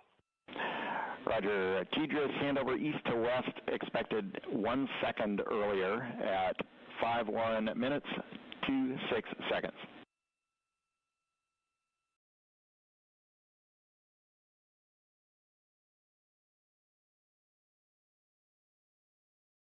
All right, Stan, we copy 1 second earlier for 5126 TDRS east to west, and saws are starting to deploy. Thermal knives are firing. We concur. Thanks for the report.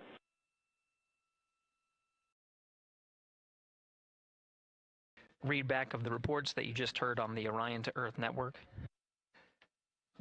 Integrity has maneuvered tail to sun. The RL-10 nozzle on the end of the ICPS is pointed towards the sun, and the solar array deployment sequence has begun. With the deployment confirmed, it'll be several minutes until they are what is called in a latched position. Once they are latched and confirmed to be drawing power, they can switch the mode to ATO and continue along the mission. The teacher's handover at the pad, that message meant the crew was provided some preliminary numbers of when to expect handovers between the tracking and data relay satellites.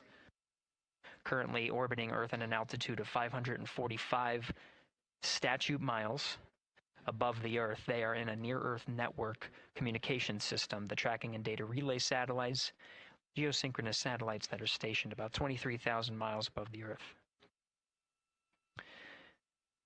After the apogee raise burn that occurs later today, the burn itself will put them in an altitude that surpasses the range of the tracking and data relay satellites, and they will transition to the deep space network today. And Integrity, for prop messages, we see 2 temperature measurements right near the line.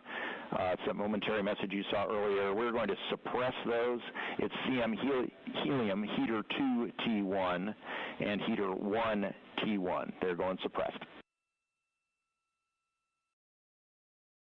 Integrity, thank you. We see the same.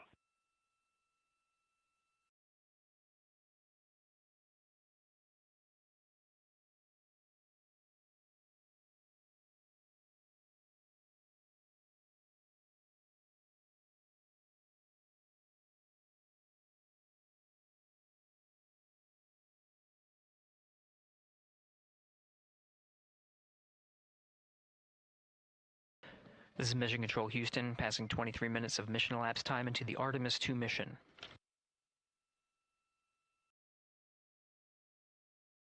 This is after a launch that began at 5:35 and 12 seconds Central Time, 6:35 and 12 seconds p.m. Eastern Time. Right now, the orientation you're seeing from our aero visualization that translates some of the telemetry that we're getting from the spacecraft and puts it into a model so you can follow along on some of the milestones that we are following here. The RL-10 nozzle that you see at the left end of your screen, though it is currently not firing, that nozzle is pointed towards the sun, and the solar arrays are currently deploying. From this visualization, they look fully stowed in a position. Integrity, we are happy to report that Jeremy has the O2 sensors on. Copy O2 sensors.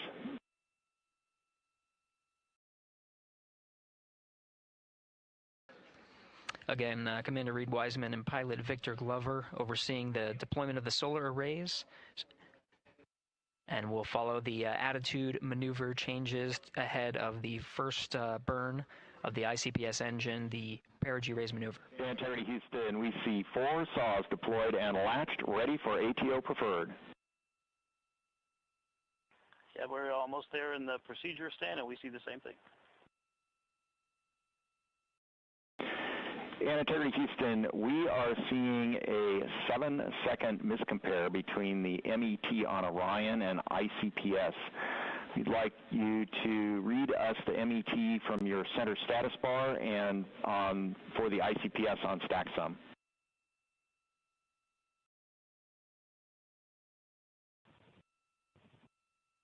And Stan, we see a absolutely precise alignment. MET 25, 14, 15, 16, precisely aligned with ICPS MET. Copy, thank you for that. We'll investigate a ground issue. And Houston Integrity, ATO preferred set. Copy, ATO preferred.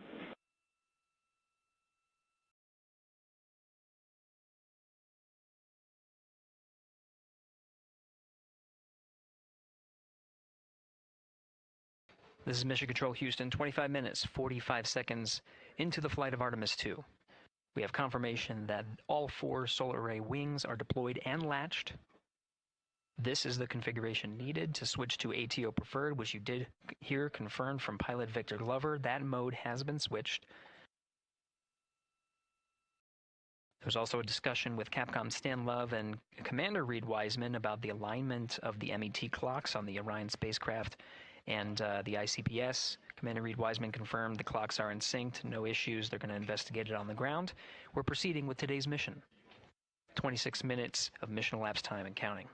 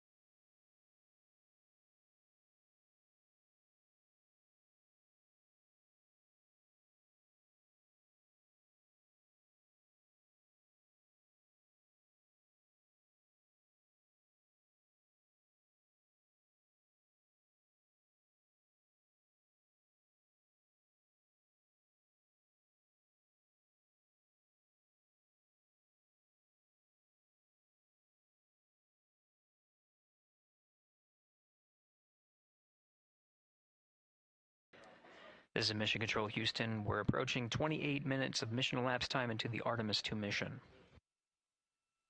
At this point, we've had a successful liftoff from the pad at 5:35 p.m. and 12 seconds p.m. Central Time, 6:35 and 12 seconds p.m. Eastern Time. We've had a good main engine cutoff, core stage separation, and a good trajectory to begin today's mission. Right now, the Spacecraft has maneuvered tail to sun. We're standing by for another maneuver to maneuver into the burn attitude. This is where the RL-10 engine of the ICPS is pointed in the correct orientation for the perigee raise maneuver. We did hear confirmation that the perigee raise maneuver time of ignition has been confirmed per the pad, which means it was the predicted time prior to liftoff. Integrity for GNC, we're taking channel 1 to unfiltered and to BFS. Okay, Stan, we're watching. Go ahead.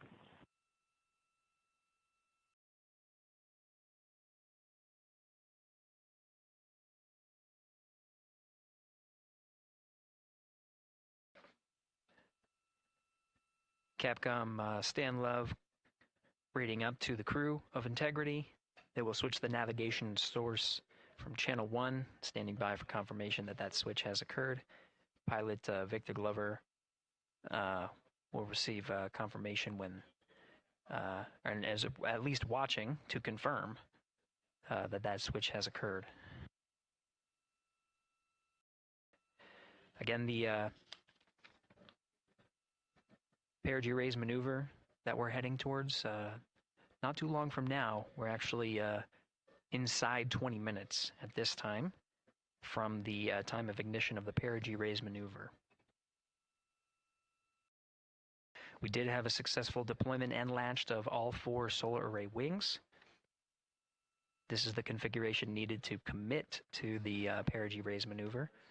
Of course, flight controllers here in Mission Control Houston will continue to evaluate that everything is good before committing to that burn.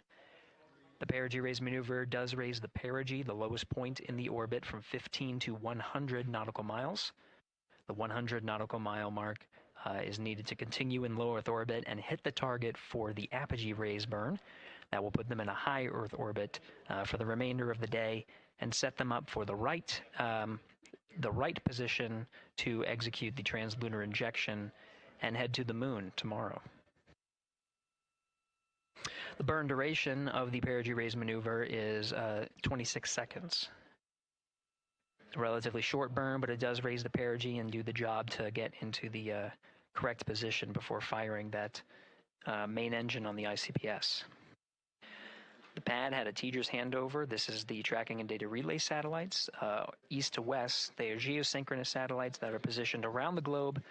And as Orion makes its way around the Earth right now, above the west coast of Africa, at an altitude of about 923 statute miles, and counting.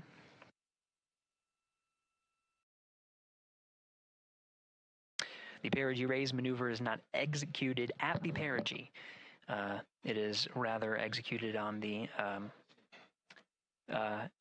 actually closer to the apogee.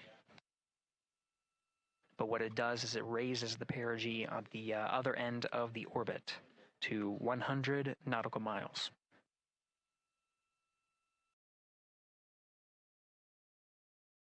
The 26-second duration burn does not conflict with the time that they've reported of the tracking and data relay satellite handover from TGERS east to west. Again, geosynchronous satellites that are used not only by Integrity today, but the International Space Station as well.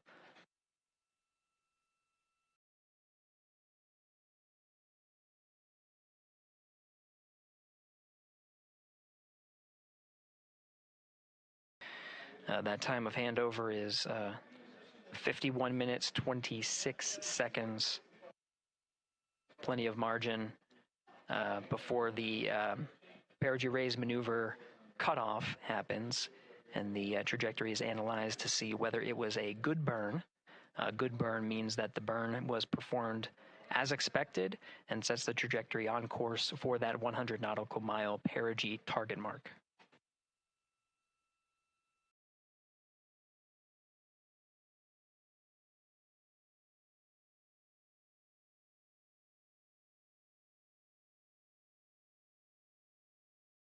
Again, for those sticking with us on NASA Plus and following along on our coverage, we will continue to follow and to cover the mission until Well, actually, we'll continue to cover the mission 24/7.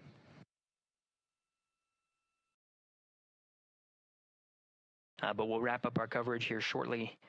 And now that solar array wing deployment has occurred on NASA Plus and Amazon Prime. Again, we will continue coverage 24/7 at the NASA YouTube channel. For those that want to see all of the upcoming milestones, there are select times where we will be coming back to NASA Plus and other streaming platforms. You can go to nasa.gov to find the latest on when to find those activities. Given that this is an operational mission, we do want to make sure that we are maintaining transparency in the mission and providing you all the information on what's happening in space as Reed Wiseman, Victor Glover, Christina Cook, and Jeremy Hansen head on their mission around the moon.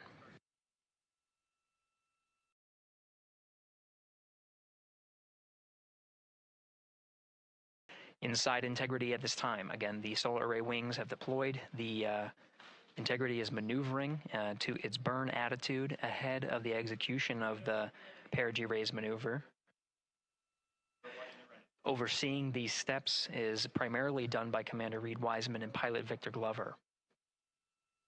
Mission specialists Christina Cook and Jeremy Hansen focusing on some of the system activation inside of Orion, namely the environmental and control and life support systems.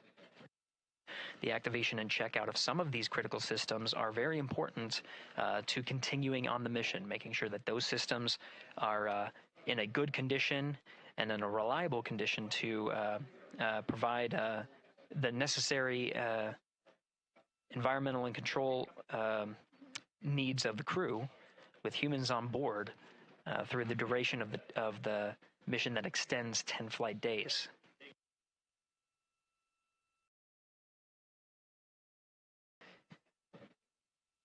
Standing by for an update to the perigee raise maneuver time of ignition. Should be right up to the crew very shortly. Integrity Houston, updated PRM numbers when you're ready to copy. All right, Houston, we are ready to copy. TIG is 2 seconds earlier at 4 minutes, 48 seconds. TIGO unchanged at 26 seconds. 49, 48, TIGO 26.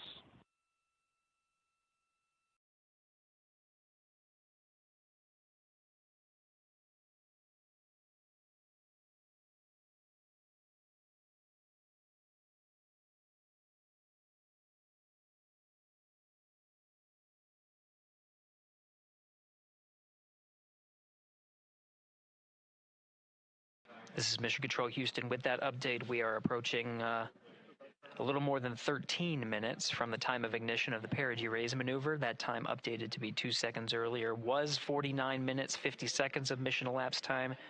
We'll now move to 49 minutes, 48 seconds. The duration of the burn, that's what was referred to as the TGO, will still remain at 26 seconds. Relatively short duration burn, again, just raises the perigee of the orbit today.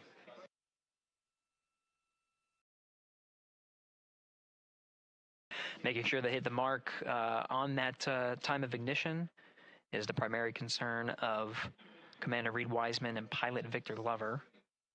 Mission specialist Christina Cook and Jeremy Hansen inside activating those environmental control and life support systems.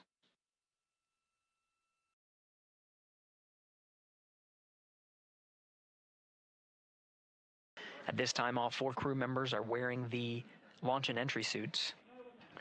Integrity Houston, for Optimus on the PCD, we have time update instructions when you're ready.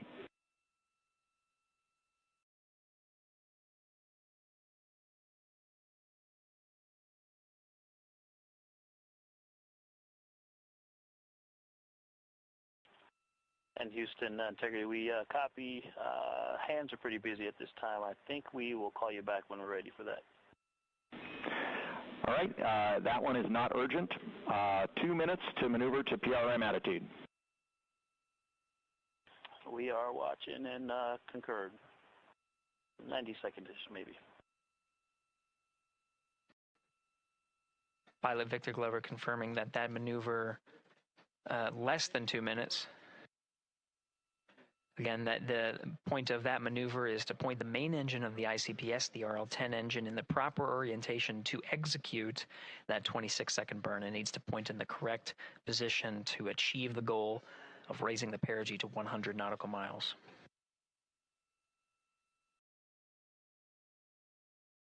You heard some of the environmental control system activations over Orion to Earth. Jeremy Hansen activated the O2 sensors. They'll be measuring the cabin of Orion.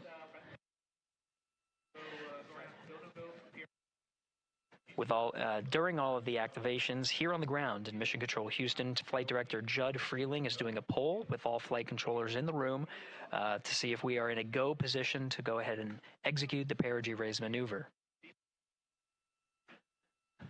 Once concluded, Stan Love will report it back up to the crew, and we'll stand by for that.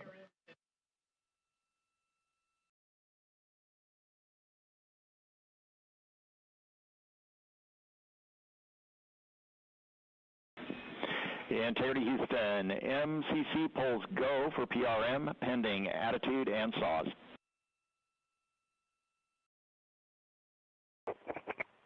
Hey, we copy. MCC is go. Maneuver starting.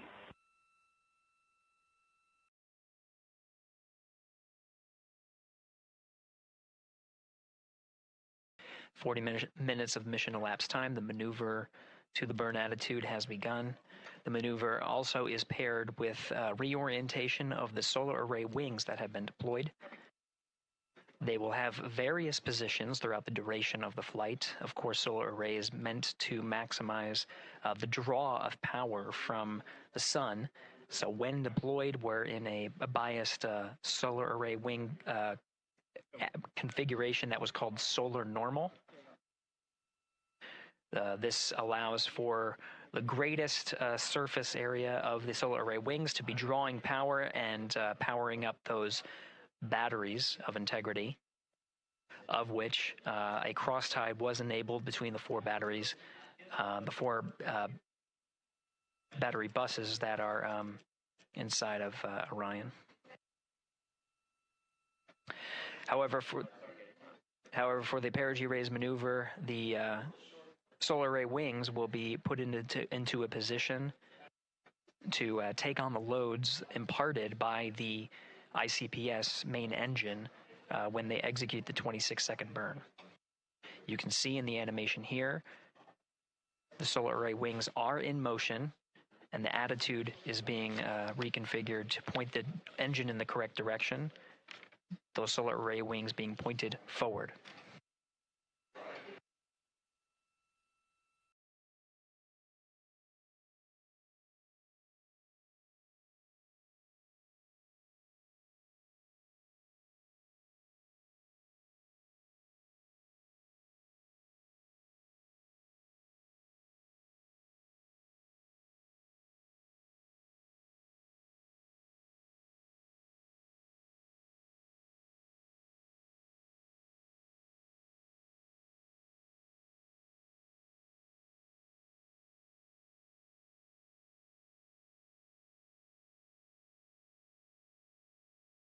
You're getting a live look inside the Artemis II mission flight control room. The team you see here oversaw the ascent of our four astronauts inside Integrity, launching at 6:35 and 12 seconds p.m. Eastern Time.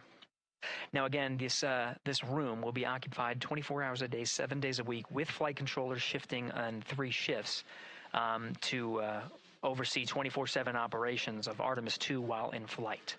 We will cover that live on the NASA YouTube channel, and we'll be covering that around the clock as we begin to wrap up our coverage here on NASA Plus. Before I do want to send it over to our colleagues at the Kennedy Space Center.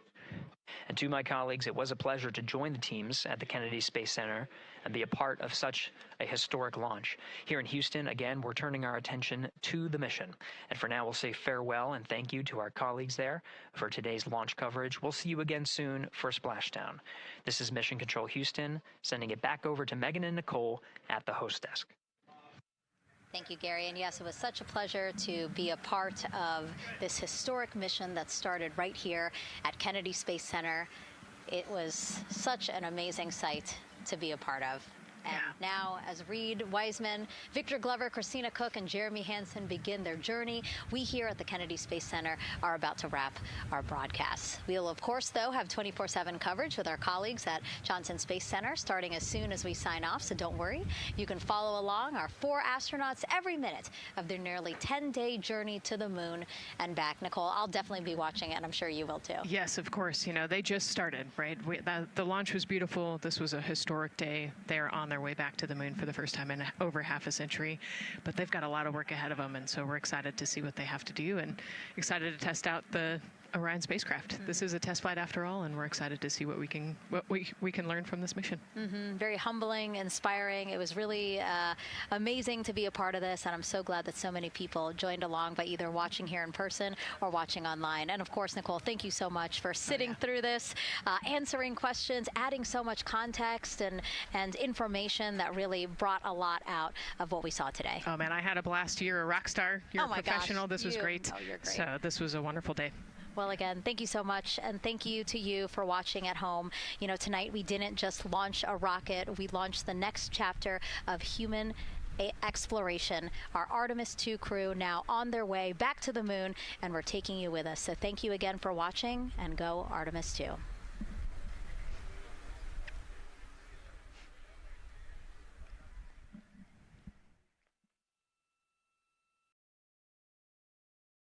All 4 astronauts, and it appears all of them are undergoing their suit leak checks. Yes, a pre-flight tradition that we have seen with our crewed flights, the card game. The astronauts who have just left crew suit up and are now walking down a hallway. And here they are, NASA's Artemis II crew, taking their first steps outside for their historic test flight. And the 4 of them step into their astrovan. And off they go. Oh, this must feel so special to the crew to see all of these people here. Watching the crew walk across the crew access arm, getting a beautiful view. Everybody configured with their suits, so in we go. The closeout crew has closed the launch abort system hatch. 3, 2, 1. Booster ignition. And liftoff. The crew of Artemis II now bound for the moon. Humanity's next great voyage begins.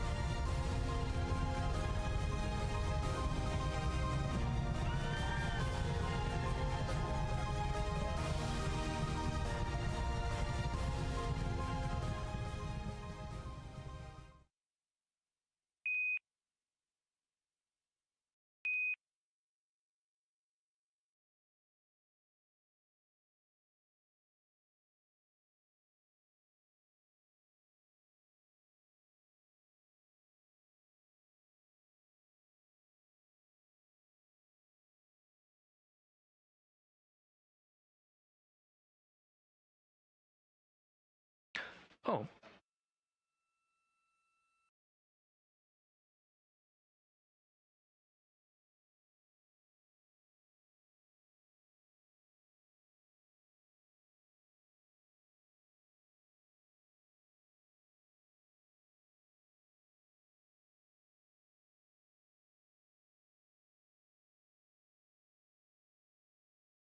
All right, this is Mission Control Houston. Welcome back for our 24/7 coverage of the Artemis II mission. At this time, we are a little more than 1 minute from the time of ignition of the perigee raise maneuver. At this time, the Orion spacecraft integrity has been maneuvered into the burn attitude, is pointed in the right direction, and the solar arrays are in the position to take on the loads imparted by the 26-second burn.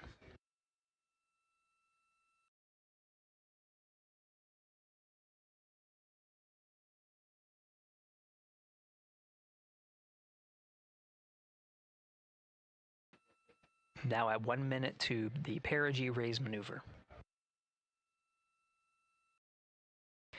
The teams here are part of the ascent team of the Artemis II mission. Now getting our first views from one of the solar array wing cameras over the tracking and data relay satellites. We are in a night pass as we are about a little more than 1,300 statute miles above the Earth, just east off the coast of Madagascar. So we have, you can see the Terminator line right just west of the Philippines and the west coast of Australia, where we'll start to get some sunlight again. Now we're just seconds away from the time of ignition. We have ignition.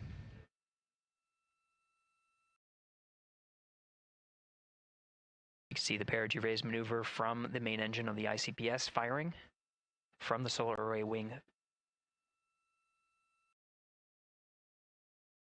Standing by for confirmation of cutoff.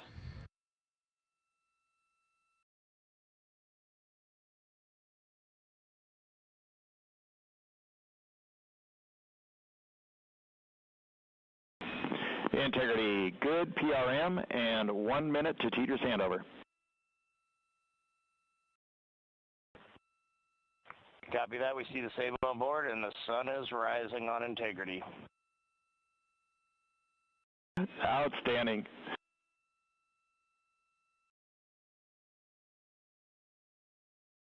And with that, the first burn of the interim cryogenic propulsion system has been completed and put the crew on the right trajectory to get them to the moon.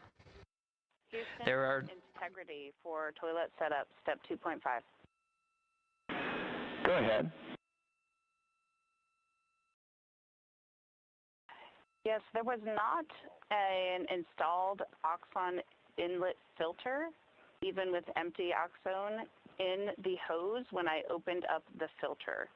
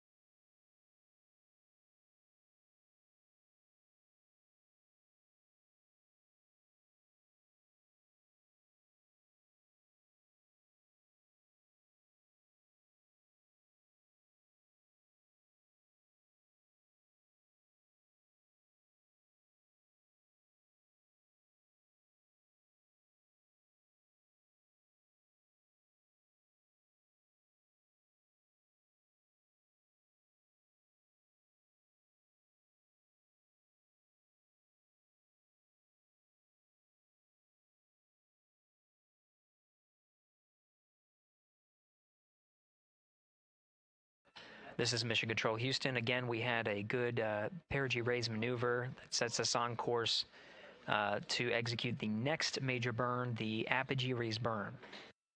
Now, the perigee raise maneuver just adjusts the orbit while we are in low Earth orbit, but the apogee raise burn is quite a significant burn, just shy of 18 minutes long.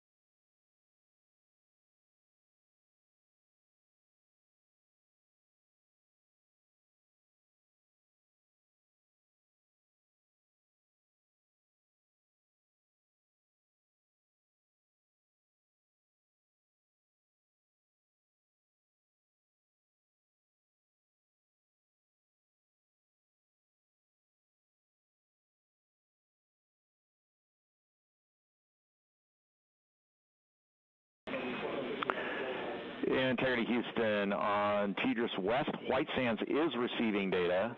Houston is not. We're still troubleshooting.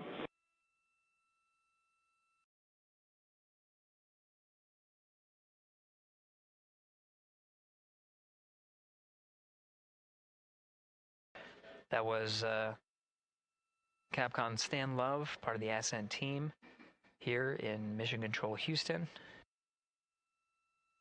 We changed over to point to one of the tracking and data relay satellites at the expected time. That time was updated to 51 minutes, 26 seconds of mission elapsed time, going from TDRS East to TDRS West. Upon switching to TDRS West, Mission Control Houston, not seeing some of the data coming from Orion, coming from Integrity. So we're standing by to regain the ability and troubleshoot some of the rationale as to why we are having some intermittent gaps in our data and communications with the crew.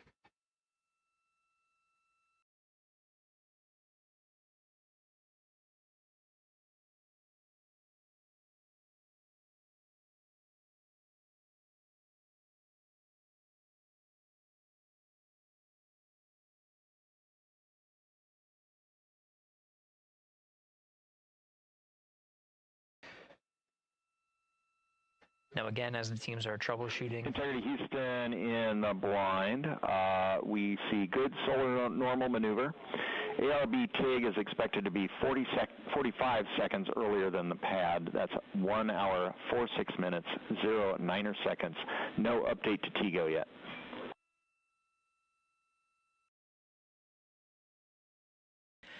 That was Capcom Stan Love here in Mission Control Houston. He used the term "in the blind."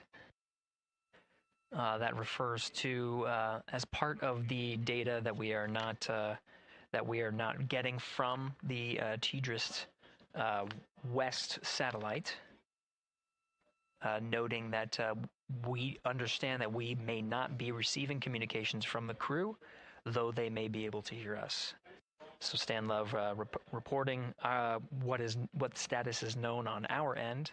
We do know that from the data we are receiving that the upper stage and Integrity have maneuvered to solar normal, meaning that the orientation, the attitude of the spacecraft is such that the solar rays can draw the maximum amount of power.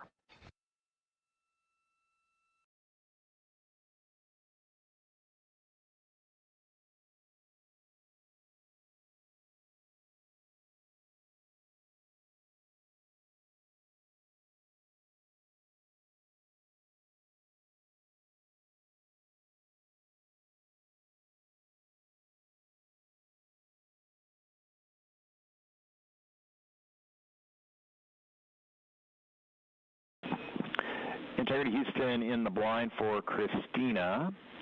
Just before the TDRS handover, we heard your report about the lack of an oxone inlet filter.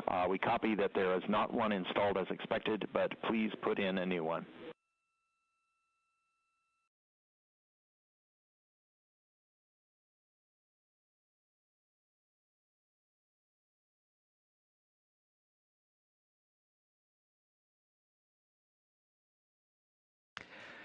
Team here you see in this row at the Capcom console is NASA astronaut Stan Love, the voice that you're hearing from the teams here in Mission Control Houston up to the crew of Integrity. A Capcom voice that you'll hear throughout the mission as well. Next to Dr. Love, to his right is Jackie Mahaffey, the Chief Training Officer for the Artemis II crew, and a voice that you'll hear from here in Mission Control Houston. Flight Director Judd Freeling is to Stan Love's left. The Ascent Flight Director and leading the teams through the Ascent that happened today. And to the left of Judd Freeling is Flight Director Rick Henfling, part of the entry teams here on console to oversee the Ascent portion. He'll be returning to console on Flight Day 9 to prepare for the splashdown on a nominal timeline for flight day 10. Houston, in the blind, we're rebooting some ground equipment to try to recover the link. Expect 10 minutes.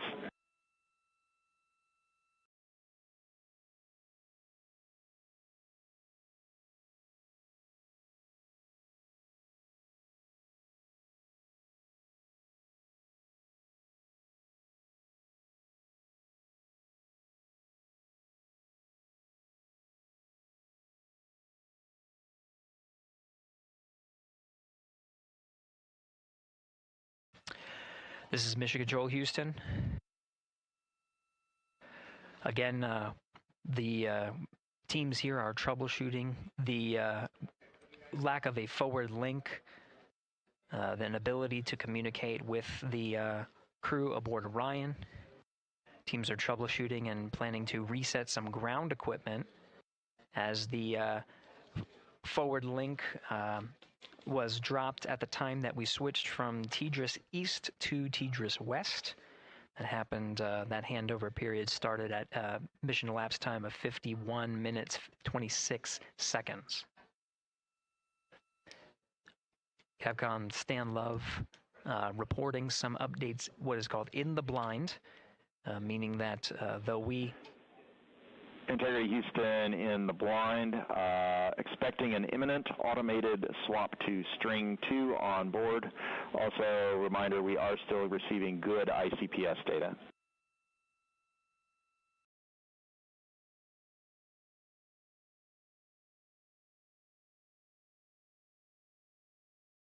Again, Capcom Stan Love reporting to the crew in the blind, meaning there may be an ability for the crew to hear the calls from the ground. We do know that we are not able to hear any of the crew calls coming from Orion. We did just confirm that we are receiving data from the upper stage, and that allows us to understand and confirm the attitude and orientation of both spacecraft, knowing that they are at solar normal.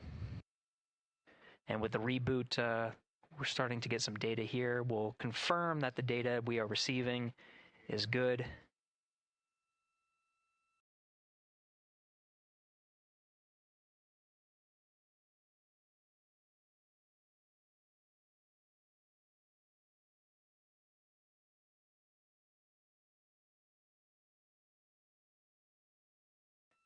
And with the regain of comm, we're starting to get some views aboard the Orion spacecraft. Integrity Houston, voice check on TDRS.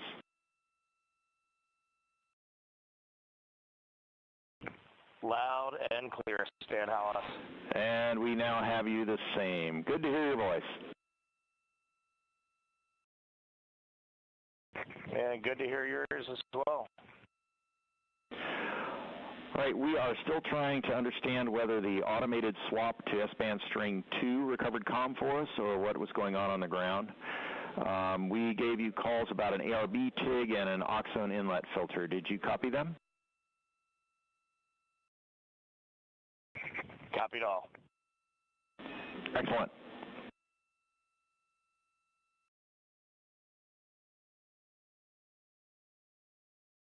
This is Mission Control Houston, though the solutions that were applied to regain the communications from Integrity is not known which one worked. We do know that we are receiving data. We're getting confirmation that is updating some of our telemetry that shows that the solar array wings have been reconfigured to the solar normal. Again, drawing as much power as possible. While Integrity is in flight and awaiting the next burn, the apogee raise burn. And you just heard confirmed, though Stan Love was reporting some things in the blind, meaning we could not hear the crew respond to any of the calls that were going on Orion to Earth. We did confirm from Reed Wiseman aboard Integrity that they did hear all of the calls that Capcom Stan Love was reporting. And Integrity for comm, while we are sorting out the earlier comm loss, we plan to remain on S-band string 2. Copy S-band string 2 and quid 19 has been inhibited for right CCD.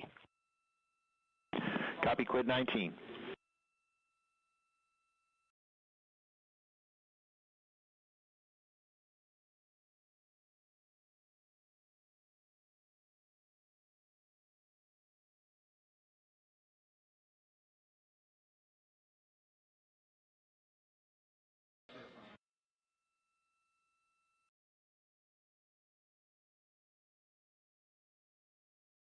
This is Mission Control Houston. Commander Reed Wiseman working through his steps. At this time in the timeline, mission specialists Christina Cook and Jeremy Hansen should be closing out some of the procedures that were activating some of the environmental control and life support systems. And again, those steps relayed from Capcom Stan Lev were received by the crew, so they did copy them and address any of the feedback that was provided by Capcom Stan Love. The launch and entry suits for Mission Specialists 1 and 2, that's Christina Cook and Jeremy Hansen, per the timeline, they are in the period of time to doff or take off the suits. The launch and entry suits for Commander Reed Wiseman and pilot Victor Glover will remain on until after a successful apogee raise burn. Their role is to oversee the successful burn there. In the meantime, they're configuring some of their equipment and configuration that's needed ahead of the day's activities, starting with covering a CCD cursor control device. And they're well on their way to a nominal timeline, of course, addressing the communication link by resetting some ground equipment and changing the string of communications, which addressed the issue, and now we're getting full data from the ICPS as well as the Orion spacecraft.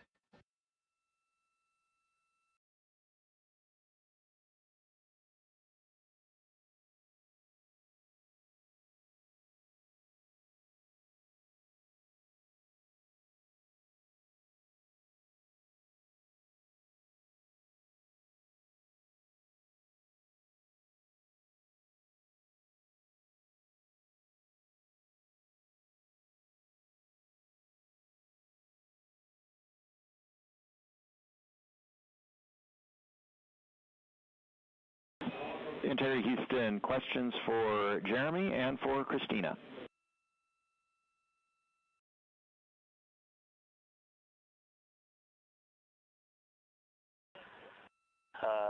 Stan, can you power on the toilet, and then we'll stand by for your words for Jeremy and Christina. Toilet power up is in work. The questions are, can you confirm the HHP cam has been powered down? And then the question for Christina is whether the urine filter, that's the rubber part, was installed, but just no beads connected.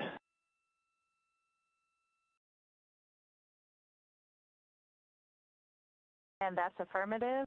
The filter was installed, no beads. Thank you. And Stan, we are wrapping up PWD right now. Jeremy will get the HHP cameras after that. There was a tremendous amount of back pressure on all those connectors, so it's taking a little bit of time. Copy. Thank you.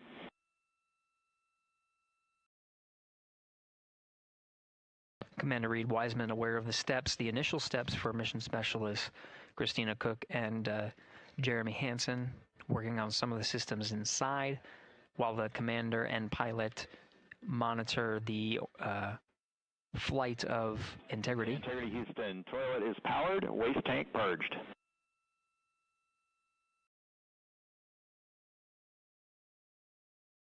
We copy that, Stan. Thank you.